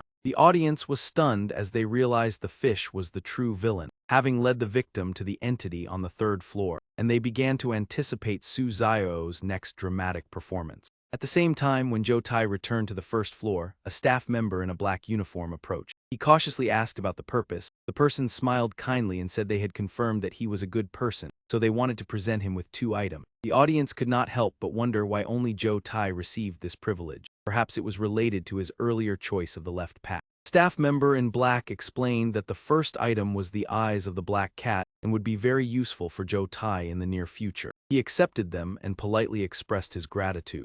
Not stopping there, the person also handed over an envelope containing documents related to the child adopted by the manager, which recorded in detail the secrets surrounding the boy. Joe Tai took the documents and pondered, wondering whether the child mentioned was the mysterious boy on the first floor. As he opened the envelope, Joe Tai thought to himself that he needed to carefully examine the contents inside to better understand the situation. According to the documents, the child had actually been picked up by the manager from a trash bin. Throughout his life, he was devoted to doing good deeds, donating most of his salary and keeping only a small portion to live on and raise the boy. He cared for the child with all his love and dedication. When he first appeared, the boy was only 3 years old and lacked the awareness to control the strange phenomena around him. A dense black aura enveloped him, causing the manager great concern as he tried to protect and prevent the child from approaching it. Although the manager repeatedly took the boy away from the dangerous area, the child insisted on returning. When he realized that he could no longer hold out, he pushed the boy away and urged him to quickly leave the place.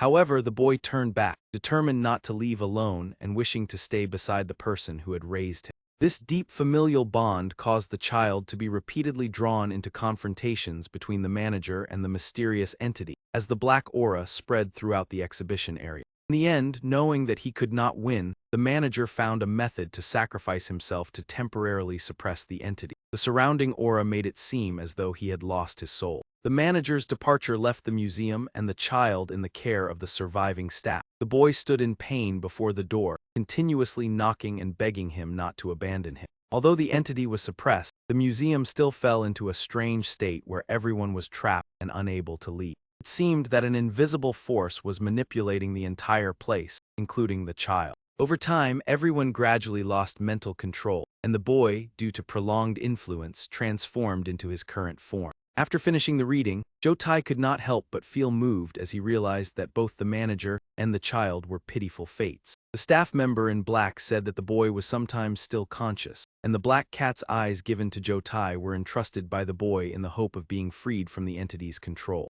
Jotai confidently reassured the staff member that he would report the matter to Suzuo and believed that this powerful figure could help everyone overcome the disaster. The staff member in black gratefully expressed his thanks. In the restroom on the second floor, Jotai looked into the mirror and thought about how to convey the information to Suzuo and Angie when neither of them had appeared yet. Suddenly, he discovered in the mirror the reflection of a black cat standing right behind him, startling him as he could not understand when it had appeared. The black cat suddenly lunged forward with a ferocious demeanor, leaving Jotai no time to react. He fell backward, raised his hands to shield himself, and tightly closed his eyes while crying out in panic. At the same time, the black cat's eyeballs fell from his body. While Jotai was still terrified and pleading, the black cat only paid attention to the eyes lying on the floor and moved closer to them. When he opened his eyes, Jotai was astonished to realize that the black cat had not harmed him as he had imagined.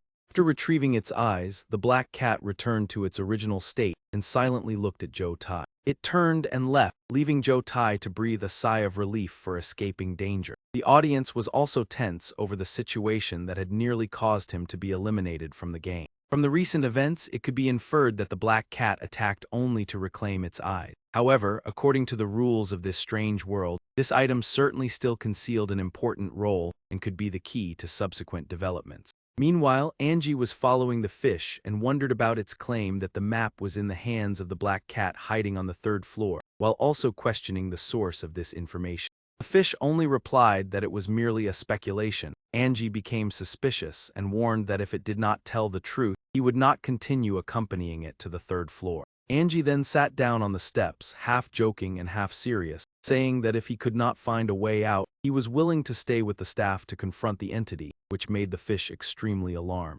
The audience began to speculate that Angie was deliberately deceiving the fish to extract information from it, showing an interesting change in his behavior. Angie asserted that he was not crazy but had discovered a method to deal with the entity, confidently stating that he could completely end its influence. Hearing this, the fish was astonished and quickly inquired about the details of the method Angie had just mentioned. Angie replied seriously that he could not reveal this secret, but had informed a staff member on the first floor to prepare for action, making the fish even more anxious. The fish jumped up in panic and begged Angie to stop the staff, because if they advanced to the third floor, its plan would be ruined. Angie pretended to give up, saying that if they could not leave, they might as well face the outcome together, forcing the fish to persuade him to think of his family and continue seeking survival. He pretended to ponder, and then asked the fish what should be done in the current situation. The fish proposed that Angie should stop the staff, and then go with it to the third floor to find the black cat and obtain the map.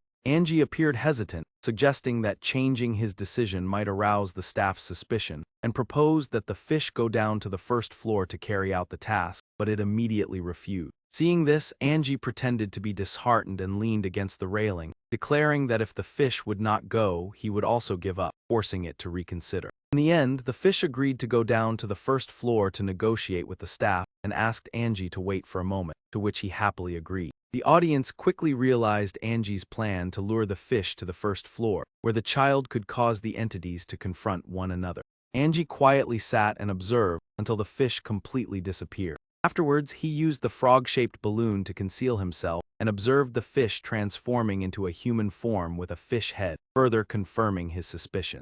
One result of infinite deduction, Angie imagined himself being controlled by the black aura and heard the threatening voice of the entity. Although it was only an imagination, he still felt fear and realized that the entity, even when imprisoned, remained extremely dangerous. He determined that the blind cat and the missing eyes were the crucial links that needed to be found. Angie closed his eyes, traced the wall with one hand, and used his talent, but due to his weakened mental state, he could not continue the deduction and was forced to search for the eyes himself. Suddenly, the blind cat appeared behind Angie with a black aura surrounding it, forcing him to turn and face it. However, he remained calm and asserted that as long as he did not violate the taboo, the blind cat would not be able to harm him. Cat appeared furious, its fur standing on end as it emitted a low growl. Angie proposed a deal. He would help the blind cat retrieve its eyes. In return, it would no longer need to cooperate with the fish, the one who had contributed to its current predicament. He explained that through infinite deduction, he realized that both the blind cat and the fish had once served the entity, but the fish had always sought to oppose it, and had even caused the blind cat to lose its eyes and be falsely accused. Angie sincerely believed that such a teammate was completely untrustworthy, and would sooner or later betray it. Hearing this, the blind cat became extremely enraged and expressed its intention to take revenge on the fish. Angie reassured that he understood the blind cat feared the child and therefore could not go down to the first floor, so he would bring the fish back and help it retrieve its eyes. The blind cat agreed to this proposal, considering it a promise that had been established. When Angie reached the first floor, a staff member in black was holding the weakened fish and handed it over to him, expressing confidence that he could lead everyone to escape the entity's control. In addition to the fish, the staff member also gave Angie 3 items including a lunch box, documents about the child, and the eyes of the black cat, after which he took everything and left. Angie ate the lunch box while reading the documents to recover his spirit, then slowly returned to the second floor of the museum. On the second floor, Angie threw the fish onto the steps and handed the eyes to the black cat, announcing that he had fulfilled his promise, leaving the fish bewildered as it could not understand why he had brought it back to this place. Cat picked up the eyes and placed them back into its own eye sockets. Once its vision was restored, its face turned gloomy and cold. It growled that it had to deal with him, the foolish teammate.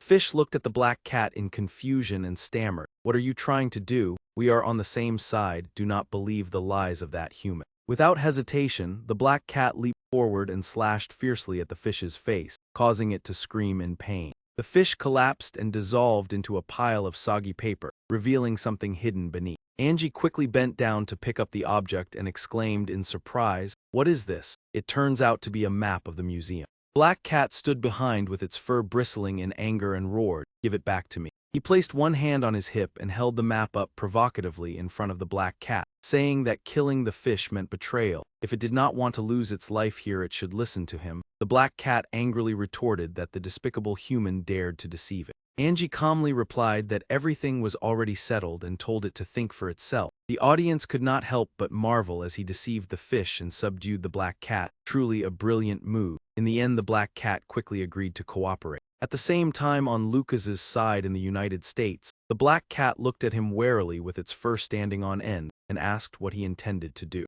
He revealed a sinister smile that sent chills down the viewer's spine, holding a knife and saying that once he dealt with it he would not have to choose anymore. The kitten should not be afraid as he would only make it hurt a little. Black Cat immediately turned and fled, repeatedly telling itself to stay away from this madman, while Lucas stood behind with a cold laugh. Right after that, he threw a card toward the black cat with a smug expression, saying that it could not escape. Card brushed past and pinned the black cat's tail firmly to the ground, causing it to cry out in pain.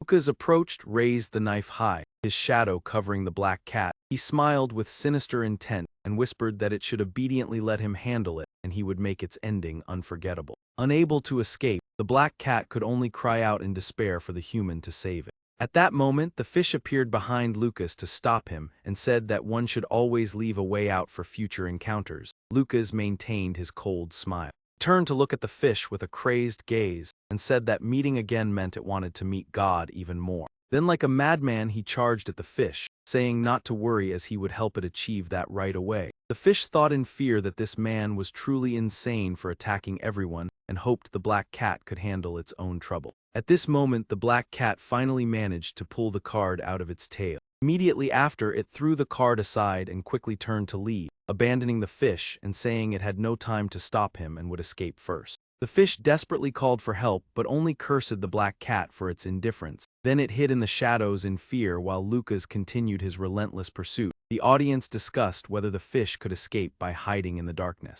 According to some viewers, once Lucas lost control he could hardly think clearly. Meanwhile Suzayo advanced to the third floor with the fish and received a notification from the higher authorities of Long Nation that the map was inside its stomach. After reading the message, Suzayo paused and looked at the fish that was calmly leading the way, thinking that it was truly a thief crying foul, yet he still needed to keep it for the next plan. He spoke enthusiastically to the fish, telling it to open the door as he was eager to meet the manager. As soon as the fish touched the door, a powerful suction suddenly appeared, pulling both it and Suzayo inside and causing them to fall to the floor. Fish approached a table where a figure in blue knelt and respectfully said that it had brought the person and helped choose a perfect body. The black cat was gone because this human had dealt with it. Once the master returned, he would surely break free from control. Suzayo wondered whether the master referred to himself or the manager. Immediately afterward, the two candles on the table went out simultaneously, leaving only faint drifting smoke. By observing the hair and clothing, it was clear that it was the manipulated manager, but now only a skeleton remained with two blue flames floating around. He leaned back in his chair and told the fish that the reward would be its, and once he regained control of the museum he would grant it even more bizarre power. He then raised his hand to signal the fish to quickly perform the exchange ritual so that the fresh body would become part of him. The fish replied obediently, and then turned to Suzayo with a contemptuous gaze, mocking that a few sweet words were enough to trap him and ridiculing humans as inferior. Suzayo crossed his arms, sat leisurely with one leg over the other, and calmly responded that if it spoke of humans then its master must have once been human as well. The fish awkwardly avoided the topic and urged him to become part of the master. Suzayo sneered and declared that he had deliberately followed it here, and it was merely fantasizing about deceiving him. As he spoke, he disdainfully struck the fish across the face, causing it to cry out in pain. Fish slumped to the floor, crying and begging while admitting its mistake in bringing him here. Suzayo sternly demanded that it reveal the true identity of the master. It hurriedly replied that the master was actually the mana, but before it could finish, that figure was already standing right behind it. He roared in fury that it was useless in success and harmful in failure, and ordered it to disappear. Immediately afterward, the manager struck and ended the fish's life in its shock. Viewers commented that the map inside the fish's stomach had also been destroyed and seemed worthless. However, many still believed Suzayo had the ability to overcome the challenge without the map. The manager glared angrily at Suzayo and snarled that he was detestable. He rushed forward, believing Suzayo intended to help the fish oppose him, and insisted that everyone had been deceived. Suzayo calmly replied that he should not insult him and would have to pay the price. Immediately afterward, he became enraged, placing one hand on his hip and pointing forward with the other as he commanded Hai Jiangjun and the puppet to charge. The manager panicked upon noticing the appearance of other bizarre objects within the museum. At the table with the two candles, a surge of blue energy suddenly rose. Standing within the dark aura, his face reflected an eerie blue glow as he cried out in panic that those things should not exist here. Suzayo was astonished when a book suddenly opened before him, prompting him to ask what it was. Words gradually appeared on the page, stating that the greatest mistake was perhaps coming to work at this museum with his older brother. The narrator explained that his brother was the manager while he was just an ordinary employee. Yet the two shared a close bond. The brother always cared for him and made his simple life joyful and harmonious with colleagues. One day, the manager brought lunch down for his younger brother and kindly told him to eat and added a chicken drumstick for him. The younger brother happily accepted and thanked him. Recently, the older brother had been secretly going out frequently, leaving the younger brother wondering why he kept leaving the museum. Through other staff members, the younger brother learned that his brother was participating in charity work and many meaningful activities, which made him even more proud and admiring of his quietly noble brother. After asking more employees and receiving similar answers, the younger brother trusted even more and affirmed that his brother was truly admirable. One day, the older brother brought home a baby he had found in a trash bin and decided to adopt the child out of compassion. The younger brother fully supported the decision, and his respect for his brother grew even stronger. The older brother held the child in his arms and smiled as he told his younger brother that he was now officially an uncle. As time passed, the older brother went out more and more often, while the adopted child gradually grew up. However, something strange occurred. Despite being well-nourished, the child's complexion remained pale and lifeless like that of an unhealthy person. Concerned, the younger brother secretly took the child to the hospital for examination. The results shocked him as the doctor diagnosed severe anemia and discovered many needle marks on the child's arms, indicating long-term blood extraction and transfusion. The doctor stated that this condition had lasted for at least 2 years, leaving the younger brother deeply shocked and beginning to suspect whether his brother was involved. When directly confronted, the older brother insisted he knew nothing about it. Nevertheless, the younger brother decided to personally care for and raise the child from then on.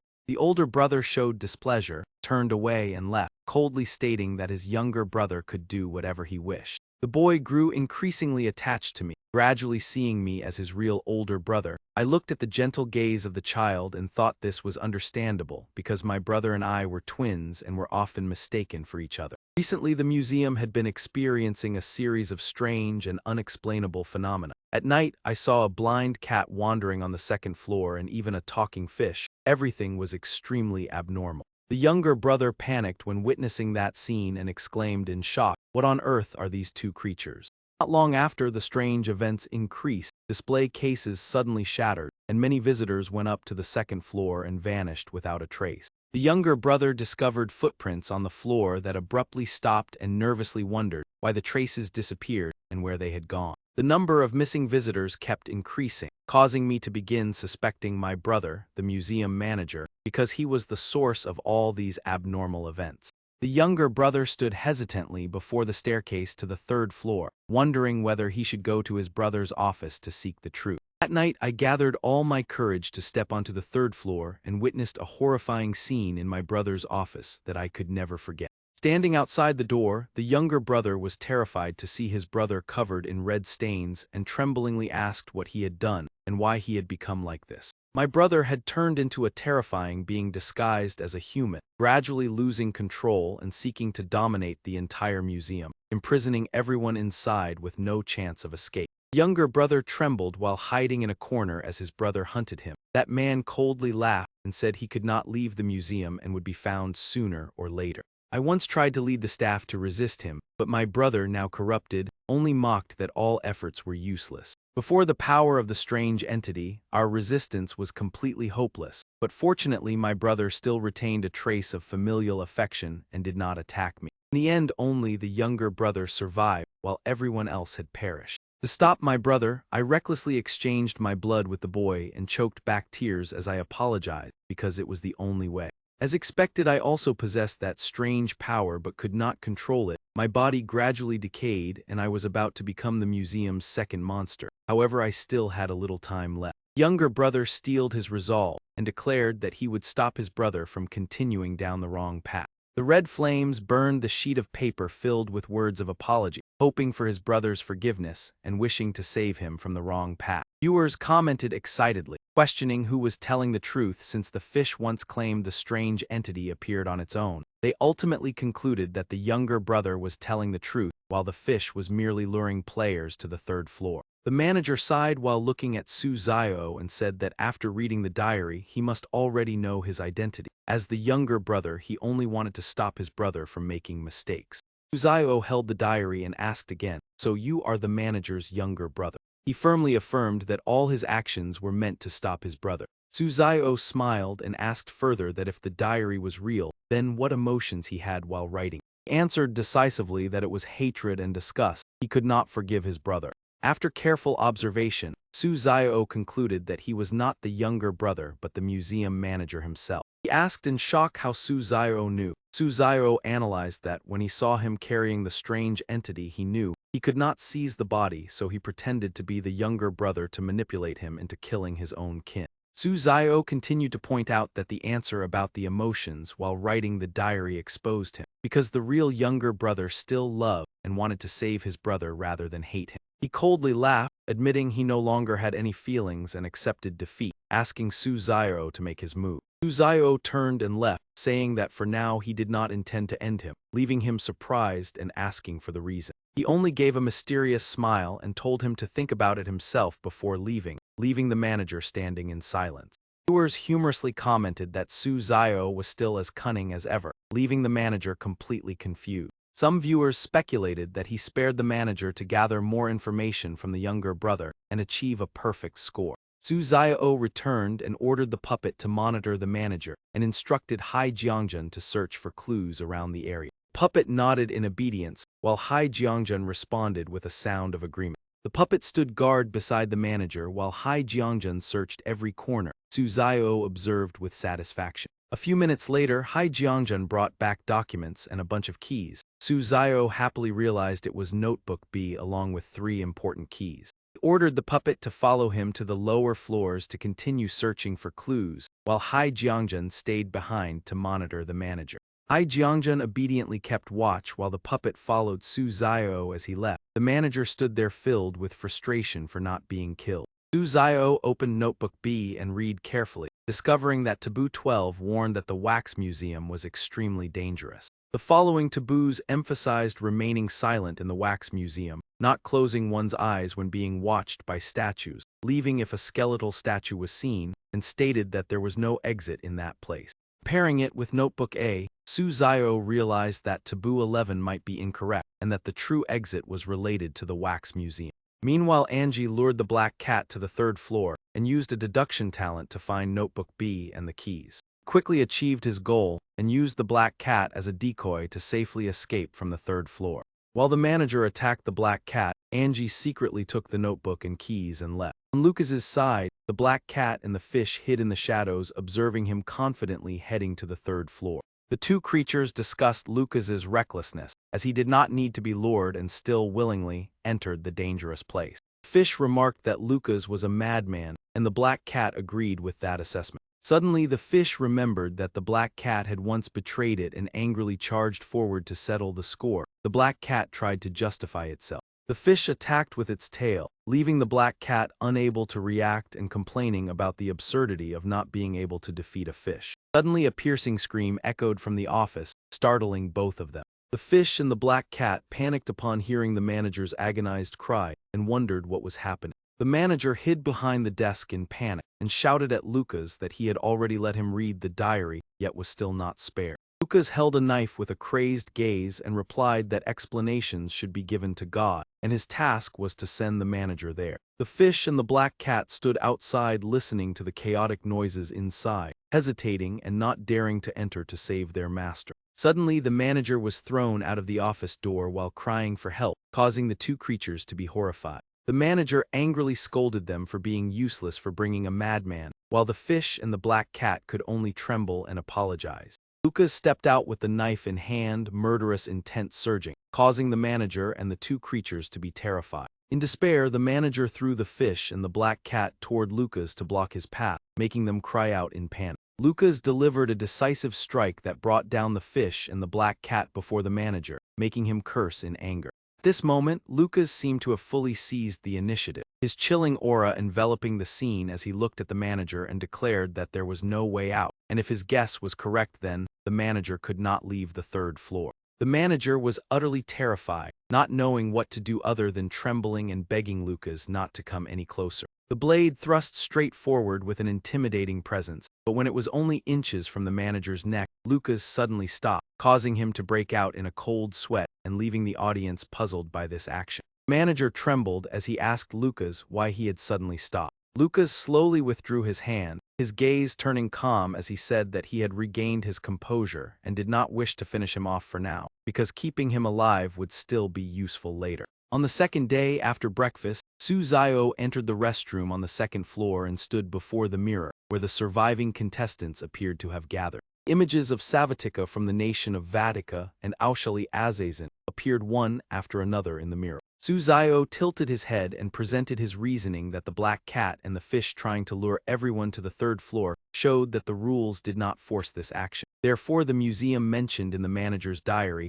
was like an optional side quest that one could choose to join or ignore. The system displayed taboo number 11, stating that if all the rules were fully followed and the entire museum was toured, the player would be able to leave safely through the main door. Su Xiao continued analyzing that it was not necessary to follow Handbook B, meaning that Taboo 11 in Handbook A was likely correct. But Savatika wondered why the completion notification had not appeared despite not going to the 3rd floor or breaking any rules. Suzayo speculated that Savatika had overlooked the task of finding the lost exhibit and returning it to its original place, causing him to admit he had not completed it and ask whether there were any clues on the third floor. However, before receiving an answer, the mirrors on Savatika's side suddenly cracked and shattered, cutting off the connection and leaving viewers regretful as he had nearly received a crucial hint. And he believed that the strange world did not allow information exchange in a cheating manner, similar to the earlier case of the minister from Han who tried to seek hints but received misleading information instead.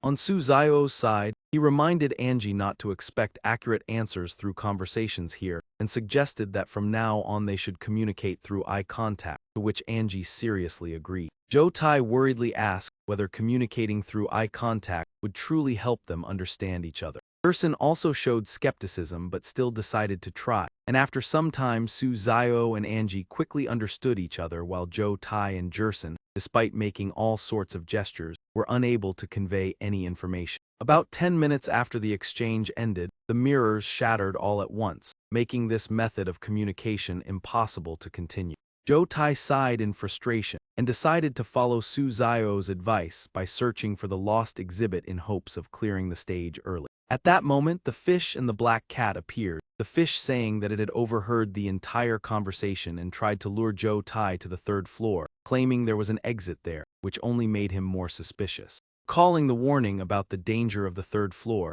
Joe Tai angrily pointed straight at the black cat and declared that he would never be deceived by such lies.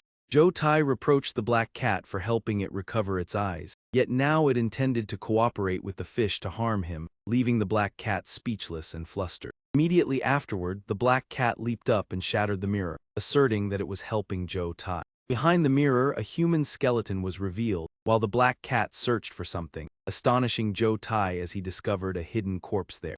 After a while, the black cat held a plate in its mouth and brought it to Joe Tai, leading him to suspect it was the missing exhibit, while viewers debated whether this act was a trap. The black cat continued to hold the plate and signaled a desire to cooperate, prompting Joe Tai to kneel down and ponder whether he should place his trust in it. As Joe Tai prepared to take the plate, the fish angrily scolded the black cat for daring to help humans and mentioned the master's orders, prompting the black cat to urge Joe Tai to leave quickly. After a brief hesitation, Joe Tai decided to take a gamble and chose to trust the black cat. He clutched the plate and ran off while the fish and the black cat clashed, their heated exchange convincing viewers that the black cat was truly helping Joe Tai. Not long after, Joe Tai carefully placed the plate into the display case under the astonished watch of the security staff. A security guard exclaimed with joy that finding the plate might mean they had been saved. When the plate was properly placed, it emitted a mystical blue light that spread throughout the space. A security guard excitedly announced that the barrier at the door had disappeared and everyone could leave the museum, causing the others to erupt in joy.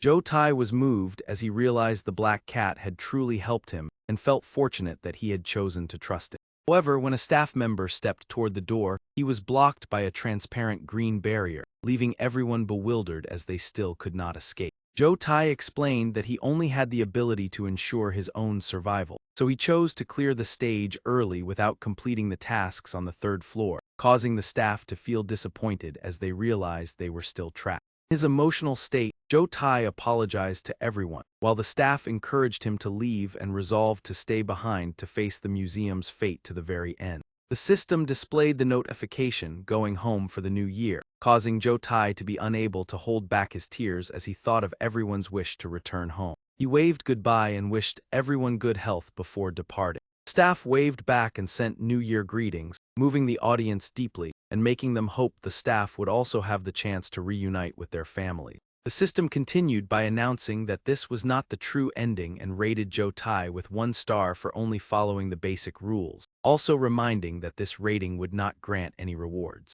Although surprised by the low score, viewers still expressed admiration, believing that Joe Tai surviving and returning was already commendable and that he deserved to be called a hero. Meanwhile, Jerson from the United States entered the restroom on the 2nd floor with a hammer on his shoulder, recalling the guidance from his talent, Night Watcher, that he needed to break all the mirrors to achieve a higher rating. When the black cat and the fish appeared to question him, Jerson asserted that he was not insane and resolutely carried out the action because he fully trusted the information from his talent. Immediately afterward, he smashed all the mirrors with his hammer, the fragments scattering everywhere as the black cat cried out in panic. After finishing, Jerson wiped his sweat and was stunned to see multiple corpses falling out from the shattered mirror. The fish hurriedly urged the black cat to leave, while the black cat trembled and admitted that humans were truly terrifying. Only then did Jerson regain his senses, horrified by the bizarre objects around him as a mysterious voice echoed, signaling the release of something. Realizing this could be the place where the lost exhibits were hidden, Jerson quickly searched according to his talent's guidance amid chilling, echoing laughter. When he found the lost vase, he joyfully prepared to leave the museum, but a mysterious voice behind him called out and told him to stop. After placing the vase into the display case, the system announced that Jerson had cleared the stage with a 2-star rating for following the rules and uncovering the mystery behind the mirrors on the second floor. At the same time Joe Tai and Jerson cleared the stage, a global announcement declared that 2 other contestants had been eliminated after being devoured by a strange entity in terror. The system confirmed that Savatika and Ayachila Zazen had been eliminated and began the countdown for the next strange world, leaving viewers confused about the reason. One viewer deduced that when Jerson broke the mirrors, it was clear that they contained not only exhibits but also many other objects, which explained the confusion of the 2 eliminated contestants. Another viewer believed that with the guidance of his talent, Jerson had chosen the correct exhibit, while Savatika and Zazen lacked help from the Black Cat or special abilities and therefore made the wrong choice.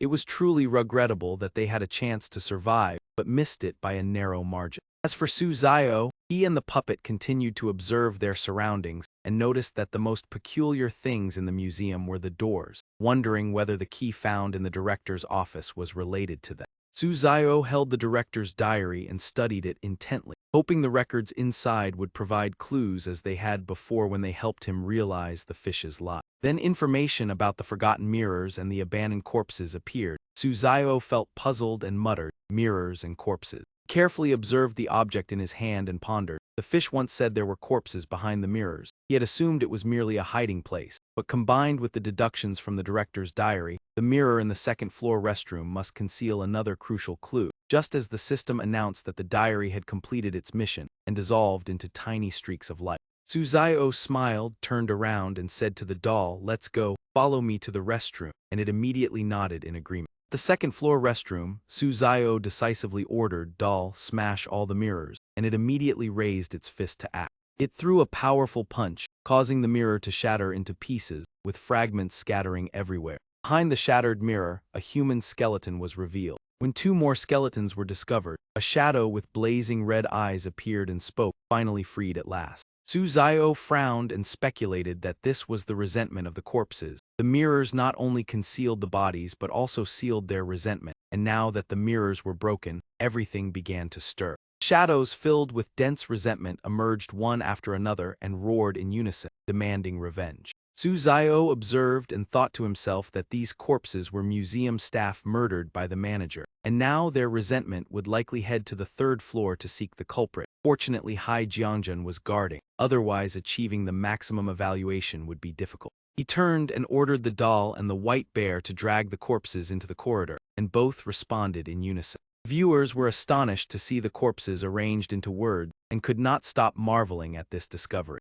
Suzayo read the message formed by the corpses, Wax Museum 3810. He deduced that this referred to rooms 3, 8, and 10 on the second floor with identical red doors. Only one door was correct and each wrong attempt required a price, earning continuous praise from the audience. Holding the keyring, Suzayo confidently stood before room number 3 and decided to try opening it first since the doll and the white bear were protecting him. Suddenly, a staff member dressed in red appeared, handed him a map, and advised him not to open the door, while Taboo Rule 10 emerged warning that the Wax Museum did not exist. Suzayo showed a bored expression as he was forced to violate the rule and reluctantly engaged with this troublemaker. He accepted the map and quickly realized that the marked locations were meaningless and merely a deceptive trick. The staff member continued persuading him, but Suzayo let the paper slip from his hand, displaying his disdain. He revealed a sinister smile and decided to teach the swindler a lesson.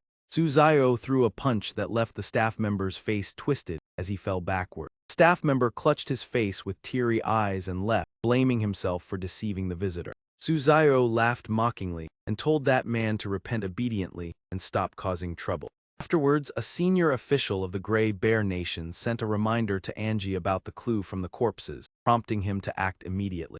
However, Angie received different information, reading the message Wax Museum 357 and deducing the corresponding rooms. Viewers realized this was a sophisticated trap and were fortunate that the senior official did not reveal Su Zio's room number. When Angie arrived before the doors, the red-clothed staff member also appeared and handed him a similar map, forcing him to deliberate. Angie activated the talent Infinite Deduction, closed his eyes, and his body began to glow. In the first deduction result, he attacked the staff member but was hunted by a strange entity and only narrowly escaped death thanks to the frog balloon. In the second result, he followed the instructions to the third floor and met his demise. In the third result, he opened rooms 3 and 5 but still could not escape a tragic fate. In the fourth result, Angie opened door number 7 and determined that it led to the Wax Museum. This time he made the correct choice. After many rounds of deduction, Angie was exhausted and realized he needed to limit the use of his talent to avoid mental disorder.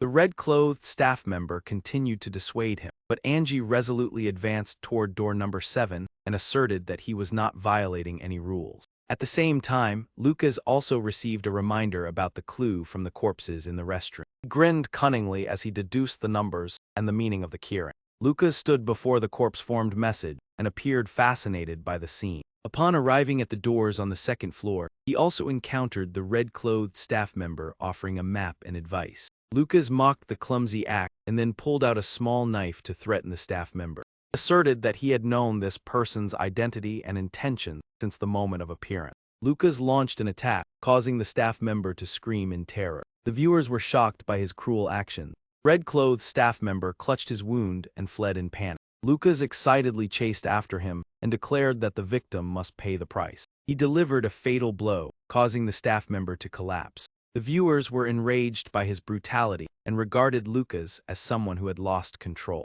Lucas stood before the corpse and coldly remarked that such a death was an act of mercy.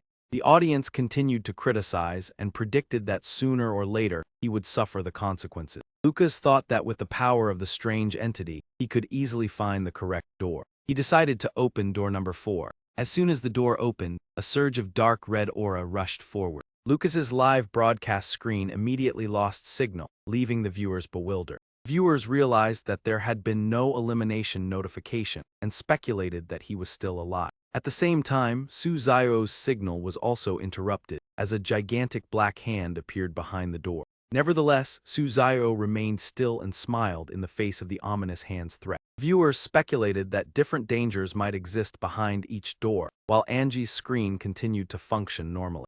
Angie stepped into the dark room behind door number 7 and believed that by following the wall he would find the entrance to the Wax Museum. However, to guard against unexpected danger, he decided to activate the frog balloon to protect himself. Angie moved forward while lightly running his hand along the wall, carefully examining every detail to search for clues. The audience continuously praised his caution, believing that besides Su Zio, Angie was the one they admired most, even regarding him as their second idol. Suddenly, his hand touched a hidden switch on the wall. A low, rumbling sound followed. The secret chamber door slowly opened, and Angie exclaimed in surprise that he had finally found it. Angie cautiously stepped into the secret room, and as the door closed behind him, he immediately turned back with vigilance, reminding himself to stay highly alert inside the Wax Museum.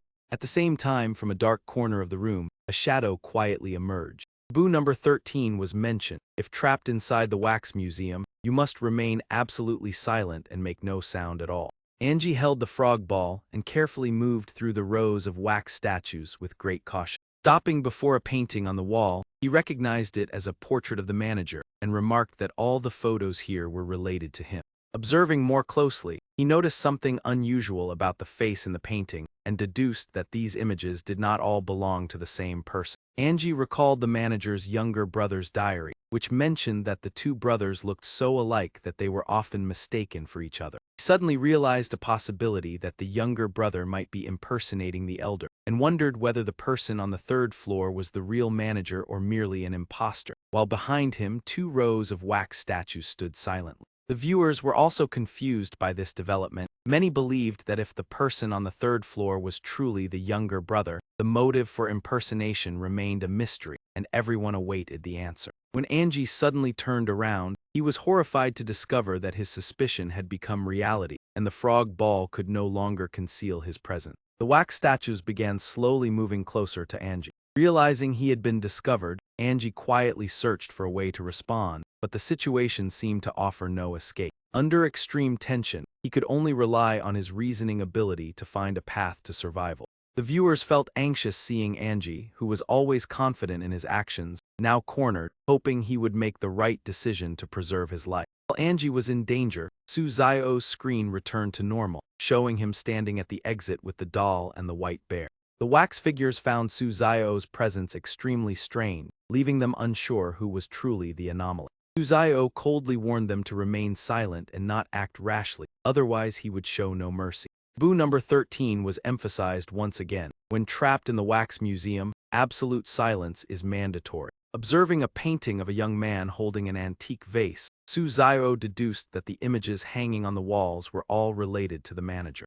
However, after comparing the paintings, he discovered differences and concluded that some belonged to the manager while others were of the younger brother. Realizing that the younger brother might have impersonated his elder brother, Suzaio laughed as the situation became increasingly interesting. While turning to observe, he noticed the wax dolls quietly approaching and was surprised by their sudden appearance. Suzaio closed his eyes briefly to steady himself, while confirming the accuracy of taboo number 15. According to this taboo, when the wax statues stare at you, you must stare back without blinking, otherwise terrifying consequences will occur. Even so, Suzaio deliberately broke the rule, turning his back and closing his eyes as if challenging them, astonishing the wax statues with his boldness. Provoked, the wax statues immediately rushed forward intending to attack, believing they could act without restraint this time. However, Suzaio suddenly turned around and delivered a powerful slap to one of the wax statues. The sound of repeated impacts echoed as he continuously struck, leaving the wax statues dizzy and creating a scene that was both intense and entertaining for the viewer. After thoroughly defeating them, Suzaio feigned innocence and even mocked them, saying that if they continued crying he would strike even harder. One wax statue showed pain and complained that it had never encountered anyone so ruthless. Suzaio continued his assault, sending one wax statue flying and creating a pitiful image of defeat. He rubbed his hands and sighed in fatigue, explaining that he had not intended to act at first, but since they refused to behave, he had no choice but to teach them a lesson. Another wax statue cried out in anguish that such behavior was unbelievable for a human. Suzaio turned and ordered the white bear to take over, as his hands were already tired after the confrontation. Soon after, the white bear quickly overwhelmed the wax statues, delighting the audience who continuously left lively comments. Just when it seemed everything was over, the wax statues suddenly reassembled themselves, astonishing Suzaio with this ability. He immediately assigned a task to the white bear, instructing it to restrain them whenever they recovered to buy more time. Though they could not be completely destroyed, holding them back would give him more opportunities to search for crucial clues. Suzaio and the doll continued their investigation and stopped before a door, realizing there was another mysterious room. Inside, a skeleton was embracing an antique vase with features resembling the manager, along with a familiar scent, leading Suzaio to deduce that the one in the museum was the real manager, while the one on the third floor might be the younger brother. He pondered deeply, questioning the motive that compelled the younger brother to lie and impersonate his elder brother. Moving closer, Suzaio decided to take the antique vase, believing it was the missing exhibit he had long been searching for. When he touched it, one of the skeleton's fingers suddenly broke off, surprising the audience and making them laugh at the ironic situation. Suzaio sincerely apologized to the skeleton, joking that since the owner had passed away, he surely would not mind losing a few fingers. Suddenly, a giant shadow with blazing red eyes loomed over Suzaio from behind, creating a threatening atmosphere. Even so, he remained calm and smiled, as if welcoming the entity that had just come back to life. Without hesitation, Suzaio turned around and slapped the figure behind him, telling him to greet properly. That shadow was the spirit of the manager, and he angrily complained about being treated so roughly. Suzaio casually pointed at the doll and laughed, saying that he had to act that way because his side was not alone. The manager was horrified to notice the presence of an abnormal entity that did not belong to the museum, and angrily scolded his younger brother for causing everything. Before he could finish speaking, he was attacked by the doll, while Su Zio calmly let them struggle and took the opportunity to continue observing the room. Stopping before a dusty chair except for its handle, Su Zio suspected that it might be a hidden mechanism. When he tried turning the handle, a secret passage appeared behind it, leading viewers to speculate that it might be the museum's exit. However, some viewers recalled Taboo number 17 and believed the museum had no exit, whether it was an escape route or a trap. They trusted that Su Zio would still enter to uncover the truth. Su Zio stood before the strange door, signaling the white bear and the doll to stop for the moment. White bear and doll, stop for now, we are leaving. At the same time, Lucas from the United States successfully entered the wax museum. He observed the dust-covered photos on the wall and pondered. They did not look like the same person, perhaps the manager and his younger brother. Lucas suddenly let out a meaningful laugh, haha. A bunch who overestimate themselves, not worth wasting much effort. As soon as he finished speaking, he unleashed a series of cards. The sharp cards shot forward and caused the heads of the wax figures to fall. The doll head slowly rolled toward Lucas. Suddenly, that head stuck out a long and grotesque tongue toward him. Lucas frowned and muttered in disdain before forcefully stomping the wax head to pieces. He coldly declared to the wax statues, I already said it, you are not qualified for me to use my full strength, a group of soulless things daring to block my path. After speaking, Lucas continued to launch cards toward them, his voice filled with contempt. Even insects dare to confront a god. Indeed, Lucas's cards could temporarily render the wax statues unable to move. When everything settled before the wax statues and figures could recover, Lucas had already quickly left, discovering that the manager was now only a skeleton. After taking the exhibit from the manager's hand, Lucas pushed the wooden chair aside and found an exit, walking away at ease. Meanwhile, Angie of the Grey Bear Nation was still struggling to deal with the wax statues and figures. He racked his brain calculating. They were closing in more and more. At most he could avoid their line of sight for about 5 seconds. They were about to enter attack range. Angie cursed in frustration. Now he could only hope there was a way to escape the museum. The frog balloon was his life-saving card and could not be used unless absolutely necessary. Angie told himself to remain calm, making use of the final 5 seconds, closing his eyes to activate his talent and gamble once. In the brief 5 seconds, Angie used infinite deduction and murmured, Ikai fights for a nation that never submits, hoping these 5 seconds would exchange for a chance to live. In the first deduction, Angie chose to risk his life confronting the wax figures. The outcome was failure and he died on the spot.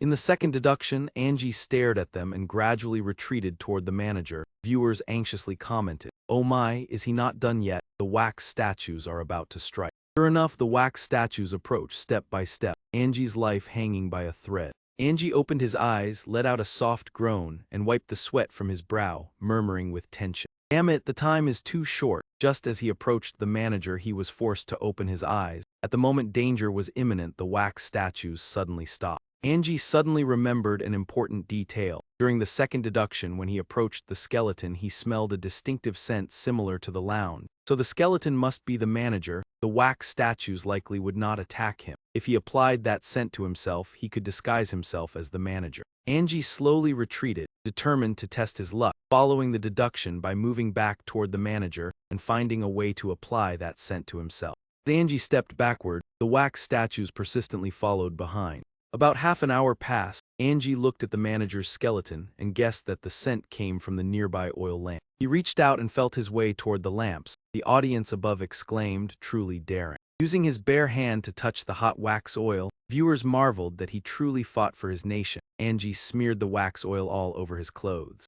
After that, he held his breath and quietly observed. As expected, the plan worked. Wax statues immediately turned and left. Angie breathed a sigh of relief. Fortunately, his guess was correct. They truly did not dare to touch the manager, meaning he was also safe. Now he could calmly search for a way to leave the museum. At that moment, the manager suddenly appeared behind Angie, his deep voice saying that he hated those who crossed the boundary and barged into the museum. Angie remained calm and replied briefly. The manager had already left the chair. The manager stepped closer and shouted, you must remain here forever. Angie secretly rejoiced. The man had finally left the chair. Angie sidestepped to easily evade the attack, smiling proudly as he said that from the beginning he had noticed the traces on the chair handle and deliberately provoked him to leave his seat. The manager asked in shock what. Angie rushed to the chair, twisted the handle, and the secret door immediately shifted open to reveal a passage. The manager roared, no, you are not allowed. Angie did not look back and quickly rushed into the mysterious passage, ignoring the shouts behind him. "No, stop for me, I will not allow you to leave here alive, I will not allow it." Viewers marveled that Angie had truly maximized his intelligence. Some praised that achieving this without assistance was outstanding. Others regretted that he had not found the missing exhibit, wondering if it appeared randomly. Angie ran into another room and then stopped to observe. It turned out this door was not an exit but the third-floor office. What was going on? The skeleton of the manager's younger brother spoke. "Has the truth finally been revealed, dear brother? We still cannot escape this place. I do not wish to see you again. You must also be disappointed to have a brother like me." Angie thought to himself what these two brothers were planning. It sounded as if once they met they would immediately fall into conflict. Nevertheless, Angie did not want to interfere in their conflict. He only focused on finding a way to escape. It was best to stand aside and observe. The manager's skeleton also arrived. Upon seeing his younger brother, he shouted angrily, "If not for you, I would not have ended up like this." The younger brother sneered and replied that if he was wrong, he should correct it. Yet after so many years, he still had not awakened. The manager retorted, "If I have not awakened, are you any better? You used that fool to find a body for yourself. What right do you have to lecture me?" He coldly declared, "Do not expect to use that calm demeanor to make me sympathize with everything you did to me. Today I will settle it all." The younger brother also refused to yield, his cold voice saying that if so they should resolve it right here. As Angie stood still, he suddenly felt an invisible force pushing him away. The audience wondered why he was being pushed away. Could it be that they were not allowed to watch the brothers fight? Some even complained of unfairness and demanded to register for VIP. After a while, Angie's screen returned to normal. The manager held his head and cried, "Why let him bear the blame? Why not come for me instead of him? All of you are truly hateful." The younger brother lay motionless with his condition unknown. Angie frowned and asked what exactly had happened. Who were the people the manager was referring to? The system announced congratulations on clearing the museum stage with a 4-star rating. Angie asked in astonishment if it was already over. He had not even found the exhibit. Could it be that the staff on the first floor had helped him? System analyzed, deciphering the first floor secret earned 1 star, solving the mirror puzzle earned 1 star, safely leaving the museum earned 1 star, bravery and intelligence earned 1 star. The reward was a special candle made from rare material. When lit, it helped soothe the mind and burned for a long time. The viewers could not believe it and commented asking if it was true. Some said Angie was also bewildered because the clearance was so sudden. Others urged people to watch Lucas causing trouble. Lucas was also pushed away from the confrontation of the two brothers by an invisible force, but he was determined not to leave. The two brothers also wanted to drive Lucas away, but he recklessly returned. The audience excitedly said that this meant they could learn what was happening inside. In the room, the manager faced his younger brother and provoked him. "You foolish younger brother, come here and show me your ability." The younger brother replied coldly, "I will not hold back. You should not restrain yourself either." At that moment, a strange black smoke appeared behind the manager. Viewers shouted that something was influencing the manager. Others worried that the younger brother, being unprepared, would be in danger. Some remarked that if so, would he only achieve 4 stars like Angie. Lucas suddenly rushed in, shouting that no one was allowed to prevent him from achieving a high rating. Absolutely no one was permitted. The eerie shadows gradually took shape, transforming into spirits filled with resentment. The manager and his younger brother both turned their gazes toward them and quickly recognized that these were the vengeful spirits of the employees once buried in the restroom, now returning to seek justice.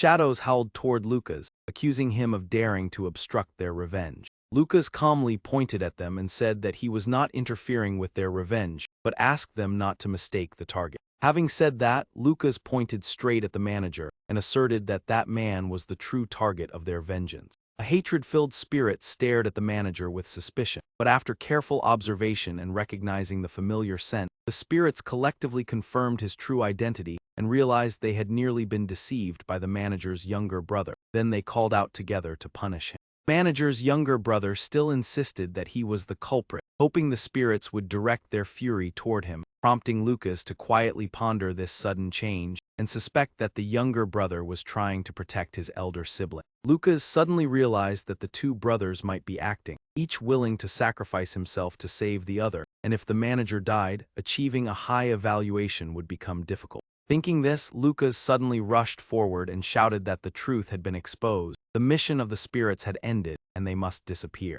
Lucas swiftly took action to disperse the resentful spirit. After the brief confrontation, the spirits vanished. Lucas let out a soft snort and rubbed his injured arm. The viewers were puzzled by his actions, but some believed that Lucas was trying to remain calm to avoid harming the two brothers, thereby ensuring a high evaluation, which earned the admiration of many. Lucas glanced at the two brothers and coldly mocked that in his world there was no such thing as affection, because affection itself was the cruelest thing. He added that if not for the conditions required to achieve a high evaluation, neither of them would have had the chance to remain standing there, leaving the two brothers to silently look at each other before turning their gaze toward Lucas. The system announced congratulations to Lucas for clearing the museum stage with a 5-star evaluation, including criteria such as deciphering the first-floor secret, solving the mirror puzzle, safely escaping the wax museum, demonstrating courage and intelligence, along with an ending of forgiveness, and awarded the item Sorrowful Shadow with a hint about the choice between liberation and destruction.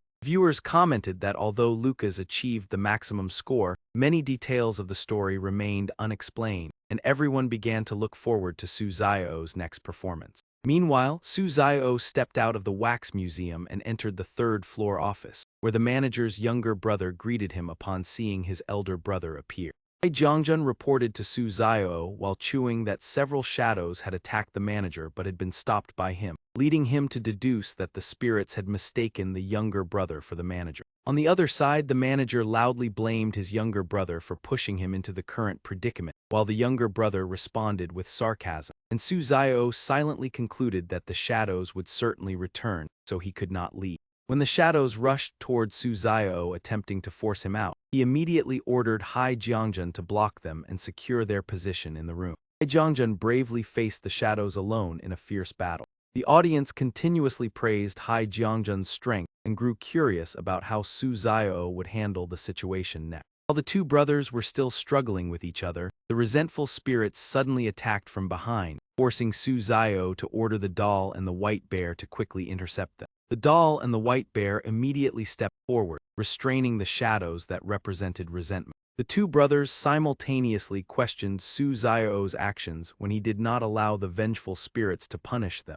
and he calmly advised them to listen to the explanation first. Resentful spirits kept muttering that they were the true victims and could not understand why they were being stopped. Suzao immediately shouted loudly, demanding that they remain silent and were not yet permitted to speak. This decisive action caused the two brothers to widen their eyes in astonishment, their minds filled with questions. The reprimanded spirits appeared frightened and wondered how they could still be effective, while Suzao apologized outwardly for his habitual reaction, but inwardly realized that this method helped everyone calm down to continue the dialogue. The two brothers and the resentful spirits all stood silently, waiting for Suzao's explanation. Suzao cleared his throat softly and then asked the white bear to release the spirits so he could begin presenting his deduction. He slowly analyzed that the bond between the two brothers was extremely deep and that their previous confrontation was merely an act intended to provoke the other into taking action, thereby sacrificing themselves to save the other, causing both to awaken upon realizing the truth.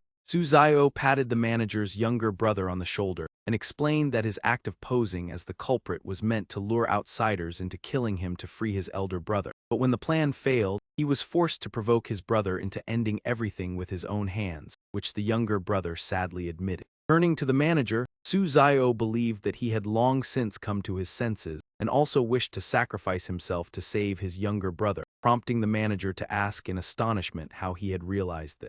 Suzao explained that he had overheard the conversation of the employees in the break room, where they mentioned that everyone's terrifying memories were concealed by a special type of lamp. From those details, he deduced that the substance creating the scent in the break room was taken from the manager's own body, proving that he possessed a strange power yet still allowed the employees to survive, indicating that remorse had existed for a long time even though he sometimes could not control his power. The manager admitted that Suzao's deduction was correct and expressed his remorse, but believed it was too late to change anything. However, Suzao reassured him that everything could be resolved by extracting the strange power from them. Hearing this, the resentful spirits immediately objected fiercely, refusing to accept forgiving the one who had caused their deaths. The enraged spirits rushed toward the two brothers with the intention of punishing them immediately, forcing Suzao to speak out to stop this impulsive action. He swiftly subdued the spirits to prevent the situation from spiraling out of control.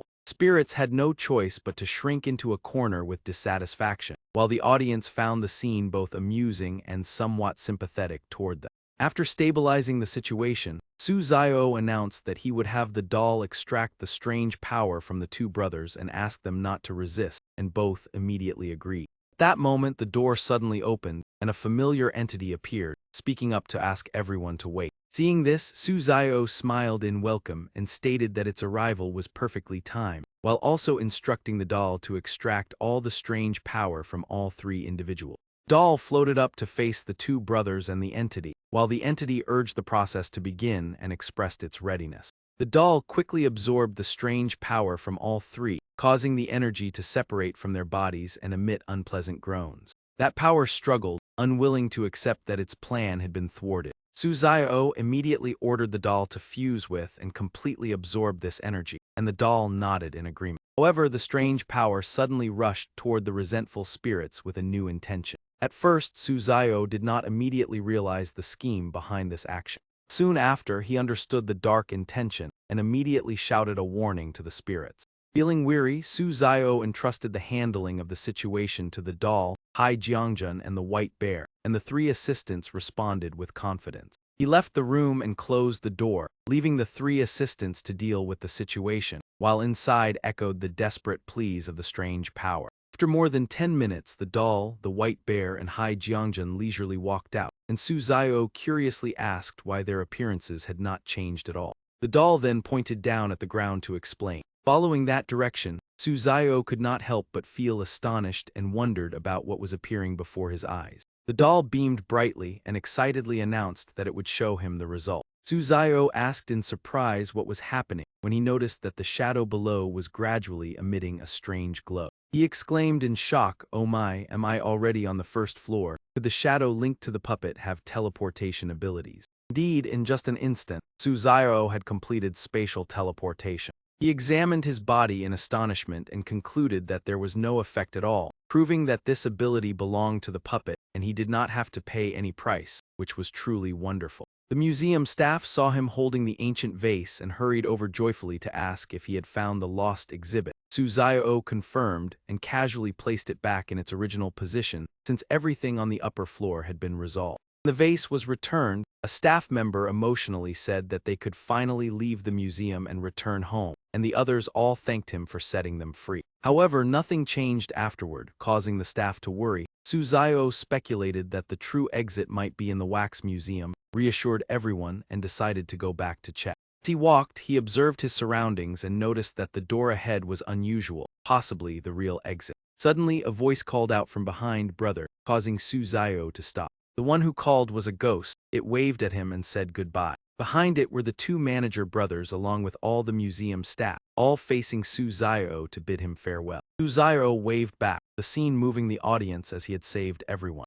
The system sent a message that love takes many forms but always triumphs over betrayal, while praising his perseverance, wisdom, and courage. A notification congratulated Su Zio for clearing the museum stage with a 6-star rating along with a detailed analysis of his achievement. The rewards included a lifelike wax figure that could take his place in death, the boys' wax crayons that could answer questions twice, and a 2% increase in resistance to strange entities. After receiving the rewards, Su Zio was surprised by their high quality and speculated that the next stage would be even more dangerous. He muttered that he was only 18 years old yet had already cleared 10 consecutive stages, wondering what tricks the strange world would play next. The system continued by announcing that the contestants from Long Nation, the United States, and Gray Bear Nation who cleared the stage would be exempt from invasion, and it also revealed the rewards for each country. Lucas received 5 stars to enhance the defensive capability of the American people. Jerson received 2 stars to improve social organization, and Angie received 4 stars to advance chip technology.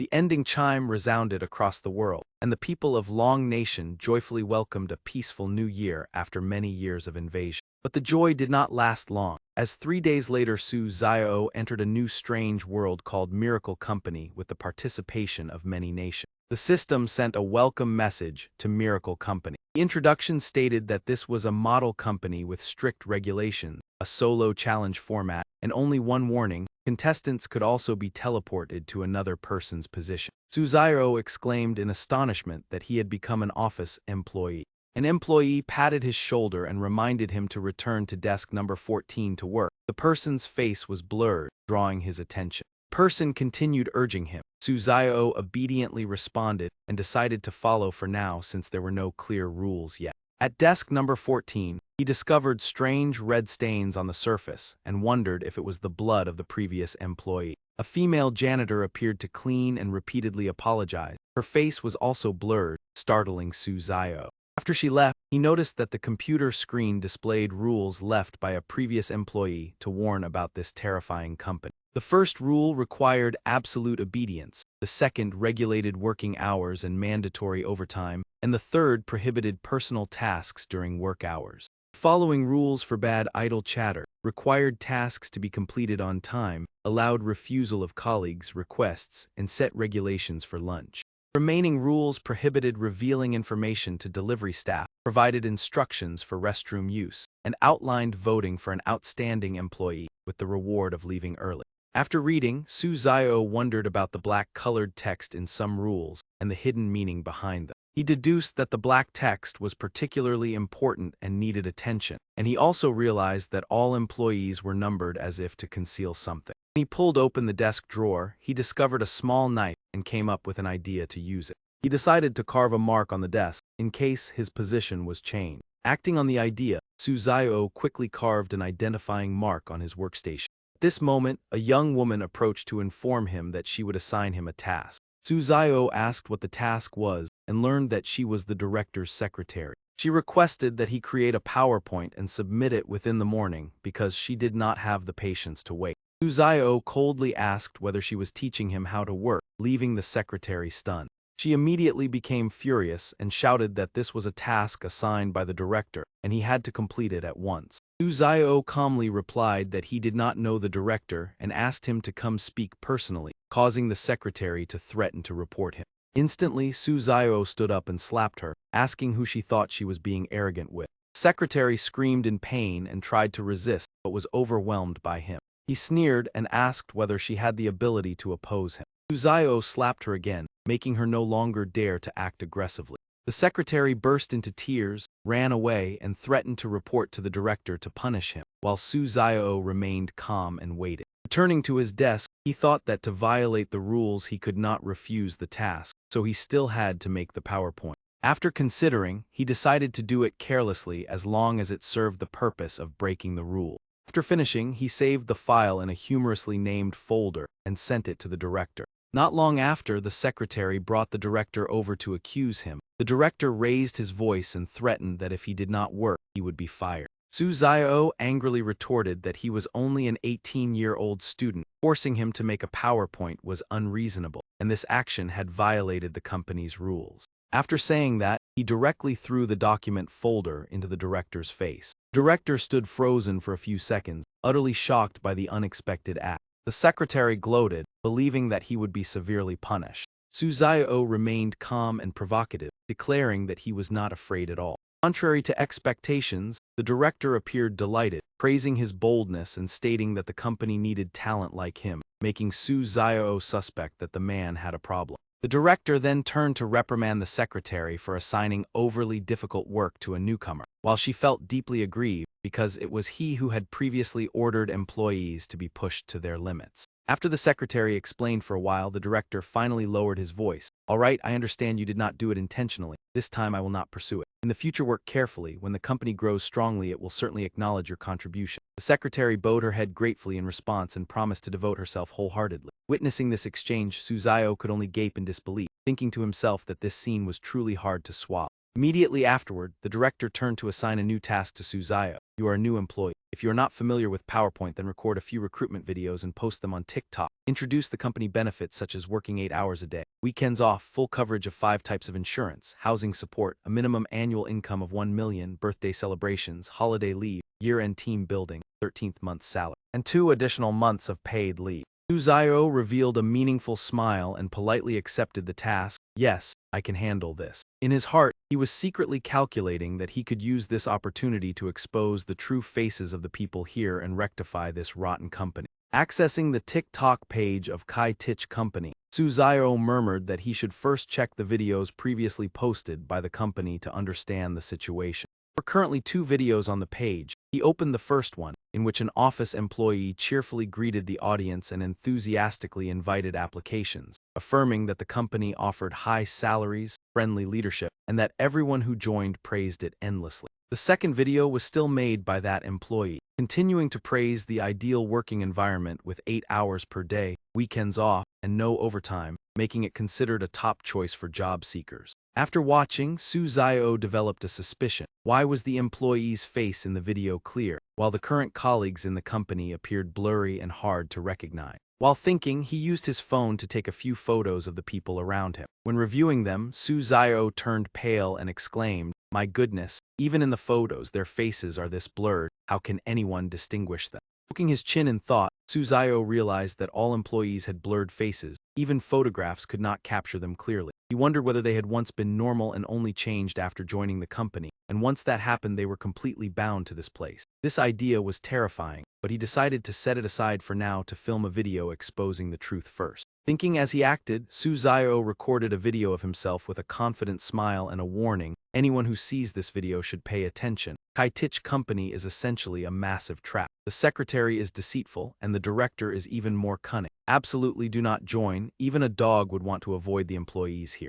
Viewers above could not hold back their laughter, finding Suzayo's words both sarcastic and refreshing. Below, many commented that if the director saw this video he would surely be furious enough to faint. After finishing the recording, Suzayo operated his phone while cheerfully saying, "Okay, save it first." He planned to post the video during lunch break to avoid violating the rules, because rule number 5 required completing tasks assigned by superiors on time. Meanwhile, contestant Muzakami Yajin also received a task from the secretary. She asked him to create a PowerPoint about the plans in the document and submit it within the morning. Muzakami Yajin immediately bowed and agreed. Right after that, he began working on the PowerPoint with full concentration, without any delay. The audience commented that it was obvious Muzakami Yajin was a true office worker. Tasks like handling workplace situations or making PowerPoint presentations were extremely easy for him. However, some others believed that this was a strange world and conclusions could not be made so early. In contrast, the Korean contestant Park Hoa-dong stood frozen when he received his task. He complained irritably that he was a top star who could dance and rap, but making a PowerPoint made him feel mentally defeated. Park Hoa-dong tried to use his charm to persuade the secretary to assign a lighter task such as singing or dancing, but she coldly refused and warned him to complete the work before noon if he did not want to face unpredictable consequences. With no other choice, Park Hoa-dong returned to his desk and reluctantly carried out the task, complaining that he did not understand why he had been chosen for this place. The audience laughed at his attitude, saying that he had been in the strange world for nearly half a morning yet still had not accepted reality, and he was even teased humorously.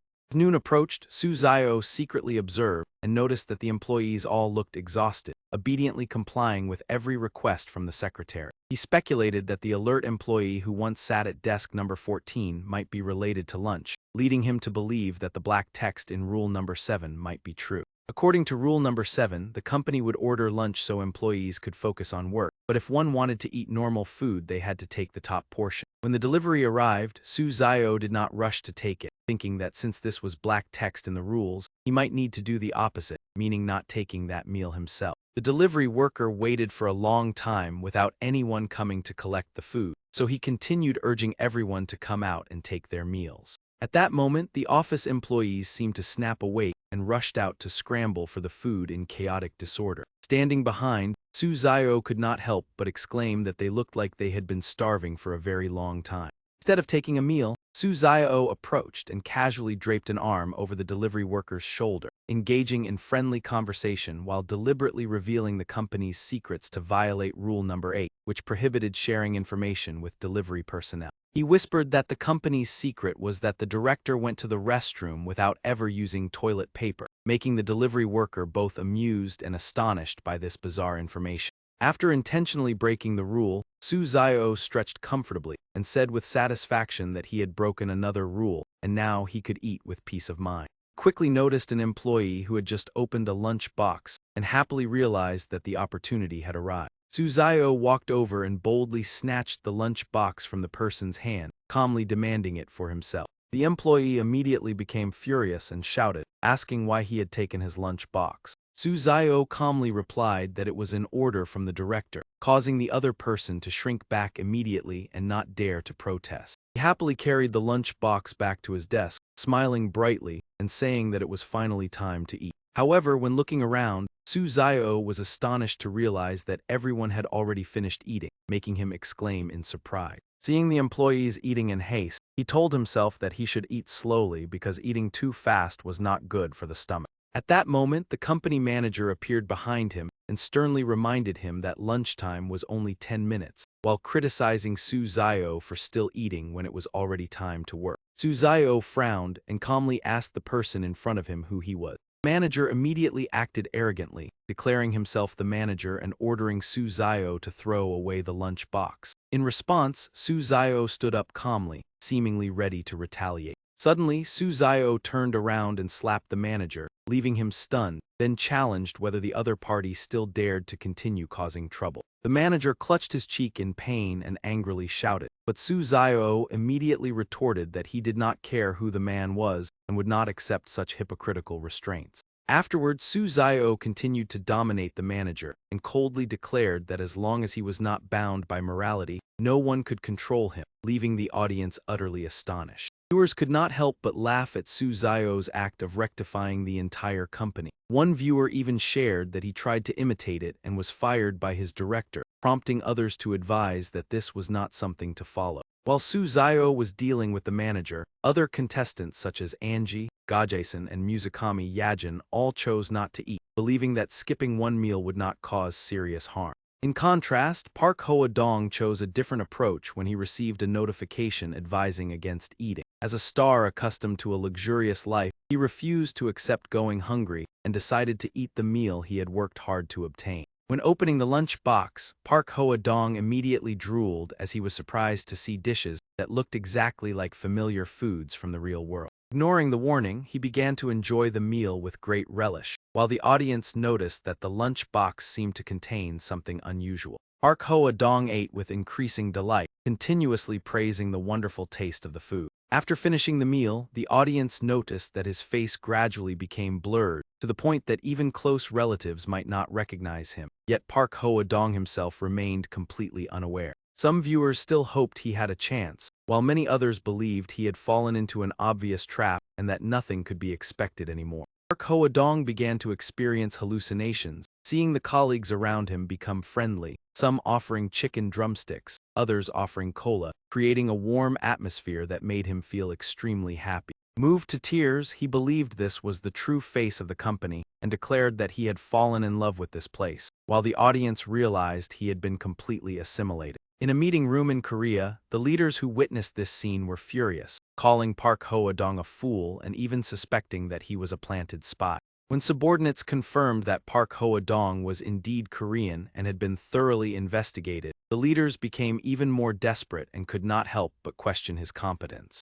In the afternoon, Jerson, unable to hold his need to use the restroom, left his workstation and went into the company restroom, even though Rule Number 9 prohibited using this area, causing the audience to worry. Inside the restroom, Jerson unexpectedly encountered the director. When asked, he politely confirmed that he had only come to take care of personal needs. The director took out a pack of cigarettes, lit one, and told Jerson to go in first, making him suspect that this action might be hiding an important clue in the restroom. However, the director suddenly turned and left, saying there was unfinished work and he would return later. Jerson hurriedly called after him, hoping to keep him there to learn more. At that moment, an employee rushed in from outside and accidentally bumped into Jerson, who clutched his stomach and cried out, "Oh, it hurts, move aside and let me in." Jerson secretly felt relieved when someone entered the restroom before him. He decided to observe whether anything unusual would happen. Sure enough, something terrifying was hidden inside the restroom. Not long after, the employee screamed in terror, accompanied by a chilling voice that echoed, "Come here, little brother."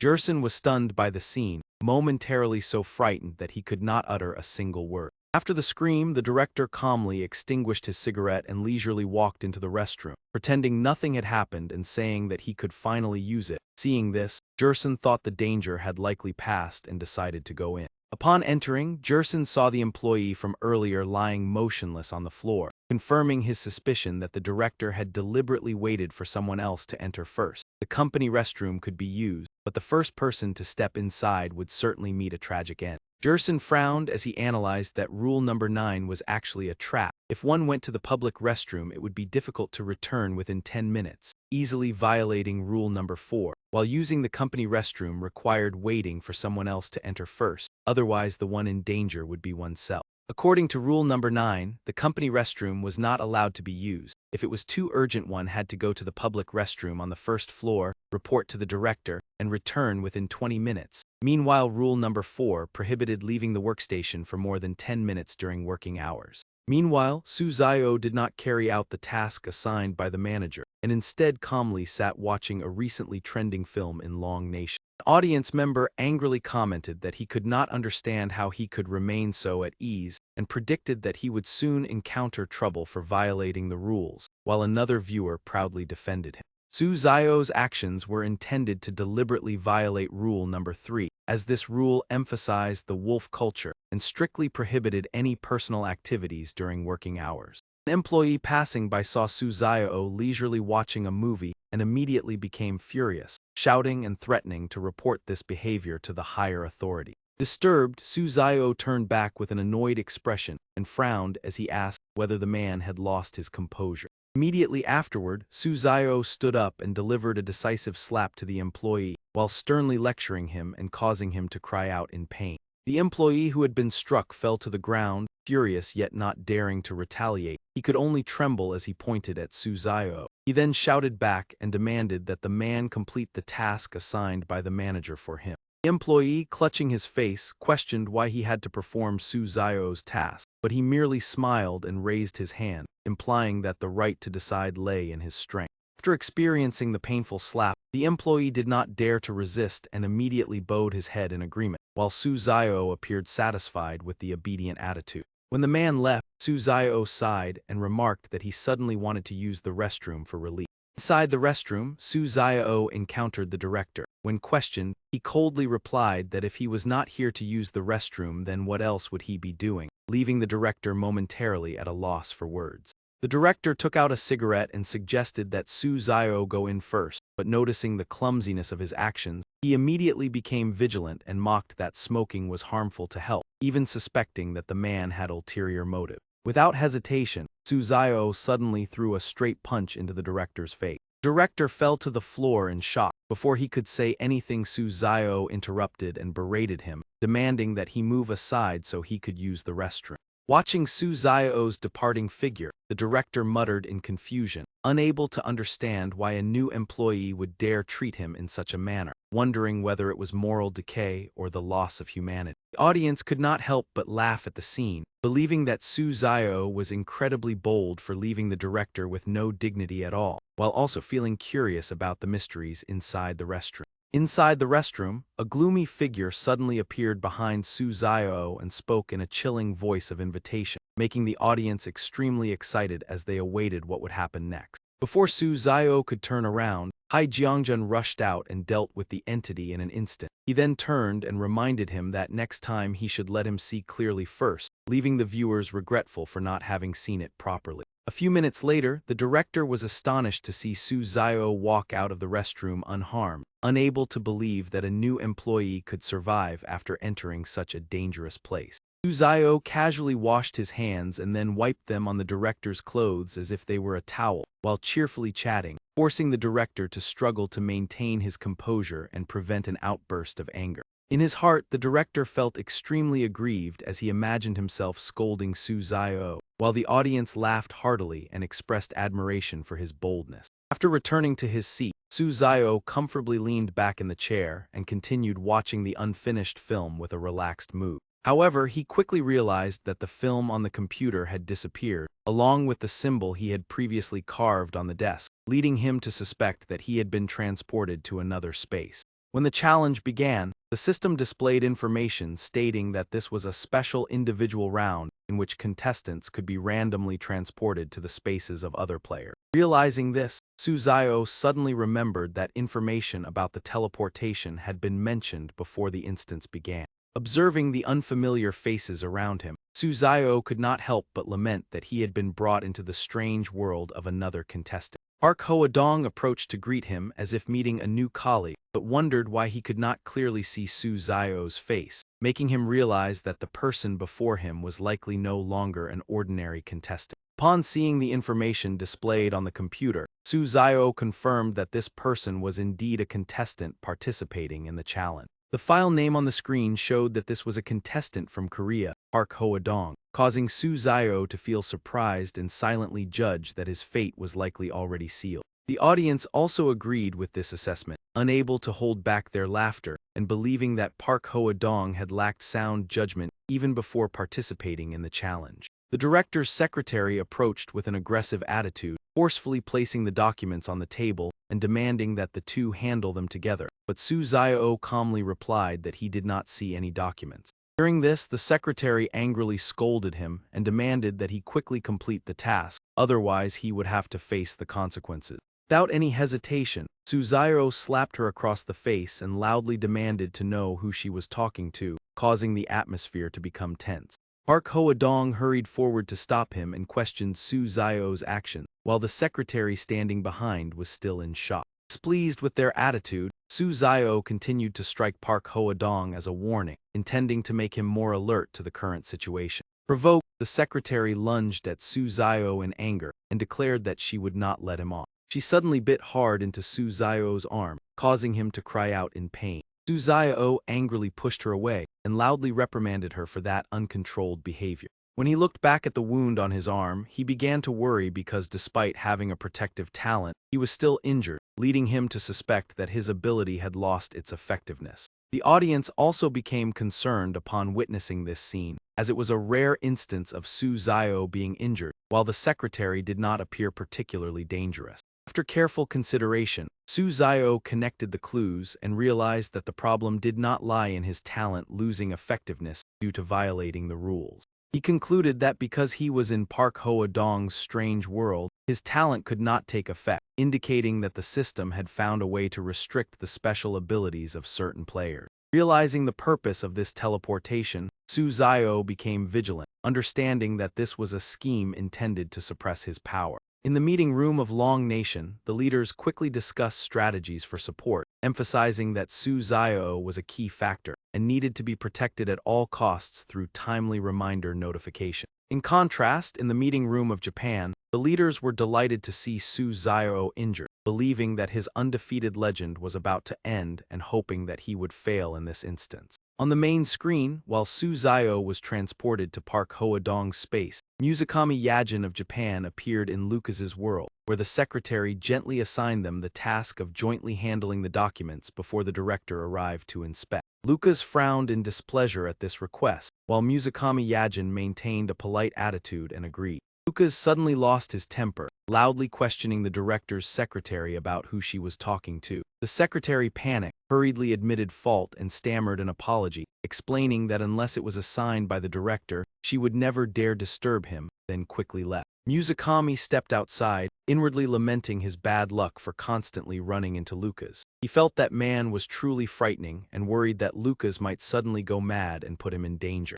Lucas accidentally heard his thoughts. He abruptly turned to look at him and softly uttered an ominous, "Oh." Frightened by that gaze, Muzakami immediately trembled, his legs went weak, and he frantically begged for his life. However, Lucas completely ignored him and simply walked away silently, allowing Muzakami to feel a huge burden lifted, sighing in relief when he realized Lucas had only gone to the restroom. Wiping the sweat from his forehead, Muzakami tried to calm himself and reminded himself to complete Lucas's task well. Otherwise, before facing any other danger, he would have to confront Lucas's fury. Half an hour later, Muzakami felt confident in his fresh advertising plan, believing it would receive high praise from the director. The document in his hand was the promotional content for braised intestines in brown sauce. The director approached Muzakami and ordered the new employee to quickly submit the completed document for review.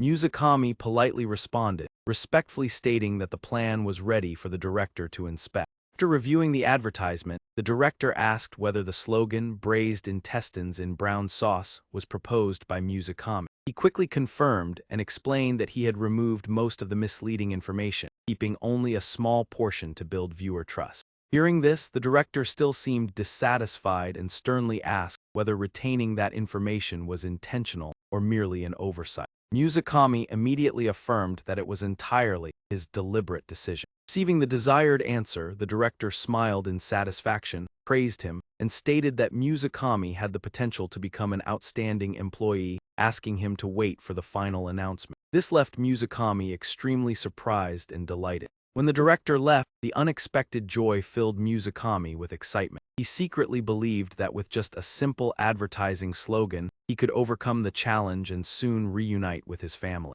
However, the audience noticed something unusual and discussed how the director's tone was not friendly at all, making them suspect that the title of outstanding employee might not be a genuine compliment. At 5 p.m., Suzayo and Musicami both returned to their familiar spaces. While Musicami was working, his attention was suddenly drawn elsewhere. A delivery employee walked in through the door and loudly announced that the food had arrived. Seeing his colleagues lining up to receive meals, Suzayo felt extremely puzzled because company rules only mentioned lunch, with no reference to dinner. He suspected this unusual generosity concealed something suspicious. A colleague suddenly acted friendly, bringing a lunch box to apologize for earlier behavior and inviting Suzayo to eat. However, faced with this sudden change, he remained cautious and decided not to eat. Suzayo calmly returned the lunch box to the colleague, saying he was not hungry. The director was surprised but still accepted it with a smile and thanked him. Other participants were also given meals, but aside from Park Hoa-dong, most refused. In contrast, he happily accepted and did not forget to thank the manager enthusiastically. The audience was astonished to see Park Hoa-dong's face seemingly return to normal after eating, leading many to speculate that the evening meal box might restore one's original appearance. In a meeting room in South Korea, an assistant noticed the situation seemed promising and expressed excitement, believing that as long as normalcy returned, there was still hope. However, the leader could only sigh, hoping Park Hoa-dong would be more cautious. Shortly after, when Park Hoa-dong's face on the screen became completely blurred again, the assistant panicked and reported that hope seemed to have vanished. Seeing the situation worsen, the South Korean leader could not hide his anger and shock at this baffling change. He covered his face in anguish, admitting that this time South Korea seemed to have failed. In contrast to the leader's composure, the assistant could not control his emotions, slammed the table, and raged as the spark of hope was quickly extinguished. Meanwhile, Suzayo's audience discovered an important detail when the colleague who ate his meal secretly sent him an email, opening a new development.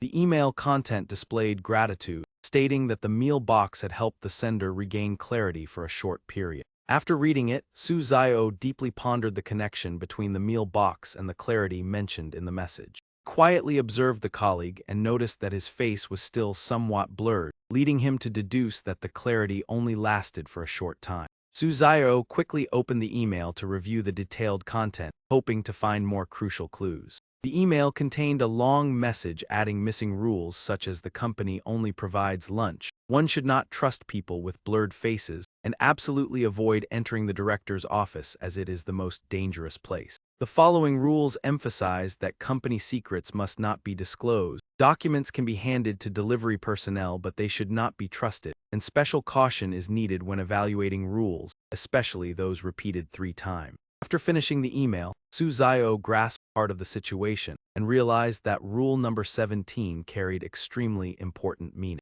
Recalling the prop he received in the previous stage, he decided to use the child's crayon, an item capable of answering questions when written on paper. Suzayo placed a sheet of paper beneath the crayon and asked about the fate of the miracle company along the timeline. The crayon slowly wrote messages such as, "Escape is impossible if violations continue. Sudden transfers will occur, memories will be lost, and the truth cannot be deciphered." Despite receiving clues, the information remained vague, leaving Suzayo confused and worried that escaping this place might be impossible.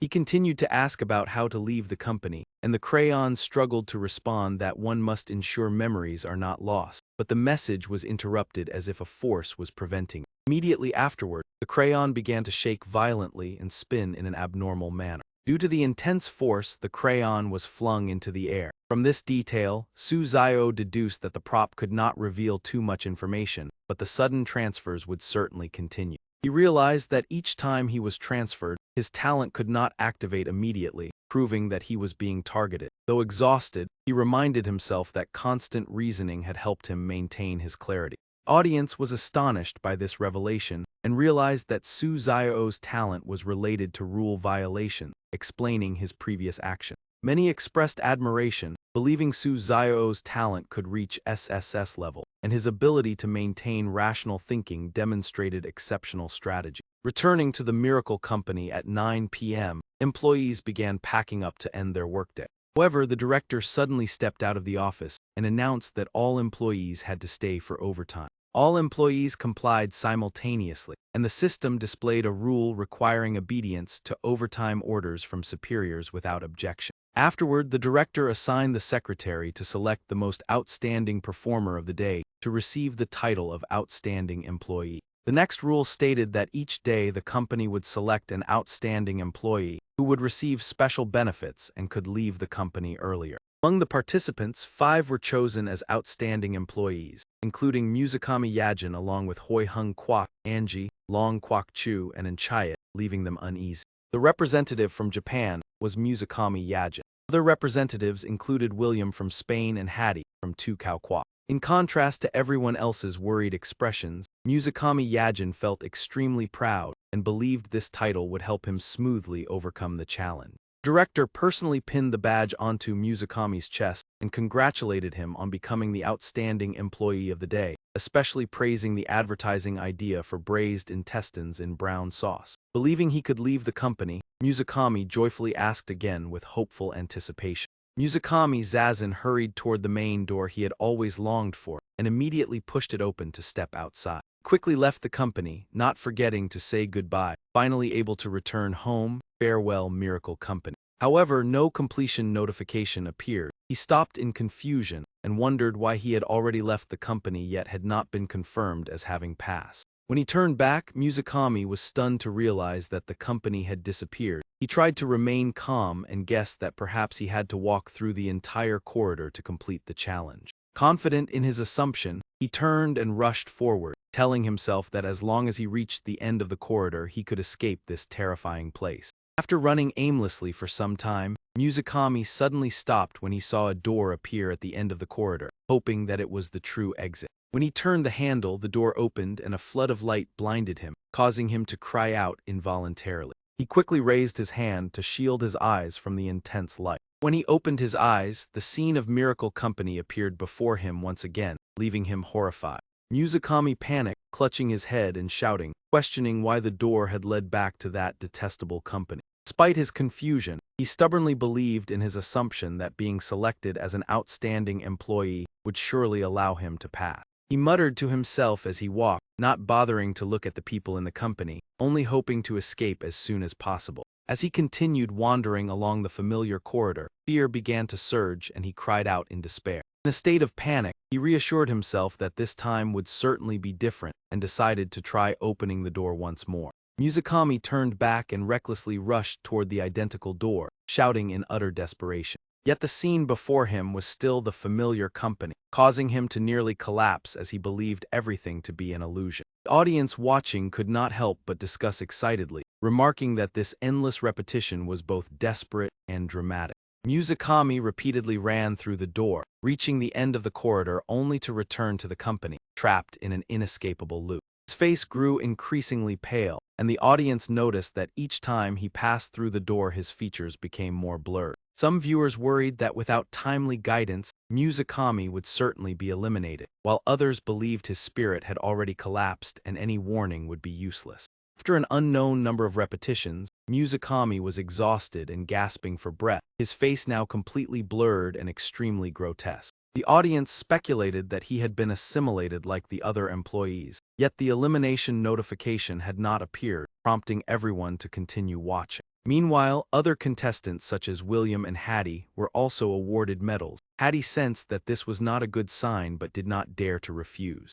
After wearing the Outstanding Employee medal, they noticed that the company had become strange as the director, secretary, and colleagues all urged them to leave. The silent surveillance made Hattie tremble in fear, feeling that if he did not leave, he would face even greater danger. Under this pressure, William and Hattie were forced to leave the company. William glanced back to see everyone gradually surrounding him. Fate mirrored Musakami's, their faces gradually blurring, causing the audience to worry about Joe Tai and Angie. One viewer commented that Angie had an advantage thanks to his reasoning ability, while Joe Tai was more concerning. On Joe Tai's side, the director also presented a medal and informed him that he could return home, but he felt extremely uneasy. Joe Tai tried to remain calm and reasoned that there might be danger outside the company, yet staying would also pose a threat. At that moment, a prompt appeared on the screen suggesting that he hide in the restroom, leaving him astonished. Joe Tai realized that his body was no longer obeying his will, and understood that this was a scheme of the bizarre entity. He guessed that the medal was controlling him and attempted to remove it.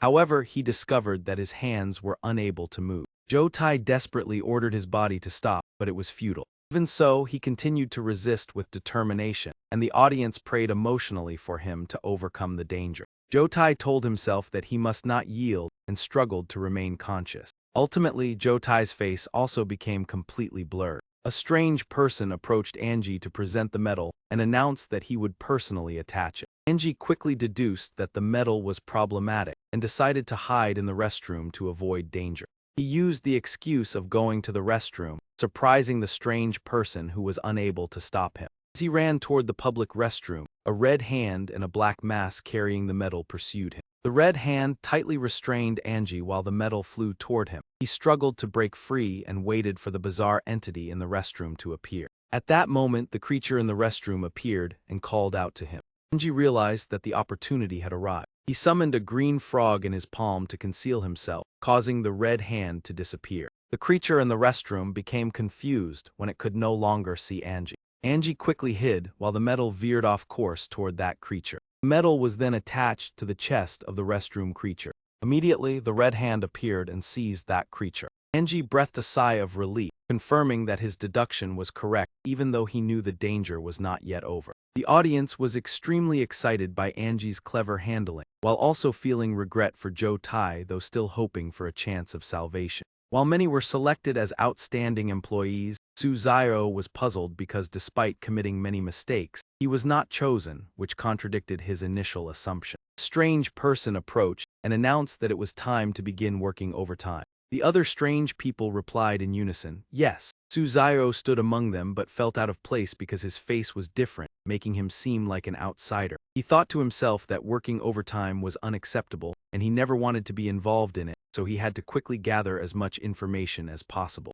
He remembered that Rule 13 mentioned sneaking into the director's office if there was a chance, while Rule 14 stated that the company's secrets were kept there. However, the black text warned against entering because it was the most dangerous area. If he was lucky enough to obtain the documents, they could be handed over to the courier. He began to reason that Rule 13 was clearly contradictory, as both statements were considered rules. To break this, he had to violate both at the same time, meaning he had to both enter and not enter. From this, he came up with the idea of letting Hai Jiangjun enter the director's office on his behalf. This way, he would not directly step inside but would also not remain completely outside. After deciding, he ordered it to go in and search for clues. Hai Jiangjun let out several fierce growls. Just a few minutes later, a terrified scream echoed from the director's office. Soon after, Hai Jiangjun walked out with a pair of pants in its mouth. He wondered if they belonged to the director, and its barking seemed to be trying to convey something. He picked up the pants to examine them and asked again, suggesting that what it meant was that the item he was looking for was inside the pocket. Sure enough, he discovered something inside and realized it was 2 sheets of paper. The content of the first sheet stated that Rule 8 required guiding new employees, forgiving all their mistakes, and keeping them in the company at all costs. After reading it, he realized this rule differed from what he had received, likely a regulation specifically for management. This explained why the director remained patient despite his constant provocations, as the director was also bound by the rules. The second sheet clearly stated that the cleaning lady was the only temporary employee and was not forced to work overtime like the others. Su Xiao gradually understood the issue. The reason he did not see the cleaning lady after 9 p.m. was that she had finished her shift and gone home. In this detail, he realized a key point. The cleaning lady was the only person who could freely leave the company. If the documents were handed to her, taking them outside would become feasible. After careful thought, Su Xiao turned to ask Hai Jiangjun whether there were any other clues related to the company's secrets in the director's office, but it only shook its head in response.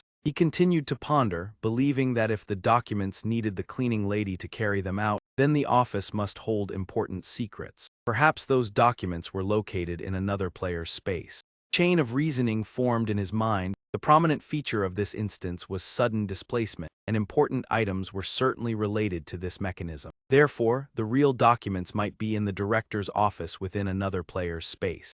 He concluded that what he needed to do now was patiently wait for a displacement to search for the documents in other player spaces. Looking at the people still diligently working, he could not help but wonder how much the company paid them for them to work continuously from evening until now. Viewers below also left many comments, saying the company was exploiting labor and treating employees like tools. Others complained that although it was said to be an 8-hour workday, in reality they had to work overtime until morning. He recalled the shadow that appeared the previous night and reminded himself to stay calm. When he used the talent Night Watchman to sneak into the director's office, his shadow was suddenly torn apart by something in a short time. Gritting his teeth, he slammed his hand on the table and decided that there was only one final day left. If his talent did not work tonight, he would personally charge into the director's office to obtain the documents, believing that once he had them, he would find a way to escape this place. A national bulletin indicated that other players were also trying to overcome the challenge by going with the flow. After reading it, Jason was startled to realize that he only needed to wait for the displacement of other players instead of acting rashly. While thinking, Lucas coughed and clutched his chest as he walked over. Seeing this, Jerson immediately asked about his condition with concern. Viewers noticed that the hair on Lucas's face was increasing and speculated that it was related to him eliminating the strange white creature in the restroom. With a fierce expression, Lucas warned Jerson to stay away from him, as he could not guarantee that he would not pose a danger to others. Jerson did not believe the threat and said that if Lucas truly wanted to harm him, he would have done so long ago. He emphasized that accepting help was not a bad thing and that one should not see oneself as a lone hero. Lucas gritted his teeth in anger, saying that Jerson was testing his limits and threatened that he could strike at any moment. However, Jerson remained calm, expressing concern for Lucas's health and asking whether he could hold on until the end of the round, while also wondering why Lucas was pushing himself to such extremes just to achieve the highest rating. Lucas wiped the blood from the corner of his mouth and replied that Jerson could not understand. For him, lingering in a half-lived state only brought death closer, while a short but brilliant life like fireworks was what he desired. Jerson lowered his head and admitted he was a coward, only wishing for everything to end soon so he could return to his family, then asked Lucas whether there was anyone in the real world he cared about. Lucas merely burst into loud laughter at this question. Lucas replied that what he remembered was a cold hospital bed, a withered flower vase, and a window through which he never saw a distant horizon. Hearing this, Jerson was deeply shocked to learn that Lucas's life outside was so lonely and bleak. Afterward, Jerson walked to the door of the director's office and turned back, saying that the conversation had helped him find his own answer and that he would do what he truly wished. His words surprised Lucas, who immediately asked what answer Jerson was referring to. After some time, Jerson stepped out with weak breaths. Lucas mocked him, asking if this was the result he sought when his hands were still empty. Receiving no response, Lucas approached and continued to ask why Jerson remained silent. Silence angered Lucas, and he grabbed Jerson's shoulders, demanding that he turn around to face him. When Jerson raised his head, he had transformed into a strange person. Lucas was horrified by the sight, while the viewers were stunned, wondering what had happened inside the director's office. In a rare moment of clarity, Jerson reached into his chest pocket and tried to take something out, uttering only the word documents. Lucas took it and discovered it was only a blank sheet of paper. Jerson's responses were merely fragmented phrases like "go home." Lucas seemed to lose control, grabbing Jerson's shirt and shouting that he was foolish for risking his life to do that, while Lucas himself had never asked for help. Even so, Jerson weakly repeated the short words, "Documents, go home." Some viewers were outraged that Jerson sacrificed himself for Lucas only to be scolded, while others believed Lucas's anger was actually his way of expressing pain and regret. After venting his anger, Lucas turned and walked toward the director's office, declaring that he would confront the director to prove his strength, leaving many viewers moved by Jerson's sacrifice. At the same time, David from Badgie also sneaked into the director's office and obtained the secret documents. Although Rule 14 forbade taking documents outside and Rule 15 warned against trusting the courier, he still decided to hand them over. The courier accepted the documents and promised to help expose the company's true nature, while David expressed his trust and entrusted his hopes. However, when the courier turned and left, he transformed into a faceless being without David realizing it, and David continued to encourage him. In another development, Angie also gathered documents and thought that although he had analyzed everything carefully, he had never sneaked into the director's office, so he needed to find out what was hidden inside. After reviewing them, Angie angrily threw the documents away upon realizing they were not powerful enough to shake the miracle company. He continued to reason that the documents he possessed were likely fake, while the real ones might be in another player's space, making the situation even more complicated. In the afternoon, after finishing his meal, Suzayo was suddenly teleported to Angie's space. He quickly asked whether Angie had the secret documents and emphasized that the urgent task was to find them and take them out of the company. Angie agreed with that thought but wondered how to bring the documents outside, and asked Suzayo whether he already had a concrete plan. He replied, "Consider it so, but it cannot be revealed at the moment because he was not sure whether that entity was eavesdropping on their conversation. For now the materials needed to be taken outside, and there would certainly be more dangerous trials ahead. When she found the documents she should think of a way to transfer them to him so he could take them out of the company."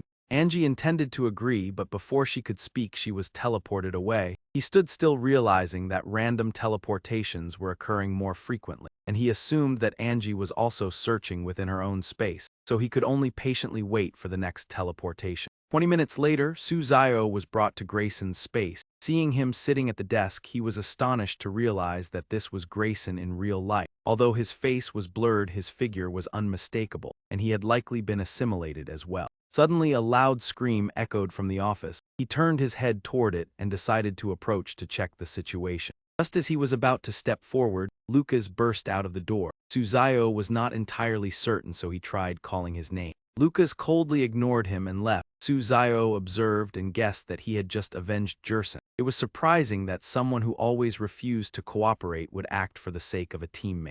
Lucas began searching through his coat as if looking for something. Suzayo silently observed and speculated. Finally, Lucas took out a stack of documents and placed them on the table. This action surprised Suzayo because it was the confidential materials of the Miracle Company. The audience was also astonished by Lucas's actions. Many believed that he had been moved by Jerson. Before being teleported, Lucas had left the documents for Suzayo, causing everyone to remember Jerson's sacrifice. After leaving Grayson's space, Suzayo continued to be teleported through many other contestants' spaces. During this process, he realized that the time between teleportations was gradually shortening. The pendant on his chest continuously glowed, and he wondered whether this would affect the contestants' mental states. Recalling the warnings about teleportation causing memory loss, Suzayo deduced that the more one teleported, the more memories would gradually be erased. But thanks to the pendant's protection, he remained safe and could only focus on finding a way to take the materials outside. He also discovered that in other people's spaces there was no sign of the janitor, which meant that to take the materials outside he had to return to his own space, but the completely random teleportations made him anxious. While pondering, the doll seemed to want to say something to him. Suzayo asked whether it could use its teleportation power to bring him back to his own world, and the doll nodded in confirmation. Immediately afterward, the two were truly teleported back. Standing before the familiar desk, Suzayo was astonished to realize that he had returned to his own space, causing the audience to admire the doll's power. Observing that the shadows of himself and the doll showed signs of distortion, he understood that this ability could not be used indefinitely, and he needed to quickly hand the materials to the janitor. Thinking so, he immediately ran outside and called for the janitor as she was preparing to finish her shift. He warmly linked arms with her and spoke sweetly, making her happily respond and promise to introduce a suitable partner to him. During their conversation, Suzayo secretly slipped the stack of documents into the janitor's bag. After completing the task, he waved goodbye while the janitor cheerfully responded and left. Watching her leave, the secretary asked the director whether the confidential documents had been taken outside, but the director confidently believed that her memory posed no issue because all blurred-faced employees were connected to him. The viewers were extremely surprised and realized that Suzayo had anticipated this situation when he secretly hid the documents, and since the janitor was unaware, her memory would not be detected. Thinking everything was over, the director suddenly realized an oversight and cried out in panic. At this moment, the janitor had already stepped out of the company. The director shouted loudly demanding that she be stopped, but it was too late. The secretary also covered her mouth in shock. In the end, the janitor successfully left the company. Only the panicked director and secretary remained behind, crying out in despair.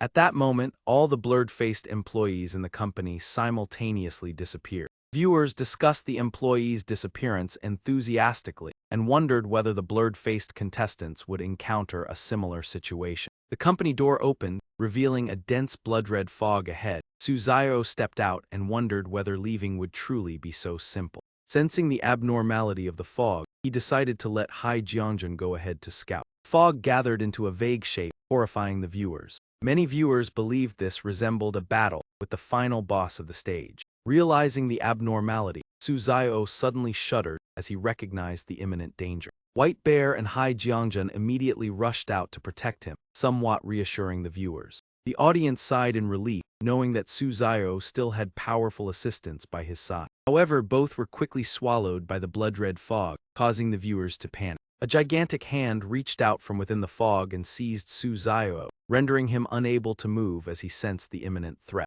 Blood suddenly flowed down from above, leaving him bewildered as he wondered why his protective talent was not taking effect. He quickly realized that he had left his own space. The pendant glowed intensely while his body remained restrained. The red hand tightened its grip on him, and at the same time a wax statue identical to him appeared, emitting a cracking sound. Fortunately, the doll appeared in time, linking the shadows and teleporting him to another space. Viewers breathed a sigh of relief as Suzayo narrowly escaped danger thanks to the doll's power. Suzayo appeared in Park Hoa-dong's space and realized that the wax statue of a real person was the reward that had saved his life. He silently thanked the doll for teleporting him in time, otherwise the consequences would have been unimaginable. White Bear and Hai Jiangjun also quickly appeared beside him, reassuring him as he decided to continue seeking a way to resolve the situation. Observing the new space, he realized that the fog here was thinner and deduced that the fog state differed in each space, which could be the key to clearing the stage.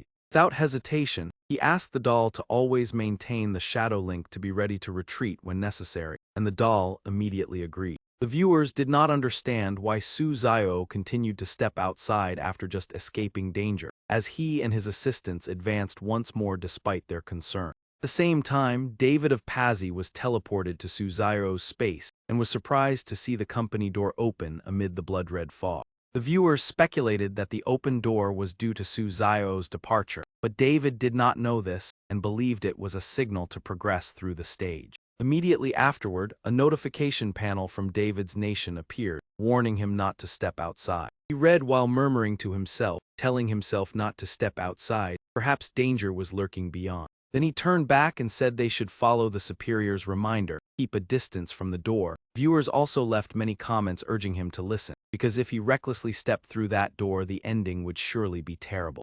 As he stepped in, a mist suddenly surged. David tried to disperse it and cried out in panic, "Please no, please stop." Just as David was swallowed by the mist, Park Hoa-dong of Han Kwok was also transported to Lucas's space. He unconsciously smiled and murmured that he wanted to escape. Immediately after, the system panel announced that players from Paris and Han Kwok had been controlled by a bizarre entity. The strange world was about to begin with a countdown 10, 9, 8, 7, 6. Witnessing this, viewers could not help but worry and commented that more people had fallen victim, while others lamented that if every space was so terrifying then, how could anyone pass? In Park Hoa-dong's space, Suzayo once again faced the giant hand of the monster. He observed and realized this creature did not carry the same ferocity as the one he had encountered before. From this, he inferred that the monsters in each space likely had completely different strengths, but the reason for this difference still needed to be uncovered. When that hand approached the doll, it instantly teleported him to another space in the blink of an eye.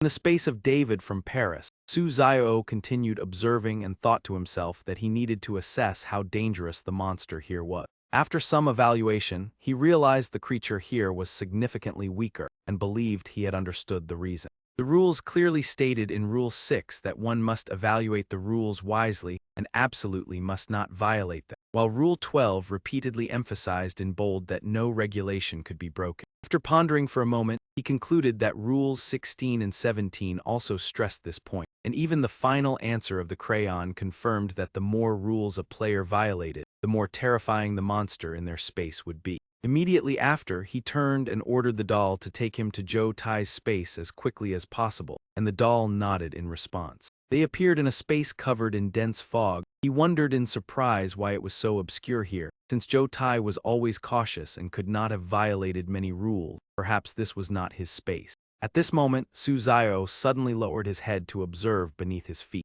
Seeing his shadow become distorted, he sighed and realized its ability had been overused, causing the teleportation point to become unstable and likely reach its limit. At the same time, Angie was also being continuously teleported between spaces and after many deductions discovered the pattern of the fog. He weakly admitted his spirit was nearly exhausted, but fortunately understood the strength levels of the monsters, and needed to find the space of the one who had violated the fewest rules to leave. Thinking of that, he immediately remembered Zhou Tai, who was always careful in his impression, and believed Zhou Tai's space would be the easiest place to escape. Viewers could not help but admire that Angie and Su Xiao shared the same thoughts. However, they also worried that random teleportation made reaching Zhou Tai's space extremely difficult, leaving them to rely only on luck. In Zhou Tai's space, Angie truly arrived where he intended. Just by seeing the sparse fog, he was certain this was Zhou Tai's space, leaving the audience amazed by this unexpected luck. Seeing someone sitting at the desk, he immediately called out Zhou Tai's name loudly.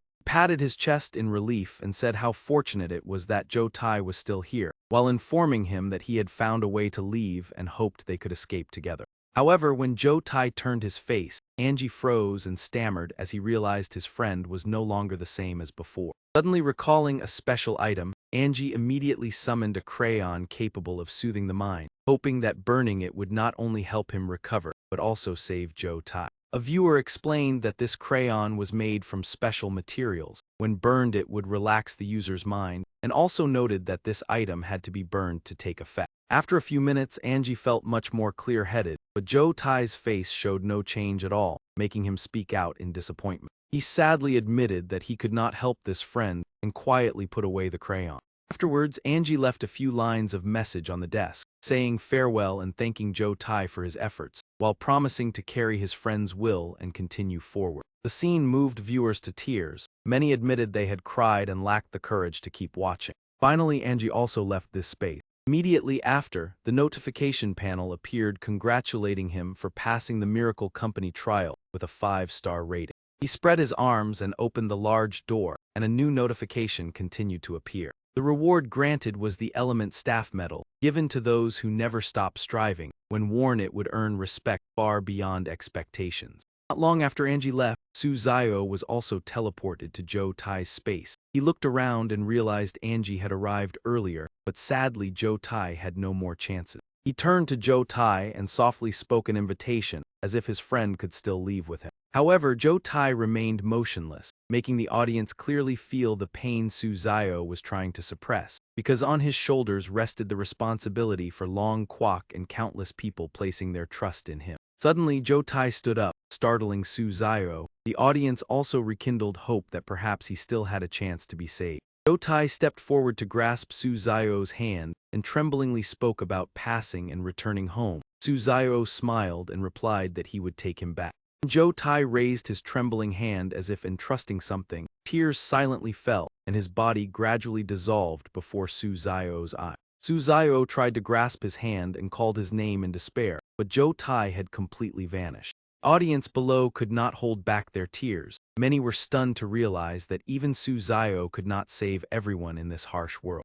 Many comments praised Joe Tai, though only an ordinary person. He had lived with resilience and became great in everyone's hearts, hoping he could rest in peace and never be forgotten. After that, a flood of farewell messages and wishes for peaceful rest continuously appeared on the screen. Suzayo still reached out into the empty air, quietly saying that everything was over and it was time to return. However, he quickly thought that if both he and Angie left from this space, it would mean accepting defeat before the bizarre entity. While he was the one who had violated the most rules, so the monster in his own space would surely be the strongest. Therefore, he tightly grasped Than Qian's hand and declared he would leave this world from his own space, determined to achieve the highest rating to prove that the people of Long Quoc never bow their heads. He left a message for Joe Tai that he would definitely succeed with the maximum rating and hoped his friend could rest assured, although the audience worried because this decision carried many risks due to the randomness of teleportation. Some people also believed that even if he returned to the original space, he might not complete the challenge in time before being teleported again. But the steadfast spirit in Su Zio's words inspired everyone. Afterwards, Su Zio continued to be teleported to other spaces, while Lucas appeared in Joe Tai's space. Observing the symbols on the desk, Lucas realized Angie and Su Zio had left this world from here. He understood that although this was the safest choice, it would not achieve the maximum rating, making him hesitate about his decision. Suddenly remembering Jerson, Lucas sadly admitted that perhaps his friend had been right, surprising the audience as they saw he was no longer as stubborn as before. Finally, Lucas stepped through the door without looking back, and viewers were moved, believing that Jerson's sacrifice had awakened him. The moment he left, the system immediately announced congratulations for passing the Miracle Company stage with a 5-star rating, and the reward received was the blood of the bizarre entity. Another prompt panel appeared, briefly explaining that the blood of the anomaly was originally part of its composition and could help you eliminate the abnormal effects it caused. However, during the purification process, you needed to be mentally prepared to endure intense pain. Looking at the pool of red liquid beneath his feet, Lucas wondered whether it was truly the blood of that strange creature. Quan held his hand and spat out something. Lucas was drenched in sweat yet excitedly said, "Do it. Help me erase all traces of the anomaly." Someone commented, "My God, how can he endure such pain?" Another person said, "Not only enduring it but even seeming to enjoy it. Truly terrifying." At 11 p.m., Su Zio finally returned to his private space. He let out a breath. Only 20 minutes remained before the time limit ended. "I finally made it back. Truly a daring gamble." He immediately rushed out and summoned his anomalies. "Hai Jiangjun, the doll, the white bear, follow me forward." Brilliant golden halo flashed before his eyes. He activated his talent to protect them. Group immediately charged straight into the monster's core. Su Zio praised them joyfully. "Well done, this is my space. With my talent protecting us, I am nearly invincible." Then he ordered, "Attack it, strike harder." At last the monster collapsed, letting out a miserable wail. System panel displayed a notification. A good company treats its employees as the foundation, while a wolf in sheep's clothing only seeks ways to squeeze every drop of labor from them. Another reminder appeared. Where there is oppression, there will be resistance. Struggle is not wrong. The fault lies with those who only wish to exploit others. A toxic environment becomes normal. Indifference is also a crime. Every person has value. Some shine only for a brief moment yet are remembered forever, and the door leading out gradually took shape. Supporting himself with one hand, Su Zio shouted irritably, "What is going on? Where is the reward? Where is mine?" New panel appeared. The system announced that his talent had been upgraded and gained a side effect, introducing the innate talent Rebellious Bones, upgraded from SSS to SSS rank. Analyzing that out of 100 caddies, 99 caddies were Rebellious Bones. The original effect was to disregard right and wrong, break the rules in the world of anomalies without being mentally affected or harmed by them. The side effect granted one opportunity to freely change a rule, and after violating it, the talent would still remain effective. After reading it, he thought to himself, "Could it be that this round was created to counter my talent? If so, then the reward must be extremely valuable." He said excitedly, "I can freely modify the rules. Does that not make me overwhelmingly powerful?" Su Zio excitedly calculated. Perhaps in the instance he could use the upgraded talent to bend the rules. The mere thought of it filled him with anticipation. The summary panel appeared. Congratulations to Su Xiao of Long Nation, Lucas of the United States, and Angie of Hoi Hung Nation for passing the challenge. The three nations were exempt from invasion this time. Long Nation achieved 6 stars, receiving a special reward of a 3% territorial increase and an additional 2% expansion. The United States achieved 5 stars, reducing the obesity rate by 10%. Hoi Hung Nation achieved 5 stars, increasing the happiness index by 10%.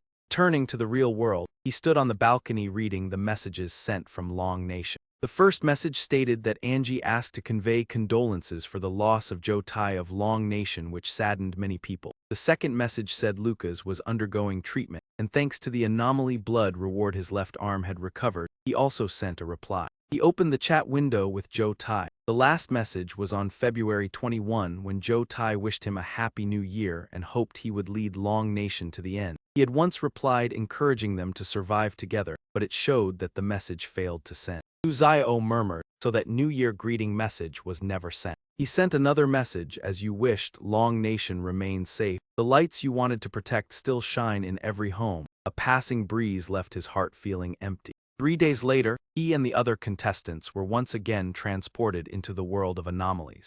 Large system panel announced the participating nations, including Long Nation, Hoi Hung Nation, the United States, Atam Nation, Phi Tu Nation, Zilin, Dongdao Nation, Baha, and Tanam Nation. The theme this time was the Gratitude Therapy Hospital with Professor Duong's room number 13, raising questions about internet addiction and gratitude. This was an individual round where all punishments would be permanently recorded. There was one reminder, and within 3 days they had to expose Professor Duong's misconduct and uncover the hidden ending. Su Xiao stood before the center listening to the voice speaking about gratitude. He looked at the building and murmured, Professor Duong's Gratitude Therapy Hospital. It sounds terrifying. He laughed and said, is it not like the strange story version of the Thunder Dharma King lineup? Interesting, I am starting to feel excited. Person stepped forward and said, newcomer, Principal Duong requests to receive you. Before entering you must be checked for anything dangerous. He replied cheerfully, okay. He spread his arms to allow the person to conduct a thorough inspection. Person said, all right, nothing abnormal, follow us. As he passed by the crowd, each person had their own thoughts. Some sighed with pity. Some believed he would bear the risk in their place because he did not know the rules, while others sympathized with his fate. The guide led him to therapy room number 13 and instructed, the principal is inside, be respectful when meeting him. Do not act recklessly or you will bring disaster upon yourself. Calmly replied, I will pay attention, thank you for the reminder. Entering the room, the person reported that the newcomer had arrived. Duong Vin Tan stood with his back turned and said everyone had worked hard. Leave first so I can speak with him privately. Person replied that he would stand guard outside the door, and then left. Duong Vin Tan turned back with a gentle smile, invited him to sit and reassured him that many people misunderstood their method. In fact, this place was very humane and only punished disobedient students. He also smiled in response. The man continued to ask, do you know why I wanted to meet you privately? He intended to answer, but his words were choked. He could only curse inwardly. Why am I unable to speak like this? Selection panel appeared with options to insult, flatter, remain silent, or display a challenging attitude toward the principal. Su Xiao was startled and thought that this was likely the rule requiring him to choose an answer, and perhaps selecting the most unconventional option would count as breaking the rule. He reasoned that others would probably choose the safe option, while if he wanted to be rebellious he should choose option 1 or 4, but if only one could be chosen then 4 seemed more suitable. Thinking this, he immediately delivered a strike toward Duong Vin Tan. The man fell to the ground with foam at his mouth, causing him to exclaim in shock, so attacking is not forbidden, one blow and he is already down. During the commotion, the person who had brought him opened the door and rushed in asking what had happened. Su Xiao scratched his head innocently and said that he did not know. The principal had suddenly collapsed and lost consciousness. Person angrily refused to believe him, assuming that he had done something and threatened to deal with him for daring to be disrespectful to the principal. The system once again presented choices to kneel and apologize, attack the instructors but reduce the impression score currently at 60, or fabricate a reason to make them believe the principal had fallen by himself. Lamented, I have to choose again, what should I do this time? In the end, Su Xiao decided to give each instructor a blow. After taking action, he realized that his strength seemed to have increased, perhaps due to the upgraded talent. The feeling of striking was truly exhilarating, but his hands were slightly numb, so he thought it would be best to summon Hai Jiangjun and the White Bear for support. At his feet lay 2 instructors unconscious. He pointed and called out loudly, "Hai Jiangjun, white bear." However, nothing appeared around him, causing him to exclaim in surprise why Hai Jiangjun, the white bear, and even the doll were nowhere to be seen. The audience quickly began discussing, believing that this round seemed to forbid bringing anomalous items, and many felt worried without the familiar bodyguards by his side. Unexpectedly, the white bear appeared from a strange vortex right before everyone's eyes. He immediately asked the white bear why it had appeared in this manner, and wondered about the absence of the doll and Hai Jiangjun. After the white bear used gestures to explain, he understood that this round did not allow anomalous items to appear, and that Hai Jiangjun and the doll had exerted great effort to bring it here. Knowing the truth, he inwardly cursed the system in annoyance, as it was now not only targeting his talent but also restricting the anomalous items that assisted him. Then he instructed the white bear to remain hidden for the time being and only appear when necessary, and it nodded in agreement. Another instructor suddenly opened the door and stepped in, calling for Principal Duong, but upon seeing the scene inside he was immediately stunned. Seeing the people lying on the floor while the white bear had already hidden itself, Suzayo calmly requested that they quickly carry Principal Duong, who was sleeping on the ground, to the bed to rest. Two instructors were surprised and pointed at the people lying on the floor, asking how it could be explained that two other instructors were also lying there. Suzayo nonchalantly replied that they were simply sleeping on the floor together with the principal, making the viewers unable to suppress their laughter at this remarkably calm answer. He placed his hands on his hips, his nose unconsciously lengthened, then said that surely they did not think he alone could defeat all three people at once.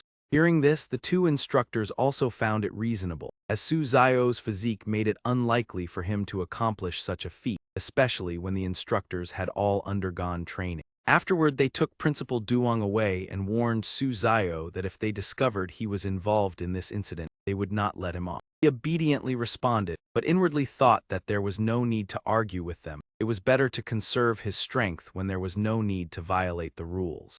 Leaving the treatment room, Suzayo was led by an instructor to the teaching building, and was informed that it was currently dismissal time, so the students were free to move about. The instructor led him before the crowd and introduced him to everyone, stating that Suzayo would study with them to learn gratitude toward parents and society, and called for the entire class to give him a round of applause in welcome. After that, the instructor patted his shoulder firmly and wished him a quick adaptation so that he could leave this place. As he departed, the instructor also advised that if there were any problems he should come to him, causing Suzayo to wonder whether that powerful pat on the shoulder carried any hidden meaning. At this moment, Zhao Li approached, assuming that Suzayo was pondering the instructor's words, and revealed that with enough money, one could make the instructor do anything. When asked whether Principal Duong knew about this, Zhao Li merely smiled and suggested that the principal might have tacitly permitted it, then proactively offered to get acquainted. Suzayo immediately became vigilant, judging that Zhao Li was not someone trustworthy, even though he had introduced himself. Coldly refused the offer of acquaintance and walked away, causing Zhao Li to become resentful and secretly harbor thoughts of retaliation.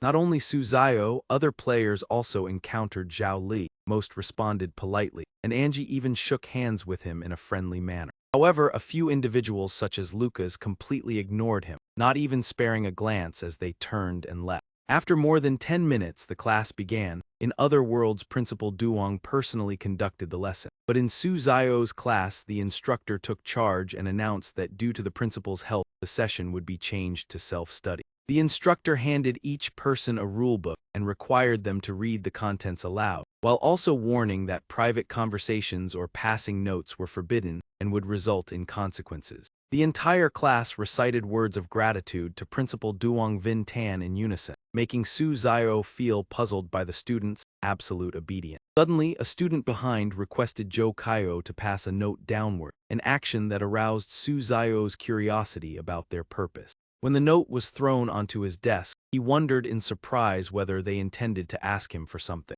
After reading the content, he realized that the students wanted to know the reason the principal had not come to class, and thought to himself that they seemed very concerned about this lesson. The content of the note asked whether, as the last person to leave the treatment room, Suzayo knew about the principal's condition. He began writing a reply, while the audience discussed whether he would reveal the truth to increase his impression points with the students. After finishing, he tossed the note back to Jo Kyo, making her believe that Su Zio was trustworthy and could participate in their plan. His reply stated that the principal was simply too tired and had fallen asleep on the cold floor, which was likely why he could not attend class today. After reading it, Jo Kyo was completely stunned by this highly reasonable explanation, prompting amused comments from the viewers.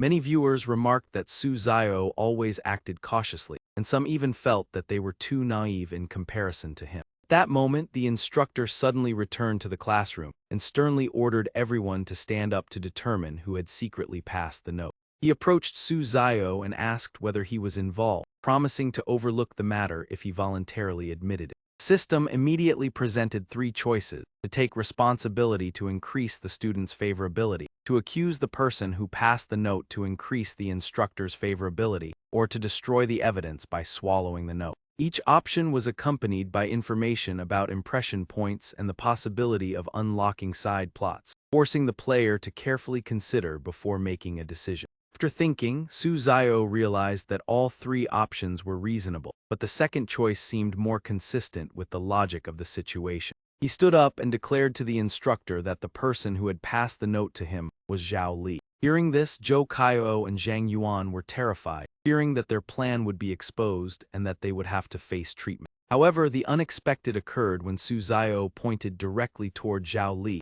leaving everyone astonished. Being falsely accused, Zhao Li angrily refuted the claim, insisting that he was not involved in passing the note. Su Zio maintained his calm demeanor, asserting that Zhao Li could not escape suspicion and was attempting to deny responsibility. When Zhao Li tried to continue explaining, the instructor swiftly restrained him and escorted him out of the classroom to avoid drawing attention. Despite Zhao Li's attempts to defend himself, the instructor sternly ordered him to remain silent and follow. Watching the scene, Su Zio secretly speculated that there was some connection between the instructor and Zhao Li, and that this accusation was his way of striking back. Similarly, in Otherworld, the contestants also faced situations where they were questioned about passing notes during class. When questioned, another contestant merely let out a soft exclamation of surprise. The system continued to present the same 3 choices of admitting fault, accusing another person, or destroying the evidence, accompanied by the corresponding impression point indicator.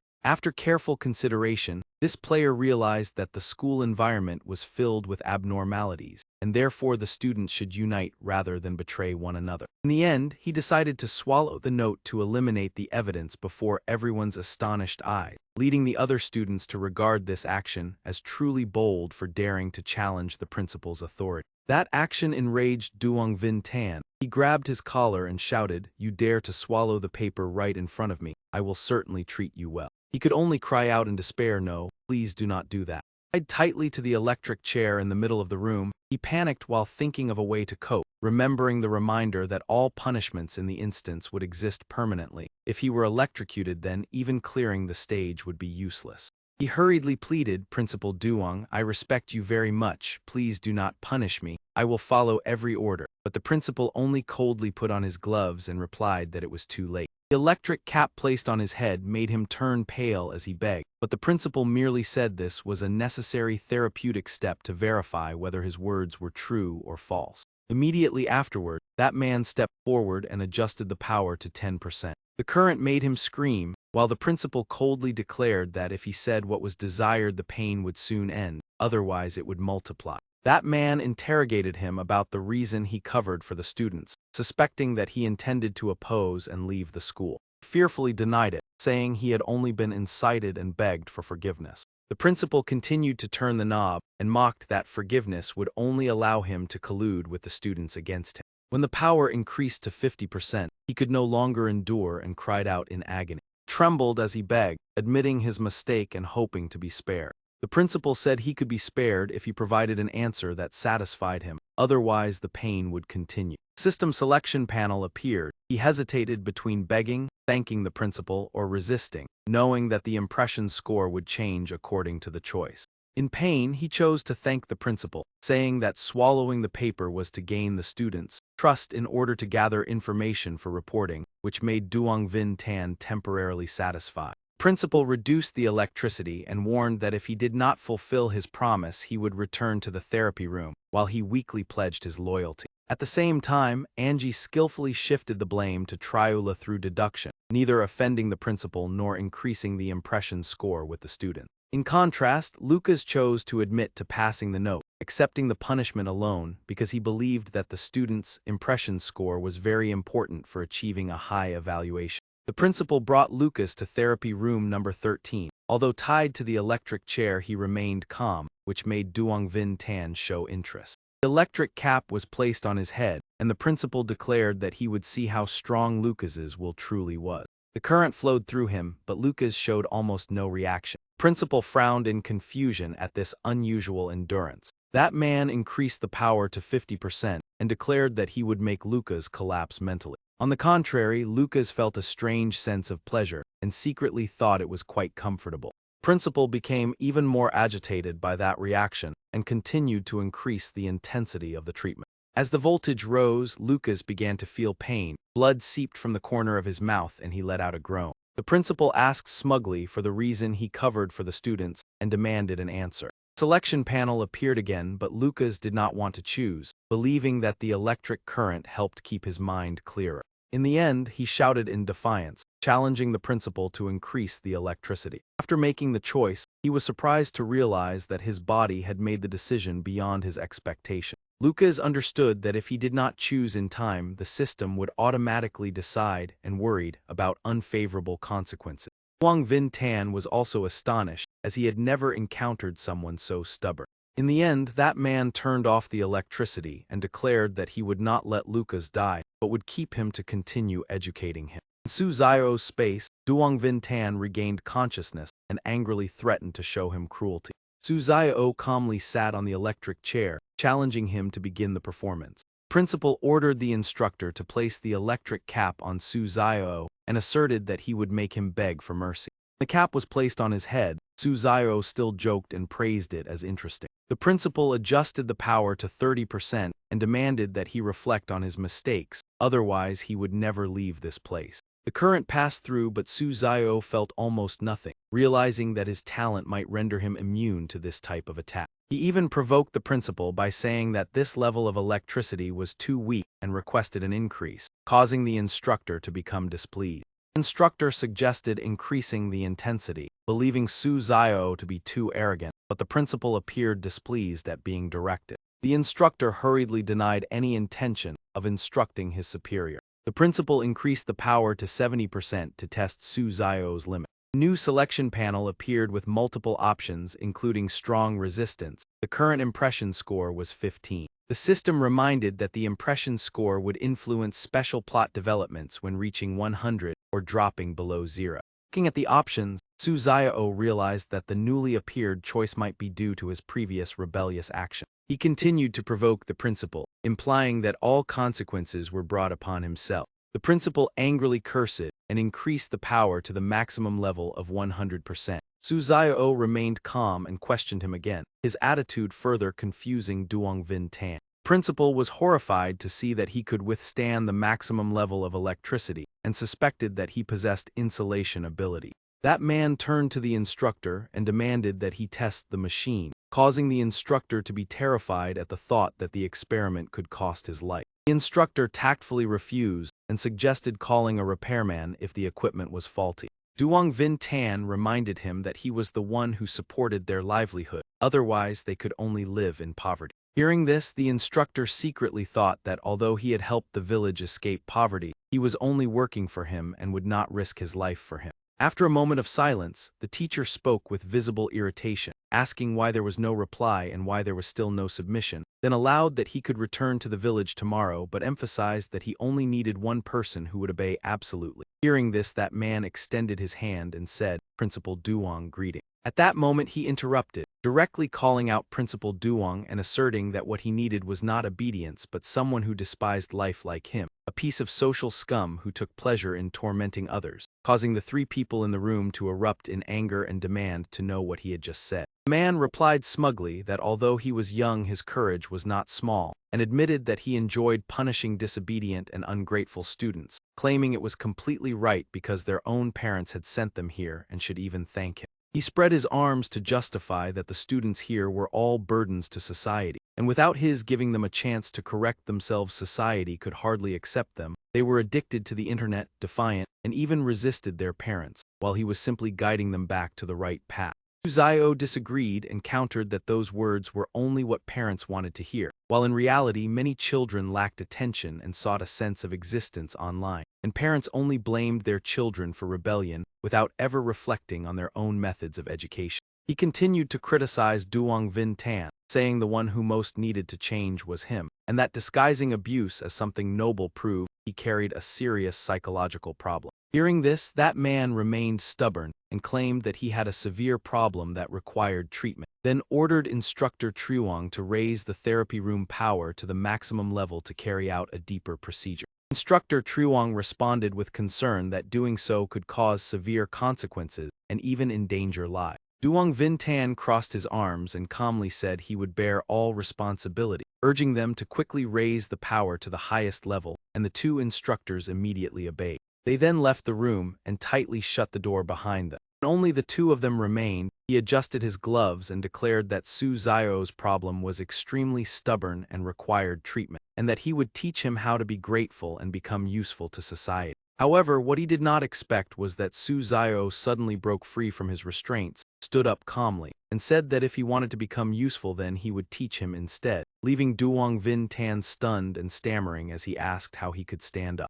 Without letting him speak further, Su Zio slapped him hard and coldly told him not to interfere in his affairs. The blow left Duong Vin Tan dizzy, foam forming at his mouth as he fell forward. Su Zio stepped on him and mocked that he could not endure even a single slap, then declared that since he liked treating others, today he should experience that feeling himself. After some preparation, he successfully placed the device helmet onto the swollen face of the principal, causing him to murmur in confusion about where he was. Sitting down in the chair opposite, Su Zio calmly reassured him that he was simply conducting treatment, just like the way he usually did with students, and it would certainly be beneficial. Hearing this, that man panicked and tried to persuade him, citing the efforts of his parents who had sent him here and promising that as long as he behaved he would return home safely. But Su Zio replied indifferently that invoking parents was merely a moral ploy, and he was not bound by it. He followed the principal's own method, turning the control knob to 100%, and the machine emitted a mechanical sound announcing the start of the righteous therapy. Duong Vin Tan was immediately convulsed by the electric current, letting out painful groans. Su Zio took the phone from his body, watching the scene while teasing that the principal was performing the Phoenix dance in 9 heavens, then played music to make it more lively. The melody of I Want to Fly echoed, coinciding with the principal's involuntary movements, making viewers feel that this strange combination created a unique style. Another viewer commented that Principal Duong truly hid his talent, keeping up with such difficult rhythms, while Su Zio also coordinated with the song's beat. While Su Zio was punishing the principal, most of the chosen individuals, including Angie, were taken to therapy room 13 and restrained by 2 instructors under Duong Vin Tan's anger. Under normal circumstances, Angie would not need to enter the therapy room because he had shifted the blame to Zhao Li. But when questioned about the origin of the paper, he still pointed to Zhao Li for explanation. However, it was unclear what Zhao Li had said to the principal, as Angie was still detained, and at that moment Zhao Li whispered something while Duong Vin Tan responded with a brief confirmation. Fortunately, as soon as he entered the room, Angie took the initiative to flatter the principal, explaining that framing Zhao Li was only to infiltrate and gather information, hoping the principal's intelligence would understand his intention. In the end, Duong Vin Tan temporarily trusted Angie and ordered his release, warning that if he disappointed him again, there would be no mercy. Angie immediately nodded and promised that he would definitely deliver results that satisfied the principal. As night fell within Su Zio's space, Duong Vin Tan was still enduring therapy on the chair, while Su Zio adjusted the dial and remarked that the electrical power had indeed increased significantly. Just then, 2 instructors entered to report that they had completed the task according to the principal's instructions and hoped to receive an evaluation of the effectiveness. However, upon seeing Su Zio safe and sound while the principal was in a miserable state on the chair, they were shocked and loudly demanded to know what had happened. Instructor Truong pointed his baton at Su Zio and asked what he had done, but he merely shrugged and explained that the principal had freed him himself and voluntarily sat on the chair to experience the treatment. The two instructors did not believe this explanation, insisting that the principal could not have done so willingly and threatened him to stay still if he did not want to face consequences. Before they finished speaking, Su Zio swiftly approached, each receiving a slap as a warning for their disrespect. Looking at the two instructors lying motionless on the floor, he sighed that youth was truly wonderful. Fall down and one could sleep immediately. He then walked outside, saying as he went that the room was full of unpleasant smells and he needed to breathe fresh air. At that moment, the system panel displayed a notification that Principal Duong's impression score of him had dropped to 0 and a new storyline had been unlocked. Reading the notification, Su Zio speculated that unlocking a new storyline when the impression score reached 0 might not be a good thing, but he calmly accepted it since everything had already happened. Viewers also commented enthusiastically, saying that punishing the Thunder King Law was a dream for many and Su Zio had accomplished it in an extremely impressive way. After the new storyline was activated, the system issued new rules with conflicting content revolving around whether to obey or oppose Principal Duong, while warning players to maintain their humanity. The following rules emphasized the absolute authority of the principal, required reporting any suspicious behavior of students, and asserted that only he could help them leave this place. Seeing the new rules, Su Zio could not help but remark that the system had updated again. He thought carefully and realized that all 5 rules revolved around Principal Duong, likely directly related to his impression score dropping to 0. Soon after, the system announced that the instructor's impression scores of him had also dropped to 0, unlocking another new storyline and leaving him surprised. Rules related to the instructors were introduced, affirming their absolute loyalty to the principal, stating they could not be bribed, and warning players not to reveal their intentions to them. Below appeared the words Zhou Tai, Rule Transformation, making Su Zio realize that when the instructor's impression scores decreased, the related rules would also change. He continued to ponder whether his actions of only striking the 2 instructors affected the entire system or just them, and found this impression score mechanism truly fascinating. Meanwhile, in another area, Angie also unlocked a new storyline when Principal Duong's impression score of him reached the maximum of 100.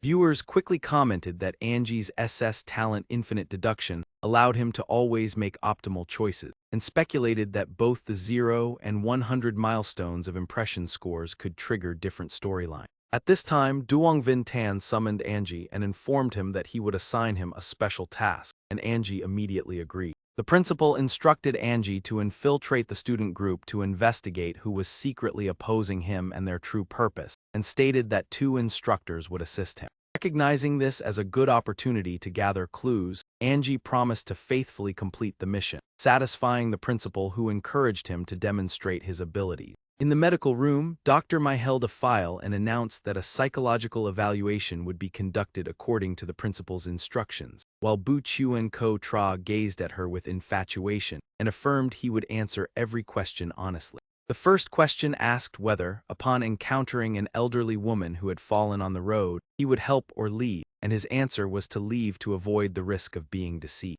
Next, the doctor asked about Principal Duong's authority and the effectiveness of the treatment methods to assess his perception. He immediately affirmed that the method was effective, although he still felt haunted by his previous experience and feared that answering otherwise would send him back to the therapy room. Third question presented a scenario where a classmate invited him to join a rebellion against the principal, asking whether he would participate or stay out. He quickly replied that he would do nothing, as the principal's power was too great and opposing him would only bring trouble upon himself. After completing the test, the doctor allowed him to return to class, but he lingered to ask if he could come chat during free time, receiving the answer that he should only return if he had health issues.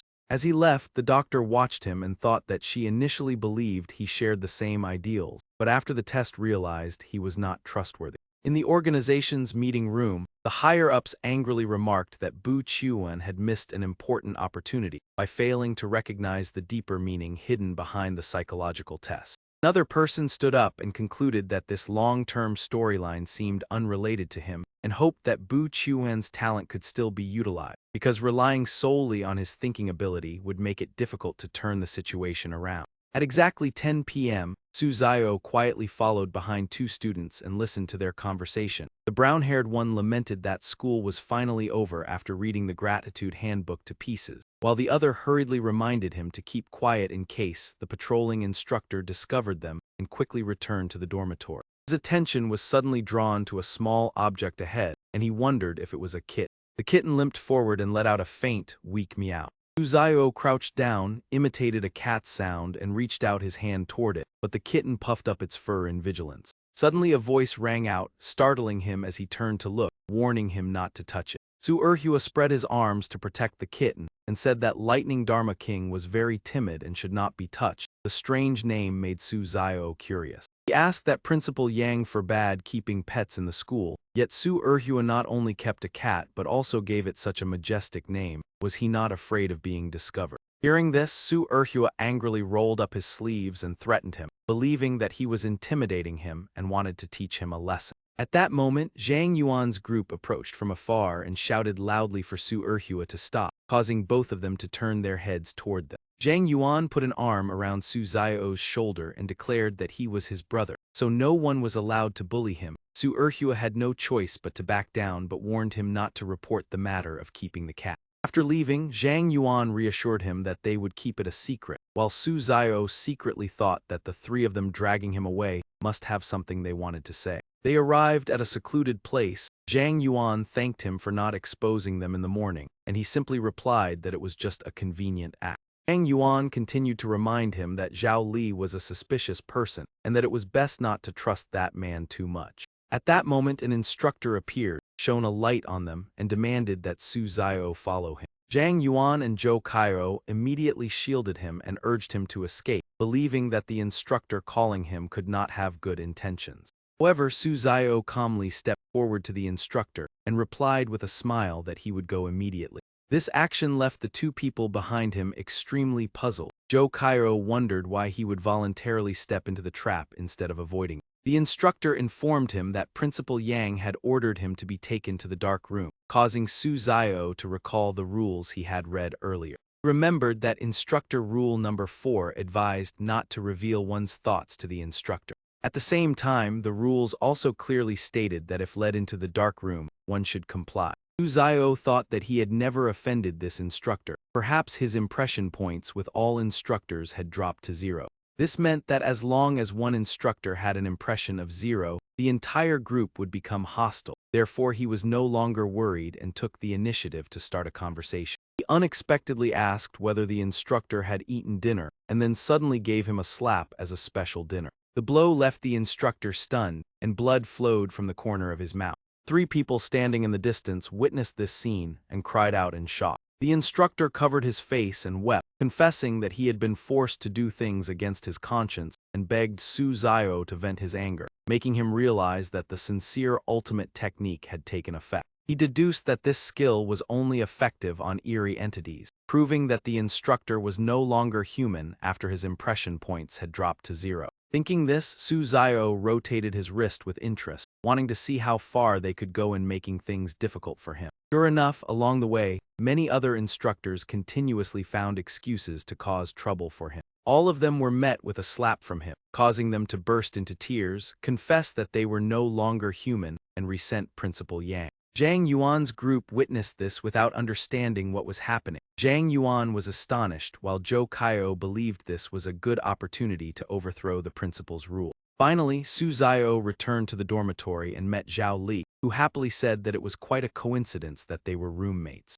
However, Su Zio showed little goodwill and intended to leave. Zhao Li enthusiastically held him back, invited him to sit, and acted friendly, but Su Zio realized that the smile concealed ill intentions and decided to pretend to cooperate in order to investigate. He sat down and thanked Zhao Li for not reporting him in the morning, and that man generously said that he had not been severely punished. Inwardly, Zhao Li felt smug, believing that Su Zio had taken the bait. That man leaned closer and whispered about a top-secret escape plan and asked whether Su Zio wanted to participate, and he immediately agreed to listen. Zhao Li produced a hand-drawn map and explained that by following this route they could leave this place. Su Xiao immediately realized that Zhao Li wanted to take advantage of him and became even more vigilant. When the selection panel appeared, he analyzed that the classmates' impression points were 50, but with Zhao Li they were certainly not high, therefore he considered whether to cooperate or pretend to cooperate in order to report him. After making a decision, he agreed to participate if there were no issues with the plan, causing Zhao Li to become extremely excited and begin discussing the detail. Zhao Li pointed at the map and explained that they would secretly approach the cafeteria and hide in the supply truck to escape, but they needed to determine the exact time the truck would arrive at the restricted area behind. He proposed observing from Black House number 3 because it could overlook the back of the cafeteria and asked Su Xiao to take on this task. Su Xiao pretended to hesitate and refuse, saying that he was not capable enough and felt that staying at the school was safer. Zhao Li worried that the plan would fail and tried hard to persuade him, while secretly calculating to report Su Xiao to gain the principal's favor. Su Xiao firmly refused and mocked that Zhao Li was the one more suitable for the Black House, causing him to respond awkwardly that he had to be confined specifically in Black House number 3 for it to be effective. Zhao Li came up with the idea of causing trouble together to be locked in the Black House, but Su Xiao still did not agree, believing that the plan was too poor. Su Xiao proposed another option, that Zhao Li should cause trouble himself while he would ensure that he would be placed in Black House number 3, making Zhao Li think that he was too immoral, and Su Xiao replied that if suffering a loss was a blessing, then he should accept that blessing. Pressured but not daring to fall out with him, Zhao Li could only swallow his anger and resolved to drag Su Xiao into the plan to gain the principal's trust. In the end, that man reluctantly accepted the task and asked Su Xiao to keep it a secret, and he immediately agreed. Meanwhile, Lucas also encountered Zhao Li and received similar choices related to the escape plan. The system reminded that the choices would directly affect the classmates' impression points, which were currently at 50. Zhao Li handed the map to Lucas and explained the escape plan just as he had told Su Xiao. Lucas coldly crossed his arms and bluntly refused, telling him to find someone else. After being rejected, Lucas returned to his bed to rest, while Zhao Li angrily uttered threats. Before he could finish speaking, Lucas suddenly turned back and threw a sharp card. The card grazed Zhao Li's mouth, injuring him, and blood immediately flowed out. Lucas coldly warned that if he continued to utter insults, he would make Zhao Li unable to speak again, causing Zhao Li to panic and wonder why Lucas could hear him even though he had spoken very softly. The system then announced that the classmates' impression points toward Lucas had dropped to 0, activating a new storyline. Zhao Li panicked and intended to go to the infirmary and move away from Lucas, but upon seeing the system notification, he cried out in shock. Lucas angrily realized that all his previous efforts to maintain his impression points had become useless simply because of the conflict with Zhao Li. The first rule appeared, requiring absolute obedience to Principal Yang's orders from now on in order to have a chance to leave the Gratitude Education Center. The second rule warned not to submit to the principal because his gratitude therapy was extremely perverse, requiring players to maintain their humanity and not assist evil. Rule 3. Principal Duong is known for his gentle nature and compassionate heart. In this place, if you cannot trust him, then who else can you trust? Step closer and seek his protection. Rule 4. The authority of Principal Duong must not be underestimated. If you discover any student acting suspiciously behind the scenes, you must report to him immediately. Rule 5. Trust Principal Duong. He will help you leave this place. After reading the new rules, Lucas quietly wondered whether the abnormal situation in his mind was related to his inability to achieve the highest dungeon rating. Afterwards, Lucas sadly admitted that what he pursued always seemed as distant as the stars. When he refused Zhao Li, most of the chosen ones did the same, but the people from the stateless land of Mokbo fell into a trap. In the room, Mokbo told Zhao Li not to worry. He would enter the dark room to track the schedule of the delivery truck. Zhao Li secretly rejoiced, not expecting the other party to be so easily persuaded. That night, Mokbo sought out the instructor, and under the man's astonished gaze, he struck swiftly, leaving the instructor no time to react. Caught off guard, the instructor clutched his head and cried out in shock, accusing him of losing control by daring to act in such a way. After the incident, Mokbo not only endured a punishment of electric shocks, but was also sent directly to Dark Room No. 3, where the instructor ordered him to reflect on his mistakes. Standing in the dark room and looking at the sealed window, Mok Bo to panic, saying that Zhao Li had claimed this spot could observe the back of the cafeteria, but now that the window was covered, nothing could be seen. He rested his chin in thought, hoping to find a tool to pry open the wooden boards covering the window, but the surroundings were completely empty. After searching for a while, he only found a thin metal wire and could not help feeling frustrated that all his effort yielded so little. He used the metal wire to twist the screws holding the wooden boards, and when his fingers turned red with pain, he complained that if this continued, his hands would surely be exhausted. As he angrily pulled out each screw, Mok Bo muttered that if he ultimately failed to see the delivery truck, Zhao Li would certainly pay for deceiving him. By 11 p.m., he finally removed all the wooden planks inside, lamenting that it had taken hours to finish. Once everything was done, he immediately looked outside through the newly opened window frame. He noticed many people gathering at the back door of the cafeteria and thought that Zhao Li had not lied. From this position, the area could indeed be observed. All that remained was to wait for the delivery truck. Through the window, he finally spotted movement and felt a surge of excitement. The awaited moment had arrived. When the delivery truck appeared, he was filled with hope. As long as he waited for it to leave and recorded the time, the task would be completed. Next morning, all the students gathered in the courtyard and chanted in unison, thanking their parents, remembering their kindness, striving to improve, thanking the school, and following guidance to rebuild their lives.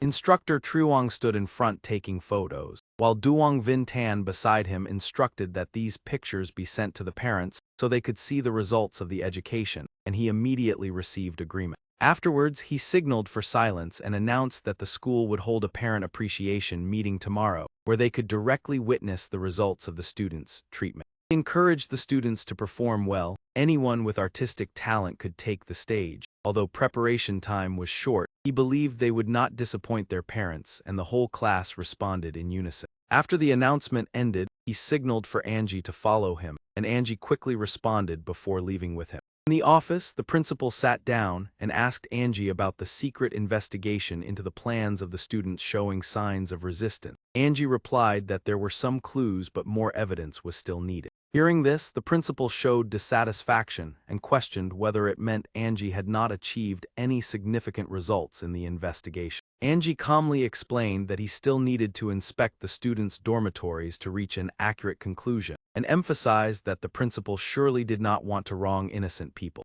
Duong Vin Tan asked suspiciously about the certainty of the plan, worried that mishandling the situation might alert the other side. Angie placed a hand on his chest and promised to deliver an answer that would satisfy him. He further analyzed that the parent meeting tomorrow might provoke the dissatisfied students into action, so a surprise inspection would create a deterrent effect, making the principal more confident and agree to proceed. Afterwards, the principal ordered Instructor Truong to fully cooperate with Angie and emphasized that if any student resisted, he must know how to handle it, and Instructor Truong immediately obeyed.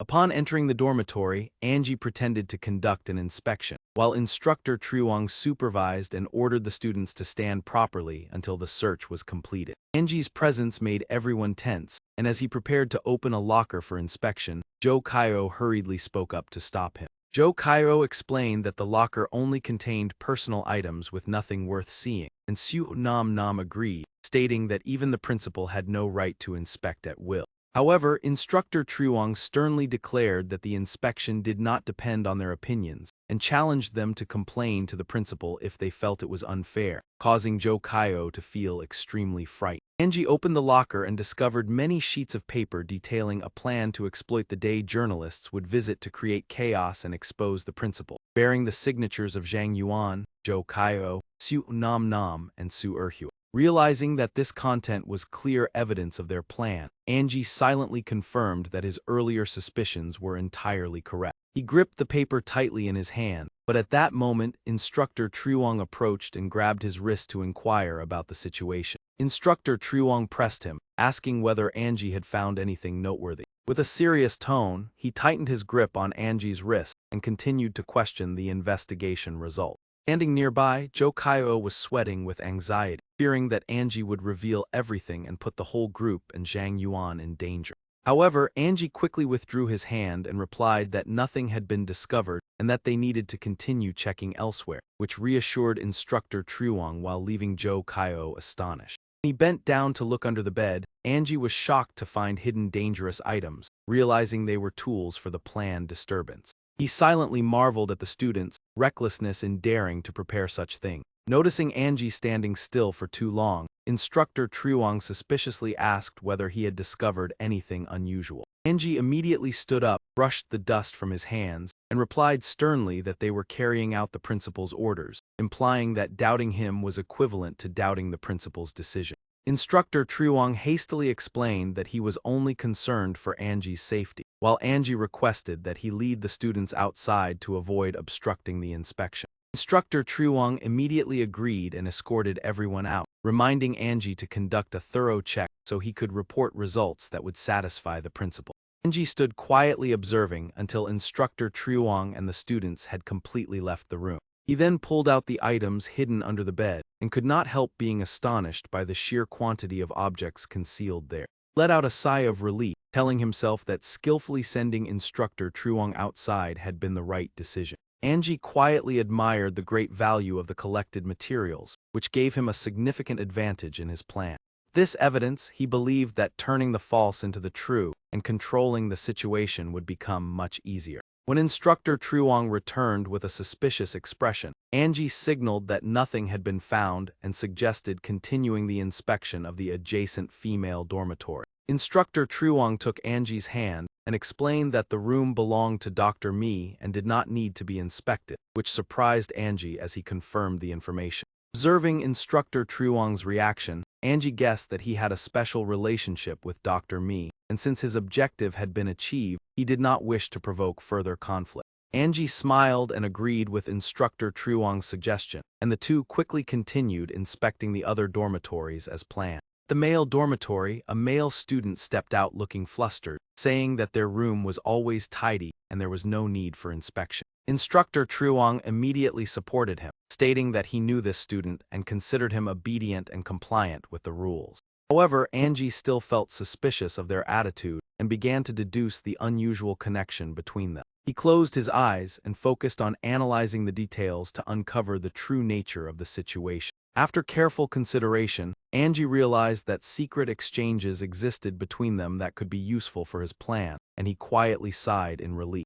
Suddenly, Angie pointed at their shoes and sternly demanded to inspect them, stating that they might be hiding prohibited items inside. Hearing this demand, Su Erhua was horrified, thinking that the secret he had hidden in his shoes had been discovered despite his careful concealment. Angie continued to emphasize the order with a strict attitude, forcing Su Erhua to remove his shoes for inspection, making him realize that Instructor Truong could no longer protect him. The male student then lowered the gun, untying the ropes as he replied that it was fine, he would remove them. Angie asked in surprise about the sleeping pills and wondered why Su Erhua had so many, and she calmly replied that she suffered from insomnia and needed them. Angie frowned suspiciously, stating that medicine in the infirmary was always strictly controlled, and even Dr. Mai could not casually hand out a whole bottle, so he demanded that Su Erhua clarify the source. Su Erhua broke into a cold sweat, lowering her head in anxiety as she thought that these pills had been bought at a high price from Instructor Truong and absolutely could not be revealed.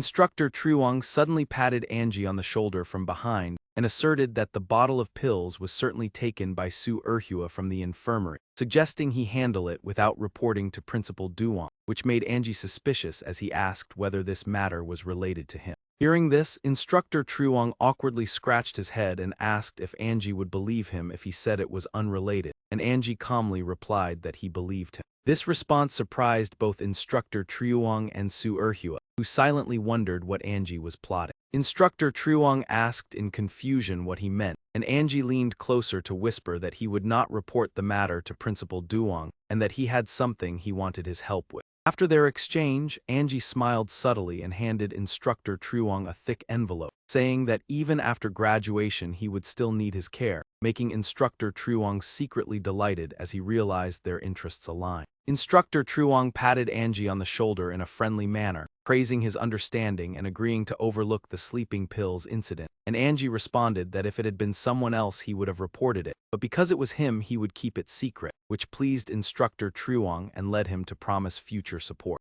In the principal's office, Duong Vin Tan asked Angie to begin reporting the results of the morning investigation, confident that he would not disappoint him. Angie slowly stated that he had discovered someone secretly supporting the students who opposed the principal, and that person's identity was none other. He immediately pointed at Instructor Truong and declared that he was the one behind it, causing Instructor Truong to panic, refute the claim, and accuse Angie of slander. Angie calmly took out a notebook hidden in his clothing and asserted that this document would allow the principal to judge right from wrong himself. Instructor Truong asked in confusion what kind of document it was that made Angie so confident. The contents of the notebook clearly recorded the instances when Instructor Truong accepted bribes, including receiving 3,000 yuan from Su Erhua on July 18 and the same amount from So Enhat on July 30. Seeing these records, Duong Vin Tan was astonished and asked Angie whether there was any other evidence besides the notebook to prove the bribery. Instructor Truong hurriedly denied it, insisting he had never taken bribes and begged the principal to trust him while asking for a chance to explain. The principal angrily shouted that he would hear the explanation later, and for now Angie should finish speaking, forcing Instructor Truong to remain silent and wait. Angie continued that this document alone might not be fully convincing, but according to what he knew, Instructor Truong still had the bribery money on him. Hearing this, the principal asked again in shock and disbelief. Instructor Truong despaired as he realized he had been trapped by Angie, while Angie calmly searched his clothing and took out the money as evidence. Angie smiled with feigned innocence and said he did not understand what Instructor Truong was implying, making viewers remark that he had become extremely cunning. Not only that, many people also believed that Angie's acting ability was worthy of a truly professional level. Angie then presented additional evidence in the form of the sleeping pills bottle and continued reporting that, besides accepting bribes, this item had also been found in the dormitory. He explained that these pills had been secretly distributed by Instructor Truong to certain students, which made the principal question how that was possible since sleeping pills were strictly managed by Dr. Mai. Angie further deduced that Instructor Truong had a connection with Dr. Mai and that the ultimate goal was to replace the principal, even possibly using the sleeping pills to carry out a harmful scheme. Instructor Truong panicked and cried out in protest, claiming Angie was making a serious false accusation, but Angie felt secretly pleased, knowing that blending truth with a bit of fabrication made the story more convincing. Duong Vin Tan angrily slammed the table and ordered Instructor Truong to be taken away for punishment, ignoring his trembling pleas and declarations of loyalty. The principal coldly replied that if he was truly loyal, he should personally verify the effectiveness of the therapy chair in the special room. Instructor Truong resisted in terror as he was dragged away, desperately cursing the principal in fear. After everything was settled, the principal patted Angie on the shoulder, praising him for discovering the threat at his side and affirming that he could graduate smoothly, and Angie happily thanked him for his guidance. At that moment, the system announced that the student's impression score of Angie had reached the maximum of 100. At the same time, he received a notification that a completely new storyline could be unlocked, which greatly surprised him. Angie silently speculated that Instructor Truong being punished made the students believe he stood on their side, thereby increasing the impression score, exactly as he had intended when he proactively searched the dormitory. Walking along the corridor, Angie continued to think that the next step was to find the students who were secretly planning an uprising and cooperate with them. He quickly went to where 3 people were sitting and took the initiative to speak to Zhang Yuan, saying he had something important to discuss. Angie frankly expressed that he already knew about their plan and wished to join. Zhang Yuan gladly agreed while Zhou Kaio also showed great excitement. Zhou Kaio said they had been looking for a way to invite Angie to join because he was a trusted person close to the principal, and his participation would greatly increase the chances of success. Angie immediately shook hands with everyone and showed his determination to move forward together with the plan. From that moment, the squad opposing Principal Duong was officially formed. Meanwhile, Zhao Li, in order to frame Su Zio, locked himself in a dark room and was only released the next afternoon with injured hands after a night of staging the scene. Seeing this, Su Zio lay on the bed, laughing and teasing as he asked whether Zhao Li had stayed up all night in the dark room playing some kind of game, leaving him to awkwardly deny. Su Zio shook his head and said he did not look like someone who would do such a thing, making viewers feel satisfied as Zhao Li was repeatedly teased by him.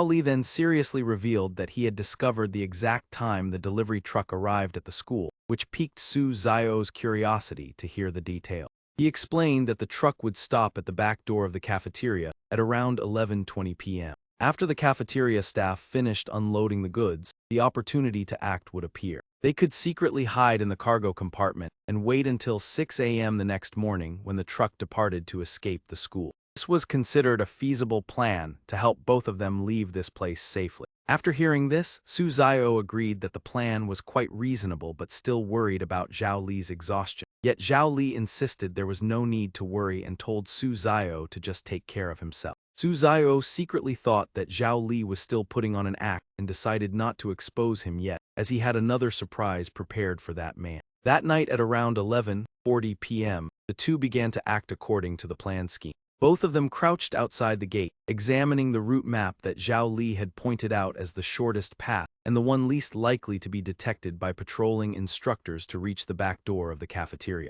Thanks to this route, they avoided many patrol teams. However, as they got closer to the cafeteria, the density of instructors increased. Upon reaching the back door of the cafeteria, Zhao Li, usually cautious, accidentally made a suspicious noise. He inadvertently kicked a stone on the ground. The incident made his face turn pale with worry. Patrolling personnel heard the noise and shouted loudly for whoever was hiding to come out, warning that resistance would lead to serious consequences.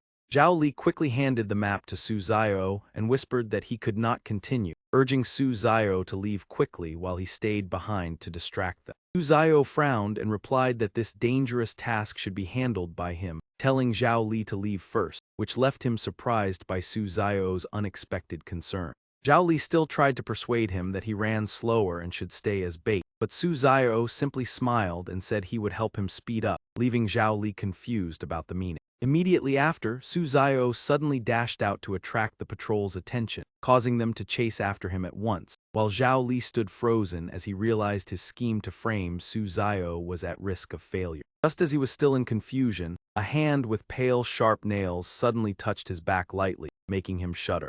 A white bear suddenly appeared, leaving Zhao Li stunned, and he was lifted up before he could understand what was happening. The white bear dashed forward at an astonishing speed, causing Zhao Li to vomit repeatedly. The comment section buzzed with questions about why the big shot Su Zhao was determined to help him escape, but his thoughts were hard to predict, so everyone kept watching. After all, Zhao Li was not a good person. It was very likely that Su Zhao had no intention of helping at all, and was actually setting a trap to harm him. Upon arrival, the white bear quickly opened the rear door of the vehicle. It threw Zhao Li inside without hesitation, angering the viewers. The sound of the impact alone was enough to tell that the fall was severe. Everyone worried about what would happen if he woke up and escaped, but Su Zhao had already planned ahead by having the white bear guard and escort him onto the truck. This time, it would likely be difficult for him to run back to the dormitory to hide. White Bear delivered a powerful blow that delighted the audience. Now there was no longer any worry about Zhao Li escaping, because that strike was enough to knock him unconscious. At the same time, everyone noticed that Mac Bo had also taken advantage of Zhao Li's assistance to climb onto the truck. It seemed that the mystery behind Zhao Li's true purpose was about to be revealed, and everyone quickly gathered to watch.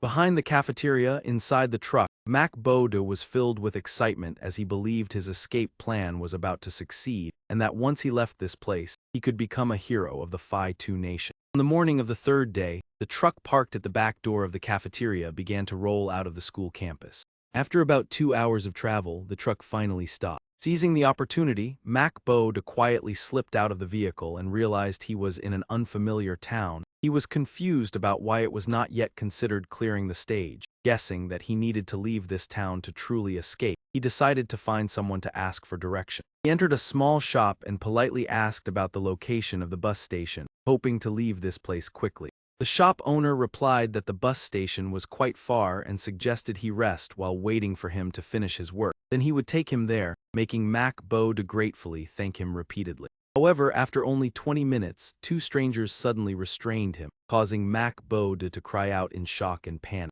Vin Tan stepped out with a cold smile, declaring that the entire town was under his control and that Mac Bo had no chance to resist. Trembling, he questioned how it took 2 hours to travel from the school to here, so how could they appear so quickly? Suddenly realizing everything, Mac Boda's face turned pale as he concluded that Zhao Li was the one who leaked the plan, because aside from him, only Zhao Li knew about it. Vin Tan laughed loudly, admitting that the guess was correct but already too late, then ordered his men to take him away for special care. Mac Boda angrily cursed Zhao Li and damned Vin Tan, believing that justice would eventually punish them. In treatment room 13, Vin Tan adjusted the equipment while smiling and saying that Mac Boda's condition was very serious and required a new treatment regimen. Terrified, he begged for mercy but could not stop the treatment from beginning. A powerful electric current surged through Mac Boda's body, causing him intense pain and a piercing scream.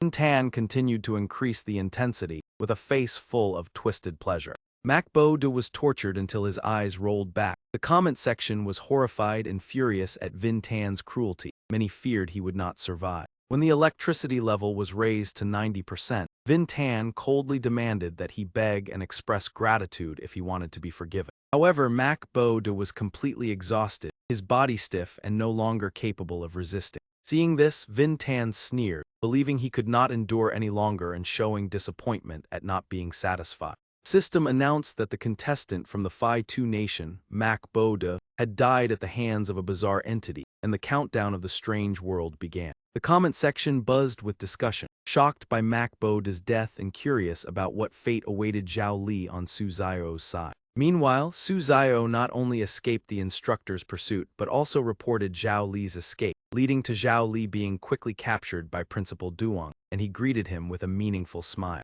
Zhao Li shouted angrily, accusing Su Zio of knocking him unconscious, throwing him onto the truck, and reporting him to the principal, claiming that he was not human. Su Zio simply smiled and denied all accusations, asserting that he knew nothing and had been in the dormitory the entire time. Despite struggling desperately, Zhao Li was still subdued and could only shout threats in helpless rage. The system announced that the student impression score of Su Zio had dropped to 0. This meant that a new dramatic development would unfold, leaving him quite surprised. Zhao Li continued to curse without stopping, swearing that even if he became a vengeful ghost, he would not let Su Zio go. Su Zio thought to himself that even when facing a tragic end, Zhao Li still tried to cause trouble, helping him better understand the impact of being reported. After careful consideration, he realized that even achieving a 100% impression score from the students would be useless because the principal and wardens had been corrupted. Therefore, the only path was to choose a completely different direction. In another development, Bu Qiuwen went to the medical room but not only failed to increase Dr. Mi's favorability, he also caused her to lose goodwill. The system announced that her impression score of him had dropped to 0, along with important rules related to this character. Accordingly, Dr. Mi always maintained a neutral stance. Her main duty was to treat students, and she was not persuaded by Principal Duong. Her psychological test also required extremely careful answers. Additionally, players could not obtain prohibited drugs from her, but if her favorability was increased, at a critical moment Dr. Mi could provide an unexpected opportunity to help leave this place. Afterwards, Bu Qiuwen received a notification that inspecting the dormitory could help him gain Principal Duong's trust, which meant finding prohibited items. Trusting this guidance, he was determined to carry out the plan with confidence in his success. At the principal's office, Bu Qiuwen took the initiative to curry favor by bowing to show loyalty and expressing readiness to monitor all student activity. Not long after, he was assigned to inspect the dormitory with Warden Truong and acted with authority as he ordered everyone to comply. During the process, he gathered all evidence unfavorable to the students and submitted it to the principal. A piece of paper was discovered detailing a plan to exploit the reporter's interview to incite a riot against Principal Duong. Names such as Zhang Yuan, Zhou Kaio, Tun Nam Nam, and Su Erhua were quickly identified as those involved. Soon after, all of them were arrested and imprisoned in the dark room, causing the impression score of all students toward Bu Qiuwen to drop to 0. However, in return, he gained absolute trust from Principal Duong with an impression score of 100%, along with praise. At noon in the office, Vin Tan announced that Bu Qiuwen had met the conditions to graduate, and the door of the treatment institute would open for him. Hearing this, Bu Qiuwen was moved to tears and repeatedly expressed gratitude to the principal for guiding him. Those present in the office also could not hide their joy at this moment. Everyone believed that once Bu Qiuwen stepped through that door, he would successfully clear the stage, thanks to learning from Angie and Su Zio's experiences.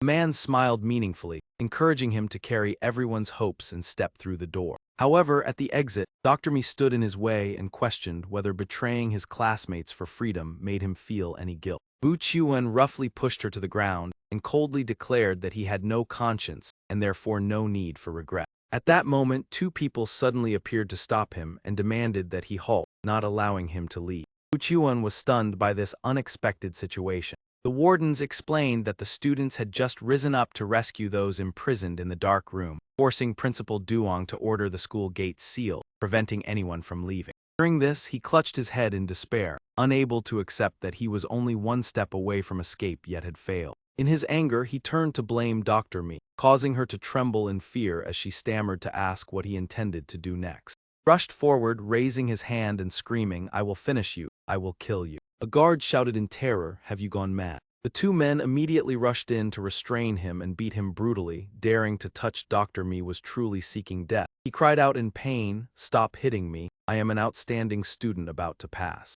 Suddenly Bu Chuan Lincoln convulsed violently, only managing to let out a faint groan. The two men who witnessed the scene were instantly stunned. He collapsed to the ground, blood spilling from his mouth, causing everyone to panic and think that he had died. The two guards hurriedly threw down their batons and explained in panic, "Everyone saw it, he fell onto my weapon himself." "It was not my doing," Dr. Mi said calmly. "It seems Bu Chuan's heart disease has suddenly flared up." The system announced that the contestant from Dongdao country, Bu Chuan, had died. The strange world began its countdown. The audience felt regret as he was so close to passing. Many commented bitterly that the heart disease struck at the destined moment, as if everything had been arranged by fate. On Angie's side, Zhang Yuan was suddenly accused by Zhao Li and was therefore arrested by the principal. Principal Duong sat with a gloomy expression and said, "I did not expect the ringleader of the resistance to be you. You hid yourself well." He coldly declared that now Zhang Yuan had fallen into his hands and would have to taste his cruel methods. As soon as he finished speaking, he intensified the torture, causing Zhang Yuan to scream in agony. Duong Vin Tan remained calm as he said that there were still accomplices in the school and demanded that he confess to lessen his suffering. Zhang Yuan steadfastly responded with contempt, accusing him of being a pervert who used the guise of treatment to torment students and stating that the one who needed treatment was him. Insulted, he gritted his teeth and admitted his cruel preferences, threatening to kill Zhang Yuan. Two guards hurriedly intervened because parents and reporters would arrive tomorrow, and if Zhang Yuan died it would be difficult to conceal. Despite his anger, Duong Vin Tan still ordered Zhang Yuan to be locked in the dark room and spared him for today. Angie secretly rejoiced at the success of the plan. The audience noticed that he was holding a recording pen, proving that the entire conversation had been recorded. Zhang Yuan's arrest was actually a step in the plan to provoke the principal and gather evidence of abuse. Angie asked for permission to leave to continue monitoring other students and received the principal's approval. The system announced that Angie had achieved the maximum impression score with Dr. Mi, prompting him to decide to meet him following his superior's suggestion. Meanwhile, after Zhao Li's incident, Lucas cautiously ingratiated himself with the principal, the guards, and Dr. Mi, eventually achieving a 100% impression score and being declared graduated with a 5-star evaluation. After leaving that place, Lucas immediately changed his expression, feeling disgusted with the hypocritical people and only wanting to punish them. A group of students ran past calling for the rescue of Zhang Yuan, who was locked in the dark room. Lucas thought that everything was no longer related to him, but also realized that he still had something to protect. He understood that as long as he passed the round, even 1 star would be enough to help his country escape danger. The system confirmed that Lucas had completed the round with a special reward. The reward was the white coat of Principal Duong, along with a sarcastic introduction about an imaginary illness. The audience wondered why Lucas was not stopped when leaving. The reason was that Bu Chuan did not achieve an impression score with Dr. Mi and was therefore held back, missing the chance to pass. At 2 in the afternoon, the Parents' Day began with an enthusiastic speech by Duong Vin Tan. He welcomed the parents and reporters, then invited the students to perform artistic performances. Angie discussed with Zhou Kaio that they needed Zhang Yuan as a witness to overthrow the principal, and asked where he was being detained. At that moment, Dr. Mi happened to walk by. He quietly tossed Angie a small piece of paper. It stated that he knew about their plan and suggested searching carefully in the principal's office. Angie was astonished to realize that a secret room might exist there. He immediately instructed Zhou Kaio and Su Erhua to investigate, and both quickly agreed. Having learned the clue, they secretly left the stands to search for Zhang Yuan. Meanwhile, the principal was busy receiving parents and reporters and did not notice the student's absence. Parents below continuously praised his method of gratitude education. After the performances, the principal began inviting students to speak. In reality, they were all prearranged students, including Angie. Each student went on stage to thank their parents and praise the principal, making the atmosphere even more artificial. Duong Vin Tan enthusiastically introduced Angie as the most exemplary student of the treatment method. Angie prepared to step onto the stage and worried whether his teammates had found Zhang Yuan. When he saw Zhou Kaio and Su Erhua return, he felt relieved that the plan had succeeded. Everything could now proceed according to the original plan. Angie slowly walked onto the stage amid the applause of the audience. The principal asked him to share about the education and gratitude that the school had provided. Angie smiled and spoke before the parents and reporters, stating that the previous praises were sufficient and that what he wanted to say next was the truth. He pointed directly at Duong Vin Tan and declared that this place was not a hospital but a hell of abuse, and that the principal was the demon behind it all. The crowd below immediately became restless and bewildered upon hearing the accusation. Duong Vin Tan angrily ordered the guards to drag Angie off the stage.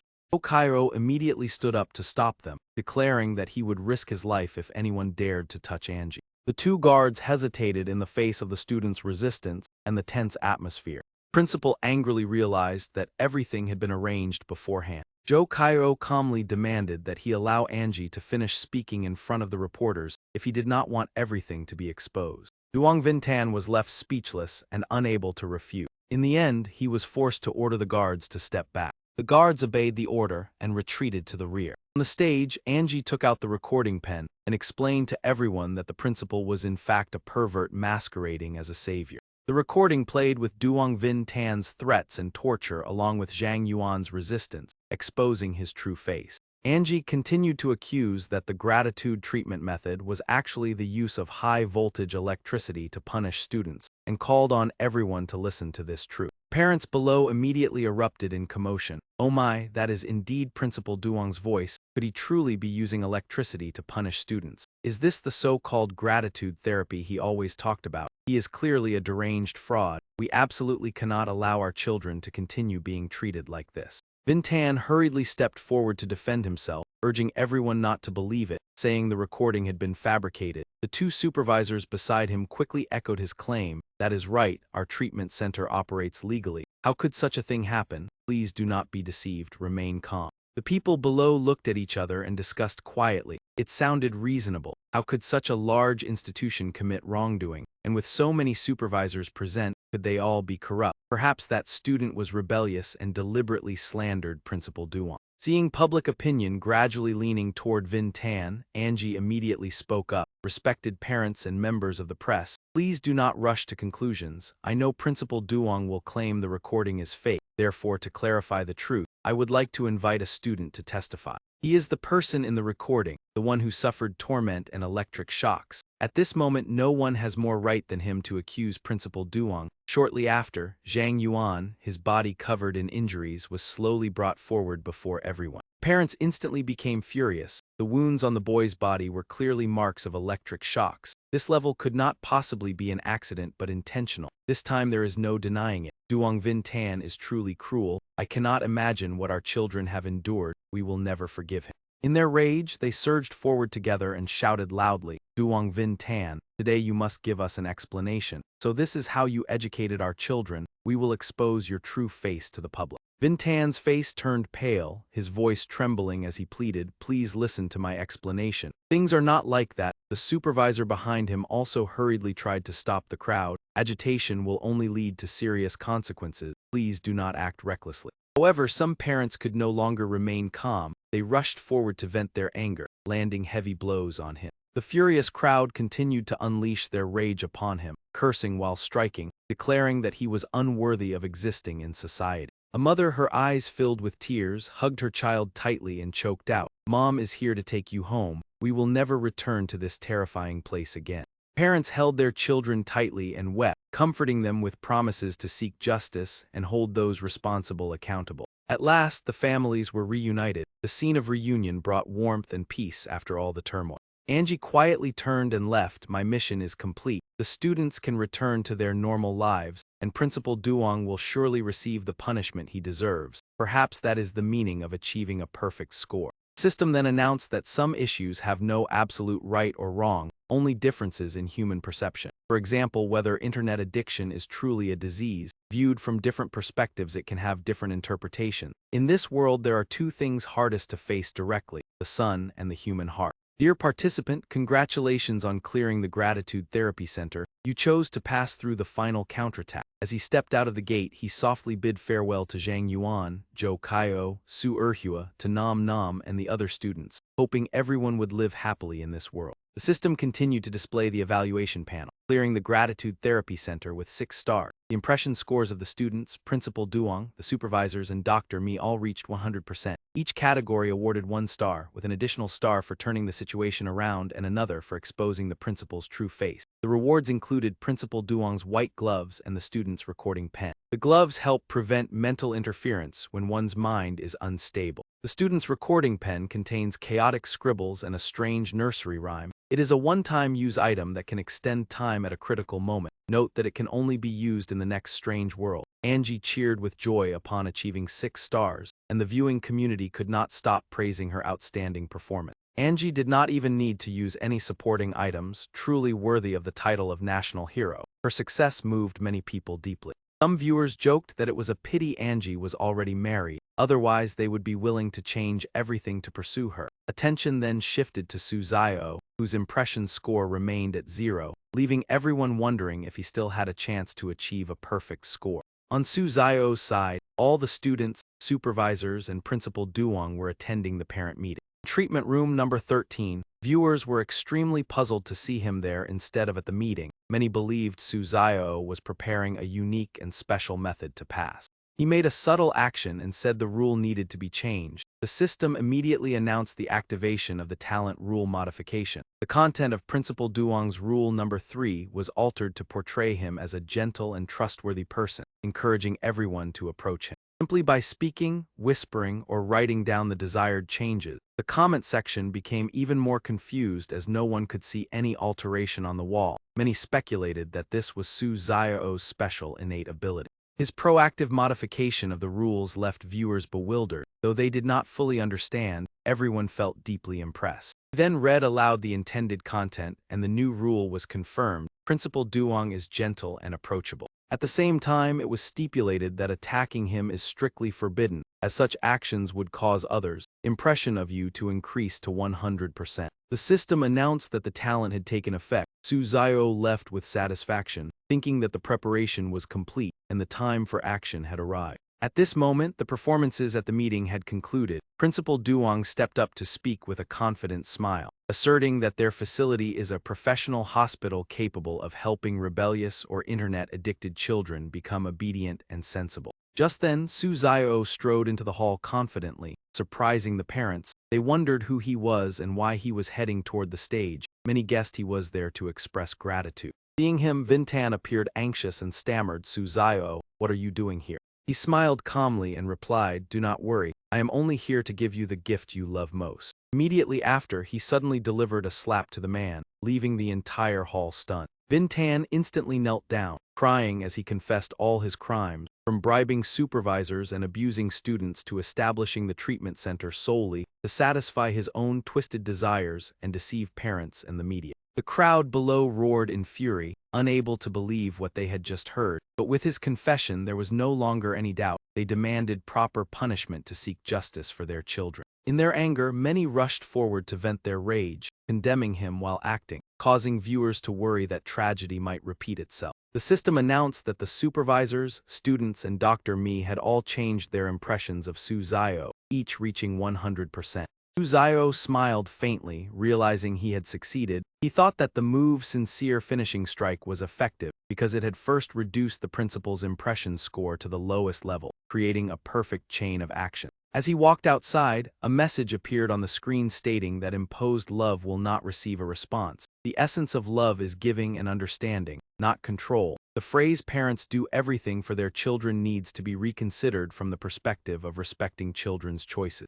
Everyone has the right to decide their own life, but should not impose it on their children, for they are not tools or measures of parental success. Within families, there should be more listening and mutual understanding. Reduce arguments and resentment, for emotional wounds are like creases on a blank sheet of paper. Once formed, they can never fully return to their original state. The system congratulated the participant for passing the challenge through repentance and deep reflection, achieving a 6-star evaluation. The analysis panel showed that the impression scores of students, supervisors, and Dr. Me all reached 100%, along with 1 star for the principal's repentance and 1 star for exposing his true face. An additional star was awarded for the parents' awakening. The rewards included Principal Duong's glasses and Mock Leo's hand-drawn map. Resistance to anomalous objects increased by 2%, raising the total to 20%. The glasses allow the wearer to see things beyond imagination. Bonus reward was Mock Leo's hand-drawn map, a one-time use item in the next strange world. After receiving it, Suzayo casually tossed the paper aside. Holding the glasses in his hand, he frowned slightly while contemplating their special function, wondering whether they could help reveal mysteries invisible to ordinary people. After receiving the 2 items, Suzayo stated that if there was an opportunity in the next round, he would try using the glasses to explore the unknown, while expressing his anticipation as the system confirmed that the items had been recorded. The item list includes the glasses once worn by the Thunder Judgment Dharma King and Mock Leo's hand-drawn map. System congratulated the participants Suzayo of Long Nation, Angie of Hoi Hung Nation, Lucas of the United States, and Anva for successfully passing the challenge. These 4 nations will be exempt from the next visit of the strange rule. Suzayo achieved 6 stars and received a special reward increasing the cognitive ability of Long Nation citizens by 10%, along with an additional 5% bonus. Angie of Hoi Hung Nation also achieved 6 stars and received a special reward increasing her nation's weapon manufacturing success rate by 10%, plus an additional 5% bonus, while Lucas of the United States passed with 5 stars. Lucas received a premium reward increasing the economic returns of the special enterprise sector in the United States by 10%, while Anva of Tanam Nation passed with 2 stars and received a basic reward. This reward increased Tanam Nation's total livestock production by 2%. Viewers discussed enthusiastically as it was the first time 2 participants achieved 6 stars simultaneously, and they were curious about how Anva passed the challenge. Some explained that earlier Anva had been subjected to electric shock by Duong Vin Tan, leaving his mind unstable. Therefore, when the students revolted, he did not think much and joined them, rushing forward in agitation to resist Vin Tan. In the end, the chaos concluded as Duong Vin Tan lost control. The students were taken home by their parents, and Anva seized the opportunity to leave the school. The system announced that he had passed the challenge with the choice of extreme violence and received a 2-star evaluation.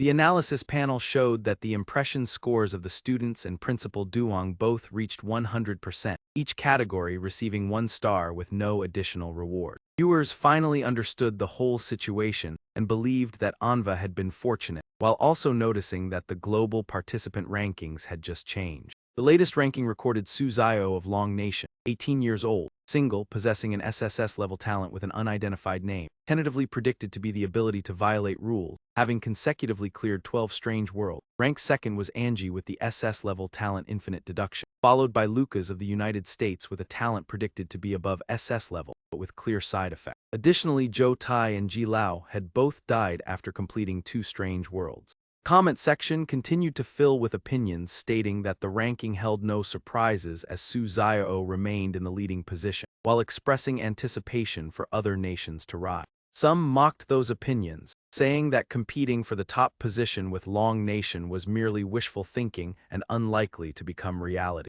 3 days later, the system announced the list of nations participating in the next challenge, including Long Nation. Along with Hoi Hung Nation, the United States, Tanam Nation, Cuba, South Korea, Pakistan, and Norway. This strange world is titled Scarlet Hotel, and Suzayo slowly opened his eyes. He realized he was sitting in a small room when a new announcement appeared: "Welcome to the Scarlet Hotel. All staff will serve you wholeheartedly. After checking in, please strictly follow the rules, and if you encounter a problem you cannot resolve, immediately seek assistance from the hotel staff." This bizarre world has opened with a special mechanism. There are no longer many clear prompts. You are required to survive here for 3 days and safely leave the Scarlet Hotel. The difficulty has been increased. The appearance rate of high-level talents has risen sharply. Some hints in this round will be hidden. Suzayo stepped out to observe his surroundings and thought to himself, so some clues have been concealed. It seems this challenge is far more dangerous. Every action must be taken with caution. His gaze stopped on a sheet of paper placed on the table. It was likely the regulations of this place. He picked up the paper and read it. The content was the rules of the Scarlet Hotel welcome guests to stay. The room is equipped with a single bed, tea table, wardrobe, refrigerator, gas stove, mirror, bathroom, and many other items. Rule 1 allows the use of the gas stove but absolutely forbids opening the cabinet to take ingredients and add them to the dish. Rule 2, the refrigerator contains ingredients for cooking. You may use them to prepare delicious dishes, except for the red meat in the black plastic bag which is forbidden to eat. Rule 3, there is only one mirror in the bathroom and you should not look at yourself for too long. Rule 4, if you look for too long and notice anything unusual in the mirror, then immediately break it and give the mirror fragments to the neighboring room. Rule 5, you must not accept any mirror fragments from the neighboring room. Rule 6, there is a free dining hall on the first floor. Meals are only served from 13:00 to 22:00. Avoid it outside this time. Rule 7, if the lights change to color other than red, remain calm. But when they turn bright red, you must leave the room immediately. Rule 8, if you leave the room and the corridor shows the same phenomenon, then leave the hotel before the lights turn red or seek assistance. Rule 9, all cleaning staff are female. If you encounter a male, do not trust his words and avoid his sight. Rule 10, there is an axe inside the fire extinguisher box. If you have not escaped when the lights turn red, take it. Rule 11, the greatest danger is a humanoid creature assembled from chunks of flesh. If encountered, use the axe to deal with it. Rule 12, the axe cannot resolve the threat completely. Find an opportunity to leave the hotel as quickly as possible. Suzayo put the paper down and pondered. There are a total of 12 rules and quite a few of them contradict one another. It seems this round is far from easy. Fortunately, those 3 can accompany him this time. He ordered, for now all of you conceal yourselves. I will inspect the place starting from the bathroom. There should be no danger for the moment. Suddenly a notification voice sounded. White symbolizes safety. Yellow indicates a potential threat. Black represents the calm before upheaval. Red signifies trouble requiring retreat. He wondered what those colors imply. Raising his head to look at the round light bulb above, he suddenly understood. The colors referred to the lighting. He looked into the mirror and a reminder immediately appeared. Rule 3 states that there is only one mirror in the bathroom and you should not stare at it for too long. Rule 4 emphasizes that if you stare for too long and notice anything unusual, then you must break the mirror and give it to the neighboring room. Suzayo calculated silently. Rules 3 and 4 both forbid prolonged staring, yet to activate the protective talent he must break the rules, and staring at the mirror seems to be the least severe price.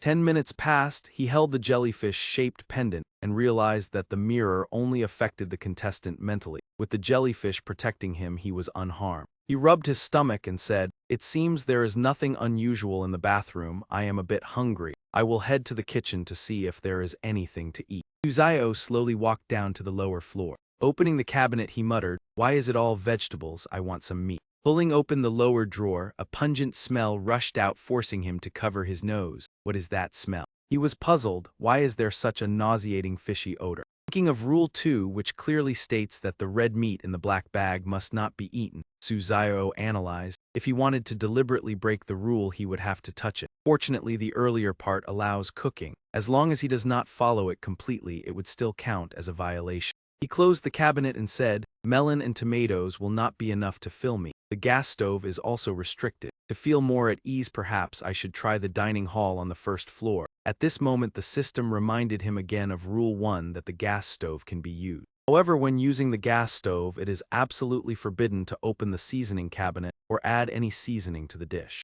The clock had just struck 12. He smiled to himself. It is not yet 1 o'clock. Going to the dining hall now would also be a convenient way to test breaking Rule 6. Rule 6 clearly states that the free dining hall on the first floor only serves from 13:00 to 22:00. Outside that time, it must not be approached. He left the room and stood in the middle of the corridor, quietly calculating. The corridor lights were emitting a white glow, likely following the notification pattern. White signifies safety. Yellow indicates danger, black represents calm before the storm, red is the signal to leave immediately. The ceiling lights flickered continuously. As soon as Suzayo finished sighing, the lights turned yellow. He thought to himself that yellow was a warning and trouble was likely about to appear. The rules state that all cleaning staff are female. If a male is encountered, his words must not be trusted. He must quickly avoid that man's sight. At that moment, a man approached, startling him because it was a male staff member. The man said in a low voice that he could not leave this place. He should stay and become a part of it, and not resist in vain. Suzayo smiled coldly and replied, "Leaving is uncertain, but settling this with my fists is certain." That man lunged forward with a loud roar as if intending to devour him.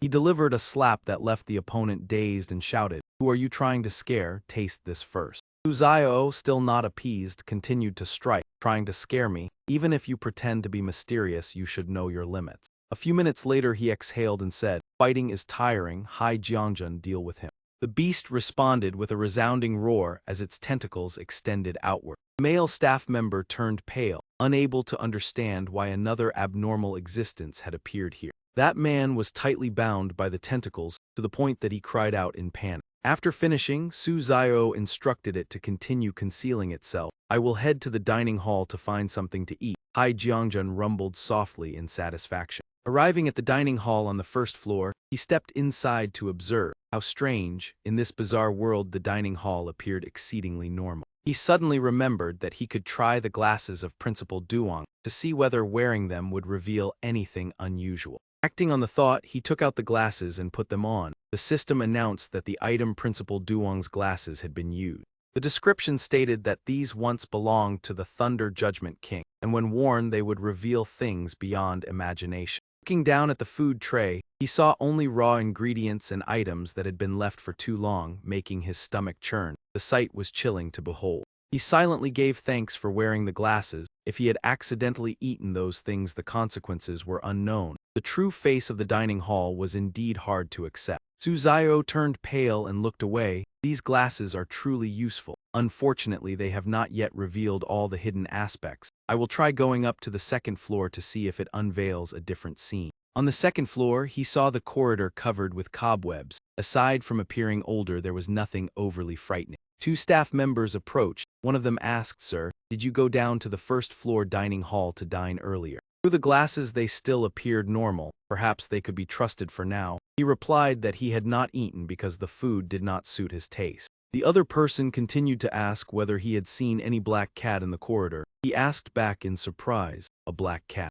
A series of questions arose in his mind. The rules did not mention any black cat. Why were they asking about it? He shook his head and said he had not seen any cat. The staff thanked him and said that if he encountered any difficulties he could seek them out as they would patrol the corridor and ship. Two left, leaving him even more perplexed. They asked and then simply left with no explanation. Suddenly one of them picked up an axe still bearing strange traces. That man carefully wiped it clean, making him even more suspicious as he remembered that the axe had previously been spotless. He calmly analyzed that something must have happened while he was absent. Elsewhere, Nam Kwok was lured by the foul-smelling pile of flesh and muttered about wanting fresh meat. The audience grew worried as his reaction was extremely abnormal. Someone mentioned that his mind had already been shaken in the previous round, so now he was no longer like a normal person. That man reached out and grabbed a large chunk of flesh.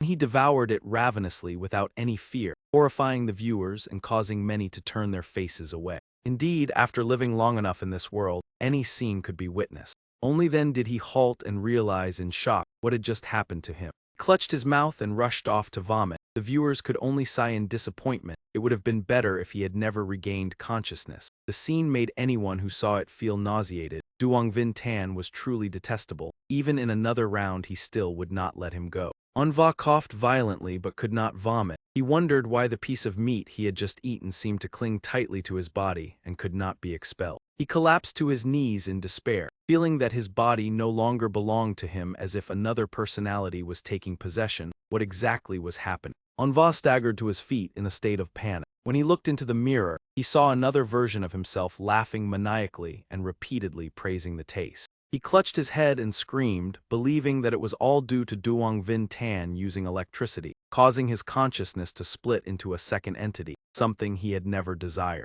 Suddenly his head began to distort in a bizarre manner. A warped voice echoed as it begged for this not to happen. His face no longer resembled that of a human. Even he was terrified and uttered the words monster. The lights flickered incessantly. He went mad and screamed like an uncontrollable monster. In his panic, he gathered all his strength and punched the wall-mounted mirror. Space immediately returned to normal after the mirror shattered. Manhwa trembled as he picked up the fragments and stammered that he had to quickly deliver them to the neighboring room according to the system rule that had just appeared. Rule 4 required that if any abnormal image was discovered in the mirror, it should be smashed and the fragments delivered to the occupant of the adjacent room. Manhwa immediately rushed out of the room in a state of panic. He knocked repeatedly on the neighboring door while shouting for help, while the system simultaneously warned that Rule 5 forbade accepting mirror fragments from the adjacent room. No one responded. He collapsed to his knees in despair, lamenting his fate and wondering why only he had to bear such catastrophic consequences. Suddenly Manhwa's eyes turned a terrifying crimson.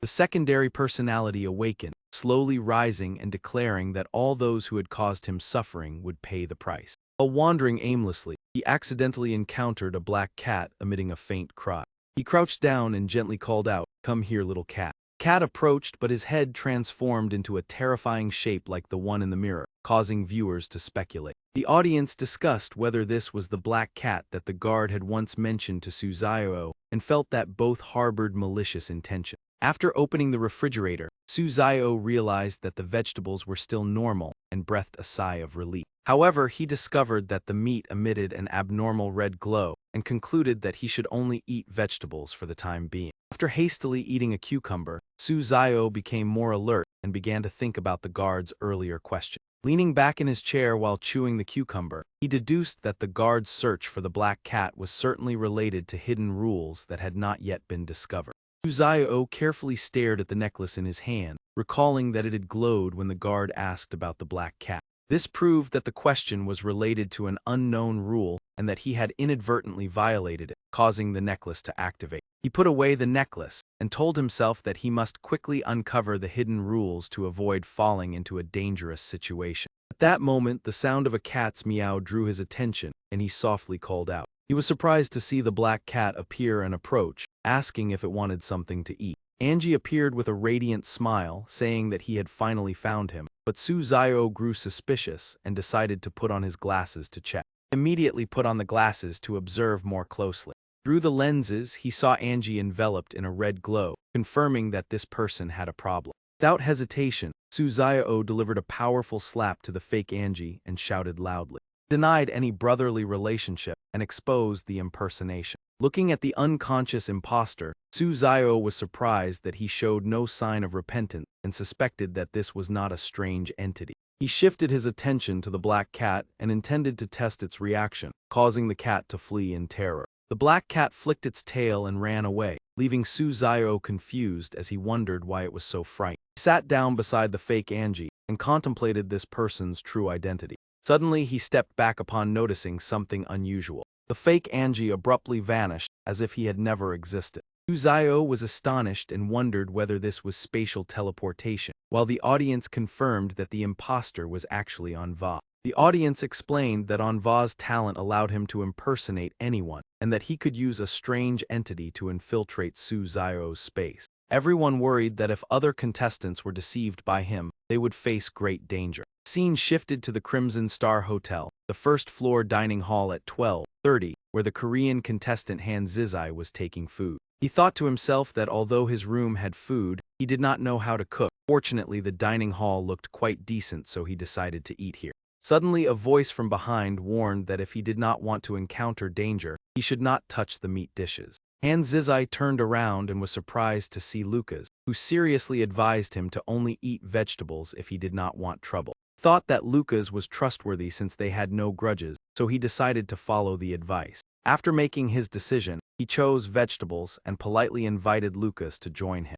Lucas refused, saying that he had already eaten. Han Zizai happily sat down to eat without noticing anything unusual. He was completely unaware that the Lucas sitting opposite him was showing strange behavior. Suddenly, one of Lucas's eyes fell to the ground, making the scene terrifying. Han Zizai was horrified, his eyes widening as he witnessed the sight. He stared in shock at the eyeball rolling across the floor and screamed in terror. The eyeball continued to roll, causing him to become even more panicked. Han Zizai covered his mouth and ran off to find a restroom to vomit. The fake Lucas watched him leave with regret, thinking that Han Zizai was too fortunate because he had not yet eaten the meat dishes. After saying that, he transformed into the form of a cat. Immediately afterward, the fake Lucas's original form suddenly exploded and disappeared.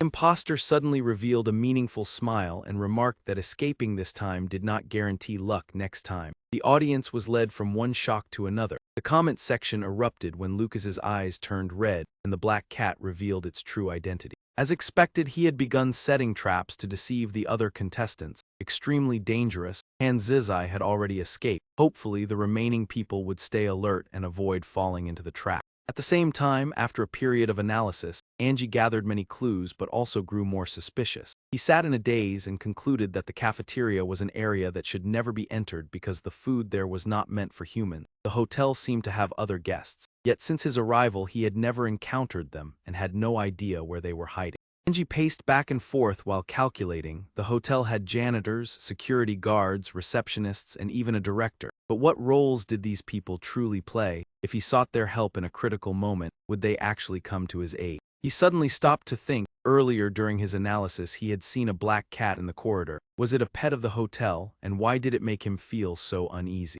Suddenly, a knock sounded on the door. Angie suspiciously noticed the rhythm of 2 long knocks and 1 short, which sounded very unusual. The screen displayed a notification that he had activated the frog balloon item. The first effect temporarily helped avoid the attention of anomalous entities when placed nearby. Thinking it was best not to be discovered, he looked at the frog in his hand and decided to place it in front as a precaution. Afterward, Angie approached the door, peered through the peephole, and silently wondered who it could be. He was startled because there was no one outside the door, yet the knocking continued. At that moment, a gloomy female figure suddenly appeared before his eyes, sending a chill down Angie's spine. He held his breath and told himself not to move at all. His instincts warned that even a glance or a blink would be enough to draw the woman's attention. A minute later, when he saw her turn and leave, Angie finally dared to breathe a sigh of relief. But the knocking resumed. He saw the light had turned yellow and thought it was a danger signal. Was she planning to break the door down and force her way in?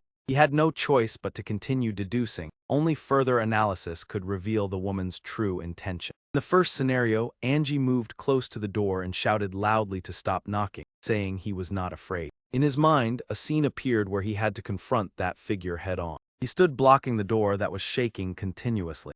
Angie frowned and told himself to stand still and see what she could possibly do. After a while in his imagination, the woman turned and left once again. Ending his deduction, Angie muttered that although this method seemed somewhat foolish, his mental strength was exhausted, so he chose the safer option. At the same time, Suzayo in his room also heard the knocking while contemplating how to find the remaining rules. He said with interest that the knocking had quite a rhythm. Let's see who it was. Looking through the peephole, Suzayo smiled faintly as he waited for what would happen next. As expected, the female ghost stood outside staring and revealed an unfathomable smile. He stroked his chin thoughtfully. Her face was pale as if covered in powder and she was dressed in a security uniform. The rules did not mention any female security guard. Clearly she was impersonating someone. Thinking so, he spoke up and told the woman outside to leave, saying he did not need special service and would give the opportunity to someone else. These words seemed to exceed her expectations and left her stunned. The knocking became more rapid. Suzayo stroked his chin and thought that if calling her miss was not pleasing, he would have to change his approach. The audience curiously discussed what Suzayo was planning to do. Others replied not to guess the big shot's thoughts and to keep watching to find out. The comment section grew lively. Some speculated that he intended to use a mirror and had a feeling the girl outside was about to run into trouble. Suzayo pressed a mirror against the peephole and said that if she liked looking, she should take a good look and see whether she could endure it. Seeing the female ghost panic and cover her eyes with a cry, he laughed and said it was fortunate she knew to reflect on herself, scaring others like that and still daring to come out. He looked through the gap and teased that she was running away already and asked if she was frightened so easily. The audience burst into laughter and praised his cleverness. Suzayo held the doorknob and thought it was probably not over yet. He needed to go out and see whether she had truly left. As soon as he opened the door, the female ghost suddenly lunged out to frighten him, but his expression remained calm. Without hesitation, he delivered a kick that forced her back and mocked that he knew she was hiding there. This trick was far too familiar. The female ghost let out a shrill scream and gradually revealed her abnormal form. Seeing her true appearance, Suzayo widened his eyes because she was not only ugly but even more grotesque than he had imagined. That transformed form made the surroundings even more unsettling. He spoke while subduing her, saying he had warned her not to come out and scare people, but she did not listen. Looking at the scattered pieces of flesh on the ground, he said in astonishment that a single blow had already torn her apart. It looked very familiar, like the stuff in the refrigerator. The audience realized why those who consumed it underwent mutation. It was raw meat that could reconnect. Stop talking about it. It made one feel uncomfortable. Those fragments began to twitch slightly, causing Su Zio to fall into thought. It seemed not easy to deal with completely. His strike had only slowed it down. Perhaps Hai Jiangjun could handle it, but recalling Rule 12 that even the axe could not eliminate it entirely, and that one must find a chance to leave the hotel. Security guards rushed over and reported through the radio that a yellow alert had appeared in the second-floor corridor, and the traces of the monster needed to be cleaned up.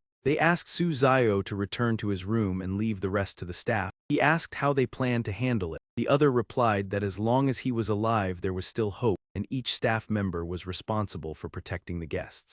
Su Zio asked whether they intended to risk their lives against it. The guard smiled and said it was only a yellow alert for now. If it turned red then everyone would be in danger. He then asked what it actually was. The guard apologized for not being able to disclose that information and urged him to leave because the place was dangerous. Su Zio shrugged and said resolving it was enough, but they admitted that the thing could not be completely eliminated despite many attempts. Hearing this, Su Zio summoned Hai Jiangjun to deal with it. The two guards were horrified by the appearance of a new anomalous entity. Hai Jiangjun did not hesitate and rushed forward to carry out the order. In just a short moment, it cleanly dealt with the target. Guards were astonished that the new creature could resolve that thing so quickly. Su Zio reassured them that it was his companion and would not cause harm. The guard looked closely and nodded, showing trust. They reported the incident and the appearance of the new entity brought by a guest to the director. The director ordered preparations for handling it, but after hearing that it had no malicious intent, instructed them to come to the office for a detailed report. Before leaving, the guards reminded him that if the monster reappeared before they arrived, he should open the fire safety box and take the axe to defend himself. He immediately agreed. Su Zio pondered that using the axe for self-defense was reasonable, but why did they emphasize looking into the fire safety box? Could there be something else inside? Standing before the fire box, he recalled that previously he had seen strange marks on the axe blade, proving it had been used before. Combined with the director's words about protecting all guests, he was certain there were others in the hotel, though he did not know where they were. He suddenly discovered a piece of paper inside. Su Zio wondered if this was the missing part of the rules, while the other contestants had fortunately not yet encountered the situation of the strange woman knocking on their door. Lucas glared angrily at his wrist as the irritating black hairs grew out again. He took out an item and said that if left unchecked they would affect his strength, so he could only use the reward from the previous round. The system announced that Principal Duong's white lab coat had been activated. He quickly put on the coat, and the description sounded that one might think they were not ill, and would likely claim to be completely normal. But that did not matter because it was clear that there was a problem. Lucas lifted the coat with delight when he saw the black hairs disappear. This coat could suppress them and help him endure for a while longer. He suddenly froze in shock when he noticed the red stain on the hem of his clothes. Lucas thought that when he took it out earlier there had been no such mark. Perhaps the blue garment only temporarily suppressed the black feathers, and when those red marks vanished the confrontation would also come to an end. While moving he calculated carefully. Fortunately the spread of the red stain was not too fast, giving him more time to hold out. Lucas reminded himself that he could not hesitate. The room had already been checked, so he needed to continue searching outside because the clue was certainly hidden somewhere. At the same time, the contestant from Pasiana with a worried expression held a frying pan in a defensive stance, and said that after going down to the first floor she discovered the food there could not be used. It seemed the only option left was to eat the vegetables in the refrigerator. Her eyes widened as a strange intuition arose that someone seemed to be standing behind her. Anna spun around and shouted someone, but immediately froze in shock when she saw the bizarre creature appear before her eye. Sweat soaked her forehead. Anna tightly closed her eyes and kept reminding herself to stay calm. The screen displayed a notification about the talent Absolute Composure, allowing her mind to be protected from falling into panic in any situation. Gaining her determination, she decisively swung the frying pan in her hand fiercely toward the creature. The pan swung forward at an extremely fast speed, heading straight for the target. However, that attack seemed to have almost no effect on it. Anna's face turned pale. Fear surged within her, but she still reminded herself to stay calm and think about the rules to find a possible advantage. She moved toward the fire safety box and murmured as she recalled rule number 11. Inside was an axe capable of dealing with the most dangerous creature in the hotel, entities that took on a human form. If you unfortunately encounter a mass of flesh fused into a human shape, take the axe from the fire safety box to eliminate it. Anna quickly opened the box and gripped the axe tightly in her hand. Sweat poured down as she gritted her teeth and reassured herself that she must not be afraid. She encouraged herself as if handling familiar poultry. She only needed to bring the axe down once. She could definitely do it. Without hesitation, Anna turned and struck the creature with a powerful chop, ending its horrifying presence. Immediately afterward she turned and ran, shivering as she exclaimed that it was too terrifying. She needed to return to the room quickly because it was safer there. When she encountered a janitor, the person reminded her that the axe she was holding was very dangerous and suggested that she hand it over if possible. Anna became alarmed as she recalled rule number 9. The hotel had no male janitors. Moreover, the horrifying wound on that man's face gave her a familiar feeling. She immediately recalled clearly that Rule 9 stated all janitors in the hotel were female. If you meet a man claiming to be a janitor, do not believe him and leave his sight immediately. Therefore, Anna said that a creature was chasing her. If he helped deal with it, she would hand over the axe. The man approached, extended his hand, and said that only if she gave him the axe could he help resolve the trouble. Anna frowned in refusal, asserting that he had to deal with the creature first. During that, he gradually revealed his true form with an angry expression, threatening that this was the last time he would ask her to hand over the axe. Anna looked at him resolutely and declared that he was the very creature that had appeared earlier. She immediately gathered all her strength and swung the axe at his neck, shouting that he would never harm her, causing him to cry out in pain. Anna continued her relentless attacks, leaving the creature unable to resist, her mouth constantly repeating her determined words. The audience watching could not help but be astonished by her bravery. However, many remarked that this creature seemed impossible to completely eliminate despite enduring numerous attacks. Another opinion suggested that chopping it into pieces could still restrain it for a short time, creating an opportunity for Anna to return safely to her room. Not long after, a series of new rules appeared. Rule 13 stated that all security staff were male, and Rule 14 indicated that the lights in the hotel might sometimes flicker red. This was an abnormal sign requiring immediate contact with hotel staff. Rule 15 stated that receptionists finished their shift at 22 hours, and after that time no receptionist who appeared should be trusted. Rule 16 required that if anyone asked about the black cat, the answer must be the opposite of the actual situation. Rule 17 stated that there was a black cat in the hotel named Lo Tae, which often appeared suddenly in the corridors and could be petted but should not be teased. Rule 18 warned that if a white cat appeared while janitors became male and security staff became female, one must leave the hotel immediately. Rule 19 advised finding the nearest safe place if unable to leave before the lights turned red. Rule 20 emphasized that the axe in the fire safety box was the last option to protect one's life. After reading, Suzayo murmured that his prediction about the black cat was indeed completely correct. However, he continued to ponder why the remaining rules were placed inside the fire safety box. Perhaps it served a special purpose, so after reading he decided to put it back in its original place. Suddenly a strange sound rang out, drawing his attention and making him wonder what it was. Suzayo was astonished to see a doll and a white bear bullying Hai Jiangjun in the restroom, causing him to question why such a 2-against-1 scene was happening. He stepped in with a stern expression and loudly scolded them for causing trouble in broad daylight right in front of him, clearly showing no regard for him.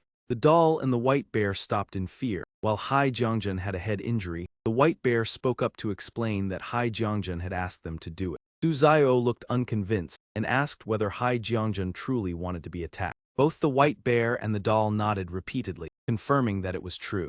Hai Jiangjun cheerfully confirmed and told Suzayo to observe him carefully. Upon closer inspection, Suzayo only saw it shaking its body vigorously, leaving him puzzled about what was happening. After shaking for a while, Hai Jiangjun's body became completely intact, with no trace of injury remaining. Witnessing this, Suzayo could not help but be amazed at its astonishing recovery speed. He immediately realized that Hai Jiangjun had likely fused with another strange power after absorbing the previous creature, and it happily confirmed this. Suzayo commented with satisfaction that although this power was not particularly outstanding, it was still a second ability after fusion, bringing considerable benefits. Hai Jiangjun expressed the desire to continue absorbing similar creatures to increase its strength, and Suzayo agreed but instructed it not to harm or frighten ordinary staff. Watching it leave, he reminded it that more dangerous entities might exist here, so it must be extremely cautious and return immediately after finishing. While Hai Jiangjun went out to search, Suzayo also left the room and placed the rule sheet back into the fire safety box, but unexpectedly discovered it had turned into a different sheet of paper, leaving him extremely surprised. He exclaimed in astonishment whether this might be a form of mysterious swapping technique, then picked up the new sheet of paper and curiously examined the contents written inside. It was a record of regulations for the hotel security team, including checking the gender of personnel daily, increasing awareness to avoid confusion, always prioritizing the safety of guests, and paying attention to strange changes in those dining in the cafeteria. The document also required periodic cleaning of fire safety boxes, cleaning the axe blade, and handling the remains after incidents. If a strange odor appeared in the corridor, it must be reported to the director immediately. The appearance of a black cat signified temporary safety, while transformation into a white cat required immediate evacuation of guests.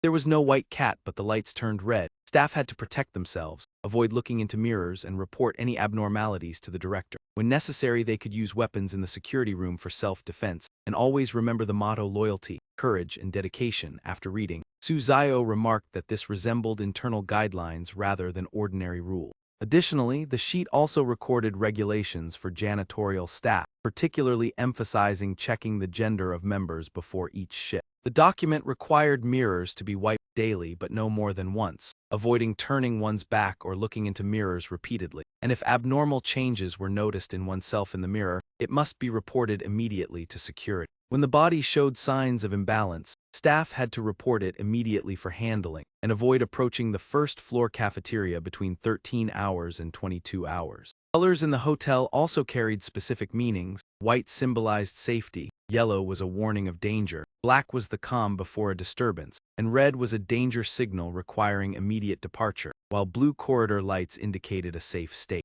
Staff were advised to limit conversations with guests and remember the motto diligence, loyalty, and unwavering resolve. When the lights turned red, no one should be trusted, and they must find a way to leave the hotel as soon as possible. Suzayo realized that there was still content at the bottom of the sheet. He gently rubbed the surface of the paper in his hand with his thumb. After folding it back, he thought that the ink was still wet, proving that someone had just placed it in the fire safety box, yet the corridor was completely deserted, leaving him puzzled. Suddenly, Suzayo came to a realization and loudly concluded that he, the contestant, and the guests did not actually exist in the same space. He concluded that the hotel's space was not only distorted but also overlapping, and the fire safety box was the medium connecting clues between the contestants. First, the remaining link likely belonged to the space of another contestant. Anna also read the similar content and carefully placed the sheet of paper back in its original position. As for Angie, he discovered the fire hose cabinet, but inside there were only an axe and a fire extinguisher without any rule sheet. Suzayo continued that this explained the missing passengers,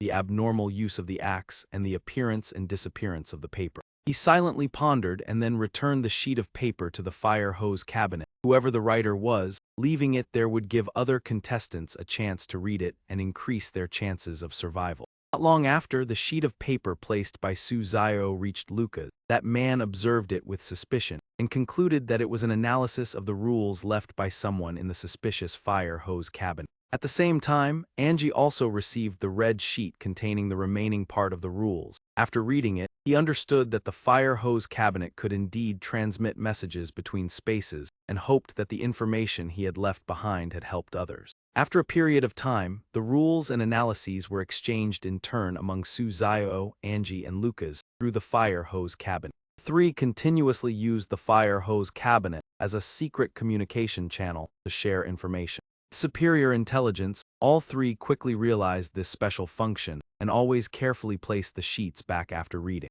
Angie unexpectedly received the sheet sent by Lucas. After reading it, he also placed it back into the cabinet with the hope of further assisting other contestants. By evening, Honor of Paziana discovered 2 sheets of paper in the fire hose cabinet. After reading them, she recognized the familiar handwriting resembling Angie's. Upon returning to her room, Anna murmured her speculation that the fire hose cabinet might be a communication tool between spaces. The audience also praised her sharpness. Although she had not yet realized the entire truth about the distorted hotel space, deducing this far was already commendable, and everyone hoped she would continue to overcome the challenge. Returning to her room, Anna locked the door and focused on memorizing the contents of the 2 sheets, determined not to selfishly keep them but to rely on her memory to continue surviving. A strange sound outside made Anna vigilant, and she moved closer to the door to observe. She slightly narrowed her eyes to look through the peephole, curious about who was outside. Anna recognized Suzayo standing outside. She exclaimed in surprise upon seeing him appear. Opening the door, Anna asked the reason for his visit. Suzayo explained that the hotel space had been distorted so contestants could exist in the same area but on different floors. He continued that the hotel was larger than imagined, and the inability to see each other was due to spatial distortion. This explained the sensation of the presence of others. Anna curiously asked whether he could reach the spaces of other contestants. Suzayo confidently affirmed that it was obvious, making Anna feel that he was somewhat conceited and realized that something was not right. Meanwhile, Han Zizai, having been hungry all day, became irritable and angrily prepared to confront the troublemaker outside. He activated the S-rank talent called Precognition. This talent allowed Han Zizai not only to evade danger, but also to foresee upcoming threats. His eyes glowed blue as a predictive interface appeared indicating a strange female guard outside, prompting him to immediately prepare to respond.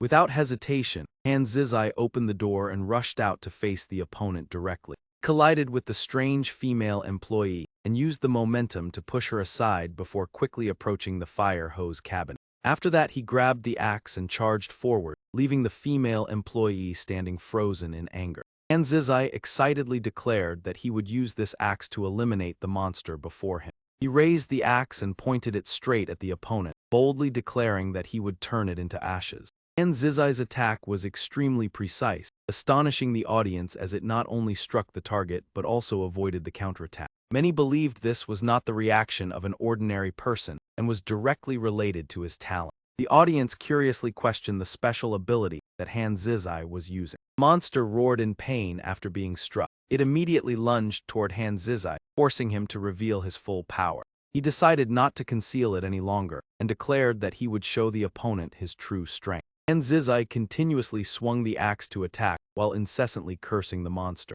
He was furious at being forced to reveal his trump card and vented all his anger on the opponent. The audience commented that his fighting style was as powerful as if he were slaughtering poultry. One viewer realized that when using the talent, his eyes glowed blue and every movement seemed preordained, leading to speculation about the power of precognition. Another was astonished to confirm that Han Zizai possessed an extremely rare S-rank talent. Many viewers were outraged that South Korea also possessed such a powerful talent, believing this created unfairness.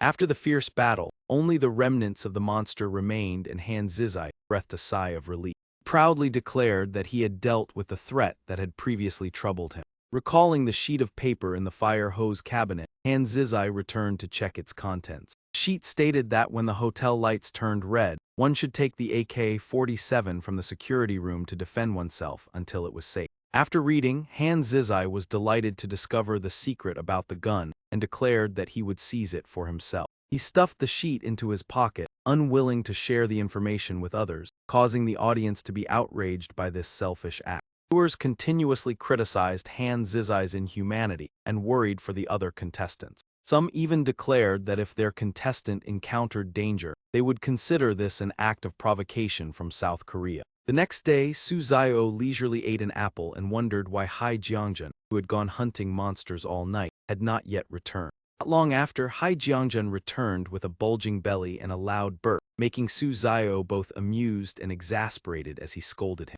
Hai Jiangjun excitedly reported that there were too many monsters to finish eating. Helpless, Suzayo let him rest and decided to go out to check the fire hose cabinet for any new information. As soon as he stepped out of the room, he was surprised by the noisy scene in front of the door. He wondered why the area in front of the door had become unusually bustling. Observing carefully, he realized that the hotel rules did not include female guards, yet 2 male guards were accompanying the girls without any suspicion, proving that gender perception had been distorted. Rule 13 confirmed that all guards were male. At that moment, a female guard approached and asked him to step aside to clean the fire hose cabinet. Suzayo politely agreed. Pulled a male guard aside to ask about the matter privately. When asked about the existence of female guards, the man asserted that the security team had always included women, making Suzayo even more suspicious. The jellyfish pendant on his neck glowed, signaling mental influence and prompting him to ponder the cause. He realized that conversing with someone suffering from distorted gender perception had also affected him, thereby discovering another hidden rule. Understanding the situation, Suzayo smiled in response to the female guard and then instructed the doll to monitor them. The doll happily agreed and immediately carried out the surveillance task. A while later, the doll returned signaling that the hotel had only 2 floors and those people disappeared at the end of the corridor. Even it could not use its ability to leave this space. The doll emitted soft sounds as if agreeing with Suzayo's reason. He believed that its consciousness had likely become distorted or that someone had merged into it, allowing it to move between different spaces. The earlier appearance of the fake Angie was probably related. The hotel certainly had more than just 2 floors, otherwise the guard's rules would not require inspections from the current floor to the one above, and Haijiang Guang would not have been forced to fight all night while the monsters never ceased. Both the guards and the cleaning staff had to follow strict rules, so the manager and the receptionist were surely no exception. Suzayo told the doll that they should go down to the first floor together to find the regulations for these 2 positions, because only then could they get closer to the truth of the Scarlet Hotel. The doll responded softly and walked closely beside him.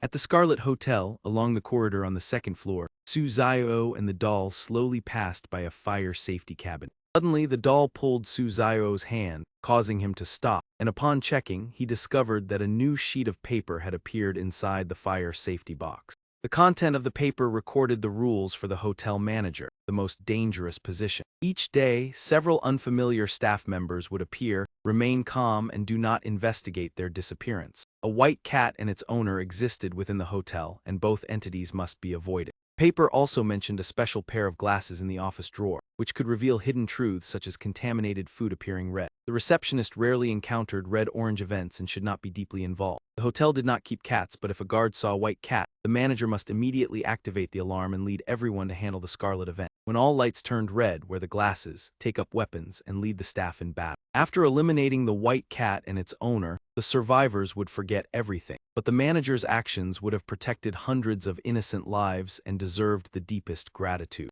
After reading, Suzayo concluded that the repeated mention of the white cat and its owner must carry special meaning. He speculated that they were the source of the monsters in the hotel, and if these 2 entities were dealt with, everything might return to normal. After pondering for a while, Suzayo realized that he had never seen the white cat with his own eyes, yet it was clear that both the manager and the guards were equipped with weapons, indicating that survival here required teamwork and unity. He folded the paper and placed it back in its original position, while deciding to leave the special glasses and some weapons for others, hoping they would prove useful later. When he opened the fire safety box again, Suzayo was astonished to discover another newly appeared sheet of paper. This time the content recorded the rules for the receptionist. The main duty was to guide and assist guests. If guests ask strange questions, remain silent when escorting guests to their rooms, do not look directly into their eyes, do not enter the room, and do not be curious about abnormal phenomena. The receptionist was female, the manager and guards were male, and the cleaning staff were female. Do not leave your position during working hours, and when going above the 8th floor, at least 1 male guard must accompany you. If the lobby lights flickered, it was a normal malfunction, but if they gradually turned deep red and flickered continuously, leave your position immediately.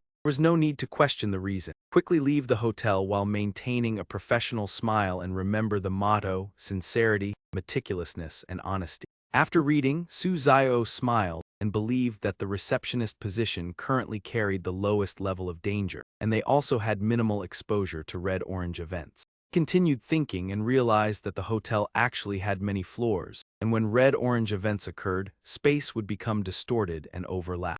Imagining a person moving from the 2nd floor to the 3rd, Suzayo concluded that sealed spaces would connect, creating opportunities for contestants to find a way out. However, he also remained cautious that when the spaces merged, dangerous creatures would appear simultaneously, turning that moment into a fragile boundary between life and death. Afterward, Suzayo folded the paper and carefully placed it back into the fire safety box. Not long after, Lucas also discovered and read the 2 sets of rules, arriving at a similar conclusion as Suzayo. Placed the paper back into the fire safety box, and muttered to himself about the white cat and its owner.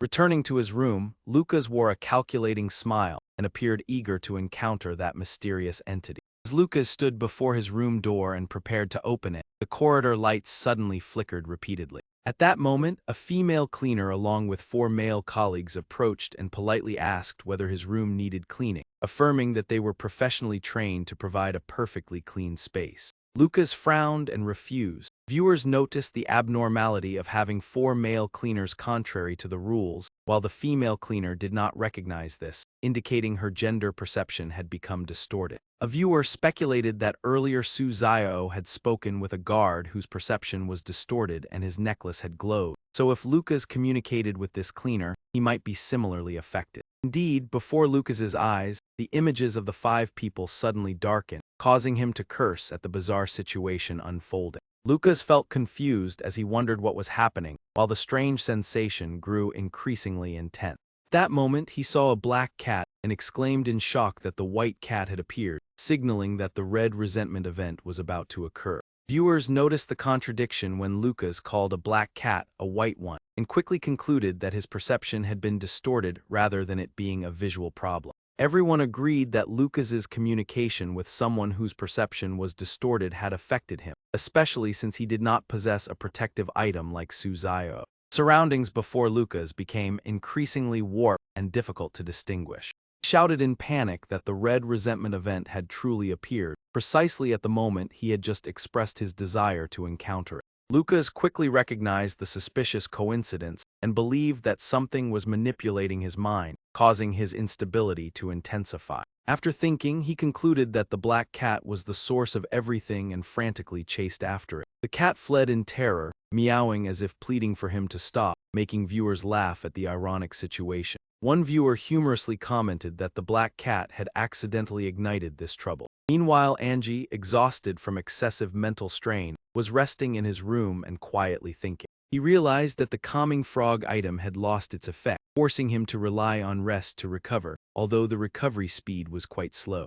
Outside the room, the voice of a cleaner asked about cleaning and replenishing supplies, prompting Angie to become alert and refuse immediately. Similar to Lucas, a strange black spiral appeared before Angie's eyes, causing him to frown in confusion. Angie clutched his head in pain, feeling his thoughts being obstructed and the pain intensifying, making viewers worry that he had also been affected. Everyone concluded that because Angie was in the process of mental recovery and lacked vigilance, he had been deceived by the cleaner outside.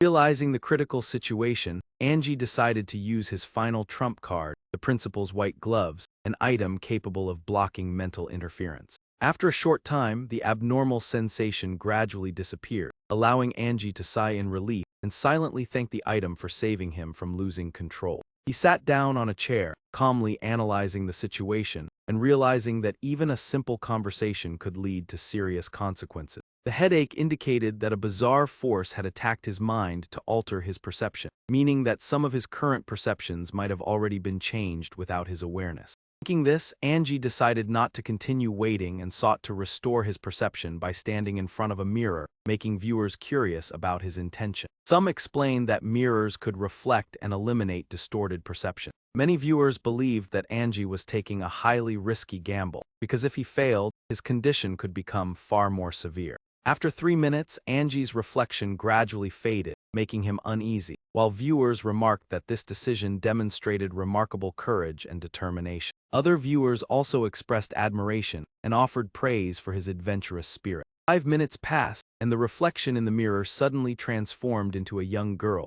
leaving viewers both astonished and unable to hold back laughter at the strange change. Some viewers quickly warned not to mock the situation, as it could lead to dangerous reactions. By the 7th minute, the reflection became terrifyingly distorted, yet Angie continued to endure with the encouragement of viewers. 10 minutes later, a dark red arm suddenly extended from the mirror toward Angie, but he remained standing without hesitation. Viewers could not help but admire Angie's unwavering will, seeing it as proof of his powerful fighting spirit. Admiration for Angie reached its peak as he maintained his composure in that dangerous moment. After another 10 minutes, the reflection in the mirror finally returned to normal. Angie let out a relieved breath, affirming that his clarity and strong will had overcome the trial, earning endless praise from viewers. At the same time, Han Zizai secretly took an AK-47 and all the ammunition from the guard room, while feeling frustrated that he could not access the special glasses because the manager was always in the office.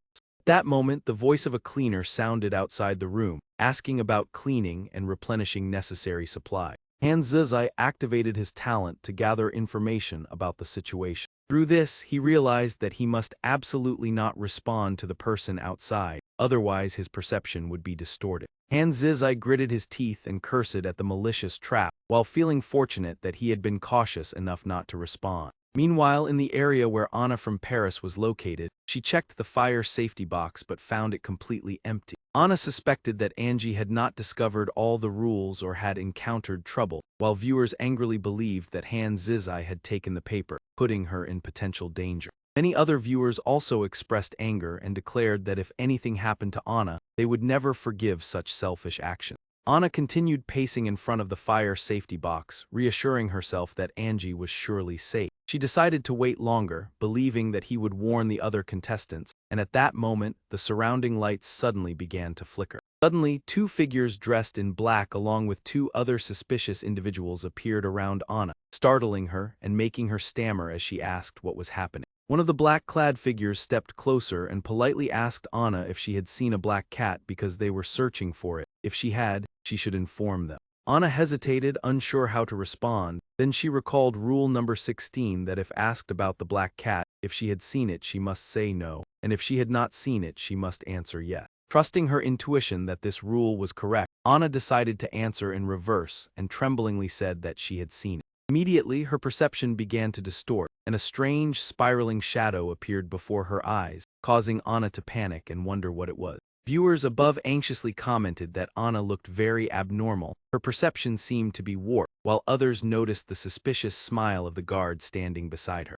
Another viewer angrily asserted that Anna's perception had definitely been severely affected. After achieving their goal, the two guards quickly left, while Anna remained unaware of her condition and told herself that it was time to return to her room. At that moment, a black cat suddenly appeared from nowhere, gently rubbing against Anna's leg and letting out an extremely adorable meow.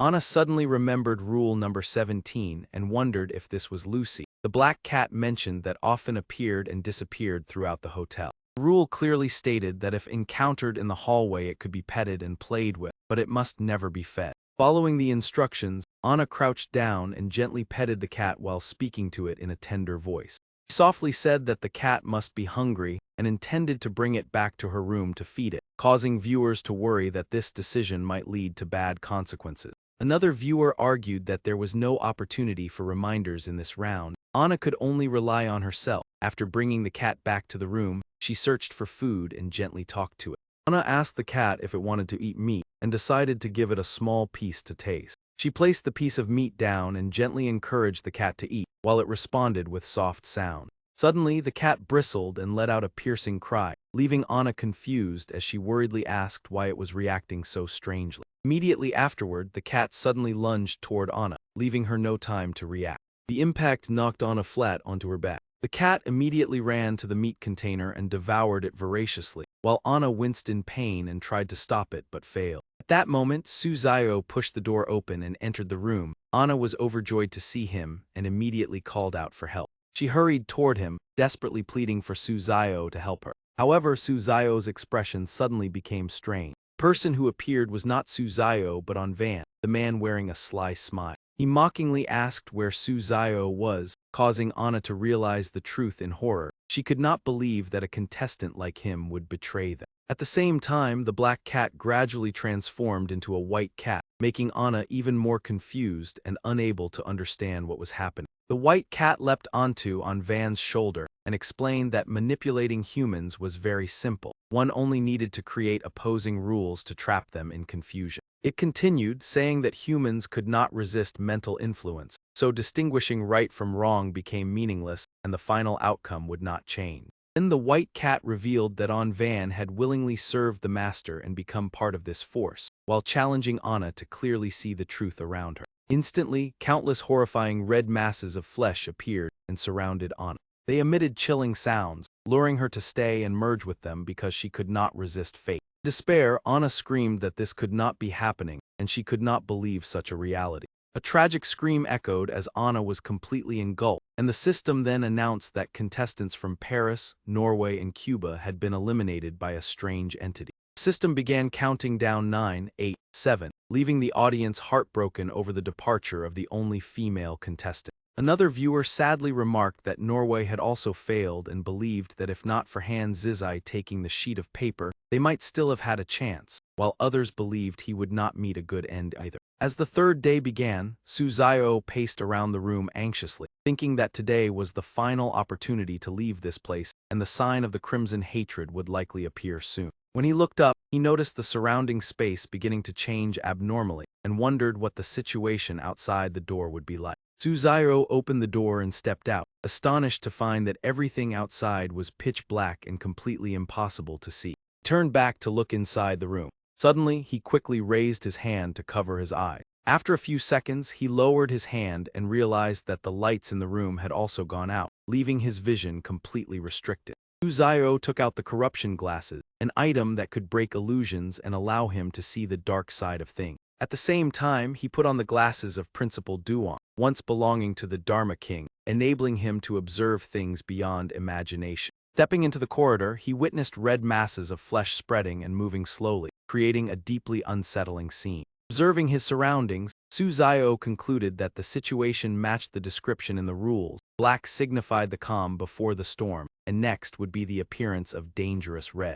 At the end of the corridor, a group of people appeared, led by two janitors moving toward him, making Suzayo immediately recognize the familiar sign. According to rule number 18, when the appearance of a white cat is detected in the current space. At the same time, all janitors are male and all guards are female. One must immediately leave the hotel without hesitation or concern for any obstruction. The scene before him perfectly matched this rule, yet instead of panicking, Suzayo appeared excited and even provoked them to approach. Viewers humorously commented that only Suzayo could remain calm and even joke in such a tense situation. Suddenly, a long line of male guards carrying guns appeared and simultaneously opened fire on the group of male janitors. After the barrage of attacks, the entire group of janitors collapsed and could no longer continue moving. Suzayo slightly curled his lips and remarked that these weapons were indeed very effective. He added that this method saved more energy compared to fighting personally. A male guard approached and informed him that the place was very dangerous, suggesting that Suzayo follow them, and he agreed. However, just as he was about to follow, the guards suddenly disappeared, leading him to speculate that this might be a teleportation phenomenon caused by spatial distortion. Suzayo felt somewhat unfairly treated that others were teleported while he remained trapped. Perhaps the level of spatial distortion was not sufficient to affect contestants like him. Observing the increasingly intense red light, he deduced that when the red reached its peak, the layers of space would overlap, allowing the survivors to connect with one another. Recalling the hand-drawn map obtained from the previous round, he quickly reviewed it and was surprised to realize that its structure was identical to the current hotel. Based on the marked position, he inferred that an important item was stored in the first-floor kitchen and decided to head there, while behind him the red humanoid flesh masses were gradually approaching. Suzayo ordered Hai Jiangjun to clear the way, but it barked as if to say it had eaten too much and could not continue. He had no choice but to change plans, and decided to let the white bear take over if Hai Jiangjun did not want to participate. Immediately, the white bear appeared following the summoning command. The white bear quickly generated a source of faith power that frightened the red flesh masses and forced them to retreat. The red flesh masses searched every corner but ultimately found nothing. Taking advantage of the chaos, Suzayo and the white bear quickly retreated. He turned and praised, "Your large-scale control ability is truly impressive. Let's go down to the first floor." The Scarlet Hotel in the dining hall kitchen area, I had the chance to reunite with everyone in the following scenes. She realized that General Hat and the White Bear had exerted all their strength to search for that important item. Suzayo suddenly paused, picked up a piece of paper and spoke. The object indicated by the mysterious map was this, another map, but the drawings on it were so tangled that they were nearly impossible to decipher. The content on the map stated that when the handwriting appeared, the reddish-orange phenomenon had already begun. Space became distorted. One must stay away from the white cat because wherever it appeared was the most severely warped point. After the distortion, directions no longer followed normal rules, and important details were often hidden in places untouched by the reddish-orange light. far from corridors or suspended stairways. These corridors could lead you into unfathomable abysses. Do not casually step through doors because the space inside and outside is completely different. Only corpses are unaffected by the distortion, and here, the dead are the only trustworthy ones. Be wary of all living humanoid creatures. Suzayo exclaimed in surprise as the words gradually became clear and bloodstains spread across the paper. After reading it, Suzayo felt quite confused. He chuckled and complained, "Then what is that? All this content does not clearly state the map's function. What is it for?" Further thought brought no results. Suzayo decided, forget it. Let's go to the front desk and take a look. Maybe there is a master map or a directory. When he arrived at the front desk location, he was astonished to find that it had turned into a corridor. The overlapping spatial distortions made all previous clues nearly impossible to retrace. Suzayo analyzed carefully. These doors cannot be entered carelessly. Who knows what bizarre place lies behind them? It is better to check that vague map again to find another route. Upon re-examining the map, he unexpectedly discovered a new route appearing, which was the path he had already traveled. This proved that the map could automatically record positions, and once all paths were explored, it would become complete and help locate the correct exit. Suzayo ordered the puppet, "Use your teleportation ability to take me throughout the hotel." The puppet softly replied. Meanwhile, Angie was in the corridor when a red light suddenly appeared. He gripped his axe tightly, facing the soulless people, and silently cursed as he realized everything defied the rules. No one was normal anymore. The male staff spoke in cold voices to lure Angie. "Stay, become a part of us." Angie resolutely swung his axe in resistance and declared, "I will risk my life against all of you." After a fierce clash, Angie was drenched in sweat and gasped, "Damn it. This axe only injures them but cannot finish them. It seems I must use that item." Angie took out a pen. The system notified that he had activated the item recording pen, a gift from a classmate along with a description of its effects. The item contained incomprehensible lines of text and a strange nursery rhyme, usable only once but capable of extending the user's time in critical situations. When Angie opened the pen, the flesh masses immediately knelt down. He was astonished by its power and silently thanked the 6-star reward and the companions from the previous round. Taking advantage of the temporary suppression of the creatures, Angie quickly retreated, thinking the nursery rhyme would soon end, so he had to seize the chance to escape. After more than 10 minutes of running at full speed, Angie gradually became exhausted. He gasped for breath and lamented that the corridor seemed endless, the spatial distortion severe, forcing him to use his scouting talent to find a way out. At that moment, a cold voice echoed, "Do not waste your effort, you cannot escape." Angie saw a shadow standing beside the white cat and immediately recognized it. White Cat smiled slyly and spoke in a human voice. "Even if you escape this space, you cannot leave the hotel, so why bother trying?" Angie fell silent for a moment as the sound of reasoning echoed around him. After analyzing, he slowly said, "So you are the cause of the spatial distortion. Only by destroying you can I leave this place." White Cat praised Angie, "Very clever, worthy of being outstanding among the chosen ones. If you stay, my master will surely be pleased." Angie asked why it wanted him to stay voluntarily. The cat explained that voluntary submission differed from being contaminated, as its master needed their abilities for confrontation. As soon as it finished speaking, the cat realized it had revealed information and angrily said, "Damn it, are you trying to extract information from me?" Angie laughed, "I did not extract anything, you revealed it all yourself."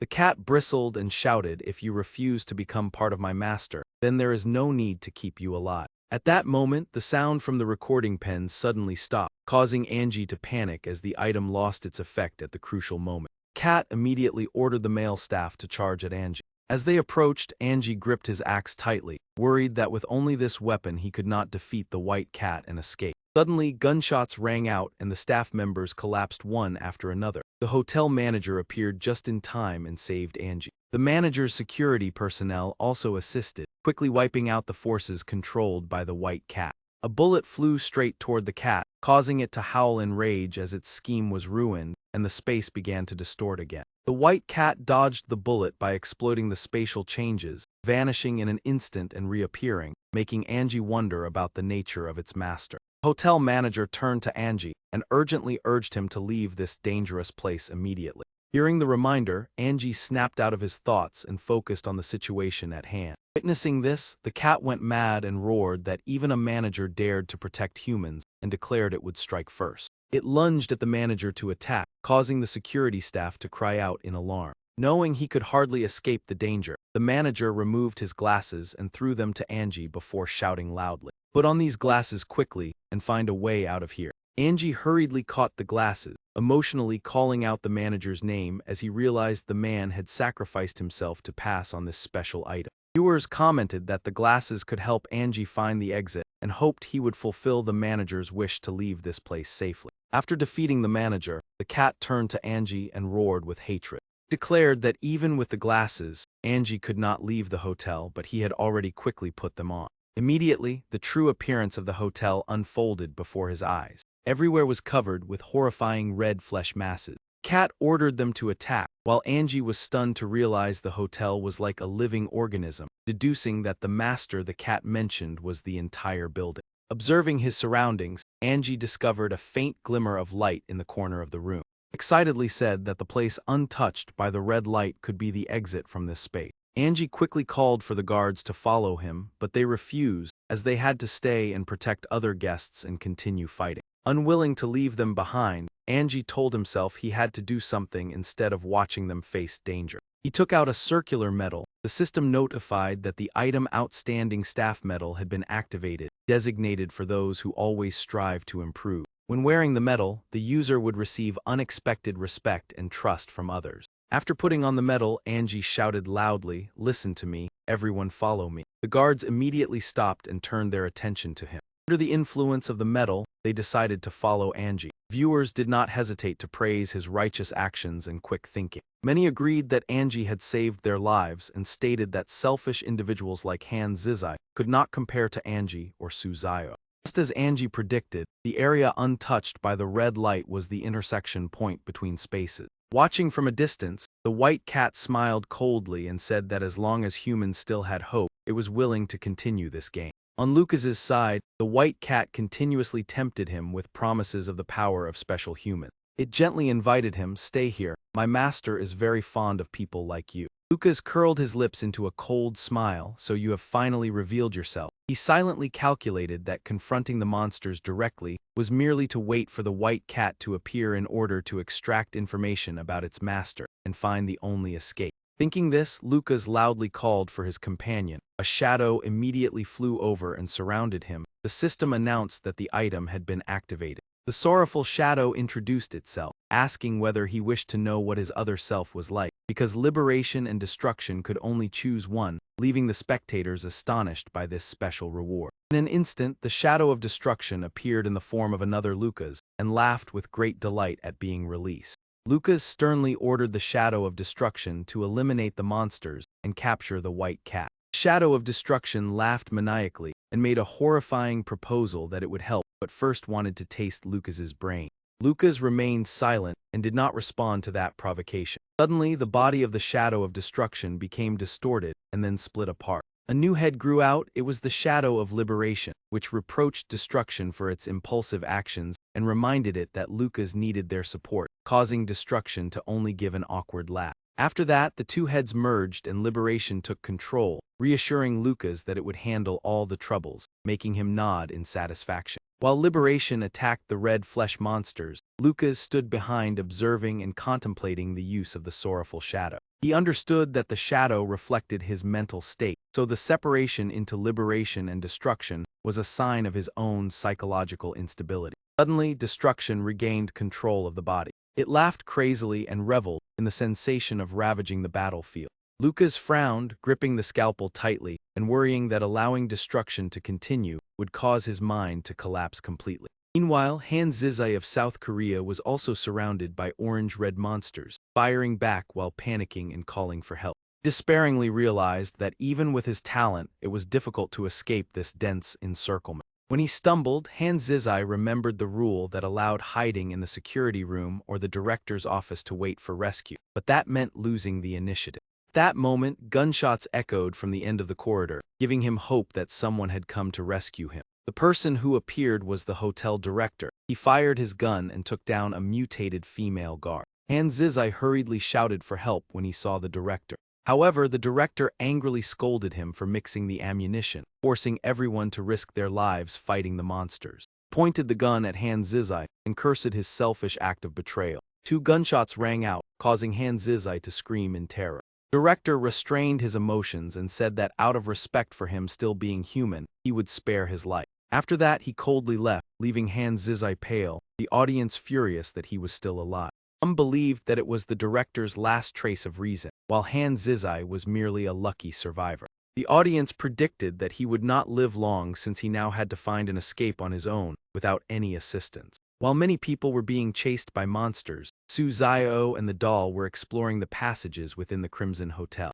He realized that the hotel had up to 22 floors and its structure had been distorted, which was why it had been impossible to locate all the floors before. Now the space continued to change, causing the map to gradually become clearer, and once the exploration was complete, the escape route could be determined. Putting the map into his pocket, Su Zio looked upward and noticed intense fighting, so he decided to go up to take a look. He curiously wondered who was being surrounded by the monsters. The corridor was packed with red flesh monsters, making it difficult for him to identify the target, and he speculated that it might be the director and the security force. Thinking it was convenient to help, Su Zio ordered the white bear to charge forward. White Bear immediately unleashed its power, forcing the monsters to their knees. Suddenly Angie appeared and fired directly at Su Zio. Caught off guard, Su Zio was shot straight in the heart. The strange entity was engaged in combat with the doll. Hai Jiangjun and the white bear also disappeared at the same time.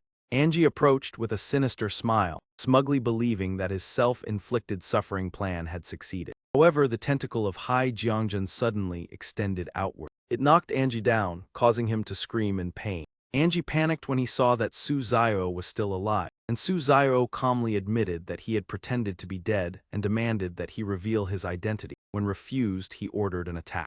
Angie immediately used his ability to distort space to escape. Su Zio ordered Hai Jiangjun to pursue the fleeing enemy. Although Angie had entered a spatial black hole, he was still bound by the tentacle. Hai Jiangjun tried to pull him back out, while Angie resisted fiercely. In the end, he severed the tentacle and successfully disappeared. Su Zio was furious but ordered that the next time they met, they should attack directly. Hai Jiangjun responded with a roar to show his obedience. After that, Su Zio continued leading the 3 strange entities forward, eliminating monsters as they moved. After a while, he suggested that everyone take a short rest. Hai Jiangjun had been injured and had fought continuously, so he needed to recover, and the white bear and the doll agreed. On the 29th floor, Su Zio rescued several guards and led them to accompany him. Upon reaching the 31st floor, he discovered the white cat confronting the hotel director, who was fighting in desperation. The white cat disdainfully rushed forward and mocked the efforts of the insignificant human. The director despairingly admitted that he had tried his best, but the result was still not as desired.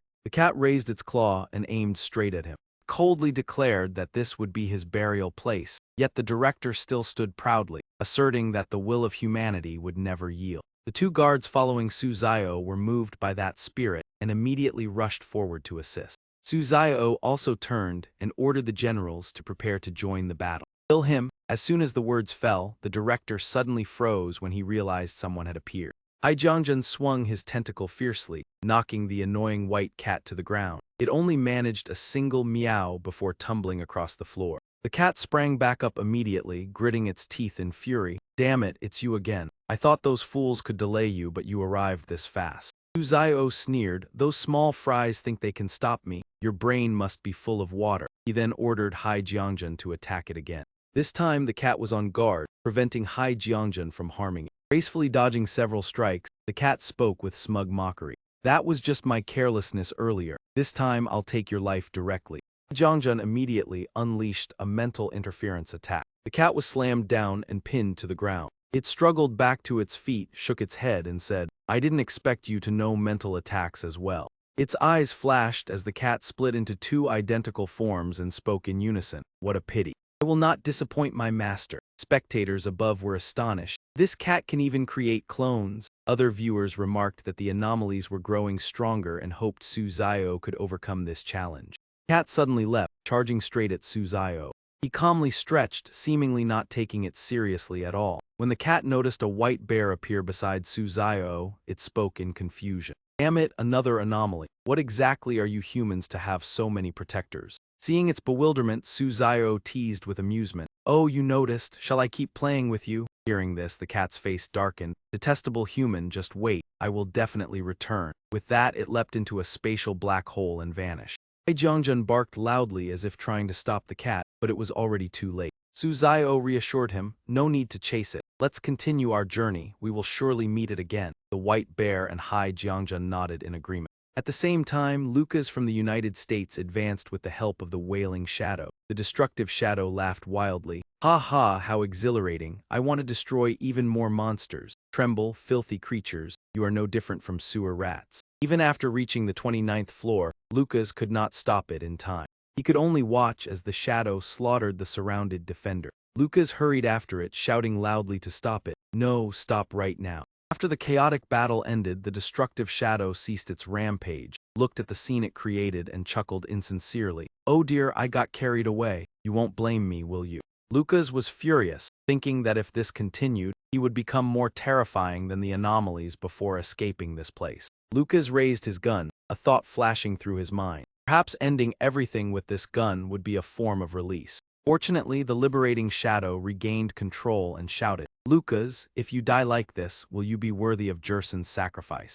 Those words snapped Lucas back to his senses. He threw the gun away and muttered, damn it, why did I even think of that? My perception must have been distorted. I cannot die so easily, nor can I fall halfway because this life was bought with Jerson's sacrifice. However, the destructive shadow seized control again, grinning sinisterly. Why not go mad with me? You were already insane. Isn't the thrill of slaughter enjoyable? Lucas remained unmoved and replied with a smile. Don't even think about dragging me down. From now on, I will find a way to control you and make you completely submit. Elsewhere, Han Zizai from South Korea gave his all and finally found a relatively safe spot in the hotel, telling himself to endure until rescue arrived. He silently vowed to make history and become the pride and hero of his nation. Suddenly, a loud explosion echoed, and the one who appeared was the hotel director. Han Zizai called out softly, Director. Seeing the director holding a gun with a tense expression, Han Zizai stammered, Died director, let's talk this through calmly. I may be somewhat selfish, but you cannot fire a gun because of that. We are all human and must stand united. Suddenly, the director's head fell off without warning. Immediately afterward, a white cat slowly appeared behind his body. Han Zizai cried out in panic, a white cat! The audience was also horrified, believing this cat had defeated the director after escaping Su Zio's space and coming here. It continued its assault on the director's body, leaving viewers filled with sorrow and wishing him peaceful rest, remembering his contribution. Han Zizai immediately aimed his gun and fired repeatedly at the cat, shouting, You damn monster trying to take my life, come and try. Cat laughed calmly, Ha ha, you think you can harm me with just that? Indeed, an invisible barrier surrounded it, rendering every bullet ineffective. Han Zizai was stunned. How is this possible? Why do the bullets change direction when they get close? Before he could comprehend what was happening, the white cat lunged forward and delivered a fatal strike across his neck. It landed lightly and said with contempt, Foolish human, accept your fate. Not long after, the system announced, South Korean contestant Han Zizai has been killed by an anomaly. The next rule begins countdown, 10, 9, 8, 7, 6, 5. Some viewers commented with satisfaction that this was the price of his selfishness. Otherwise, he might have received help from the director and the guard. Meanwhile, thanks to a guard's reminder, Angie decided to move to the upper floor to scout and brief them before taking action. He reminded them, conserve ammunition, minimize energy use while moving through the corridor, and the guards immediately agreed. Suddenly, a guard pointed ahead and shouted, The white cat, that terrifying cat is back. Angie followed the direction and saw the white cat staring at him with killing intent, causing him to curse inwardly. Damn it, the scene of it killing the director still haunts me. We are no match for it. Our only option now is to retreat. Angie quickly issued orders. Its speed is too fast. 2 of you stay behind and provide covering fire to slow it down. The rest retreat gradually and support each other. Everyone responded in unison, understood. However, the cat gave them no time to execute the plan and dashed forward like lightning. The 2 guards fired continuously to suppress it, giving the audience hope as its speed noticeably decreased. Some viewers commented hoping they would succeed, but soon a guard cried out in panic, It's gone! The white cat has disappeared. The guard behind pointed above Angie's head and shouted, Sir, be careful, it's right above you. In that critical moment, Angie took out the X-balloon, and the system immediately announced the item's function. When placed beside the user, it could conceal their presence from anomalies and avoid drawing attention. Additionally, in life-threatening danger, the user could burst the balloon. At that moment, a frog doll would appear to assist in escape, but in exchange, the balloon would be completely destroyed. Blocked by the frog doll, the white cat roared in anger. "Detestable humans, I did not expect you to have such a thing." Reflected in its eyes was the image of a green frog charging toward it, causing the cat to roar madly, "I will defeat you." A guard asked in astonishment, "Is this frog doll also an anomaly?" The person beside him replied, "I'm not sure, it appeared too quickly." Angie urged them, "Do not stand there, leave now. The frog doll cannot hold it off for long."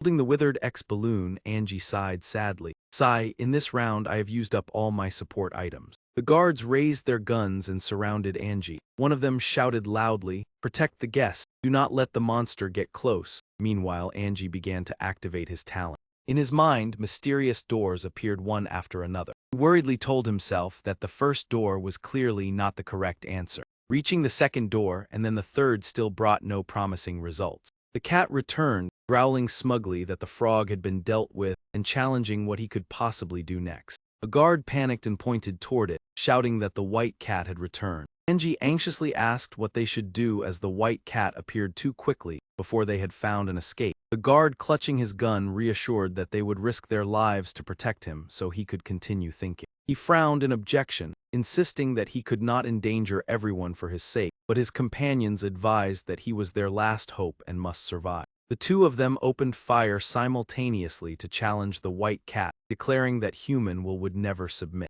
Angie choked up as she looked at them and softly called out. Seeing the guards being overwhelmed, he told himself he had to quickly find the correct escape route. He poured all his strength into leading everyone away from this dangerous place. Not long after, the long corridor was filled with the bodies of the guard team. The white cat sneered coldly, mocking that the guards were finished and asking whether he had found the exit yet. As soon as it finished speaking, it leaped forward, raising its claws and howling to deliver the final blow. Angie continued to reason tirelessly, despairing that perhaps she had to stop, while the audience panicked and prayed for a miracle for him. He earnestly hoped that he would not fall while his mission remained unfinished. Suddenly, a powerful force slammed the white cat into the wall, and the crowd cheered as Hai Jiangjun appeared. White Cat trembled and cursed Su Xiao for bringing along a terrifying entity, deciding to retreat, causing the viewers to laugh at its cowardice. Angie asked in surprise how Su Xiao had managed to get here, and he replied that he had searched the entire hotel for the complete map before returning to find Angie.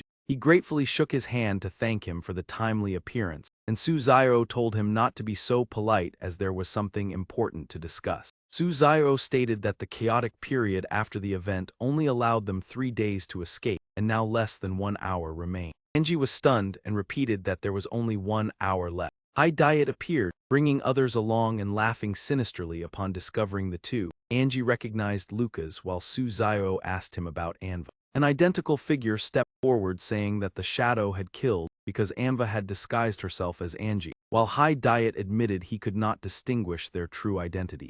Hai Diet joked mockingly that he treated that person as Angie to make his move, and now wanted to deal with them as well, leaving Lucas shocked. Lucas raised his hand to block Hai Diet as he rushed forward, but was too late. He could only shout for Hai Diet to stop. Hai Diet halted and irritably asked how Lucas could restrain him with spiritual power. Lucas calmly stated that he would not let him lose control again, and Hai Diet challenged him to see how long he could maintain. The room trembled. Su Xiao warned that the final wave of attacks was approaching and ordered the white bear and the doll to charge forward. Lucas also requested Hai Diet to join the battle and eliminate the monsters within the statue. He responded immediately, appearing excited by the prospect. Chaotic battle erupted with the white bear, the doll, and the strange creatures.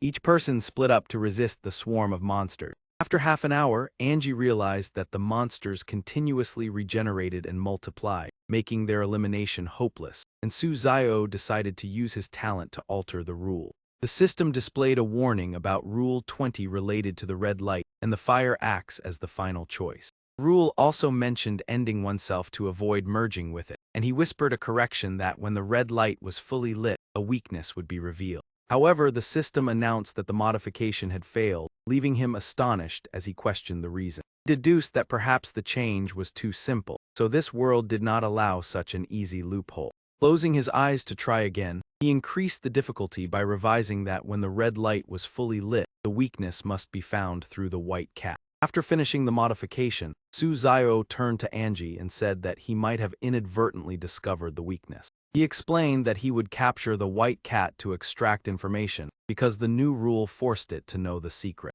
Angie remained worried that even if the cat knew, it would be difficult to force it to betray its master. Suddenly a black circle appeared and the white cat was flung out. It cried out miserably, leaving both of them stunned and confused. Suzayo immediately realized that someone was trying to silence the white cat. A dark red hand reached out, attempting to seize it. Suzayo ordered the white bear and Hai Jiangjun to protect it. The white cat was moved by being saved and bewildered that its master wanted to harm it while the pursuers were helping instead. Suzayo guessed that its master feared the cat would reveal the weakness and thus sought to silence it. This inadvertently saved him the effort of further persuasion. The white cat stammered that it could not reveal the secret because it feared punishment from its master. Suzayo patiently analyzed that whether it spoke or not, it would still be suspected, but if it cooperated, it could save both itself and the black cat. After thinking for a moment, the white cat nodded and revealed that the weakness was the gigantic heart on the highest floor. With the information obtained, Suzayo called Angie and Lucas to advance to the upper floor. A black circle opened, and the white cat urged them to use the spatial bending ability to take them there immediately. On the highest floor, just as it had said, a gigantic heart was present, and the white cat pointed to confirm it. It stated that as long as they struck the center inside, the opponent would be completely finished. The heart angrily cursed the white cat for its betrayal, but arrogantly believed that they were not strong enough to confront it. The white cat trembled as it replied that its master had been the one to suspect it first. It affirmed that it had always been wholeheartedly loyal. Yet it was still doubted and targeted for elimination, so it was merely protecting itself. Suzayo calmly responded to the threat, challenging that they would see once it tried. After speaking, he signaled for the white bear, the doll, and Hai Jiangjun to prepare for action. All three charged forward to attack at the same time, causing the heart to roar in fury. Three traitors, beings of anomaly who chose to stand with humanity, I will not spare you. This heart was indeed difficult to destroy. The injuries inflicted by Hai Jiangjun quickly regenerated. Seeing this, Angie worriedly remarked that its regeneration speed was too fast. Continuing the battle like this would likely lead to failure, while Lucas remained calm and ordered the Shadow of Destruction to act. Lucas requested the use of the surgical knife to stab precisely into the center of the heart, assigning the task to Destruction, who accepted with a sinister and eager grin. As soon as he finished speaking, the Shadow of Destruction immediately shot toward the target. With a precise and powerful thrust, the blade pierced straight through the center of the heart, yet the creature remained completely unharmed. It laughed arrogantly, mocking that everyone had fallen into its trap. At that very moment, another heart appeared behind Suzayo and Angie. Suzayo immediately realized the problem and stated that this was its true body. The real heart suddenly lunged forward from behind, roaring that it would annihilate the foolish humans. Suzayo secretly worried because he had learned its weakness through the white cat, so his protective talent might be nullified, and if struck by this attack the consequences would be unimaginable. At the critical moment, the black cat suddenly appeared and cried out, drawing Suzayo's attention. The black cat threw a mysterious mass of red flesh. The mass of flesh immediately transformed into a barrier, protecting Suzayo from the heart's attack. The audience was astonished to see the black cat offering assistance, speculating that it had chosen to side with humanity like the white cat. Hai Jiangjun seized the opportunity to unleash a binding technique, restraining the heart. The Shadow of Destruction coordinated by continuously attacking with the surgical knife, quickly slicing the heart into many pieces. Destruction disdainfully declared that he hated being deceived the most, while the dying heart continued to curse humanity. The storm finally subsided. Suzayo smiled and thanked the white cat and the black cat for their valuable assistance. White Cat sincerely replied that if they had not defeated that creature, sooner or later, they would all have become its victims. The black cat turned to look at the milky white door and announced that it was the exit for them. The system announced congratulations to all participants for resolving the event, simultaneously erasing the memories of the surviving non-contestants and praising the unity and courage of humanity. Before stepping through the door, Suzayo turned back to bid farewell to the two cats. The system sent a notification to Angie, congratulating him on clearing the Crimson Hotel with a high evaluation and granting hidden rewards, including the origin of the flesh monster and a mirror fragment that enhanced mental talent. Next, Lucas also received a notification of completing the challenge, along with special reward. Lucas was rated 6 stars and received the spiritual rules of the hotel, along with a red light that helped eliminate abnormal influences. The system continued to notify Suzairo that he had completed the challenge. With a 7-star rating, Suzairo received hidden rewards including the white cat Lucy, the black cat Lucy, and increased resistance to anomalous entities. Suzairo happily checked the reward and felt satisfied that the high difficulty had brought worthy results. The system announced that 3 outstanding contestants from Long Nation, Hung Nation, and the United States had successfully passed, bringing corresponding national benefit. The audience marveled at the rare 7-star rating and concluded that the unity of the 3 was the key to victory. 3 days later, a new world of anomalies began with the setting of a ruined city shrouded in fog and the participation of many nations. Suzairo relaxed on the sofa while listening to the introduction of the abandoned city, a place filled with mysteries and danger. The mission of the contestants was to handle all anomalies there, with the codename Ghost and a challenge emphasizing the element of unity. The audience recognized the connection between the new challenge and the theme of unity from the previous round, which further heightened their anticipation. The system announced that due to achieving 7 stars, Suzairo was awarded a special item named the Black Sun Emperor Totem. This item had the ability to influence living beings over time, and its specific effects needed to be discovered. Suzairo smiled with interest as he observed the totem shaped like a mysterious antelope head. He approached the rule board on the wall and decided to read it carefully before taking action. The rule board emphasized the importance of the safe room and the management of food supplies for one day. Following rules warned of dangers within the fog, required trust in teammates but not in it, along with many other survival notes. Additional rules mentioned independent safe rooms, guard duties, and the existence of survivors who required vigilance. The final rules warned about dangerous creatures, a fake command center, and the need to trust no one. After finishing reading, Suzairo remarked that this challenge was extremely complex and demanded close coordination among the contestants. He took a deep breath and then checked the amount of supplies in the room to assess survival capability. On the table were 2 boxes containing water and meal rations. Suzairo began to count them carefully. He discovered that there were only 19 portions instead of 20, and that 1 bottle of water was also missing, indicating that someone had used them beforehand. Suzairo deduced that the food was shared among the spaces and wondered who had eaten earlier. After a period of observation, he noticed that the amount of food did not decrease further and decided that he needed to go outside to find additional supplies. However, this forced him to choose between adhering to the rules to preserve his talent or fulfilling the role of team leader. The second rule required leaving the safe room before the food ran out to search for more within the fog. Suzairo carefully considered and realized that he had to choose between personal safety and collective benefit. Ultimately, he decided to go outside to search for food, preparing his weapons and ready for action. Opening the door and stepping out, he told himself that his teammates were the most important factor in this challenge. Outside was a desolate scene with dense fog. Suzairo resolved to rely on his own strength rather than his talent. Along the way, he complained about being unable to carry many anomalous entities, leaving only the white cat and the black cat Lucy accompanying him, and they reassured him that they would protect him absolutely. Hearing this, Suzairo felt satisfied and thanked his 2 reliable companions. Suddenly, a flash of light appeared from the horizon and struck the ground. Rain began to fall steadily everywhere. Observing the phenomenon, Suzairo was astonished to realize that it might be acid rain. The white cat immediately warned him, and the jellyfish necklace began to glow. He heightened his vigilance, concluding that the rain could affect the mind and that he needed to quickly find shelter. Looking around, Suzairo discovered a nearby supermarket that remained relatively intact and decided to enter it to avoid the rain while searching for food. As he approached the supermarket area, Suzairo suddenly halted and softly uttered a sound of surprise. From inside, a gigantic lizard-like creature slowly crawled out, and he guessed that this was likely the aberration once warned about in the rules, a product of the ruined city experiments. Without hesitation, Suzairo immediately unleashed a barrage of gunfire, shouting that regardless of what it was, it should taste bullets first. The monster howled in pain as it was struck. Shortly after, it lay motionless. Suzairo told the white cat to check whether it was truly finished, and it responded at once. But as it approached, the monster suddenly sprang back to life. The white cat angrily shouted that it was playing dirty and dared to launch a sneak attack.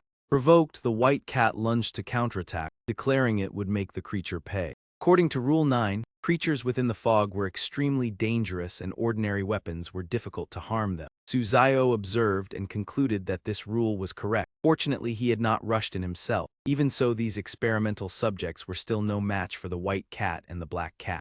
Rain poured down even heavier. Suzayo cursed and urged that they should enter the supermarket to take temporary shelter.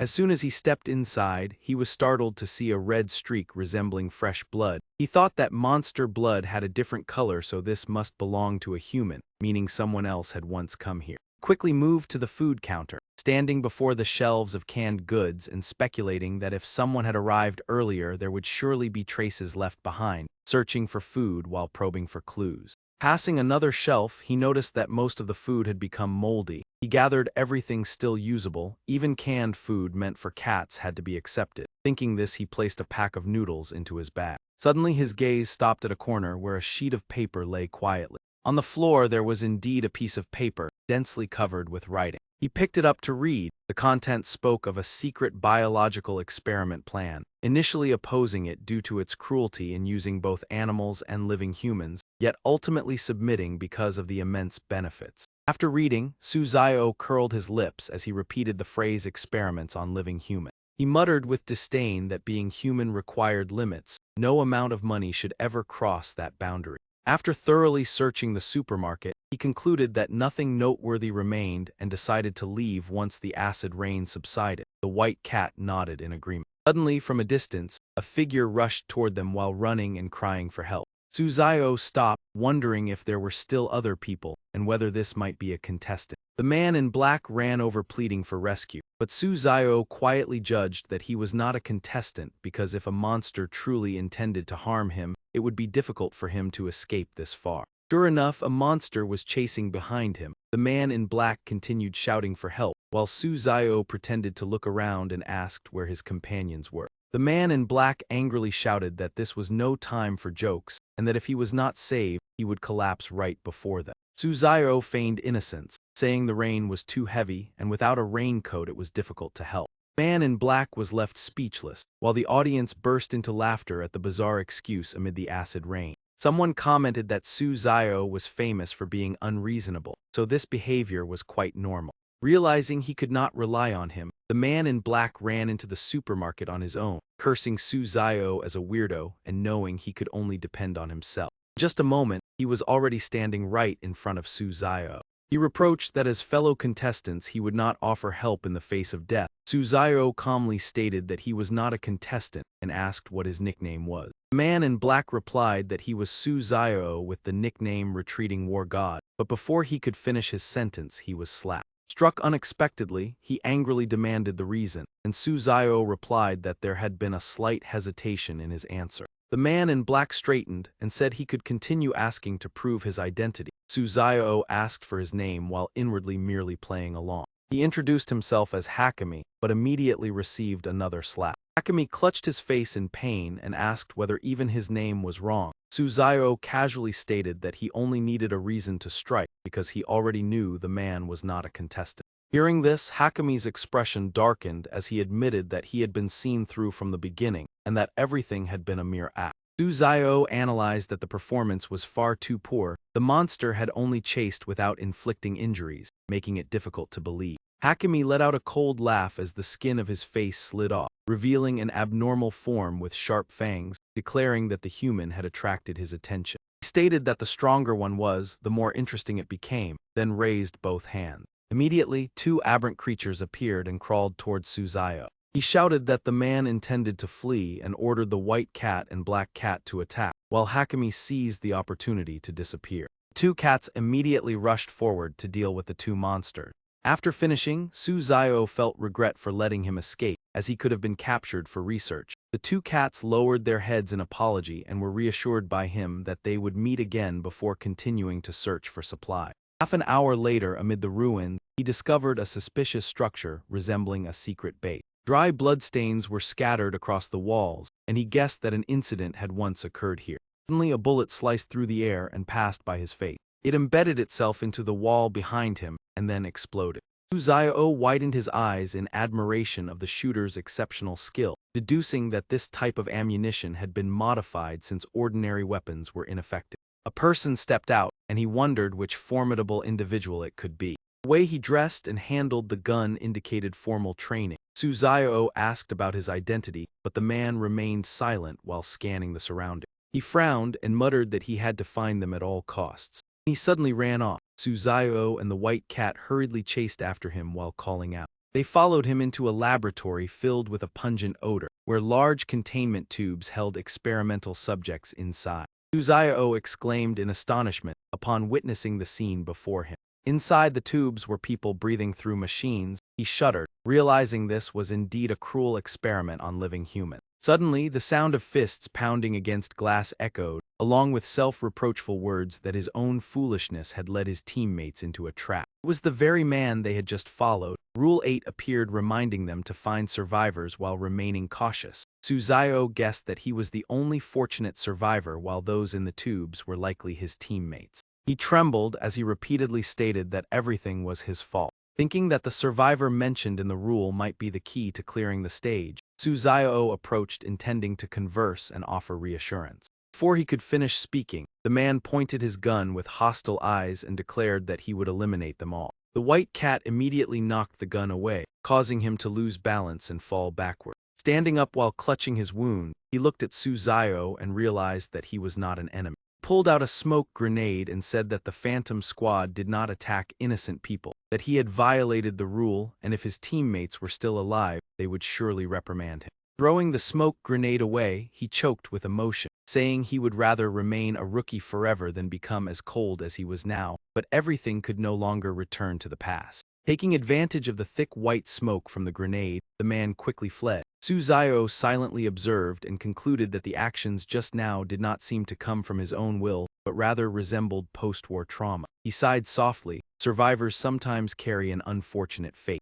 Suddenly remembering something, Suzayo saw the white cat holding a stack of documents. He spoke with praise while recording. The performance was very good, truly worthy of you. He carefully opened the notebook and realized that this seemed to be the diary of a laboratory employee with content written as follows. I was forced to participate in this biological experiment project. In the past, I had never even dissected a fish, but they promised an extremely generous payment, enough for me to live comfortably for the rest of my life. This was an extremely cruel and twisted experiment. At present, machinery and biological bodies continuously reject each other. If not for having accepted the money, I would never have agreed to work for them. The researcher continued writing with a heavy heart. Today, for the first time, machinery was able to fuse with a living organism, although only for a short time before that body could no longer sustain itself. However, we were extremely excited because we saw a glimmer of hope for success for the first time. From that advancement, we quickly developed techniques to replace human limbs with machinery and began implementing the next phase of the experiment. The next phase was to install a permanently functioning heart for the organism. A man was holding an artificial heart, preparing to implant it into the body of an unconscious dog. Replacing a biological heart with a mechanical one required tremendous effort, but fortunately we succeeded. The man was delighted to see the test subject operating stably without any abnormal signs. Later, their demands became increasingly extreme as they wanted to transfer human consciousness into machinery to achieve eternal existence. The humans captured for experiments lay motionless in containment tubes, seemingly unable to feel anything. The past 2 years I have been unable to continue writing. Since the Eternal Consciousness Project began, all staff were forced to live in the laboratory like prisoners. The researcher looked out the window in dissatisfaction as experiments repeatedly failed. Over time, my colleagues resisted one after another and demanded to resign. They shouted continuously to return home, even giving up money. In the end, they were allowed to return, but only their hearts were returned. Their bodies remained forever in the laboratory because they had become test subjects. The researcher wrote that he had recently been monitored and might not be able to continue writing the diary. Recording was strictly forbidden, and if discovered, he might not survive the night. However, the final line was full of irony. He declared that he stopped writing not out of fear but out of determination to resist. After that, the diary contained only blank pages, with no further lines of writing. Suzayo held the diary and murmured that this person had declared he would resist to the end, yet there were no further records afterward, making him unable to stop doubting the man's fate. Suddenly, a voice rang out, "Come and catch me, you fool." Suzayo focused on listening and realized it seemed to be the voice of a child. The voice continued teasingly, "Why are you so slow? Can you not catch up with me? I will speed up now." This made Suzairo extremely suspicious about the presence of a child in this place. In the hazy white mist, the sound of clothing and footsteps echoed, resembling a little girl running. It was the Long Nation contestant named Ankai. She ran while complaining that the game was very boring and the people around were too foolish. Suzayo slowly approached and asked whether she was human. Ankai nodded and replied that she was of course human, then curiously asked who he was and why he appeared here. Suzayo replied that before answering, he wanted to know why she was here. Kai shyly scratched her cheek and said she did not know either. She only felt that this dream was very interesting because she could play with many people. Suzayo thought to himself that she was likely also a contestant, but due to her young age she viewed everything as a dream. He wondered how she had survived until now and entered his space, while recalling the rules related to meeting teammates and the space-linking key. Rule 5 states that after leaving the safe room, players may encounter teammates in the mist, and this is considered extremely fortunate. Rule 6 also clearly states that each safe room is independent, but if a key hidden behind the wall is found, players can move to another teammate's room. Suzayo wondered that if these two rules were accurate, then teleportation between spaces was possible, but given her young age, how could Ankai quickly find such a key? At that moment, a hook-shaped object suddenly shot straight toward Ankai, while she remained completely unaware. Suzayo shouted in alarm for the white cat to save her, and the cat instantly dashed forward like lightning. Suddenly, time seemed to stop, and from Ankai's body appeared the figure of a young woman flying outward. The girl firmly grasped the hook and tore it into 2 pieces, coldly declaring that she hated most those villains who dared to harm Ankai. Suzayo was extremely astonished by this decisive action, realizing that the girl's strength was the reason monsters constantly pursued Ankai, while the child still believed it was just a game. Ankai placed her hands on her hips, snorted at the remaining piece of the hook, and declared that villains could not harm her because her older sister protected her. Suzayo curiously asked whether the one who had just appeared was her sister. With a sad expression, Ankai explained that because she was often lonely, she imagined an older sister to play with, and that sister always protected her in dreams. Suzayo thought that this might be a manifestation of an ability that materialized imagination. If that was true, Ankai viewing this world as a dream allowed her to freely move between spaces. When her stomach growled from hunger,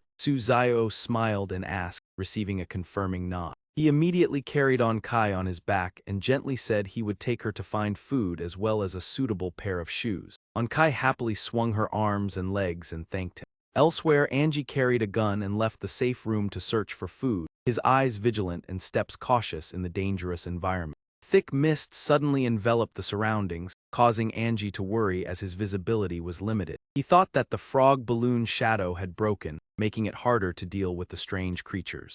Suddenly, he sensed something silently approaching from behind. Angie clenched his teeth, his face showing clear tension as he prepared to confront the approaching danger. He quickly turned and fired at the chest of the strange creature, sparks flying as the bullet struck. Afterward, Angie embraced his gun and left without looking back at the motionless creature behind him. At that moment, a mocking voice rang out, saying that everyone was foolish. Ankai suddenly appeared, holding a cup and loudly complaining that someone wanted to steal the shoes Suzayo had given her. Angie was shocked to see a little girl mention Suzayo's name. With a vigilant expression, Angie pointed his gun at the girl and asked her identity and why she knew Suzayo, an action that made observers remark on his extreme caution. Perhaps Angie was reasoning the same way as Suzayo, because it was hard to believe that a little girl could find a key to travel between spaces on her own. Ankai calmly introduced her name and said that she had previously been with Suzayo but did not know why she was separated, and asked whether Angie was his friend.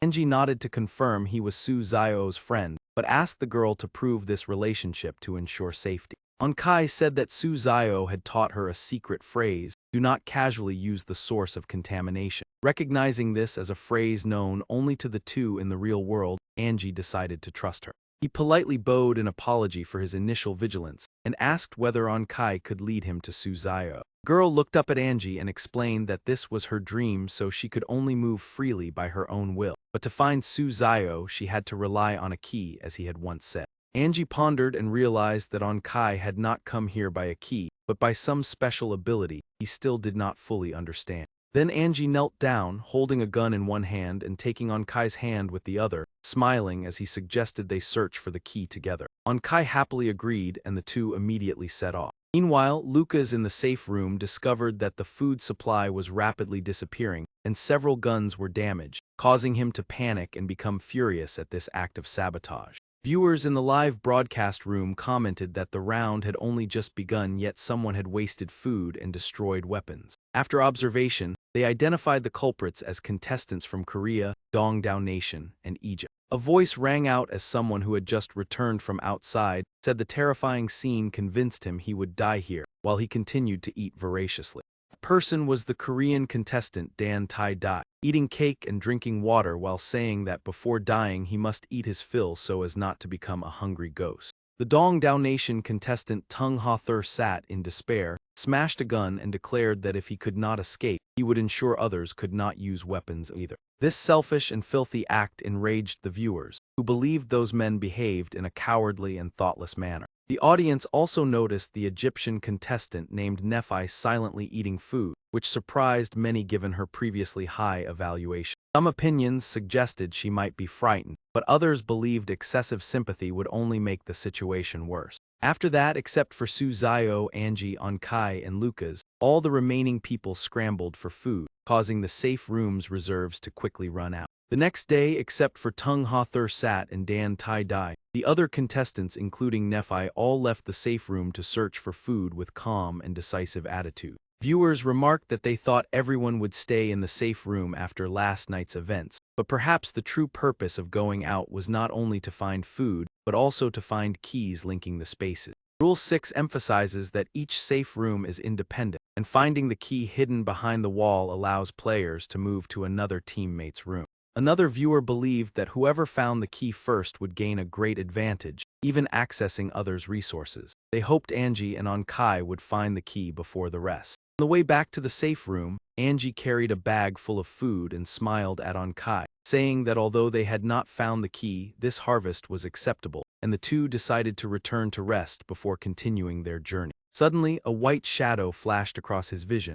startling Angie, who immediately called out to ask who it was. The white shadow continued to dart past Angie and Onkai before disappearing into the mist. Immediately afterward, Angie was astonished to discover a key lying on the ground and wondered if this was exactly what they were searching for. He bent down to pick up the key while Onkai curiously asked whether the one who had just appeared was the person who left it. Angie speculated that it might be the fortunate survivor mentioned in the rules.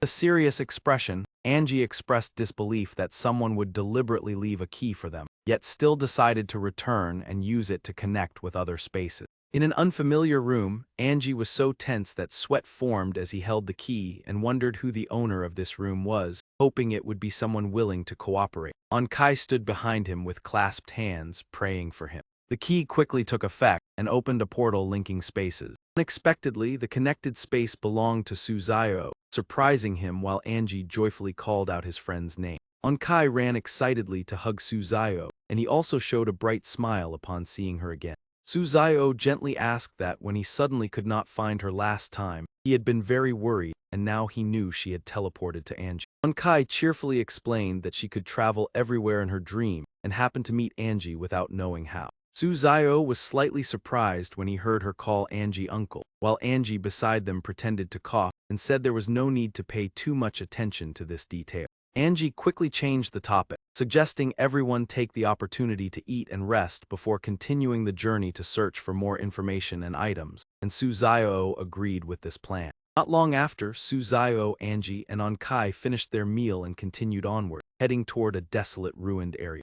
There, the heavy breathing of strange creatures echoed continuously as they lay scattered across the ground with severely damaged appearances. Suzayo softly voiced his doubt. What was that sound? There seemed to be someone ahead. The three quickly hid behind large wooden crates and observed a shadow approaching. Suzayo whispered in surprise that it was the lucky survivor, but his condition was truly unusual. The man staggered forward with a body full of injuries, a mechanical heart attached to him and a knife in hand as if guarding against danger. Hearing this, Angie softly asked whether Suzayo knew this person. He replied quietly that they had met before, His mental state was unstable, and he had likely just gone through a battle with monsters. Gigantic robot slowly approached the survivor. It laughed mockingly and said it thought he had long disappeared from this ruined city, white smoke emanating from its body. The robot continued to ridicule that it was unbelievable he was still alive, but this time there would be no chance to escape, and he would soon reunite with his fallen comrades.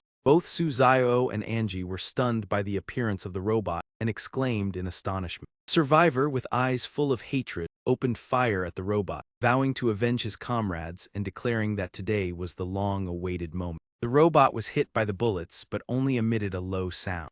Not long after, it completely recovered, its body showing no damage, and continued to mock the opponent's weakness, proclaiming itself the ultimate result of the experiment. The survivor gritted his teeth in fury upon realizing that even the enhanced bullets could not harm the robot. Suzayo quickly exchanged with Angie that this robot was likely the final product of the human-machine fusion experiment. Angie proposed assisting the survivor at the crucial moment. Suzayo nodded in agreement with that plan. The survivor was struggling to hold on. The robot disdainfully declared it would show him the disparity in power. The robot lifted its foot, intending to crush the opponent like an ant, laughing as it recalled the foolish rescue team from before. The survivor was now exhausted and unable to move. He still struggled to declare that he would not allow the robot to insult his comrade. Realizing the critical situation, Suzayo immediately ordered the white cat to carry out the rescue. Suddenly, the survivor burst into loud laughter, revealing that the robot had fallen into his trap and sprang to his feet.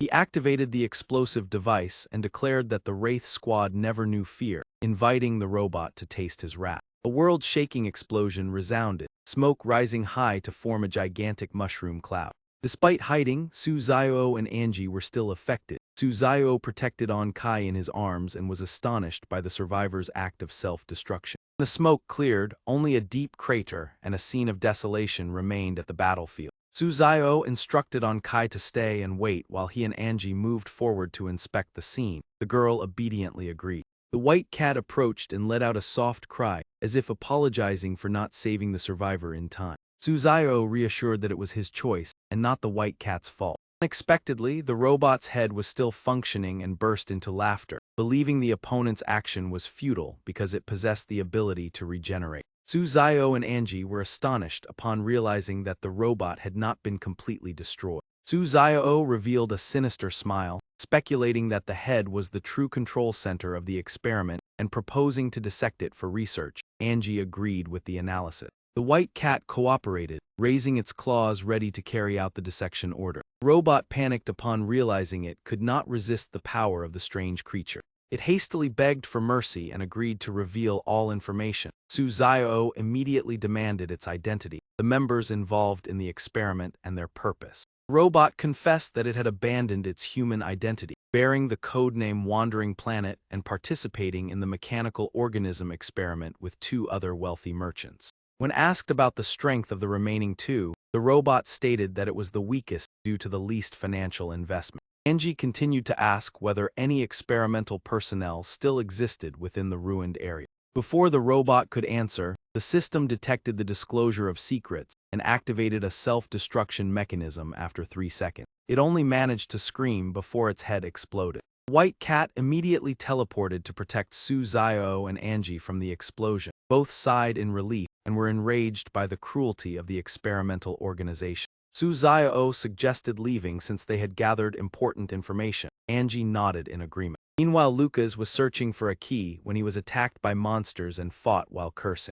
Realizing the monsters were too numerous and unafraid of guns, Lucas decided to summon the shadow to deal with them. He ordered the sorrowful shadow to appear and eliminate them. The shadow rejoiced at being freed and immediately charged into battle. It glanced at Lucas with a sinister smile, challenging his ability to control it. In its excitement, the shadow slaughtered the monsters with great delight. In just a short moment, all the monsters were eliminated and Lucas ordered it to return. However, the shadow refused, challenging Lucas to suppress it once again. Lucas immediately displayed his strong will and forcibly compelled the shadow to return. The shadow was restrained in dissatisfaction, admitting that Lucas's mental strength was increasing. Not long after, Lucas completely subdued the shadow once more. Before disappearing, the shadow threatened to return for revenge in the future.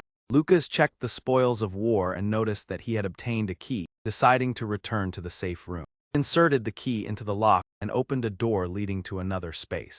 Inside was the Egyptian girl Nephthys. She coldly demanded that Lucas keep his distance, and he also replied that he preferred being alone. In the spacious room, both maintained their distance and did not interfere with each other, creating a silent atmosphere. The audience commented that this union was truly strained, as both chose to ignore each other. On Suzao's side, Kai and Angie also returned to the safe room and opened the door to enter. Inside, a young man was eating voraciously. Upon seeing them, he panicked and recognized the identities of the two great figures. Suzao calmly asked the young man for his name and country. He awkwardly introduced himself as Dung Tai Dai from the land of Kimchi, causing Kai to laugh teasingly. Suzao sternly asked whether he had eaten all the food in the safe room, causing Dung Tai Dai to become frightened. He repeatedly slapped himself in apology, admitting that he had secretly eaten and promised to atone by any means.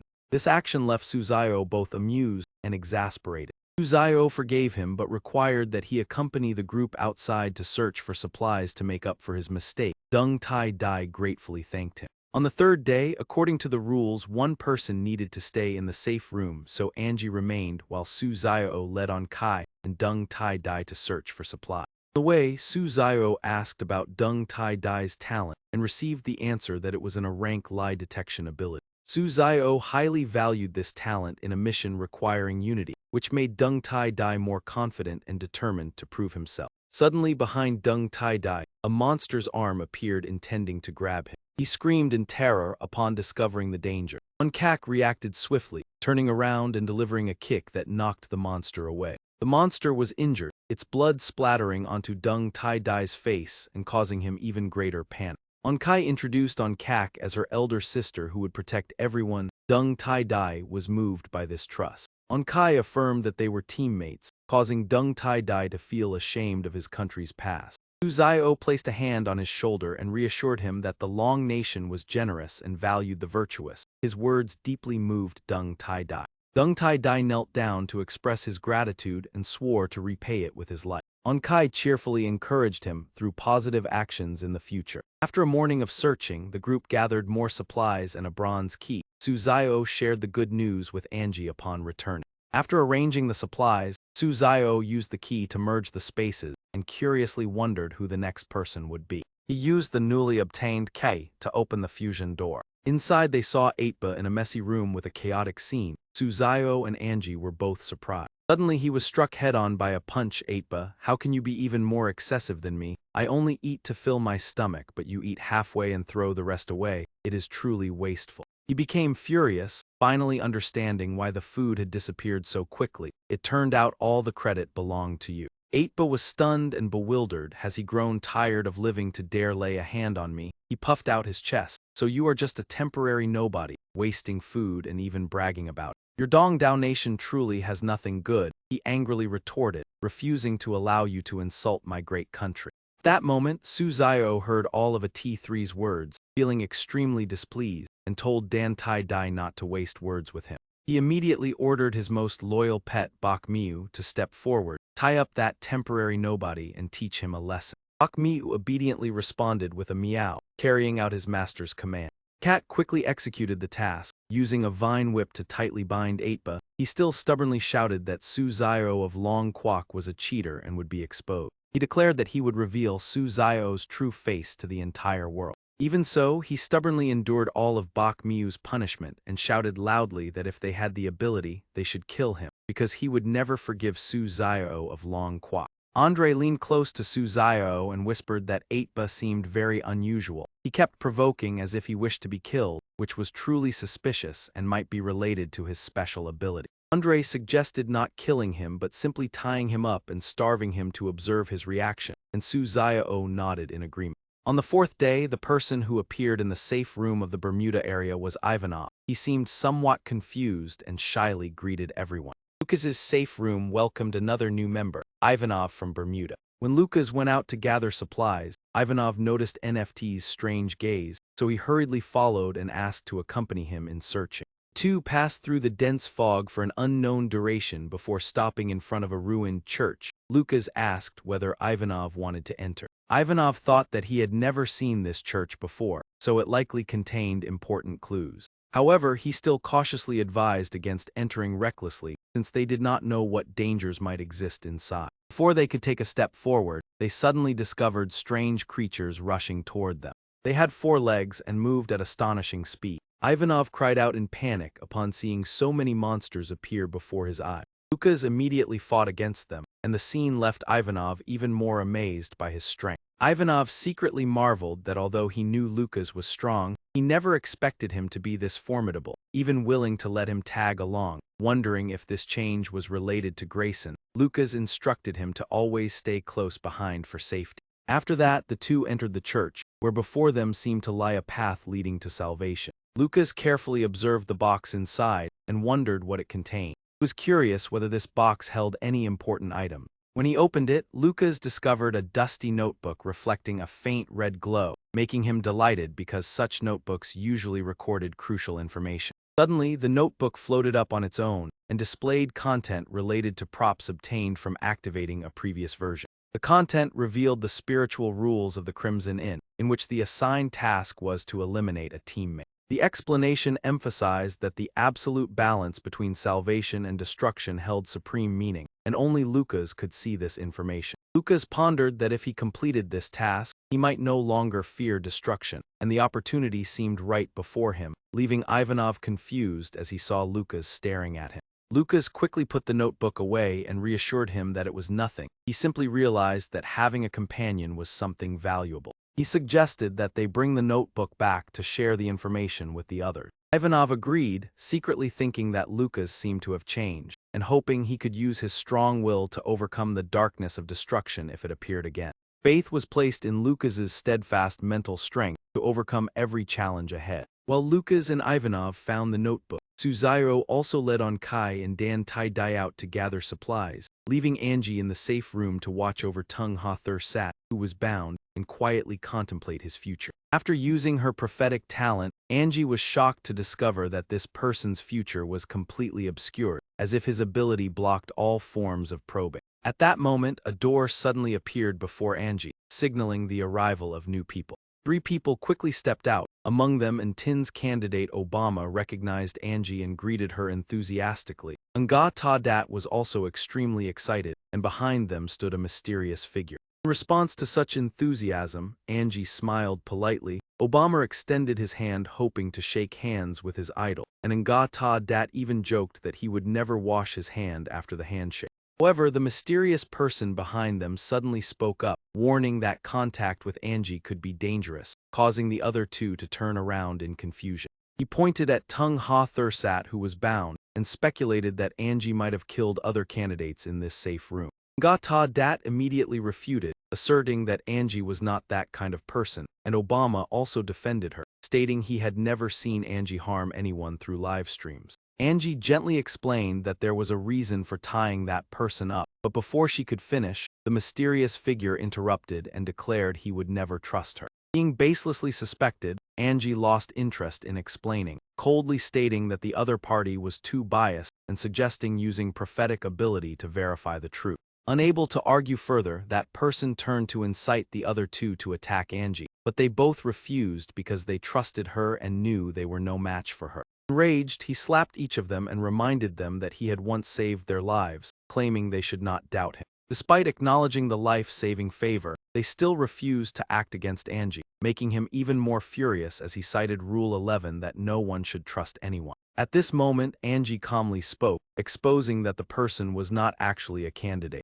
With his identity revealed, he stopped hiding, admitted the truth, and threatened that no one in this room would leave alive. The disguise vanished, revealing the form of a robot with a red glowing device on its chest, declaring that there was no escape from here. That device was a bomb, and before it exploded, Angie swiftly used the item original monster flesh to shield in front. The system announced that this item possessed extraordinary regeneration, capable of bearing all damage on behalf of the user. Angie quickly pushed the other two away, and warned them to be careful before the explosion occurred. After the blast, the robot creature suddenly disappeared, leaving behind a chaotic scene. Tung Ha Thur Sat was scorched by the heat on his back, groaning in pain and complaining that his body was burning hot. Obama anxiously asked about Angie's condition, and upon learning she was safe, both of them breathed a sigh of relief and expressed deep gratitude. Looking at the destroyed protective item, Angie felt regret for losing a valuable trump card and reminded herself to use her remaining items with great caution. Viewers left many appreciative comments praising Angie's righteous action of sacrificing a precious item to save two strangers. Not long after, Suzayo and the others returned, with Dan Tai-Dai carrying a large amount of collected supplies behind them. As soon as he entered, Suzayo asked Angie about the loud explosion he had just heard. Angie explained that a disguised robotic creature had used the other two to attempt to assassinate her but failed and self-detonated, making Obama awkwardly admit his mistake. After hearing this, Suzayo pondered and suspected that there might be many more robotic creatures infiltrating the group unnoticed. Onkai curiously looked around and asked why a monkey appeared in the room. Suzayo and Dan Tai-Dai had not noticed Tung Ha-Thur sat sitting in the corner, so they did not understand who she was referring to. Dan Tai-Dai quickly covered Onkai's eyes and explained that it was not a monkey but a scene inappropriate for children.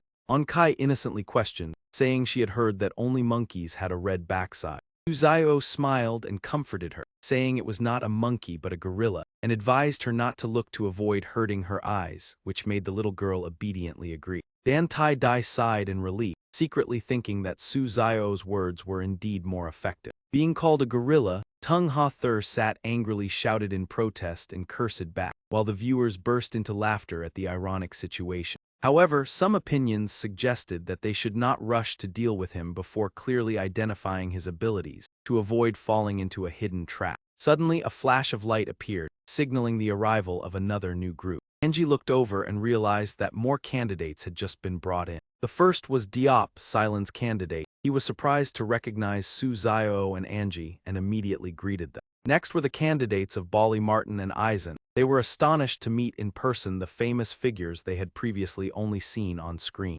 Suzayo smiled warmly and waved to greet everyone. Some viewers commented that the reaction of the new group was quite strange, even suspecting they might be disguised mechanical creatures, while others believed they were simply forming their own team. Some even speculated that the young man at the front was the leader of this new team.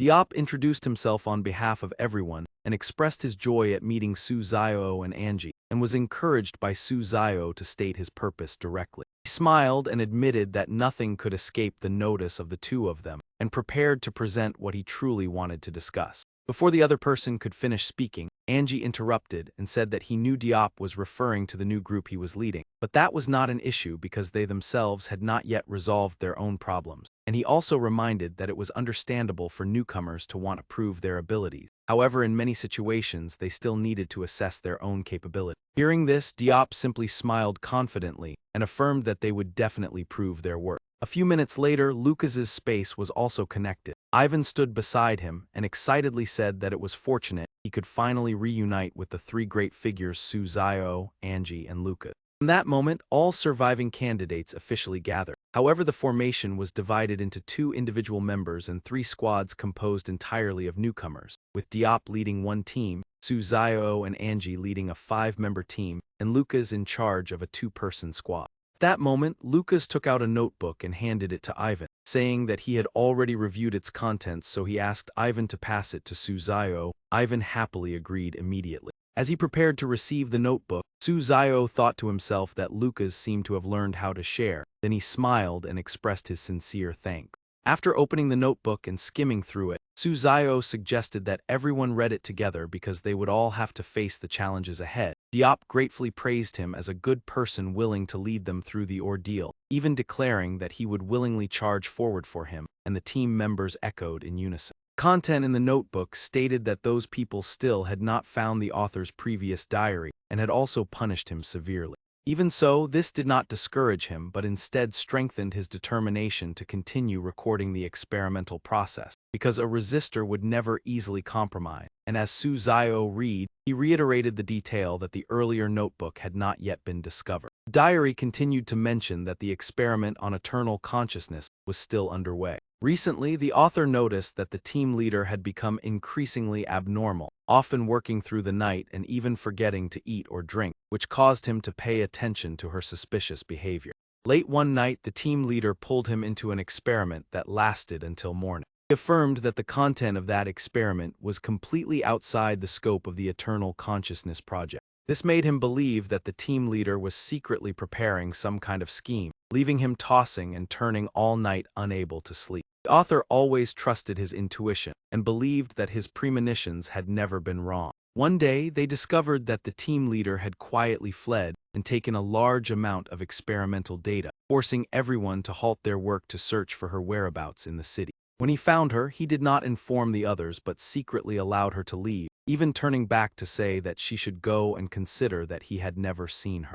After leaving the laboratory, the team leader completely lost contact to avoid affecting the progress of the experiment. The research team decided to abandon the search for her and began to restart the entire experimental process from the beginning. 2 years after the team leader disappeared, the Eternal Consciousness Project had achieved remarkable progress and was regarded as a great success. However, the author could not feel happy when recalling the team leader's warning that if the experiment could not be stopped, the city would turn into ruins and everyone would face a tragic end. He also emphasized that no one would be able to survive and leave this place, including himself. At first, he could not fully understand the deeper meaning of the team leader's words. But when the acid rain began to pour down and he walked across the muddy ground among the ruined remains, he truly understood that warning. This experiment had brought a catastrophic disaster, pushing the entire city toward destruction. Although the experiment was declared successful, those behind it decided to eliminate all research staff during the heavy rain to seal every secret.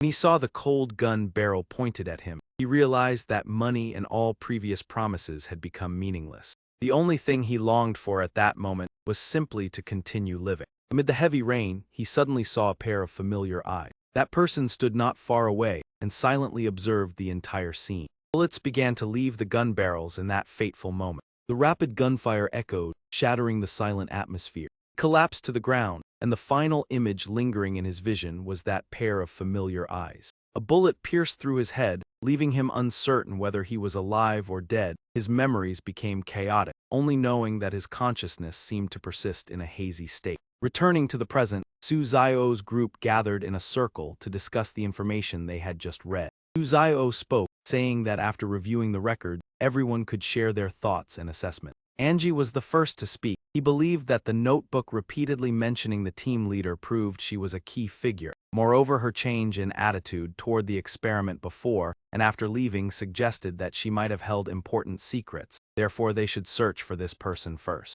Lucas immediately agreed with Angie's viewpoint, followed by Ivan and Dan Tie-Dye, who also expressed their agreement with this proposal. Finally, Su Zio stood up holding the plan board and declared that if no one objected, the entire group would act according to Angie's proposal. The next day they would split into teams to go out in search of supplies and track down the team leader mentioned in the diary.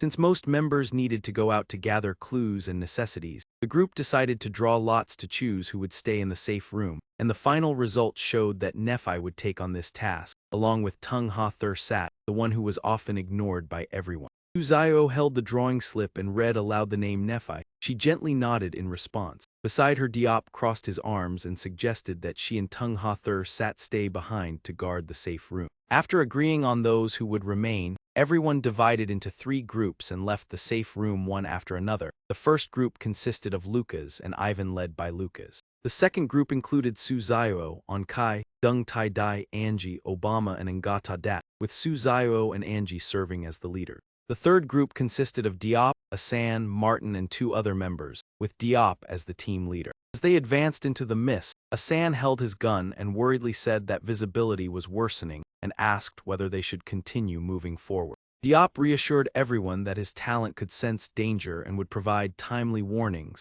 As long as they followed him, they would be safe. Martin also agreed. Suddenly, within the dense mist, a pair of blazing red eyes and a terrifying elongated arm appeared. Diop immediately opened fire to warn of the danger and instructed everyone to regroup and find a place to hide. While returning fire, Martin panicked and called out to Diop because he could not see him. Meanwhile, cries for help echoed everywhere as monsters appeared in great numbers. Urgent pleas for help sounded from behind. Diop loudly guided everyone to gather on the left side where he was standing. Martin and Asan, both covered in wounds, ran over and anxiously reported that there were too many monsters and requested a retreat. Diop asked where the others were and received the answer that they had sacrificed themselves, forcing him to use his talent to lead the escape. Within the thick fog, Diop led the way running ahead and affirmed that this direction was free of danger. 10 minutes later they escaped the peril. Martin burst into tears due to the terror of the monsters and doubted the effectiveness of Diop's talent. Asan also regretted not going with Suzayo. Hearing the complaints, Diop angrily grabbed Asan by the collar and scolded that everyone had voluntarily followed him and should not place blame when difficulties arose.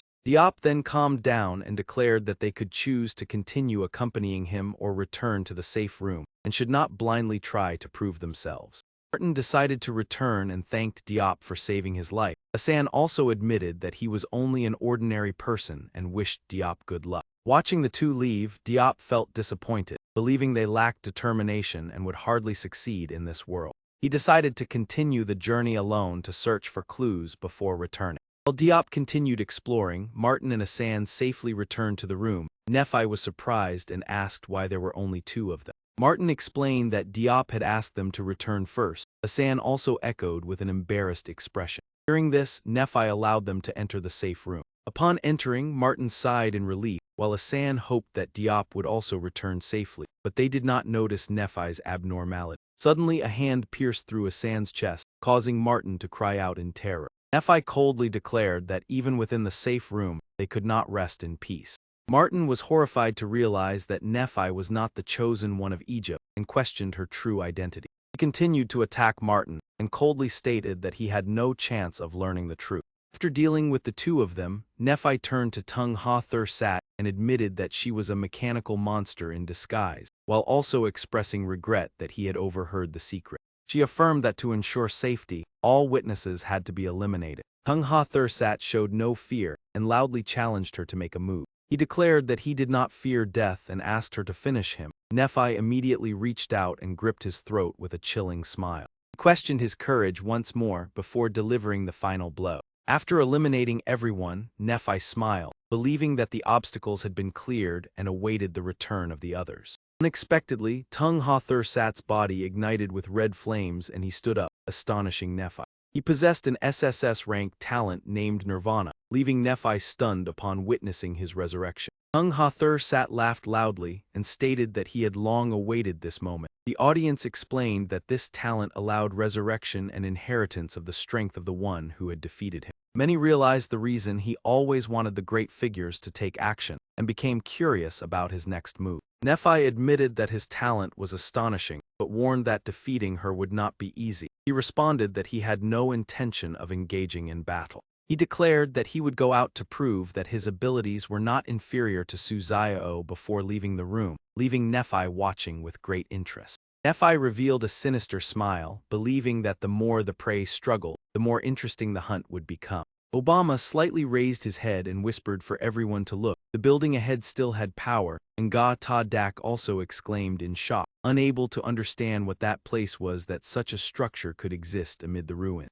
Suzayo turned to Angie, recalling the memory of the death of Lu Lang Tin Cow, and speculating that the experiment from the past might still be ongoing. The powered structure before them was very likely the laboratory. Angie agreed and said she would conduct a deduction to determine the layout and personnel inside. As soon as he finished speaking, his entire body glowed as the deduction skill was activated. Within the simulated scene, a patrol robot clearly appeared. Angie confirmed in a serious tone that it was indeed an experimental base inside, with a large number of patrol robots, surprising Suzayo, who questioned their presence. Angie nodded, saying they resembled Nana from Lu Lang Tin Cow, but were more compact in size. Suzayo decided to enter with Bok Miu to investigate, instructing everyone to stay with Hak Miu. Although Angie wanted to go along, he refused because acting alone was more flexible, and he needed her to protect the others. In the end, Angie agreed and reminded him to be careful. After finalizing the plan, Suzayo told Bok Miu to use its teleportation ability to send him into the laboratory. Bok Miu responded with a soft cry to show its agreement. As the two disappeared, Angie turned back and instructed everyone to hold their positions and stay alert to provide support if Suzayo encountered danger.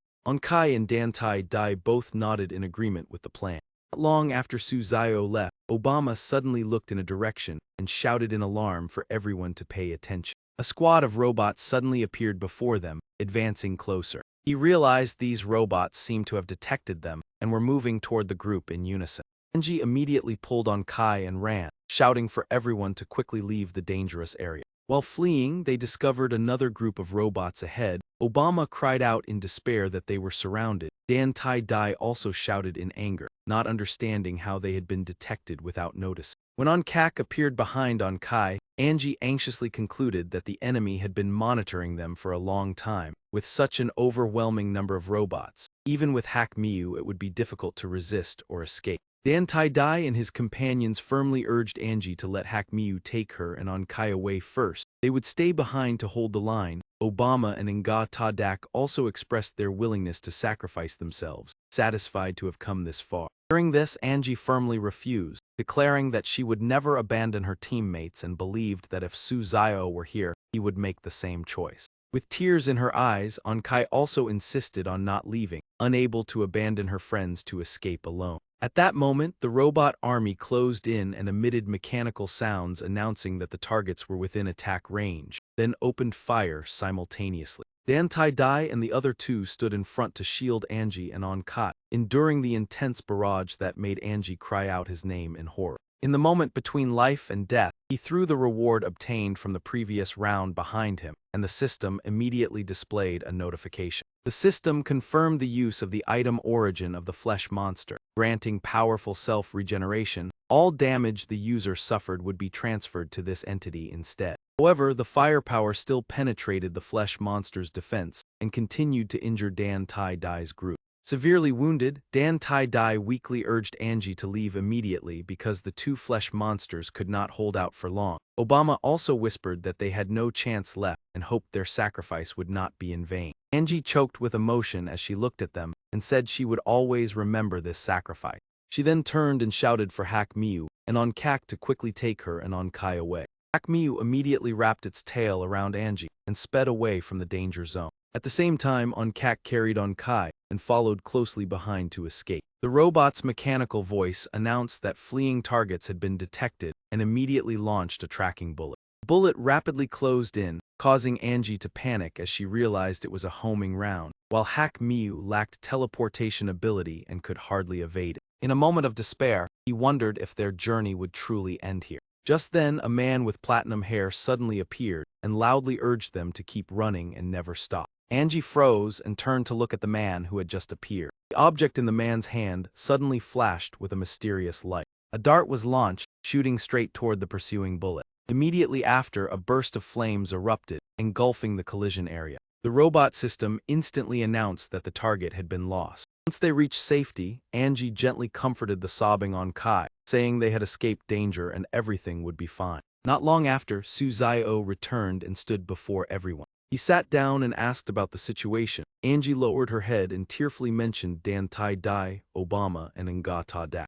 Kai cried as she apologized to Su Zio, believing that if not for her, they would not have had to sacrifice themselves. After understanding the situation, Su Zio patted her head and reassured her that this was only a game. Those who failed would return home, so she did not need to be overly sad, prompting her to look up in hope and receive his confirmation. After calming down, Angie recalled and asked Su Zio if he knew who had saved them in the critical moment. He immediately asked for that person's identity. Angie replied that it was the lucky survivor. Hearing this, Su Zio was extremely surprised because this person had previously been believed to have died in the last round, but had now reappeared. Angie analyzed that this character might be the key to the loop. Only by unraveling the mystery of how he could revive could they find a way to escape this place, and Su Zio completely agreed with this assessment. After their discussion, Su Zio stood up, held Kai's hand, and suggested that everyone should return to the safe room first. He was worried that Nephi and Tung, who had been assigned to guard earlier, might have encountered unusual events. When Su Zio, Kai, and Angie returned to the safe room, they happened to encounter Lucas and Diop. Ivan, who had been with Lucas, was no longer present, clearly having met misfortune, while Diop carried a heavy backpack and was covered in injuries, proving that gathering supplies had not been easy. Without a word, Diop walked up and knocked on the safe room door, calling loudly for Nephi to open it and announcing that they had brought supplies back. However, despite knocking multiple times, there was no response. Diop confusedly mentioned rule number 7 requiring someone to always guard the safe room. At this moment, Su Zio calmly explained that the door could not be opened because this rule had been violated, which only made Diop more puzzled. Su Zio further clarified that the rule required the person staying behind to be a true member of the group. Diop suddenly realized that one of the two left behind might have been a fake candidate. If that person had attacked the other, then the safe room would effectively be unguarded. Su Zio confirmed this speculation, stating that he had deliberately left Nephi and the assassin behind to test them and force them to reveal their true identity. Diop worried that if so, they would lose the safe room, but Su Zio explained that the safe room in Onkai's space had not yet been merged, which led Lucas to question further since that place also had no one guarding. Without directly answering Lucas, Su Zio handed the key to Onkai and asked her to demonstrate her ability. She happily agreed and prepared to open the door for everyone. Immediately afterward, Onkai suddenly disappeared, shocking Diop. Su Zio explained that her talent was to transform consciousness into a physical form to pass through space, allowing her to enter her own safe room and then use the key to open a path to the current room. Diop worried about the girl's safety if the fake candidate was still inside, but Angie smiled mysteriously and affirmed that Onkai's sister was not someone easy to deal with. Inside the safe room, Onkai inserted the key into the lock and prepared to open the door. Nephi was already waiting and appeared surprised that Onkai could still enter. She moved closer with the intent to attack, causing Onkai to call out to her sister in panic. Immediately, Anicap appeared, firmly grabbing Nephi's hand and declaring that she would not allow anyone to harm Onkai, leaving Nephi shocked by this strange appearance. Nephi angrily declared that she would deal with Anicap first and then Onkai, asserting that no one could stop her plan to eliminate everyone. While holding her off, Anicap loudly told Onkai not to worry about her and to open the door quickly. Onkai immediately complied and called for everyone outside to come in. Diop was utterly astonished by this miracle and repeatedly expressed his admiration. Realizing the urgency of the situation, Su Zio signaled for everyone to quickly enter to assist Anicap. Nephi knocked Anicap aside and mocked that the girl had managed to open the door in time. However, she remained confident that even if everyone returned to the safe room, the outcome could not be changed. At this moment, Su Zio stepped in and coldly questioned whether she truly believed herself to be invincible. He ordered Bok Miu to act, and as soon as the words ended, it lunged forward to attack. A barrage of light beams shot toward Nephi, forcing her to cry out in pain. Gritting her teeth, she resentfully realized that the opponent also possessed eerie ability. Su Zio continued to command Bok Miu to finish the battle. Following the order, Bok Miu once again charged forward with a fierce assault. Suddenly, another girl appeared and grabbed Nephi's hand. Angie watched in shock and realized that yet another new character had entered the situation. Su Zio also felt it was strange that although it was their first meeting, he felt a sense of familiarity with the girl, and a vague image gradually formed in his mind. The scene startled him into exclaiming, it was Hakami whom he had encountered before. Upon seeing Su Zio, Hakami showed displeasure, despised humanity, and turned to ask Net Thai about their relationship with the opposing group, then decided to retreat after judging that Su Zio was not easy to deal with. Su Zio naturally did not allow them to escape so easily and immediately ordered a pursuit. Are you trying to run, Black Cat, White Cat? Capture them quickly. The two cats immediately obeyed the order and lunged forward. However, the opponents vanished in an instant, causing the two cats to miss their pounce, leaving only a warning echoing that they would meet again and bring despair to Su Zio. Su Zio waved his hand regretfully, lamenting that they had escaped and joking that next time he would give Hakami an unforgettable lesson. Ziop pondered and realized that Hakami had previously confronted Su Zio, which was why he retreated so quickly, while Angie seriously considered Su Zio's humorous remark. Not overly concerned about the failed pursuit, Su Zio took out the newly found experimental scroll to analyze it with everyone, while Angie believed there was no need to search for the assassin because that man possessed a dangerous talent and was untrustworthy. Su Zio agreed with Angie, judging that the man was not a good person, and suggesting they focus on studying the contents of the scroll. The scroll clearly recorded Rule 12, stating that the ruins within the fog were real, and Rule 13, confirming that the entire Phantom Squad had perished with no survivors. Rule 14 warned that a survivor could drag others into the abyss. Rule 15 claimed that escaping was futile, and Rule 16 emphasized that no bizarre talking creatures existed in the area. Rule 17 required giving everything to leave this place of despair, and Rule 18 mentioned the heart of the bizarre creatures and the disappearance of everything when the fog dissipated. Rule 19 stated that the truth was hidden within the fog, and only those who overcame it would recognize themselves, while Rule 20 called for trusting companions and fighting to the end. Angie began the analysis, believing that Rule 12 contained errors and presenting his personal assessment. He argued that phenomena such as the safe room remaining undamaged or the dead coming back to life contradicted logic, proving that this rule was not entirely accurate. He continued by asserting that Rules 13 and 14 also had flaws because the survivor had never directly harmed anyone, concluding that the survivor could be a crucial key. Angie emphasized the need to pay more attention to the survivor because they concealed important clues. Suzayo agreed with Angie and added that Rule 15 implied that only by defeating the final boss or resolving the core issue could they leave this place. Lucas also suggested that Rule 18 was a warning about the monsters, while Rule 17 was only partially correct because anomalies, though dangerous, could still be destroyed. Angie further explained that the mechanical hearts of the monsters were actually dangerous bombs. He recalled a previous incident when an entity that revealed secrets self-detonated, warning everyone to be cautious of the enemy's energy cores. Angie believed that Rule 19 was encouraging, while Rule 20 represented the worst-case scenario he hoped no one would face, after which Suzayo asked about the next plan. Angie used his deductive ability to search for clues and suspected that the key lay within the still-operational experimental base. His deductive vision, Angie saw a mechanical parrot flying toward him and calling him its master. The parrot flew toward Hakami, warning her not to harm its master, while a fierce barrage of bullets appeared simultaneously. Ending the deduction, Angie affirmed that they needed to go to the experimental base to find the mechanical parrot for assistance. Suzayo agreed and decided to act the next day. On the sixth day, Lucas stayed in the safe room, while Suzayo led the team toward the experimental base. On the way, Diop detected something unusual ahead and warned everyone. Legion of robots appeared with mechanical voices declaring the search and elimination of the target. Angie recognized them as robots from the base and deduced that they had been detected earlier. The robot system continued transmitting signals to identify the target. They simultaneously announced the commencement of extermination. Diop panicked knowing they could not resist this force. His talent also warned that there was no path of retreat. In contrast, Suzayo remained calm and revealed that he still possessed a special treasure. He rolled up his sleeve to reveal the Black Sun Emperor totem on his wrist. Diop asked in astonishment about the origin of this item. Suzayo activated the totem and ordered the Robot Legion to lower their weapons.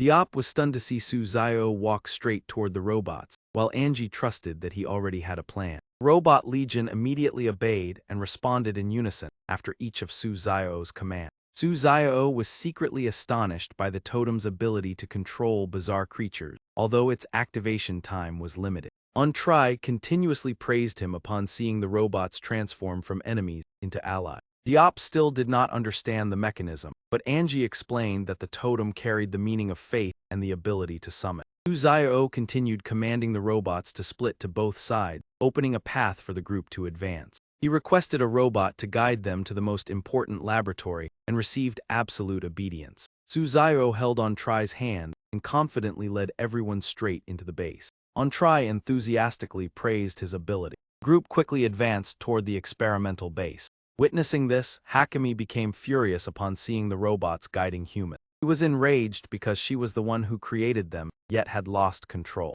Realizing that Suzayo's group was advancing into the base containing crucial secrets, Hakami was determined to stop them and sought Net-Thai's opinion. Hakami proposed fusion to increase their power and called upon two other robots to cooperate in attacking humanity. He believed the robots would cooperate to protect the RESE Chinese letter, and Net-Thai agreed with this plan. The two immediately proceeded with the fusion, their bodies merging into one and emitting a loud roar. After completion, they appeared in the form of a grotesque robot and declared that the time for humanity's extinction had come. Not long after, a strange red beam of light appeared in the sky. This signal attracted the attention of two other robots, one green and one red. The red robot was suspicious upon seeing the warning signal from Hakami. The green robot realized that humans had infiltrated the base and immediately returned with the red robot to stop them. In the laboratory, the guiding robot informed Suzayo that they had arrived. Suzayo was satisfied and allowed the robot to leave after completing its mission. He asked the white cat to unlock the laboratory door. White cat used its claws to break the lock, and the door quickly opened. Suzayo smiled and led everyone inside to explore. Suddenly, a mechanical parrot flew out, emitting a warning signal and calling for its master. The parrot quickly perched on Angie's shoulder, confirming that it was the creature he had seen in his deduction. Angie concluded that the parrot would provide significant assistance and simultaneously signaled that the final battle was about to take place. Ziop asked in confusion whether this place was the final battlefield. Angie confirmed it and believed that other forces were also approaching. Ziop proposed calling Lucas for support, but Angie explained that Lucas needed to stay behind to complete another important task. In the safe room, the shadow of destruction provoked Lucas about the life-and-death battle between them. Lucas calmly accepted the challenge and declared that this was the shadow's final opportunity to defeat him. Shadow of Destruction confidently believed that Lucas had weakened due to his compassion and that darkness would once again swallow everything. It asserted that both of them were merely insignificant creatures within the endless night. Having said that, it launched a stream of purple energy toward Lucas, but he quickly evaded. Lucas's reaction speed left the Shadow of Destruction utterly astonished. In an instant, Lucas closed in on his opponent and gave a cold smile as he seized the advantage. He suddenly grabbed the Shadow's arm tightly, leaving it stunned. The Shadow was horrified upon realizing that Lucas was faster and stronger than it had imagined. Without hesitation, Lucas used a surgical knife to launch a decisive attack, convincing the onlookers that the Shadow of Destruction would find it difficult to withstand. The audience below commented that once it was seriously injured, it would be easily suppressed and disappear forever, with no chance of returning. At that very moment, the Shadow of Destruction suddenly dissipated, then revealed a sinister smile. "No, I will not let you end me so easily." Lucas could not immediately grasp the hidden meaning behind the Shadow's profound words. While Lucas remained standing in his original position, the Shadow of Destruction quietly moved behind him. It laughed smugly. "Ha ha, the white lab coat that helps you suppress the signs of transformation seems to have nearly reached its limit." Lucas calmly replied, "Rest assured, before that happens, I will definitely defeat you." Shadow of Destruction mocked, "Then let me drag you back into the abyss once more, where we truly belong." With that, it brandished a surgical knife and charged straight at Lucas. Lucas stood firm, calmly awaiting the incoming attack. When the surgical blades of Lucas and the Shadow clashed, the fierce battle officially began. The audience above exclaimed emotionally that this moment had finally arrived. They had always believed Lucas and Destruction would inevitably confront each other, but never expected it to happen so suddenly. Another added that Destruction was the reflection of Lucas's past. As long as Destruction still existed, Lucas could never fully transform. Only by decisively bidding farewell to his former self could Lucas step into a new life. However, many viewers hoped the two could coexist peacefully, because the past, no matter how dark, still shaped the present. Meanwhile, the Shadow of Destruction continued attacking Lucas without mercy. It swung the surgical knife and nearly struck Lucas, but he swiftly stepped back in time. The audience remarked that regardless of who won, it would be hard to feel happy, because in the Crimson Hotel, Destruction had once fought side by side with Lucas and could have become an ally instead of an enemy. In the blink of an eye, the surgical knife in the Shadow's hand was knocked away. The audience sighed, believing not everything could be changed and trusting that Lucas would make the right choice. After being defeated by Lucas, the Shadow of Destruction asked in astonishment, "How is this possible? How did you become so powerful in such a short time?" Lucas replied in a deep voice, "Because you have already lost. Compassion is not weakness but immense strength. It makes me more decisive in achieving a better outcome." That answer satisfied the Shadow of Destruction, and it sincerely admitted defeat. "Ha ha, I concede. You indirectly created me, but as an independent entity, I also wish to be remembered and freely use this power. I once naively believed I could replace you, but it turns out the naive one was me." At this point, the Shadow of Destruction spread its arms, smiling with serenity and nobility. "Lucas, only when I fall into eternal slumber can you become a better version of yourself. Therefore, I am willing to help you." After a few seconds of silence, Lucas suggested, "Let's make peace. I may not change completely, but I cannot erase my own past with my own hand." This proposal greatly surprised the Shadow of Destruction, and it asked in confusion, "You want to reconcile with me?" Lucas extended his hand to show sincerity and confessed that he once viewed death as the art of eternity, but now realized it was merely an escape. Only in life can a person demonstrate true value. Once gone, time erases all traces and the hopes once placed upon them.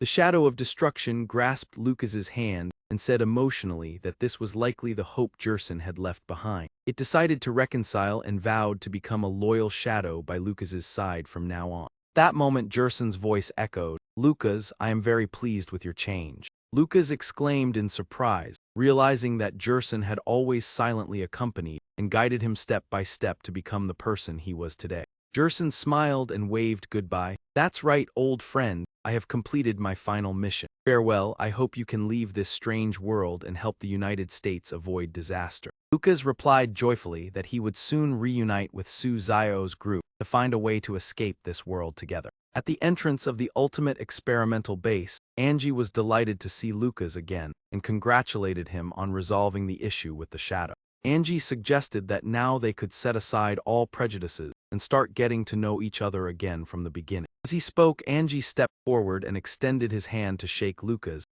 but Lucas maintained a cold demeanor, making the situation quite awkward. Angie could only offer an embarrassed smile. Everyone wondered that since Lucas had reconciled with the shadow, why he still seemed so distant. At that moment, Su Zio stepped forward, took Angie's hand and placed it into Lucas' while mimicking Lucas's voice to break the awkward atmosphere. "Hello Angie, very pleased to meet you." Thanks to Su Zio's rescue, Angie immediately smiled warmly and greeted Lucas cheerfully. Lucas gradually became more amiable, smiled, and confirmed their friendship. Su Zio nodded happily in response. Diab and Onkai stood nearby, witnessing the harmony among the three and feeling extremely delighted, believing that with this cooperation, they would have enough strength to confront the eerie forces. Suddenly, a cold voice rang out, putting Su Zio on high alert. "Humans are truly interesting. The fact that you managed to reach this place has quite surprised us." Two robots appeared, one sneered that their lives would end here. The other added that they had intended to keep them as entertainment, but since the base had been destroyed, they must pay the price.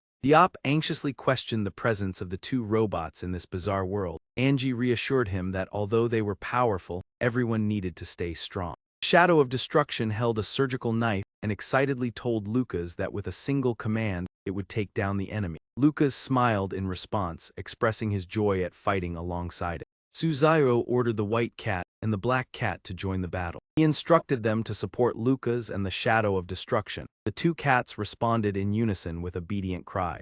The robot laughed loudly, acknowledging that their formation was strong but asserting that it was not fighting alone, and ordered the experimental subjects to return. It sent a control signal to the mechanical legion behind it, causing chaos as they received commands from their master, while also experiencing signal interference. Yop was bewildered by the situation. Suzaio explained that the command from the Black Sun Emperor Totem was conflicting with the robot's orders, leaving the creatures unsure whom to obey. After a brief struggle, the robot's command gradually gained the upper hand. The Mechanical Legion shifted their target to attack Suzaio's group and shouted orders to eliminate humanity. Realizing the tense situation, Suzaio instructed Diop to take on Kai to a safe place, while he would attempt to regain control and fight the enemy. Diop immediately took on Kai's hand and left. The girl worriedly wanted to stay, but he gently explained that staying safe was the best support they could offer. Suzaio focused his mind, raised the Black Sun Emperor Totem, and ordered the Mechanical Legion to turn and eliminate the two robots. Following the command, some machines returned to obey Suzaio, while the rest remained under the robot's control and continued attacking the group. The audience excitedly commented that Suzaio's mental strength was astonishing, as he could control half the Legion, creating a spectacular robot battle. Two robots shouted angrily, accusing humans of trying to seize their RESE Chinese letter, and threatened to annihilate them all. Lucas and the Shadow of Destruction charged forward together. Lucas taunted the robots, declaring that their opponent was him. The Shadow of Destruction echoed, affirming that they would face the enemy together. Provoked, the robots became furious and declared they would deal with them first. The white cat and the black cat also coordinated their attacks on the robots, their cries declaring their participation in the battle. Shadow of Destruction excitedly shared with Lucas its thrill at finally fighting side by side. The feeling filled it with fervor. Meanwhile, Hikami and Nephi merged into the form of Zaba, silently observing and concluding that Angie was the weakest target, and that the experimental sample number 0 needed to be retrieved quickly. When Hikami appeared, the mechanical parrot immediately warned Angie by repeatedly calling his name. Hikami stood behind Angie and harshly declared that experimental product number 0 was their research achievement and demanded its return. Angie calmly responded with a confident smile, stating that he had been waiting for this moment for a long time. Immediately afterward, Angie ordered the mechanical parrot to launch an attack. The mechanical parrot soared into the sky, its feathers transforming into darts that shot toward Hikami, while continuously expressing its fury. Despite being wounded by the darts, Hikami remained calmly standing and smiling, acknowledging that Angie had some capability in subduing experimental sample number 0. In a short time, Hikami's wounds completely healed, and she even showed pity toward Angie. Hikami asserted that these attacks were insufficient to harm her, astonishing the audience with the extraordinary regeneration of this perfected version. One audience member commented that if Tung Ha Thursat had known he possessed only a fraction of such power, he would have been deeply regretful. Another agreed, saying that if he had been more patient and defeated by the perfected Hikami, he might have reached an invincible realm. Seeing Hikami recover so quickly, the mechanical parrot's gaze grew colder, displaying hatred and determination to defeat her. While scolding, the mechanical parrot fired 2 blazing red laser beams at Hikami. The audience speculated that a deep grudge existed between them, perhaps Hikami was the one who created it. Another viewer questioned that in the recorded diary, the female captain mentioned had fled, so what had caused her to become as she was now? The audience advised everyone to keep watching because Su Zio might reveal the secret behind it. Despite the fierce attacks, Hikami easily dodged and warned the mechanical parrot to return and submit to her. Many were astonished that all the darts missed, concluding that Hikami was avoiding a direct confrontation. However, the red laser beams still posed a certain threat, offering a chance of victory if they struck the target. The audience suddenly noticed that Angie had picked up a gun from a machine and quietly circled behind Hikami. Some doubted that such conventional weapons could harm Hikami. When suddenly shot from behind by Angie, Hikami angrily questioned this bold action. Immediately afterward, she turned around and subdued Angie, making the situation extremely perilous in the eyes of the audience. Hikami sneered contemptuously at Angie, claiming he was merely a fool bringing danger upon himself. At the critical moment of life and death, a precise laser beam struck Hikami, causing her pain. Hikami collapsed, and Angie calmly explained that he had deliberately used himself as bait to hold her in place, creating an opportunity for the mechanical parrot to deliver the decisive blow, affirming the power of unity and trust among humans. The audience below quickly shifted their attention to Su Zio's battle, where the situation was equally intense. At this moment, Su Zio focused on using the Black Sun Emperor Totem to command the Mechanical Legion into battle formation. The machines obeyed his orders, swiftly arranging themselves in neat formations with weapons ready, forming a clear standoff against the remaining forces of the Legion. The robot-controlled army suddenly descended into chaos, yet the audience above continued to shower it with praise. Truly outstanding, no one expected that the great Su Zio was also proficient in military strategy. The viewers below proudly declared that this was the true advantage of humanity. Though we do not possess absolutely overwhelming power, we have intelligence and unwavering faith. It is precisely these qualities that have helped us overcome every trial time and time again. The robot was now exhausted, its system began to flicker, its voice stuttering as it said, "Processing humans failed. The audience immediately erupted in cheers. "Victory belongs to the great Su Zio. We have achieved a great triumph." Su Zio immediately ordered the remaining robots to activate their self-destruct program, and the entire mechanical army responded in unison. In an instant, violent explosions resounded as all the robots simultaneously activated their destruction mechanisms. The audience above, confused, asked why he would do that. Keeping them to fight the mecha would be better, and others quickly reminded everyone to look at the totem in Su Zio's hand. The red glow had reached its extreme. The viewers below analyzed that it was better to destroy them than to keep them. If the totem lost its effect, they would become a disaster. On Lucas's side, he coordinated seamlessly with the Shadow of Destruction, both simultaneously launching their cards toward the final robot. The remaining robot sneered with a mocking laugh, "Foolish humans. A few cards carrying some strange energy think they can harm me." As it spoke, it activated all the firepower on its body. It suddenly lifted its foot, intending to stomp down on the Shadow of Destruction, its voice filled with contempt. "Rats disappear." With a loud boom, the steel foot slammed down on the spot where the Shadow of Destruction had just been standing. Lucas cried out in pain, destruction, and the audience above gasped in alarm. "Oh no, will he be all right?" Someone below even burst into tears. Sob, he had just reconciled with Lucas. "I do not want to see him come to harm." After the stomp, the robot suddenly sensed something unusual. It wondered in surprise why the sensation beneath its foot felt so strange. That moment a streak of dark shadow silently appeared. Then came the familiar laughter, I am the shadow. Do you think this method could destroy me? How naive, even so I must thank you.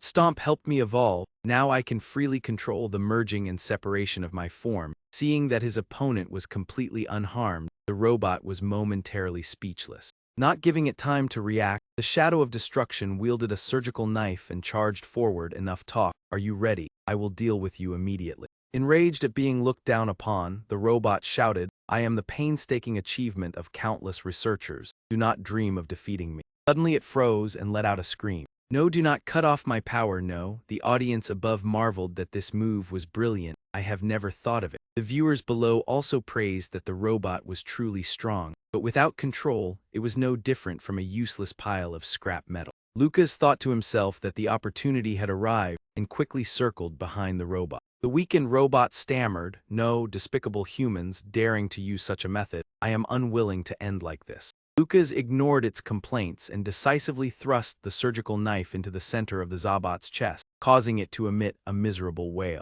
Alucard immediately pulled out the knife and left the dangerous position. Robot cried out in despair, no. Immediately afterward, a loud explosion resounded as smoke and dust billowed. The shadow of destruction rushed forward and pushed Lucas to the ground, using his own body to shield him. When the noise subsided, the smoke gradually dispersed. The shadow of destruction helped Lucas to his feet and anxiously asked if he was all right. Lucas shook his head, saying he only had a few scratches. Lucas tightly embraced the shadow of destruction and thanked him. He replied that we are originally one. The audience above was moved by this scene of perfect harmony. The viewers below reminded everyone to look elsewhere. The black cat and the white cat were also about to finish off the blue mecha. The blue mecha was surrounded by the two cats. It angrily cursed, do not come near me, stop immediately. The white cat cried out and used its claws to scratch the armor, causing the blue mecha to tremble and beg, no, no. Not long after, the blue mecha exploded, and the two cats quickly ran back towards Suzayo.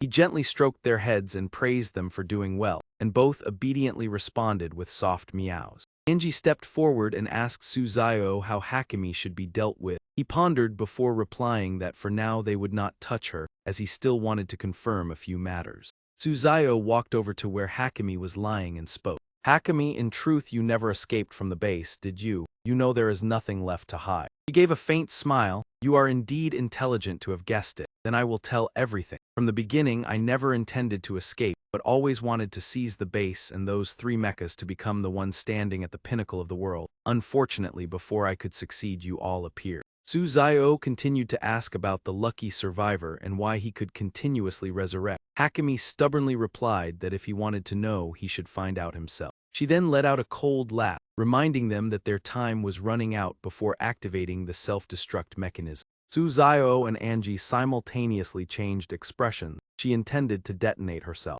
White cat pulled Angie away while the black cat carried Suzayo to safety. Before the end, Hakami still laughed loudly. You will never know the truth of the immortal consciousness and will have no chance to investigate. Everything in the ruined city will be buried and begin anew. Death is merely a cycle. You will also remain trapped here forever.